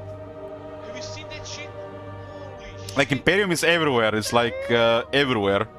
It'll take a long time to even wipe them out completely. But how do you deal with Tyranids or the Greenskins or the Orcs? Yoo-hoo! The Order of Belshazzar. Peace and Tyranid seems like an existential threat, and Orcs' unique properties makes them almost possible to deal with. Veteran Sea Guard, report. Yes, this works.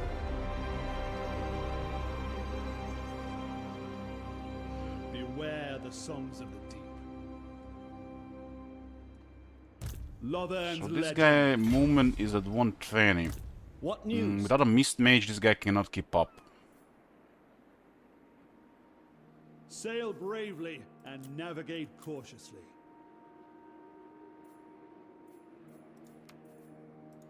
We don't really need to get this really. Like this for the Mist Mages.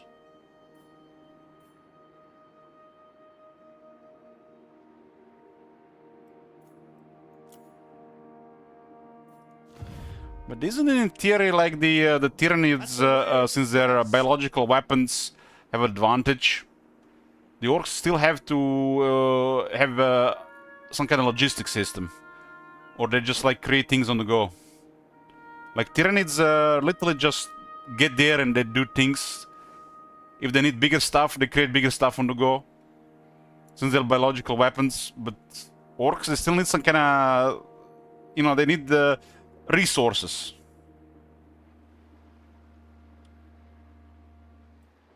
Tyranids just need biomass. Biomass is pretty straightforward, right?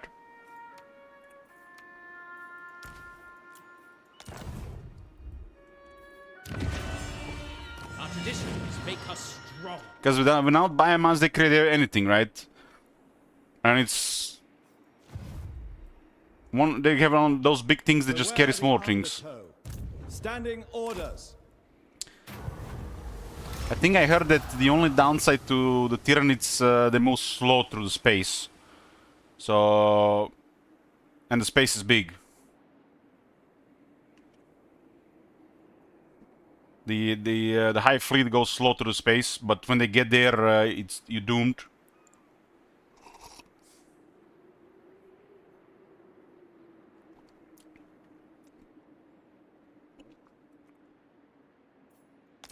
You think the Necrons would have a way dealing with the Tyranids without even getting close to them?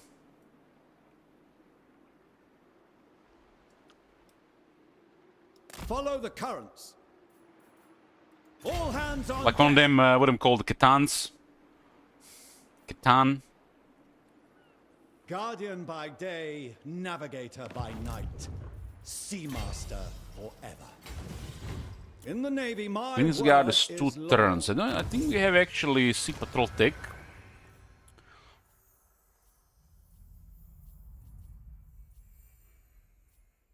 Was it not a Sea Patrol thingy here?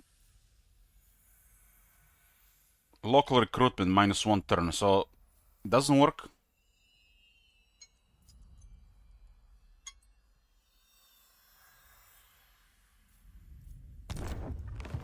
Ah, a summons.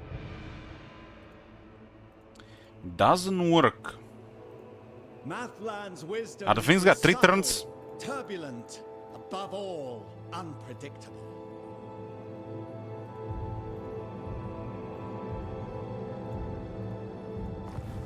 Master of mists. My standards are exacting.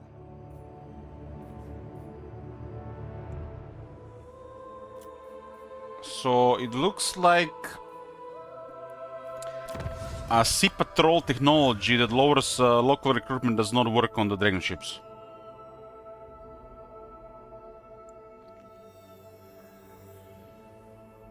It's still called the Sea Patrol. So it only would work on the colonies. So much about recruiting on the go. Report.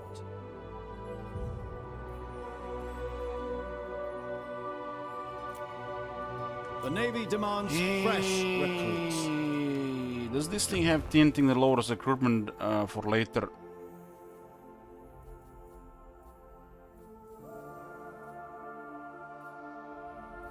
That definitely seems like an oversight.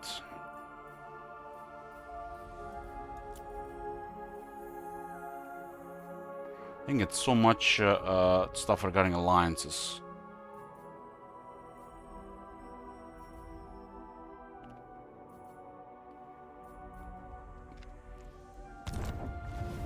Problems to solve. We can get the ordnance cache.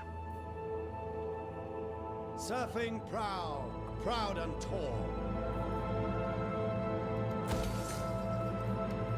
I shall tolerate no insubordination.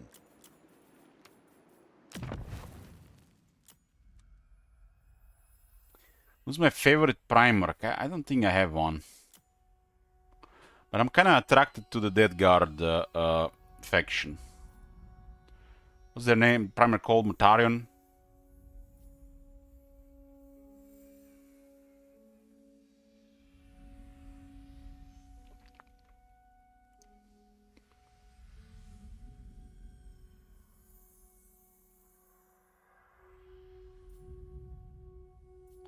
I'm a traitor. I'm a traitor.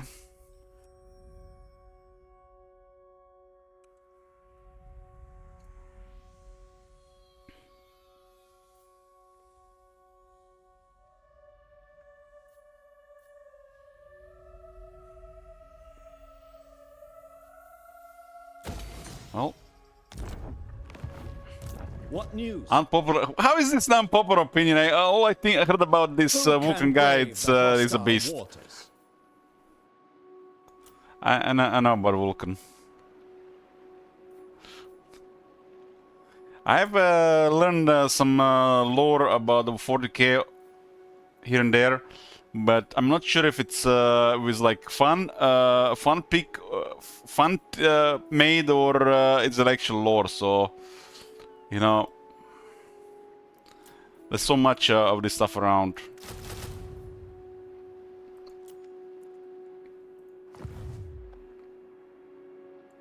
The currents can lead one anywhere and everywhere. Fulgrim will be Elch's favorite. I obey the sea. I know some of these names, but I need to start absorbing more lore, especially now that Total War 40k is coming.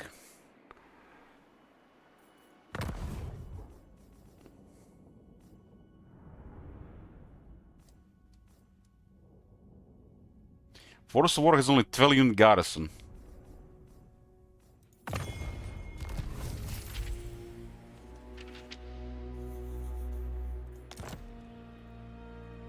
Ah, a summon. Let's see those crazy reduction on the rate of fire sisters. The Asher bid you welcome.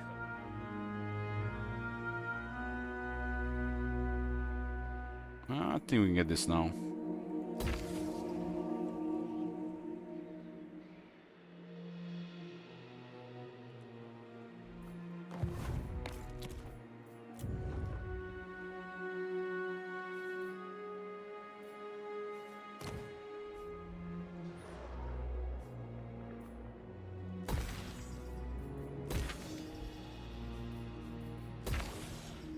Poised valor.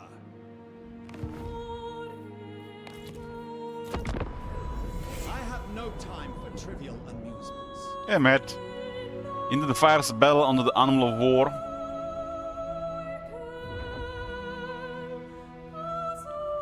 I'm really attracted to the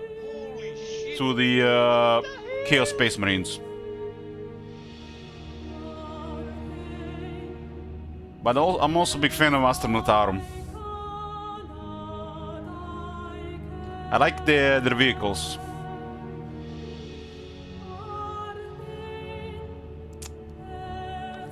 The Basilisk, Lemon Ras Bell Tank, Baneblade. Well, Astra Militarum is on release, so we can play Astra Militarum.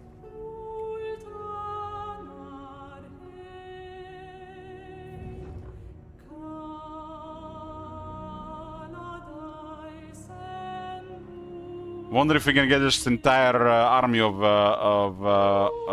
vehicles.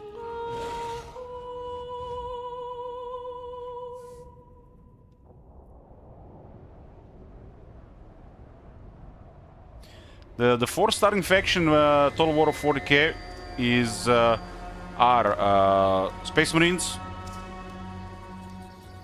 Orcs. This is pretty much, you know, like classic starting ones. Astra Militarum, which is Imperial Guard, and the spicy fourth one is the Eldari. So we got the High Elf faction, their version.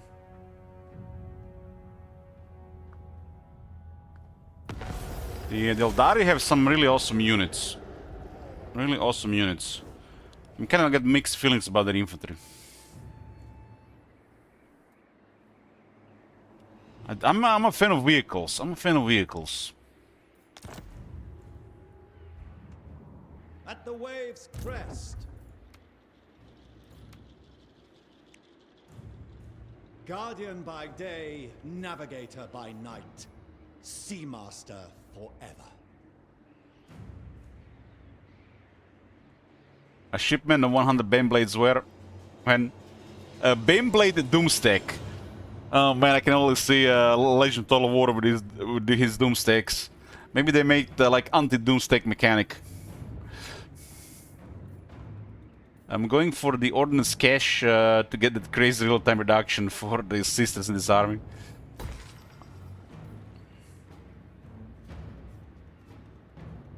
Tau, yeah, Tau has some good units. If they release Tau, I might just play Tau just to trigger people. I can find enjoyment in Tau. I'm like I mean, if they put Storm Surge in the game, that thing has like so many weapons. Leader of Assyrian's navy.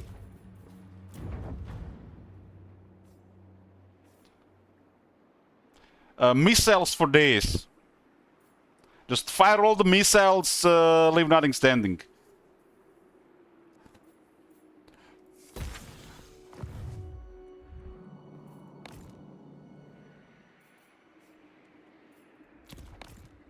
Have to wait one more turn to move here, huh? I'm gonna surprise attack Nurgle here. It looks like not much in the islands. The fact we can just surprise attack like this is really strong.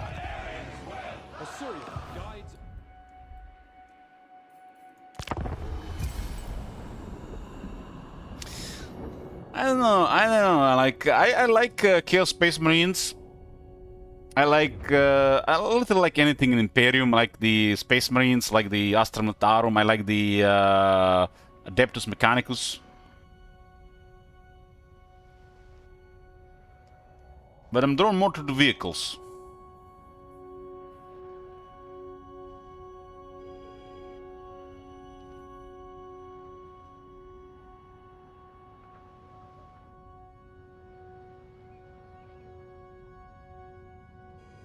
I mean, the Space Marines is a little bit different. Literally, their guys in power armor are already literally a regiment of their own, right?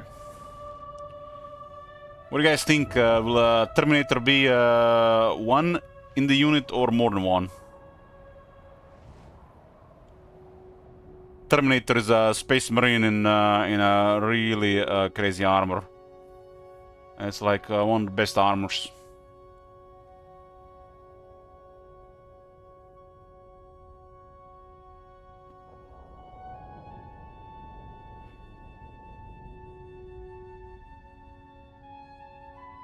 What's that the biggest ones called in the Space Marines? Centurions? The ones with the heaviest armor and the heaviest weapons?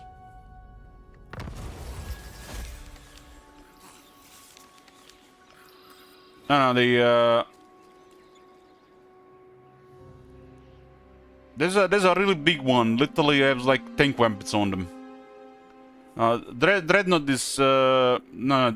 Dreadnought is different. It's Centurion something. It's basically still a Space Marine, but as like the biggest setup, the heaviest setup.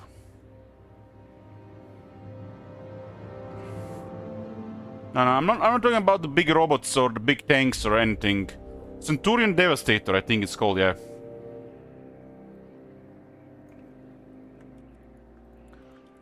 Those guys probably gonna have a smaller squad than the Terminators.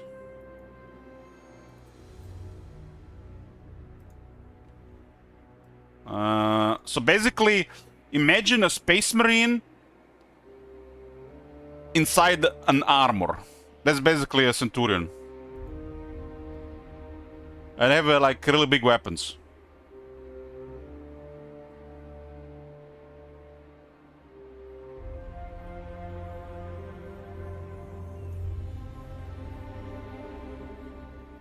A Centurion is a Space Marine who has been equipped with a powered exoskeleton worn out by his normal suit of power armor known as a Centurion Warsuit.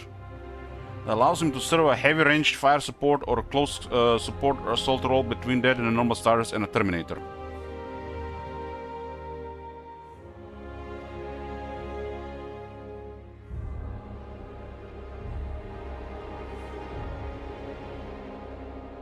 A Centurion warsuit enables a Space Marine to stride into battle with the firepower of a battle tank at his fingertips. How big are the obliterators to these things? Obliterators, the Chaos Space Marines obliterator. Obliterators are awesome.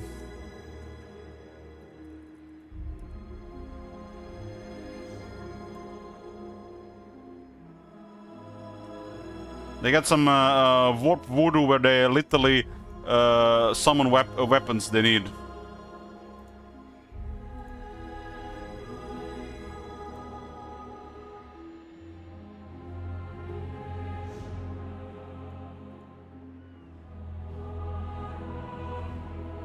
Yeah, Obliterator seems like the Chaos Space Marines version of Terminators.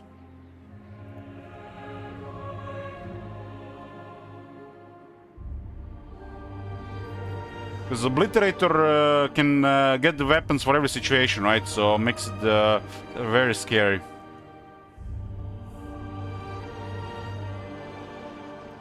Problems to solve. So what, the Obliterators are under the influence of demons? Are the demons?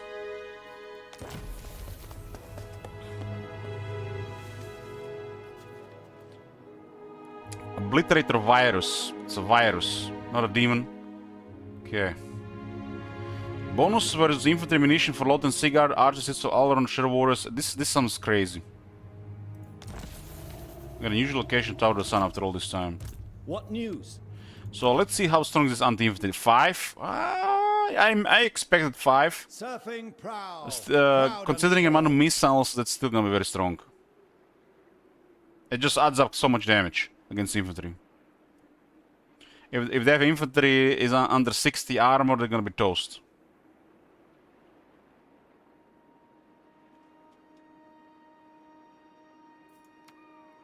I'm gonna get the Ordnance Cache for the crazy missile capabilities, and I'm gonna get Sisters of Aulorns with a Handmaiden. For the good of Ulf. I mean, literally, we can surprise attack anybody with this guy. Just crazy. And we don't really care about leaving some of these things behind. The colonies do matter, but we can summon an army out of thin air. So there's like no sense of threat or danger at all, so you do whatever you want. Unfurl sails.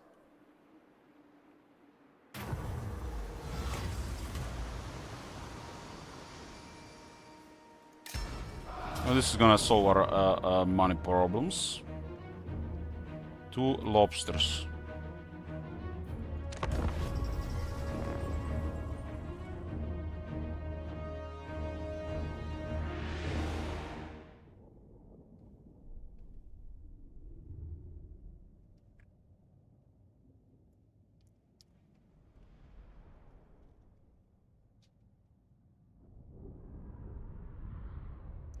And literally in Warhammer 4000, everything is weaponized. And when you take into account, you know, the power of chaos, there's some really scary stuff.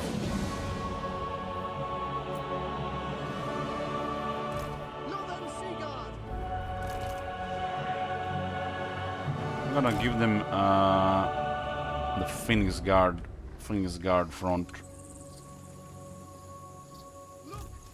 Damn, it looks like their models are more detailed than before. Look at this.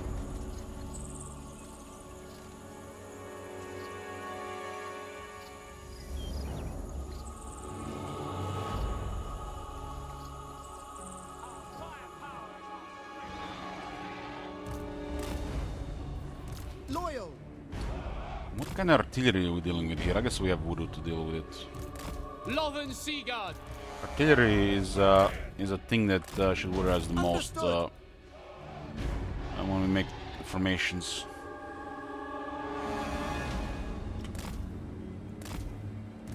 Lothern Sigurd. Acknowledged.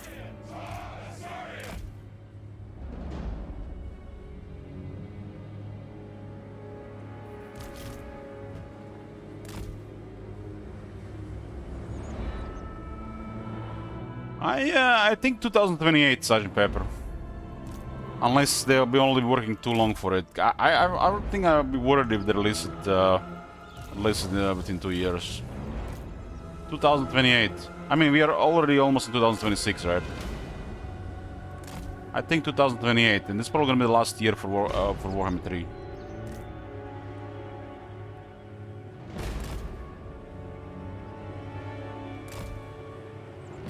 Veils and waves. These things do get countered by shooters. Ready and able. Commander of the Assa's Navy. What the hell is this formation? That's new. What the fuck is this, man? Why'd they just go all wide? Proceeding.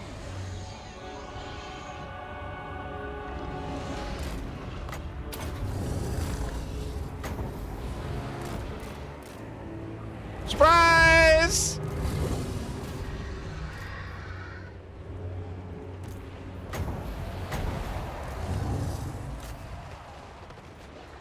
Man, this thing does not have a good summon duration.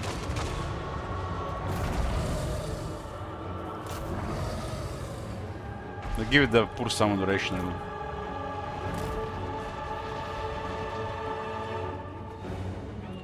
Mist Mage. Guardian. Probably because of the regeneration, right? Orders received. As you say. On the wing. Approaching position. And it's making the lobster. Away. Move out. Slip waves. Attack.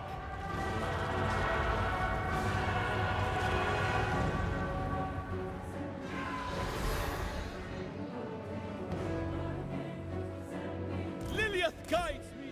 Let's go forward. Noble. By your command. Can definitely do some harassment here. That thing caused quite a bit of damage for a summon unit. No wonder they gave it such a short duration. Wind rush. Direct me. On the wing. Roxandasser.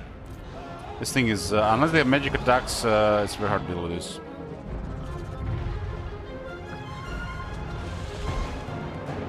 Remember, we get 20% ward save in Sibels. It's just crazy. Sky Scout. Aerial attack. Aquatic spellcaster. Behold the mist.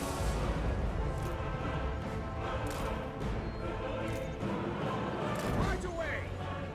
We rule the skies. Veils and waves. Moving on. Should drop a summon there. We rule the skies. Awaiting orders.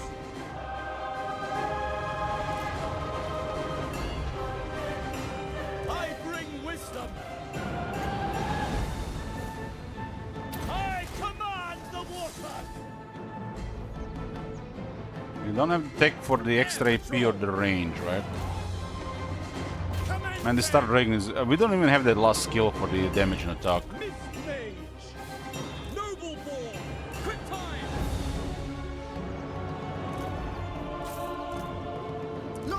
Full of holes, everybody. Everybody full of holes. Understood. Loyal. Without fail.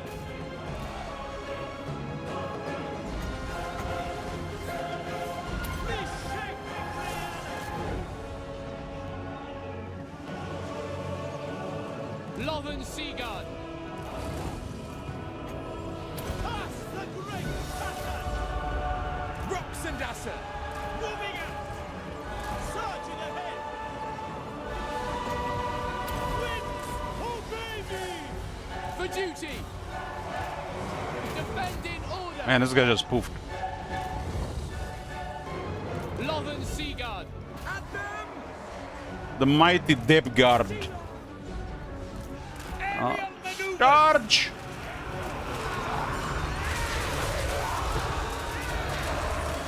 You can give them almost, what, another 10 anti-infantry? Lilith guides me. We got 20% ward save in naval battles.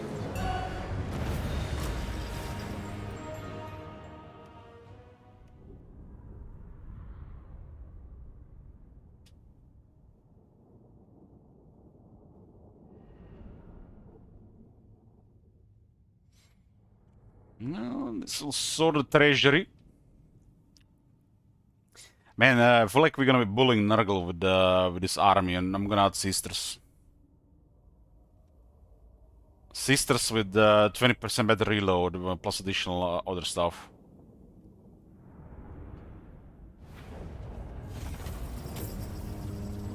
Be thankful for my clemency.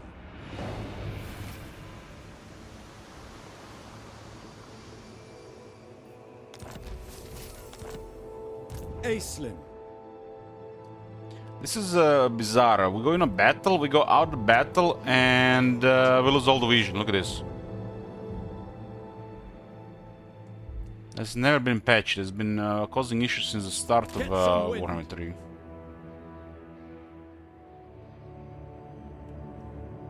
Because it applies, I guess, at the start of the turn. Good of Ulthuan. This is a valuable advantage.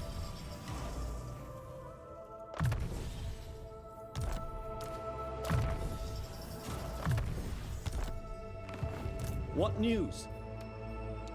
So, Sisters of Avalorn are on this path. Victory.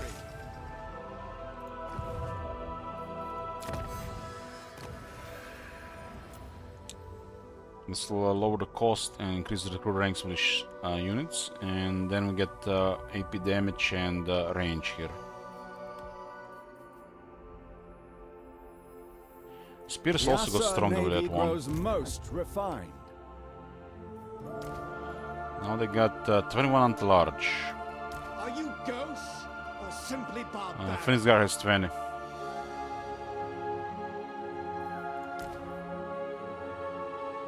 This unit is also gonna get a big buff with that building.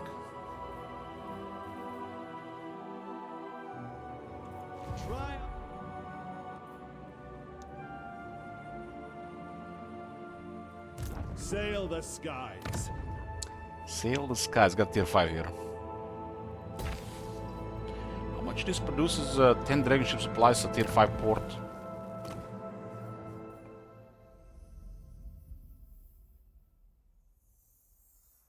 There's a lot of control from the core building.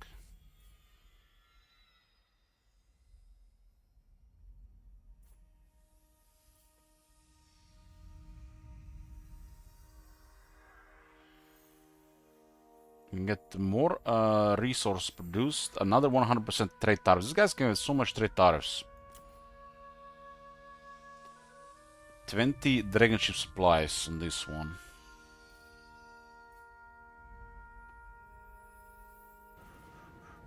Oh my god! Have you seen that shit? Holy shit! What the hell? We almost got 900 Elven supplies right now, but we're using like 500.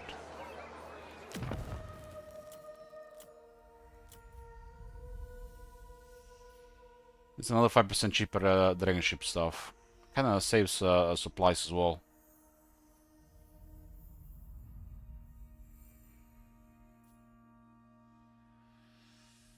I mean, we do have extra 500 right now. Gives us incentive to build more. The tariffs are gonna go higher if we get more trade resources. Oh my god! Have you seen that shit? Holy shit! What the hell? So many trade buffs, huh? Like right now we are charging crazy tariffs. We're literally Trump here. We're barely producing anything, but we're charging crazy tariffs. And this can again double it. But if we add some resource in the mix, we'll actually make even more money. Let's see if it's actually gonna work like that.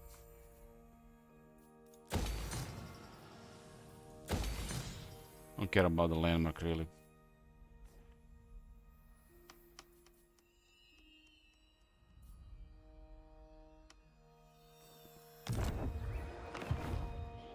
Oh, in just a matter of turns, we went into a really high income.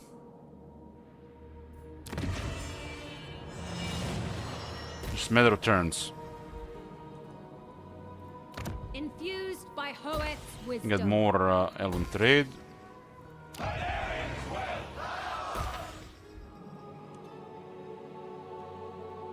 High Elven Archmage.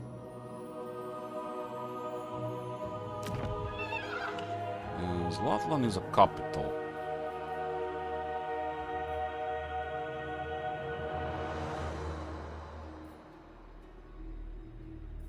There's a resource. Ah, let's go that. There's a resource and a resource. Yeah, it's a lot of Elven trade. This faction has access to crazy amount of influence. What are we even gonna do with it?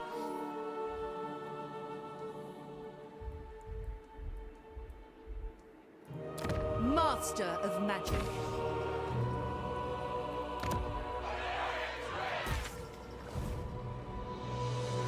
I wield the winds. Just turn this on, all on. This is the invocation of Matlan. I got Matlan as well. 20% speed when fighting at sea. Frozen counter effects, unable to move for oceanic and sea elemental units. Perfect view for Merum units. And unbreakable ship company and Seaguard units for 3 turns, 10 turn cooldown. It's looking okay. I like the short duration and shorter cooldown.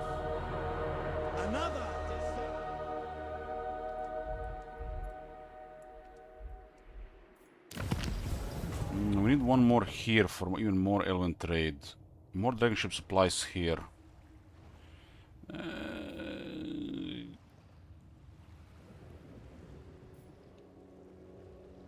Don't care about this. Come from all buildings 10%, even ports 20%.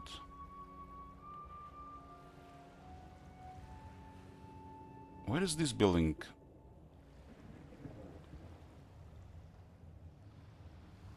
Seafarer Guild Hall. Problems to solve.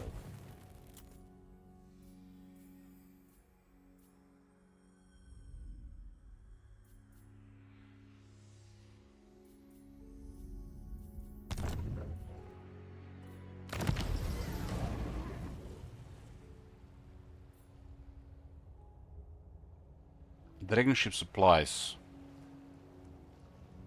This has to be outpost. Behold, elven beauty.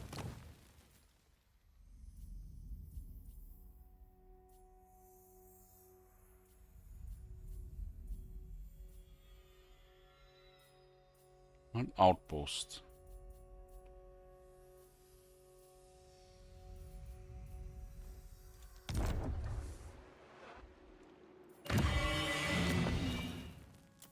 Aha, this is on the right side.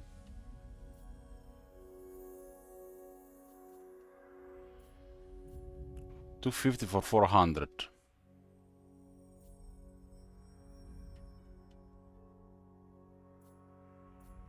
Yeah, this is actually better. Unless we get more armies, nothing we can be able to do with gold. Master of Mist. We don't need more than one army for a short campaign.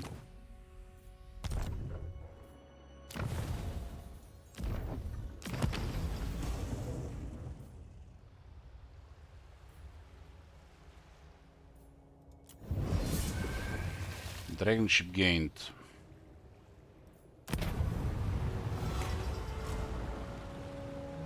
Every time we unlock this, we're getting closer for this final battle thing, yeah.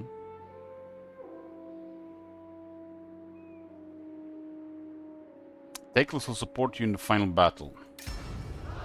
We got Tyrion and Teclis. Master of high magic.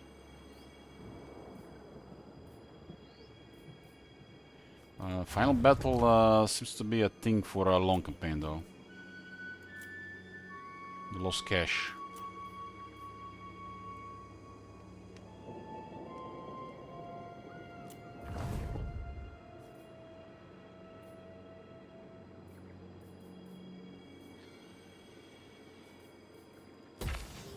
Well, this place is gonna have an extra garrison because of this.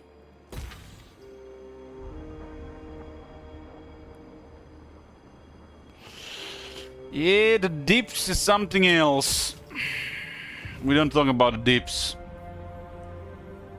54, you're gonna summon FGJK. He's just waiting for somebody to start fapping on the dwarves.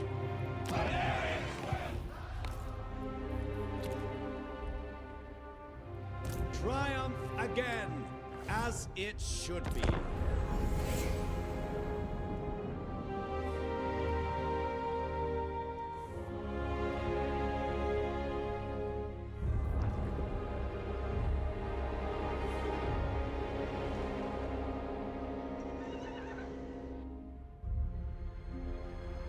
Another army could get the short campaign victory a little bit faster.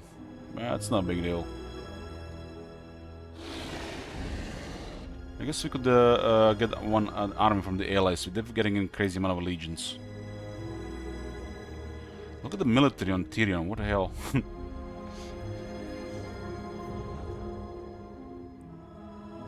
We can use allegiance with the allies to get their army and target the settlement somewhere and get a short victory faster like that.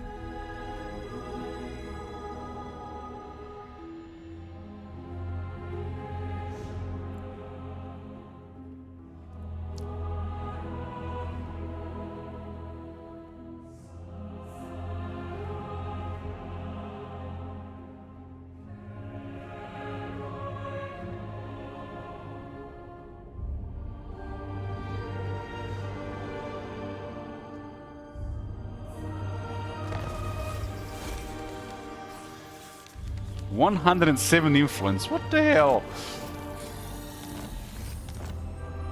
In agreement.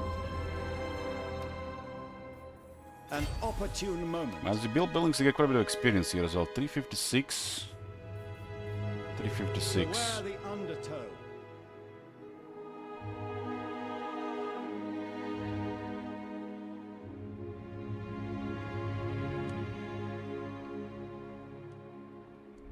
Well, surprise attack Nergal here.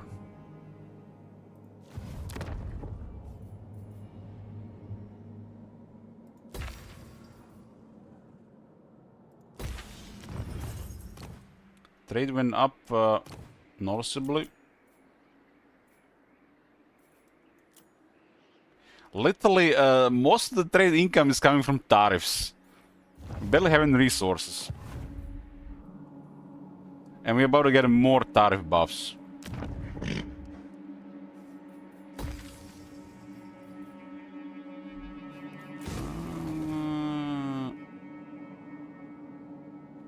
Keep it like this.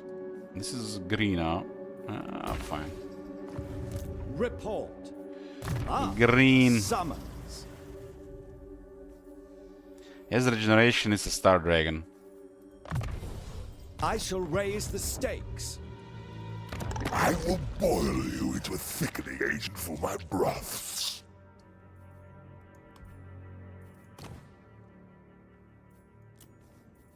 At you. Damn, Jetcord is going down, and Volkmar is going. Looks like Skarbund is messing things up there.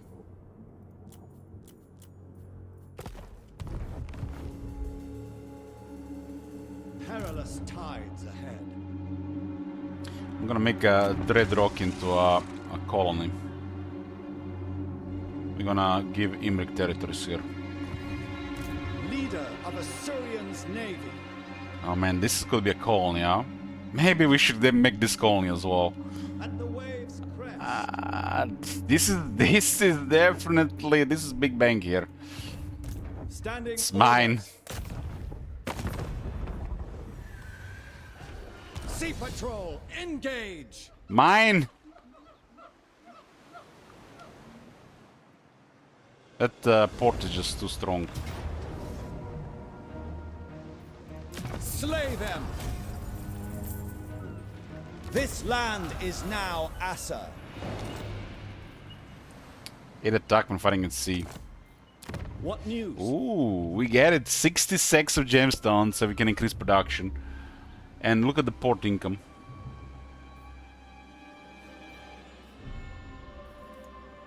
Yeah, this is one of the richer ports. And we can also get medicinal plants. Yeah, this is just gonna be all trade. All trade. We got medicinal plants, gemstones, and the elven industry. We can get a commandment without controlling the province.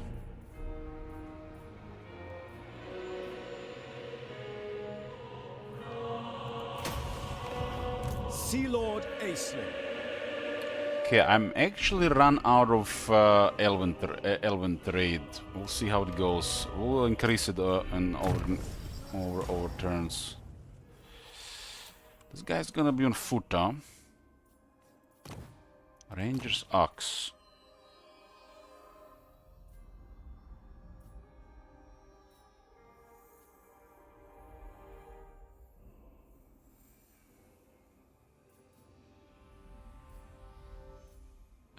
We're gonna go with Courageous Lineage.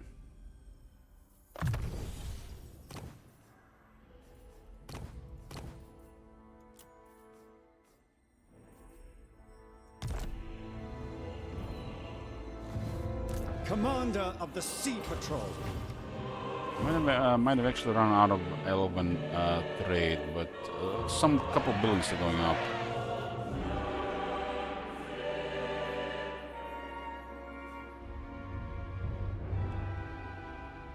Tor Elessor does have pottery.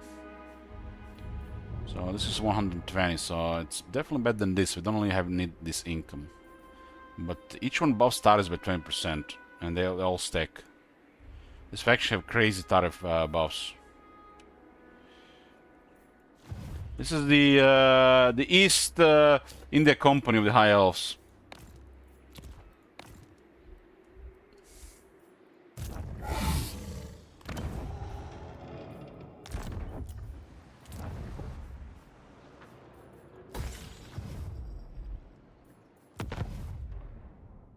I'm gonna request some armies from Teclis. What if happens if I request this army? We can even take a settlement. I guess we can surprise attack the Skaven there, but they might be just waiting for us. This area is like safe, there's like nothing here.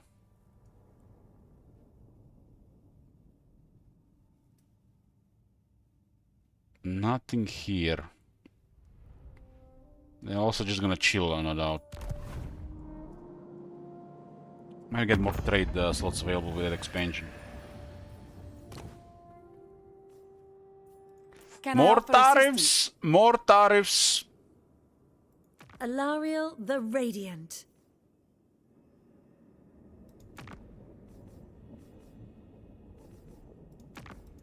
Tyranok pays the most, huh? Prince of Ulthuan. These guys could probably use it a little bit more, but they're probably not going to be lost. You are a beacon of order and virtue. For the good of all, sir.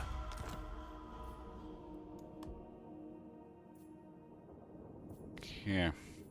As we get more settlements, we can get more trade agreements.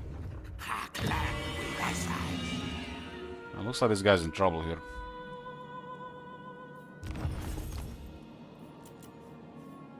Trade old sun over 4,000s.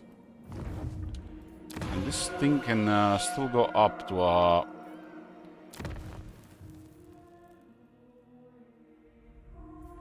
we'll see about the elven trade next turn.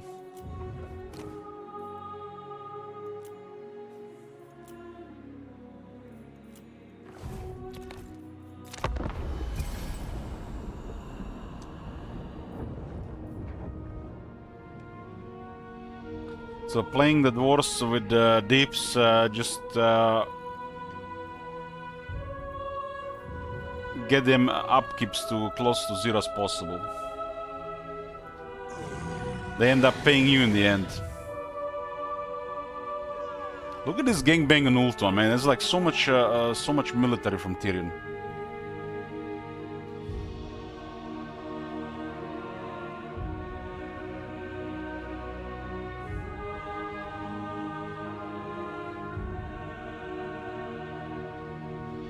I guess this is a High Elf update, so High Elves ought to be going crazy.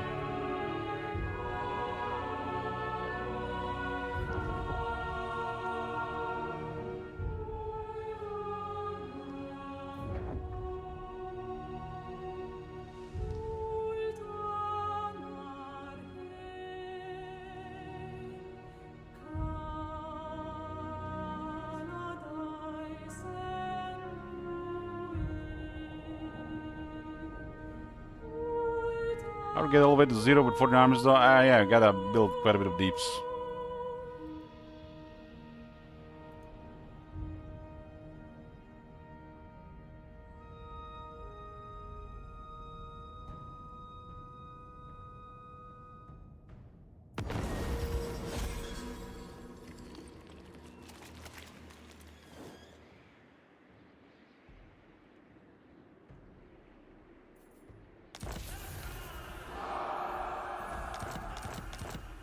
I'm still in post-development trade.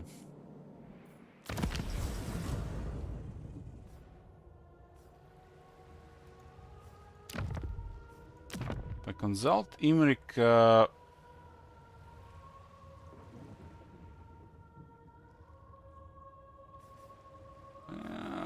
not? The Dragon Princes must ride forth. Get an Armor of Kalador and a Banner of Old Dragon for 1,000.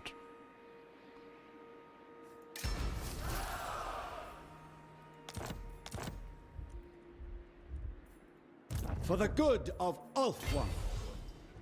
We have everything in range here. And we can unlock Sisters of Avalorn and we can unlock this crazy range buff.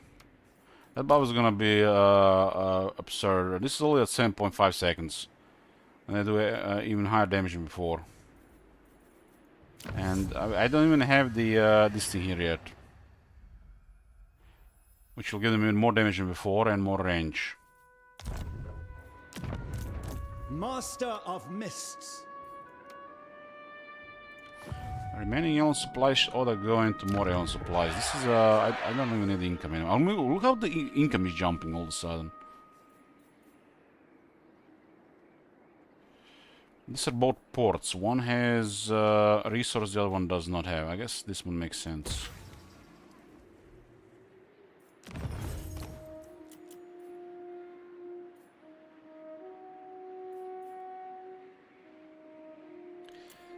Well, they added a lot of tariffs, but the long-term partnership values are still bugged. I mean, bugged the entirety of Warhammer 3. Leader of Asuryan's navy. Land assault. I can get 2 more Elven colonies. Dreadrock make a lot of sense. Seaguard, attack! Oh my god. Have you seen that shit? Who should we install here? I mean, Imric makes sense, he's the closest, right? Ulthuan shall use this stronghold. RuneScript says 8 years, let's toast another 8 so we can see Warhammer 4000. Problems to yeah. solve. Warhammer 4000 and Medieval 3 Total War. Medieval 3 and Warhammer 4000. I mean, it's kind of strange. It's like, it feels like those Magic the Gathering universes beyond, right? I feel like in the next 20 years we'll have Star Wars, Lord of the Rings, Game of Thrones, all but, you know, historical crowd. This historical crowd is gonna be like 1%.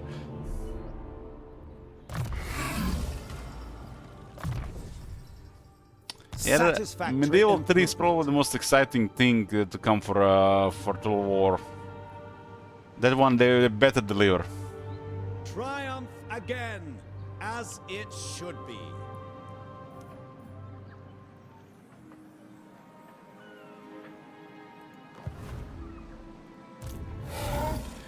They did say some worrisome stuff about it, because you know they're working on other stuff, right? I expected nothing less. These elements are unusual. Commence the refit. This is Sisters of Avalorn, and this is the range buff. Let's get the range buff first. Another deserved victory. There was mentions of engine rework. There's a mention of them wanting to do more. Something else, almost, sound of it. And there's, you know... Now we're getting all future Total Wars, or the next couple of Total Wars at least, on consoles as well. Both Medieval 3 and 40k coming consoles as well. Sea Lord Ace. That is probably the most worrying part. They probably know this, the people are worried about, you know, strategy games coming to consoles, so hopefully they don't do the lazy way out regarding this. Because something gotta give to make this thing playable on consoles too, right?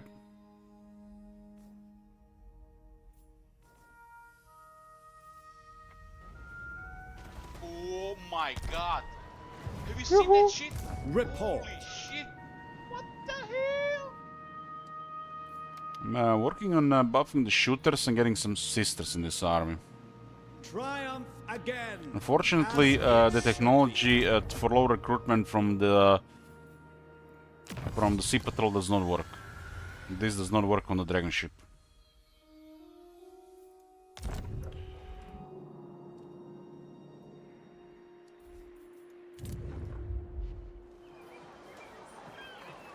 There's a lot of elm trade.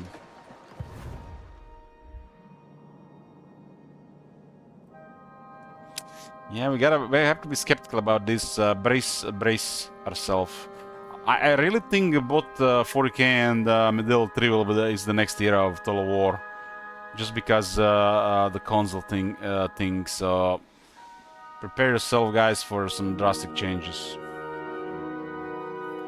I'm expecting drastic changes in gameplay. That some people might not even recognize it as Total War. Hey, St. Isaac, good morning.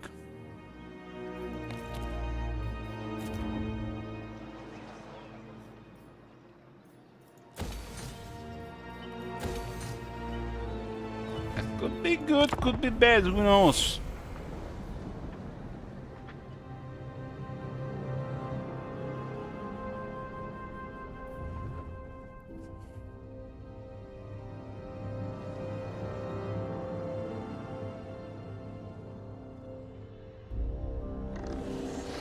Tyrion is bullying Nakari.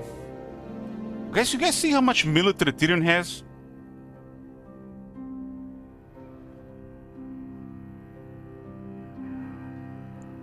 And Galleon's graveyard still stands. They're chasing this army around instead of going for the graveyard.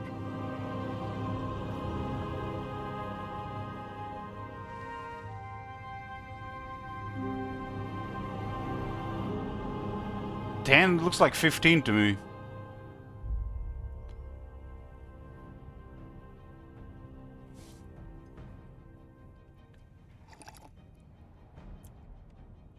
Does have a big alliance, lots of trade, and several provinces.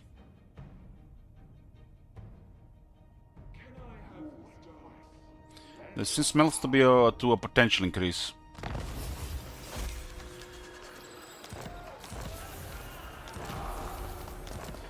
So once I get the broadhead arrows and the 2 buildings on the ship, we'll see the strongest shooting yet with the High Elves. The High Elves have reached the next level of archery. 1 army, 2... Okay, we can actually count. We don't have military lines.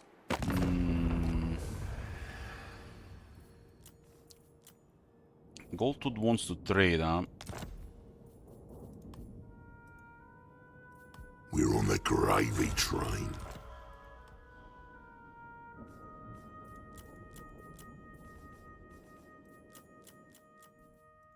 You may look upon me. So, look at this.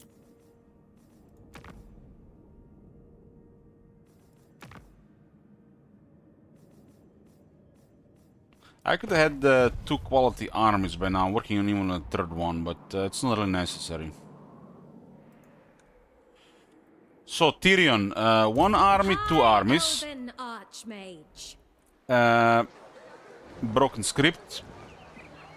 5 armies AFK on Lothern.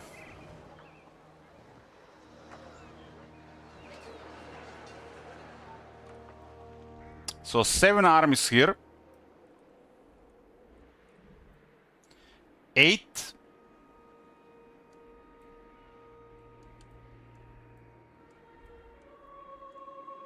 9, 10, 11, 12, 13, another lord there, 14. 14 armies. .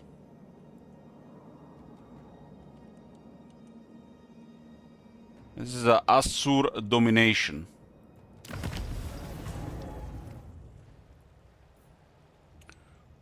Doesn't matter. I'm curious to see this. We do have now 30% more ammunition and 20% more reload time reduction. I see gross ineptitude. I'm about to unlock the Sisters of Avalon. Yes, this works. This is a rank 8 Loten Guards at 55 missile strength, 182 range. They still get 1 AP missile damage and 10% range. And there's multiple range abilities we could use. What news? Battle stations. Looks like the moment we invaded this, Nurgle went the other way.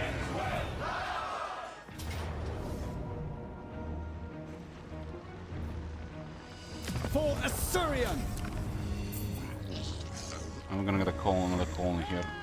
The sea god's domain expands. Commander of the Sea Patrol. Okay, get the Hold Air Queen. Also, these properties make the balance of power pretty one-sided, especially if the enemy have no missiles. But I'm expecting at least a battle against Kugat, maybe another army. This brooks action. A useful asset.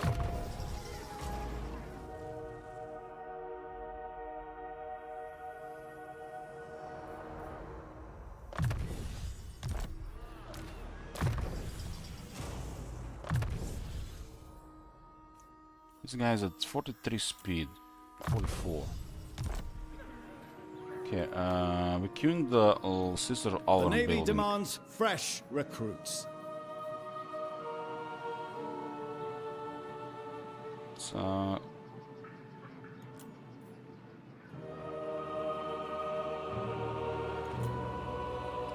kind of crazy. This faction is basically a horde with the dragon ships, and this thing only works on colony recruitment.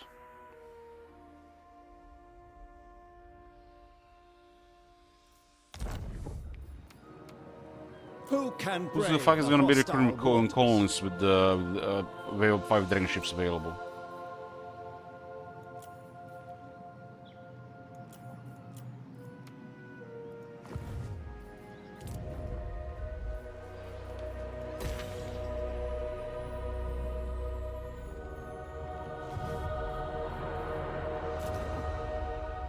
We got a tier 4 colony here.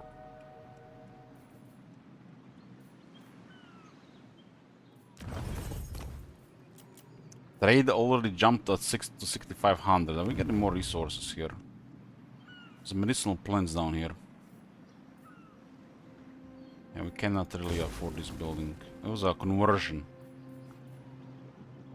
This one, we might actually get away with this one.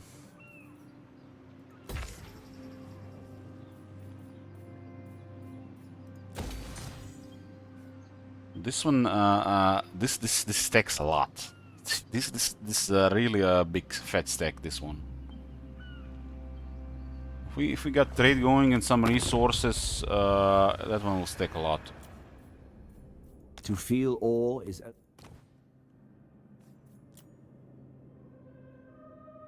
Another settlement, but no more, no trade. What's the trade penalty? Do we have to talk to them, Trade Nestor? penalty is at minus It is but 15. a moment of your time, Arahan.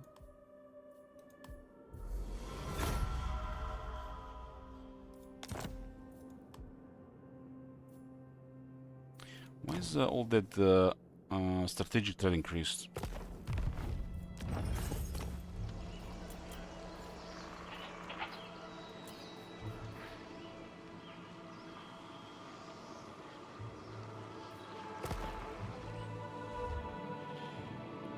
Okay, 965 dedication. I think I got everything I want here.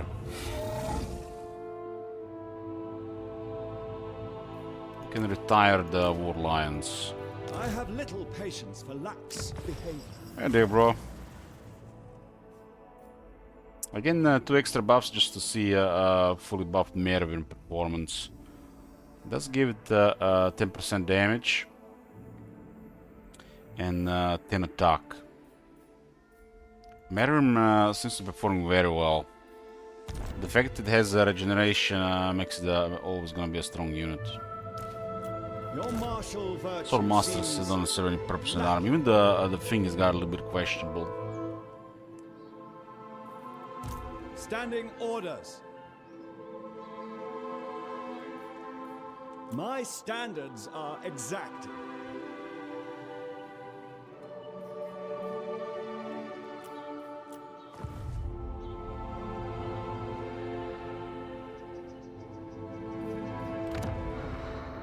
I mean, the Dread Saurian is amazing. Merrim is faster and it does fight a little bit different. As regeneration does, so... Thing is, both Merrim and Dread Saurian can be like the centerpiece of the army, but Dread Saurian makes more sense to be a centerpiece of the army than a Merrim.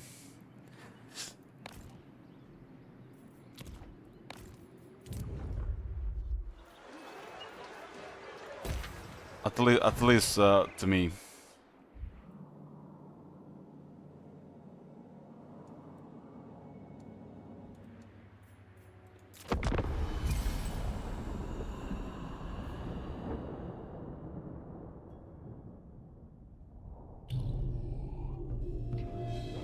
Never seen Kill Bill before.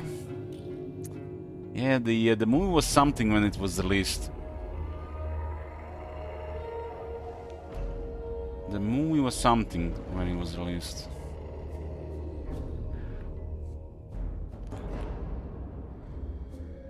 Yoo-hoo!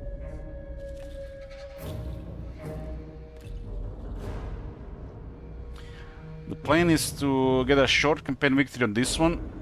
Get some fun. I'm not gonna get a second army, so I'll get probably a couple of battles with the sisters, so we can see the crazy performance increase with range. Sisters have almost 200 range, and it's looking best ever. Going to the final battle. That's not part of the short victories, you know. I don't really care much about it. And when this is done, we're gonna be checking Sail of Norska.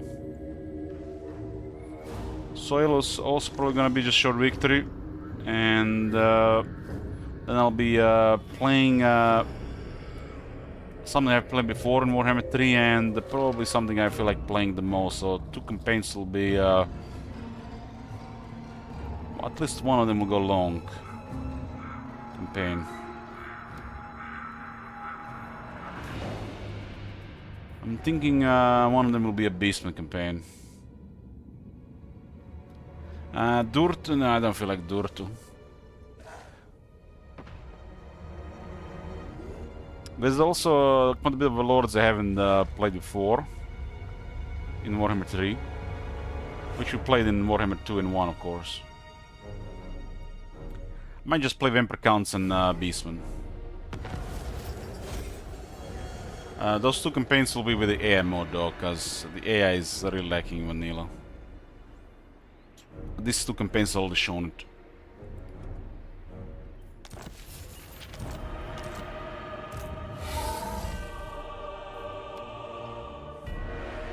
What can we expect from these guys? Hard to say.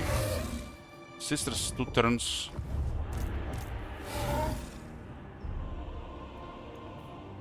Two turns, 4 unit capacity, huh?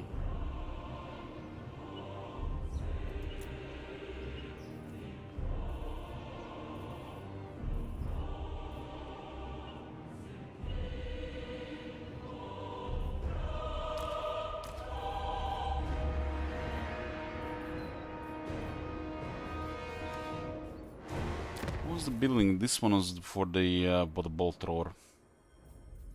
The Lothern Skycutters actually did improve with the rank 9. They can definitely focus fire and kill a unit much more effectively now. But it's too slow compared to the high tier stuff. High tier stuff will be tankier, gonna hit harder, but it's still a good harassment unit. I wanna try the bolt thrower as well. This do require more supplies. Guess we're gonna have some downtime. I shall tolerate no insubordination. 4 sisters should be more than enough. We're about to also get technology for range and even more damage. 8-second reload at rank 0.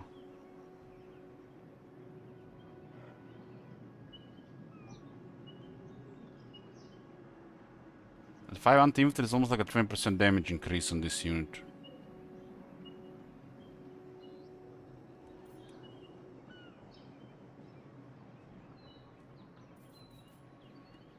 What do you think about 4K? I really like 4K universe, so looking forward to see what's gonna be about that. I'm gonna attach these 2 Lothern Skycutters. I'm touched, so I'm gonna keep them. This guy's taking forever to get this rank. Perhaps cutbacks are in order. Sniping that the Beastman Lord shown that they can be very accurate.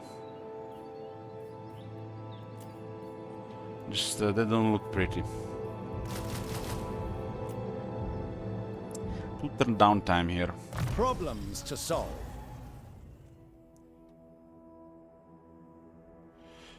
So what is the stat to get here? We got almost 11,000 health. We got regeneration.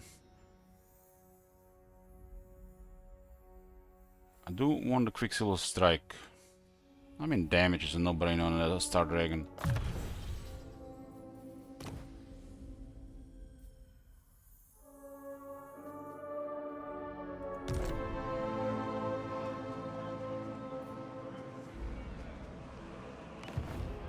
Can I win a campaign by only losing range units? This would else, no, no problem.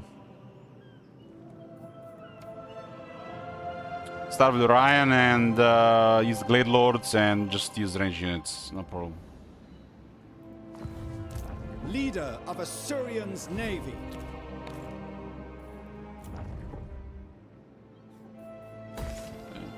Dragon Isles.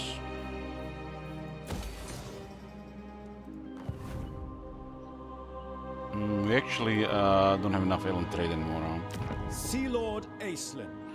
So this one is currently should not be a thing here. In a few turns it'll be a conversion, right? So we'll go back to positive, but they're gonna be a very low positive. Yeah, that one is not realistic right now. Master of Mists. Get a bunch of Ellen trade first.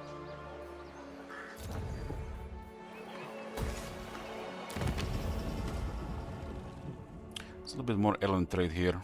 Only 10 though. Better vigor management. 20 research, huh? Could have gotten that one a little bit earlier. Imri Capital, huh?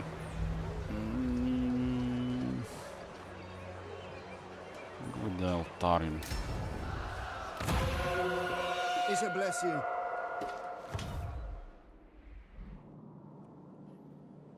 Will be 4 Sisters of Avalorn, and we do have the building for range, and at the same time we'll be getting broadhead arrows.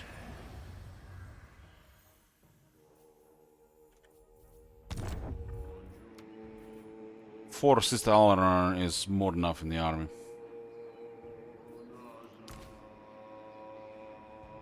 Against lower armor, these units are gonna be almost as effective.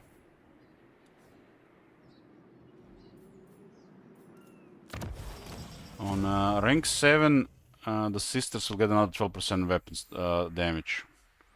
So with this and a handmaiden, that is the way. For the good of Ulthuan.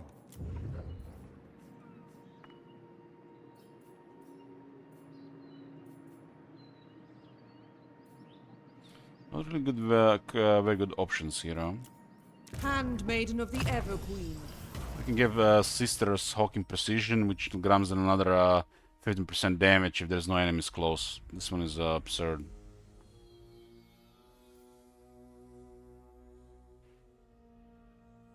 It's rank 12.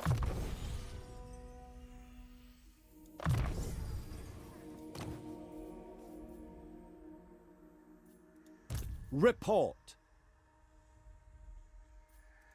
Handmaiden of the Everqueen. Ah, a summons.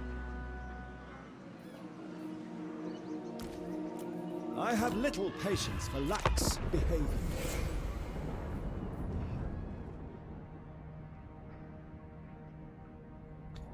And we're gonna go with Sister of Alorns in the army, like 4 of them. Handmaiden makes a lot of sense. It's also for replenishment. It's also a pretty good tank. I haven't seen if they added anything else on the Handmaiden.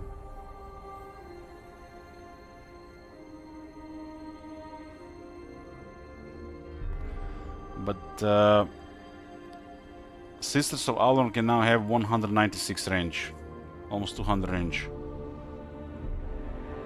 And they have some of the scariest missile damage.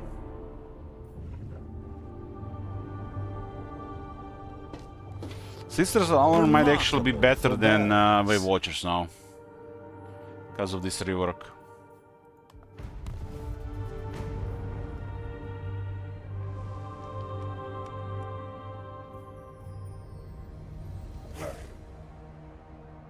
The Wave Watchers do have disturbing damage, and they can move and shoot. I mean, it's not the same unit. Wave Watchers skirmishers, while Sisters of Alorn are a foot soldier.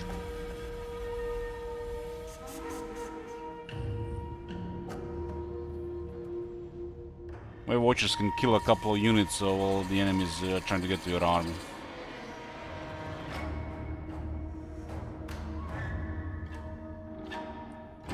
I'm kind of missing the Wave Watcher harassment. Maybe I ought to play some Ryan.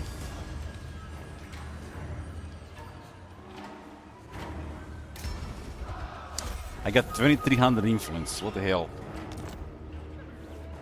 Protector of the Ever. Isha watches over us.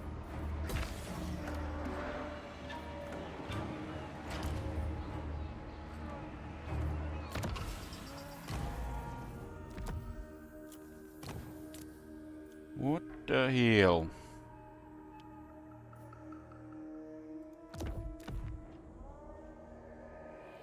Leader of Asuryan's navy.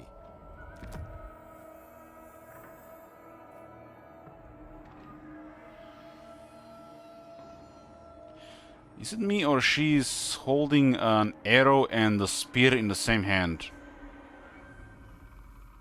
There's a glitch because they're firing magical bows, right? Those bows... What is those bows? Why do they have a quiver? Why does she have a quiver? I'm supposed to have a spear and a bow. Isn't that bow like doesn't require arrows? What's this about? Commander of the Sea Patrol.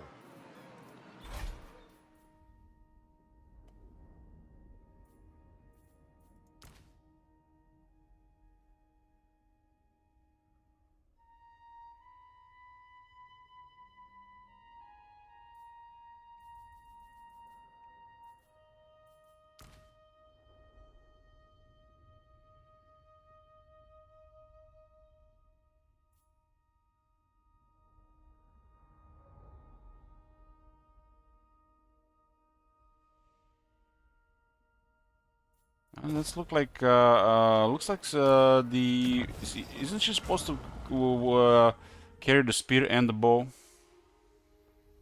This looks bugged.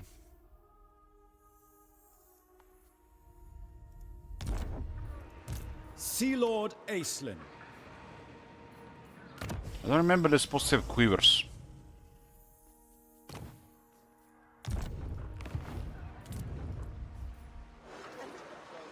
I'm gonna keep it like this for now. I need a little bit more elven trade. That one converts Ellen trade to income.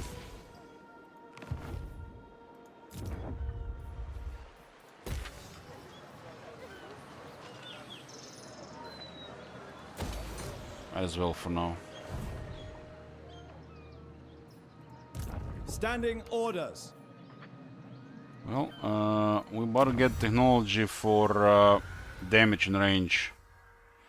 This AP buff is actually really strong on pretty much everybody but the Sister Avalon. Sister Avalon gonna barely notice it, but every other unit is gonna notice this. 10% more range for all range units. That's just wow. And earlier we did get some other damage buffs. And stuff like anti-infantry bonus on the missiles.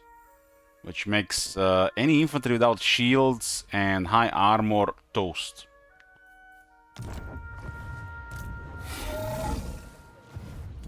That's probably might have been one of the biggest buffs for the high elves, the range and the anti-infantry missiles.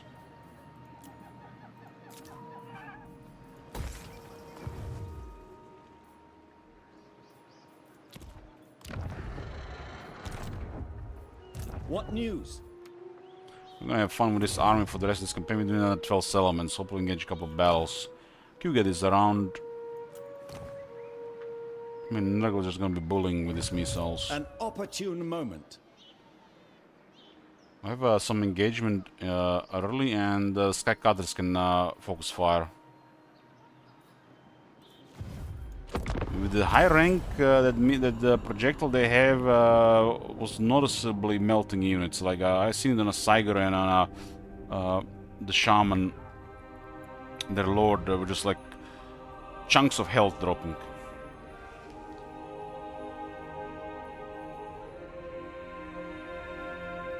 Oh my god!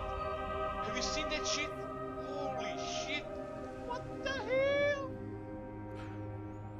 What's with your elves in the final battle?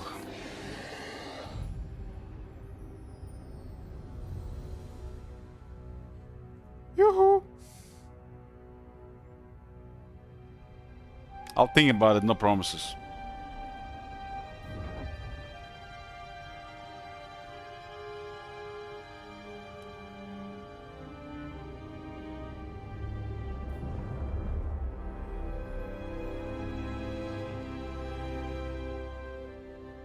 After this campaign we have Dolgan with Sile. Will be the last vanilla campaign for a while, and we'll be going back to the air mode. And there's a Tauren campaign still in progress. We're gonna have to check in what kind of state it is. And I'm planning to start 2 campaigns with my own picks. I mean, never say never, Ravs. Who knows? Who knows what's gonna be in 2 or 3 years? Maybe both Medieval 3 and 40k is gonna be poop. Okay, if 40k and Medieval 3 are both gonna be poop, we're gonna do a long victory Iceland, okay?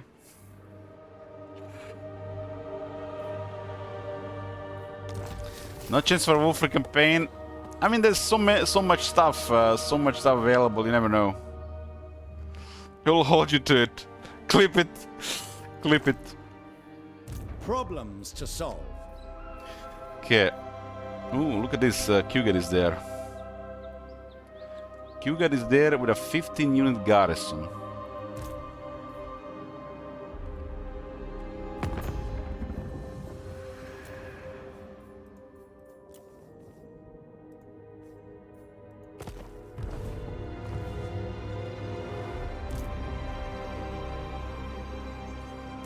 Report. Sweep the terrain. There's another army there. That's a really big one here. Only Nurgles. 4 Chaos Knights of Nergal.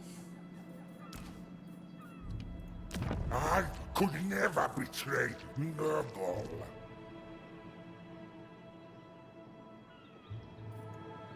Looks like a lot of military here at the same time. This could also be a colony. There's timber here. Now. Well, good boys. We actually have a big battle here. It's a solemn battle, though. Might as well do this one for the end of the stream.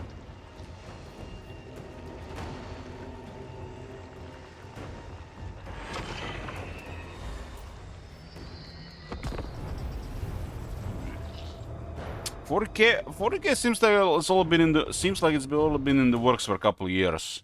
They might probably been working on it since they ended Three Kingdoms support. This is very beneficial because it's a Cylon battle and we are a highly reactive army. So all the Cougar force is gonna go down. Most of the Cougar force is gonna go down in a single fight.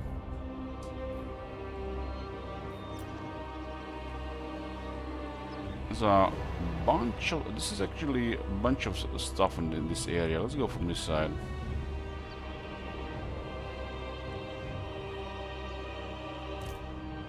Sea Lord of Alfwan! Northern Sea Guard! It will be done! We also just unlocked the range knowledge. Look at the Sisters of Alvern, 198 range now. We got Loden Sigard at 198 as well. We need to clear the Kuga. Kuga loves these dense infantry lines. We could focus Kuga with shooters. Arcanist Supreme! We do have a combo here to lower his toughness. Handmaiden of the Everqueen! Direct me! Aquatic Spellcaster! Commander of the Assa's Navy! We do have those drones though. Oh no, we're not gonna be able to deal with Kuga like this. Dauntless! Kuga is actually a menace on... Sky Scout! He's a menace on our infantry. Moving out! Affirmative! Let's see what we can do about this. Stay in the back for now. We rule the skies! Speed up! On the wing! Lilith guides me! Eyes and ears, fly over! I bring wisdom! Ride on! Oh, we got denied here for the moment. How much projectiles on Kuga? 42 projectiles. Aquatic Spellcaster! Guardian of the Seas! Approaching position! We got the Asur's Fire. What the hell does it even do? We got abilities from buildings. Why such a big radius? It's actually set the ground on fire. What is this damage, man? Poor demons.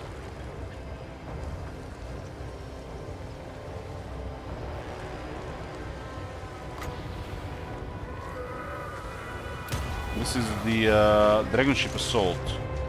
Bombardment. Damn, it comes down fast as well. Rocks and Asura! I command the waters! Surging ahead! Can we do anything about Kuga? They do have some shooters on the ground. Let's see if what kind of damage we get there. Kuga could kill literally really a lot of our infantry if it keeps firing there.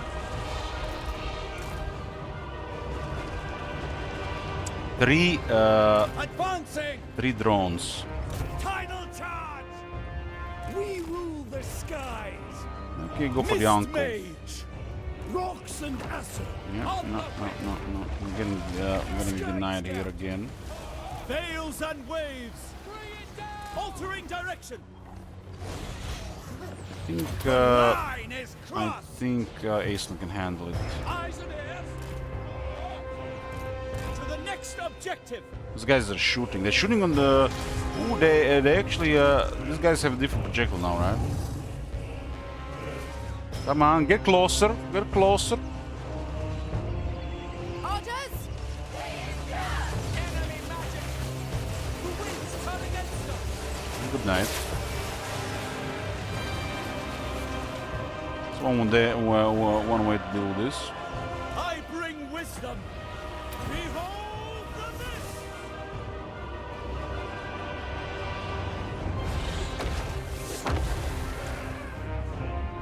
Okay, let's go again.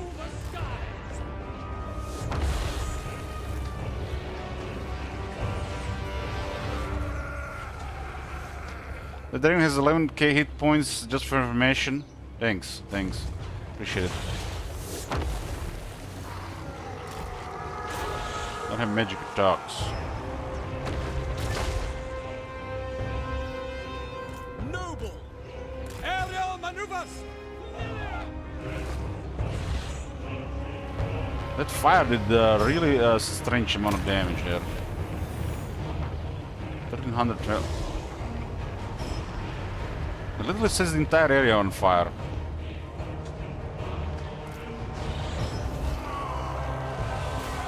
Okay, I missed it there.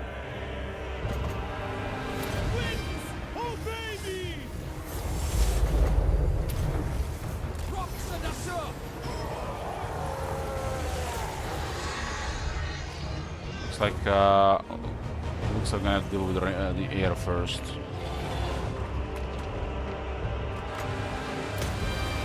These abilities both have a really big radius. No, this one drops really fast as well.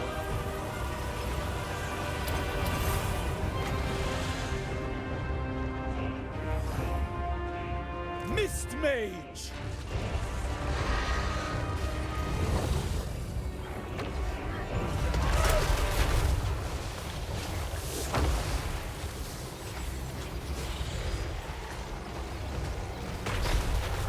Missed!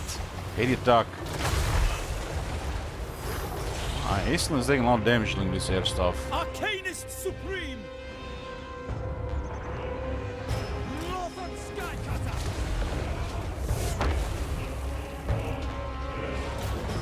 Yeah, the air is clear. We do have one unit down on the ground that could bother us. I'm busy. Aerial Outrider! Okay, can we now shoot in peace? I want to see if we actually do any significant damage. Speed up! Okay, lower his armor.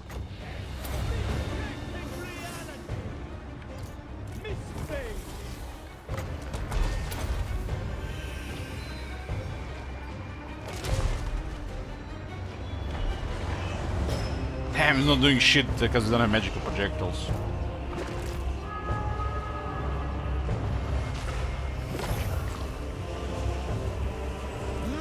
Skycutter! Are we hitting, even hitting him? It doesn't look like he's getting hit pretty directly here. Oh, he's going down. I figure it's massive, so it's easy to hit with these things. Set off! Case Asa Steel! Has 18,000 health almost. Yeah, our infantry save this point, let's go in. This thing went to full health, what? Aerial Outrider!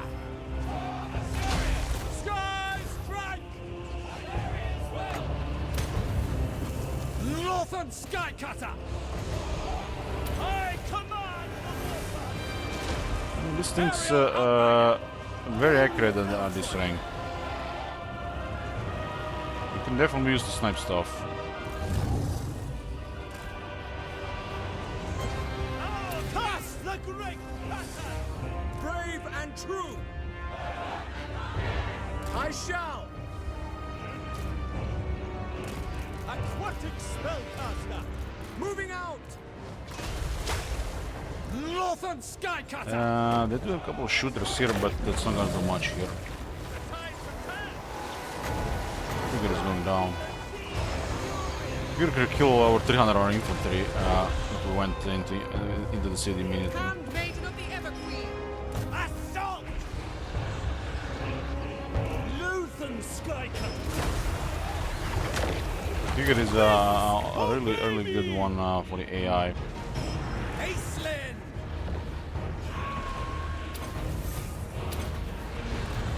Yeah, we got things in position here. Changing position! Make sure things are healthy. Aerial outright! We're gonna snipe with this now. I guess we're gonna snipe the uncle. Uncle is not a status Q.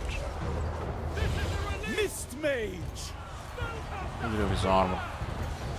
Behold the mists! Sea Lord of Alpha! Veils and waves! There's a lot of stuff coming from this side. Aislinn! What the things got that? Awaiting orders! Ready. Ready, delete. Order. Halt.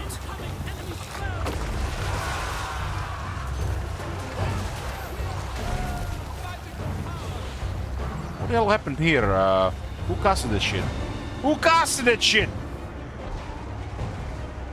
Who casted that shit? I don't see anybody here who cast that shit. This guy, rank 11? No, who cast that shit? Luthen Skycut! Mist Mage! The level 7 guy? No, it wasn't him either. Must have some kind of ability somewhere. Mist Mage! Lilith guides me for duty! Place. That was looks like a blight. That looked like. That looked like Blight Boyle regular cast.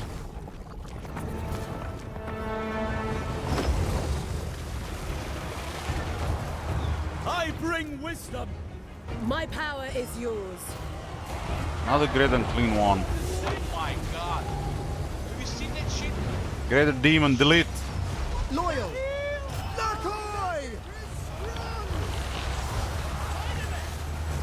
These guys are from the garrison. Very well. Magic is weak! Your doom is at hand! My power is yours. Who's this guy?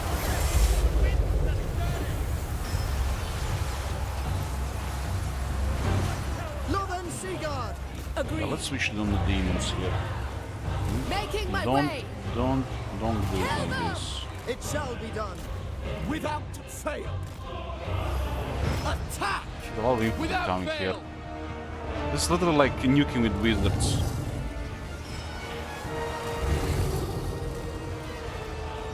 Maintaining order.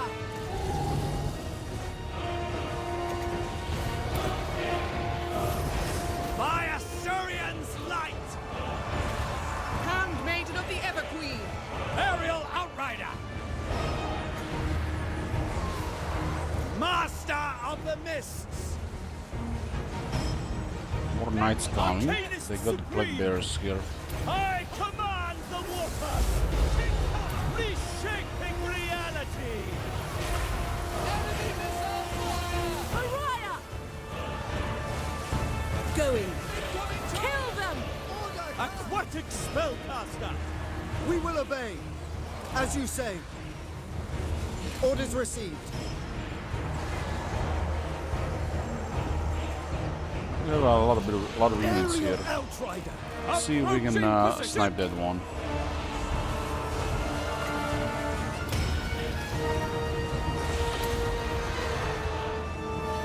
Aislinn!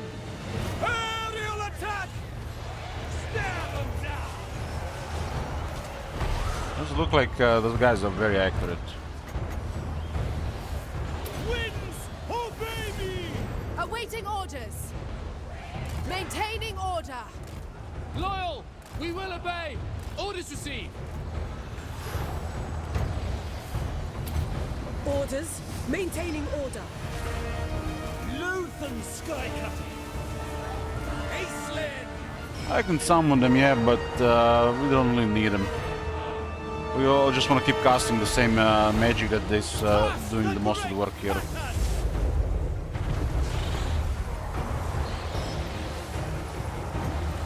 I command the waters!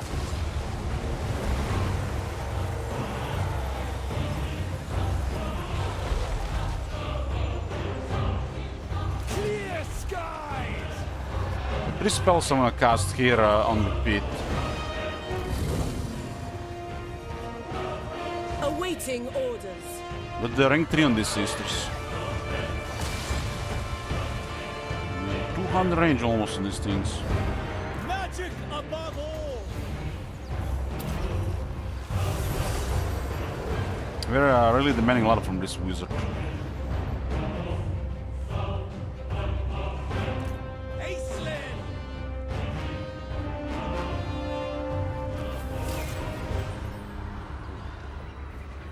Triumphant Majory! This thing's tanked a bit, got 14,000 damage. One Skycutter did 12,000, other Skycutter did 12,000. Once you get a couple of these range bosses, this thing's got high rank.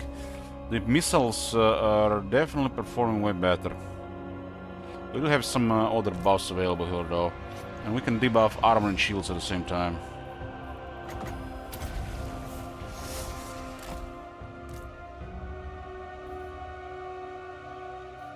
Aislan feels a little bit absurd with that regeneration item. They lose one Merwyrm. No, that's a summon. It's a very strong item. Summons a Merwyrm, grants him regeneration, and even Fizz resist.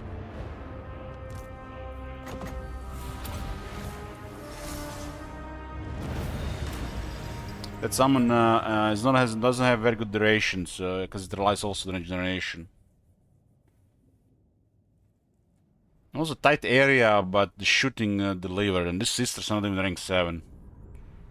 The sisters can actually add another, what, 30% damage without much effort.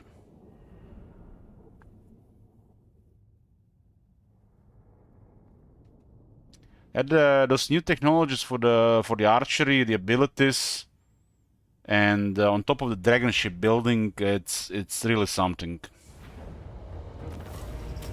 This is not even an ideal situation for shooting. We can all, like, Skycutters could just bait them into a bad position, and whatever arrives is just gonna get obliterated. We have enough ammunition probably to destroy 3 armies.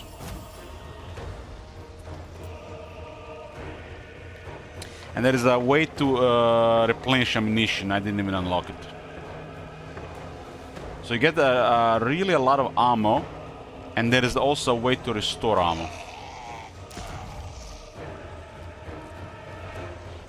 We can get one more colony here. This is a resource here, I want to take it. Raise Ulthuan's banners high. This is good. 3 colonies here. That was a lot of them here, right? We got a lot of experience. Like the dragon ships are really crazy. They're crazy, but you need a bunch of dragon ship supplies to build them up. And time with the growth, right? Look at this. Plus 30% ammunition. Plus 20% reload time reduction. Now add this to veteran sisters with the hawkish precision from the handmaiden. And then you have this ability here, which can replenish ammunition in an area. There's a buff in the area to be used already from a character, and Aislan can use this in a really big area on the battlefield. Look at this one. I didn't even put this one on my archers. I tend to use it on the Skycutters. But this one, if we get in a position where we get like a good shooting formation, this one on top of the spyglass and veterans, this is just gonna be really absurd. This one will be just like 4 sisters, I target 4 units, they're gonna get deleted. And this puts Sisters at what? 288 range. I don't like how they look and how they move, but it's more than usable. As I get the experience, it's noticeably better. Anyways, boys, this will be it for part 2 of Aisling. We're gonna probably finishing this campaign the next stream. More shooting archery fun with High Elves. High Elves got definitely an update to their archery prowess for sure with these new technologies. And when that is done, we'll also have a look at the Norscan Sile before we go back to air mode and maybe even a longer campaign. Like when I mean long campaign, I mean long campaign victory. Thanks for watching, boys. We'll see you tomorrow. Badge. It's not badge. I'm gonna go for a walk before sleep.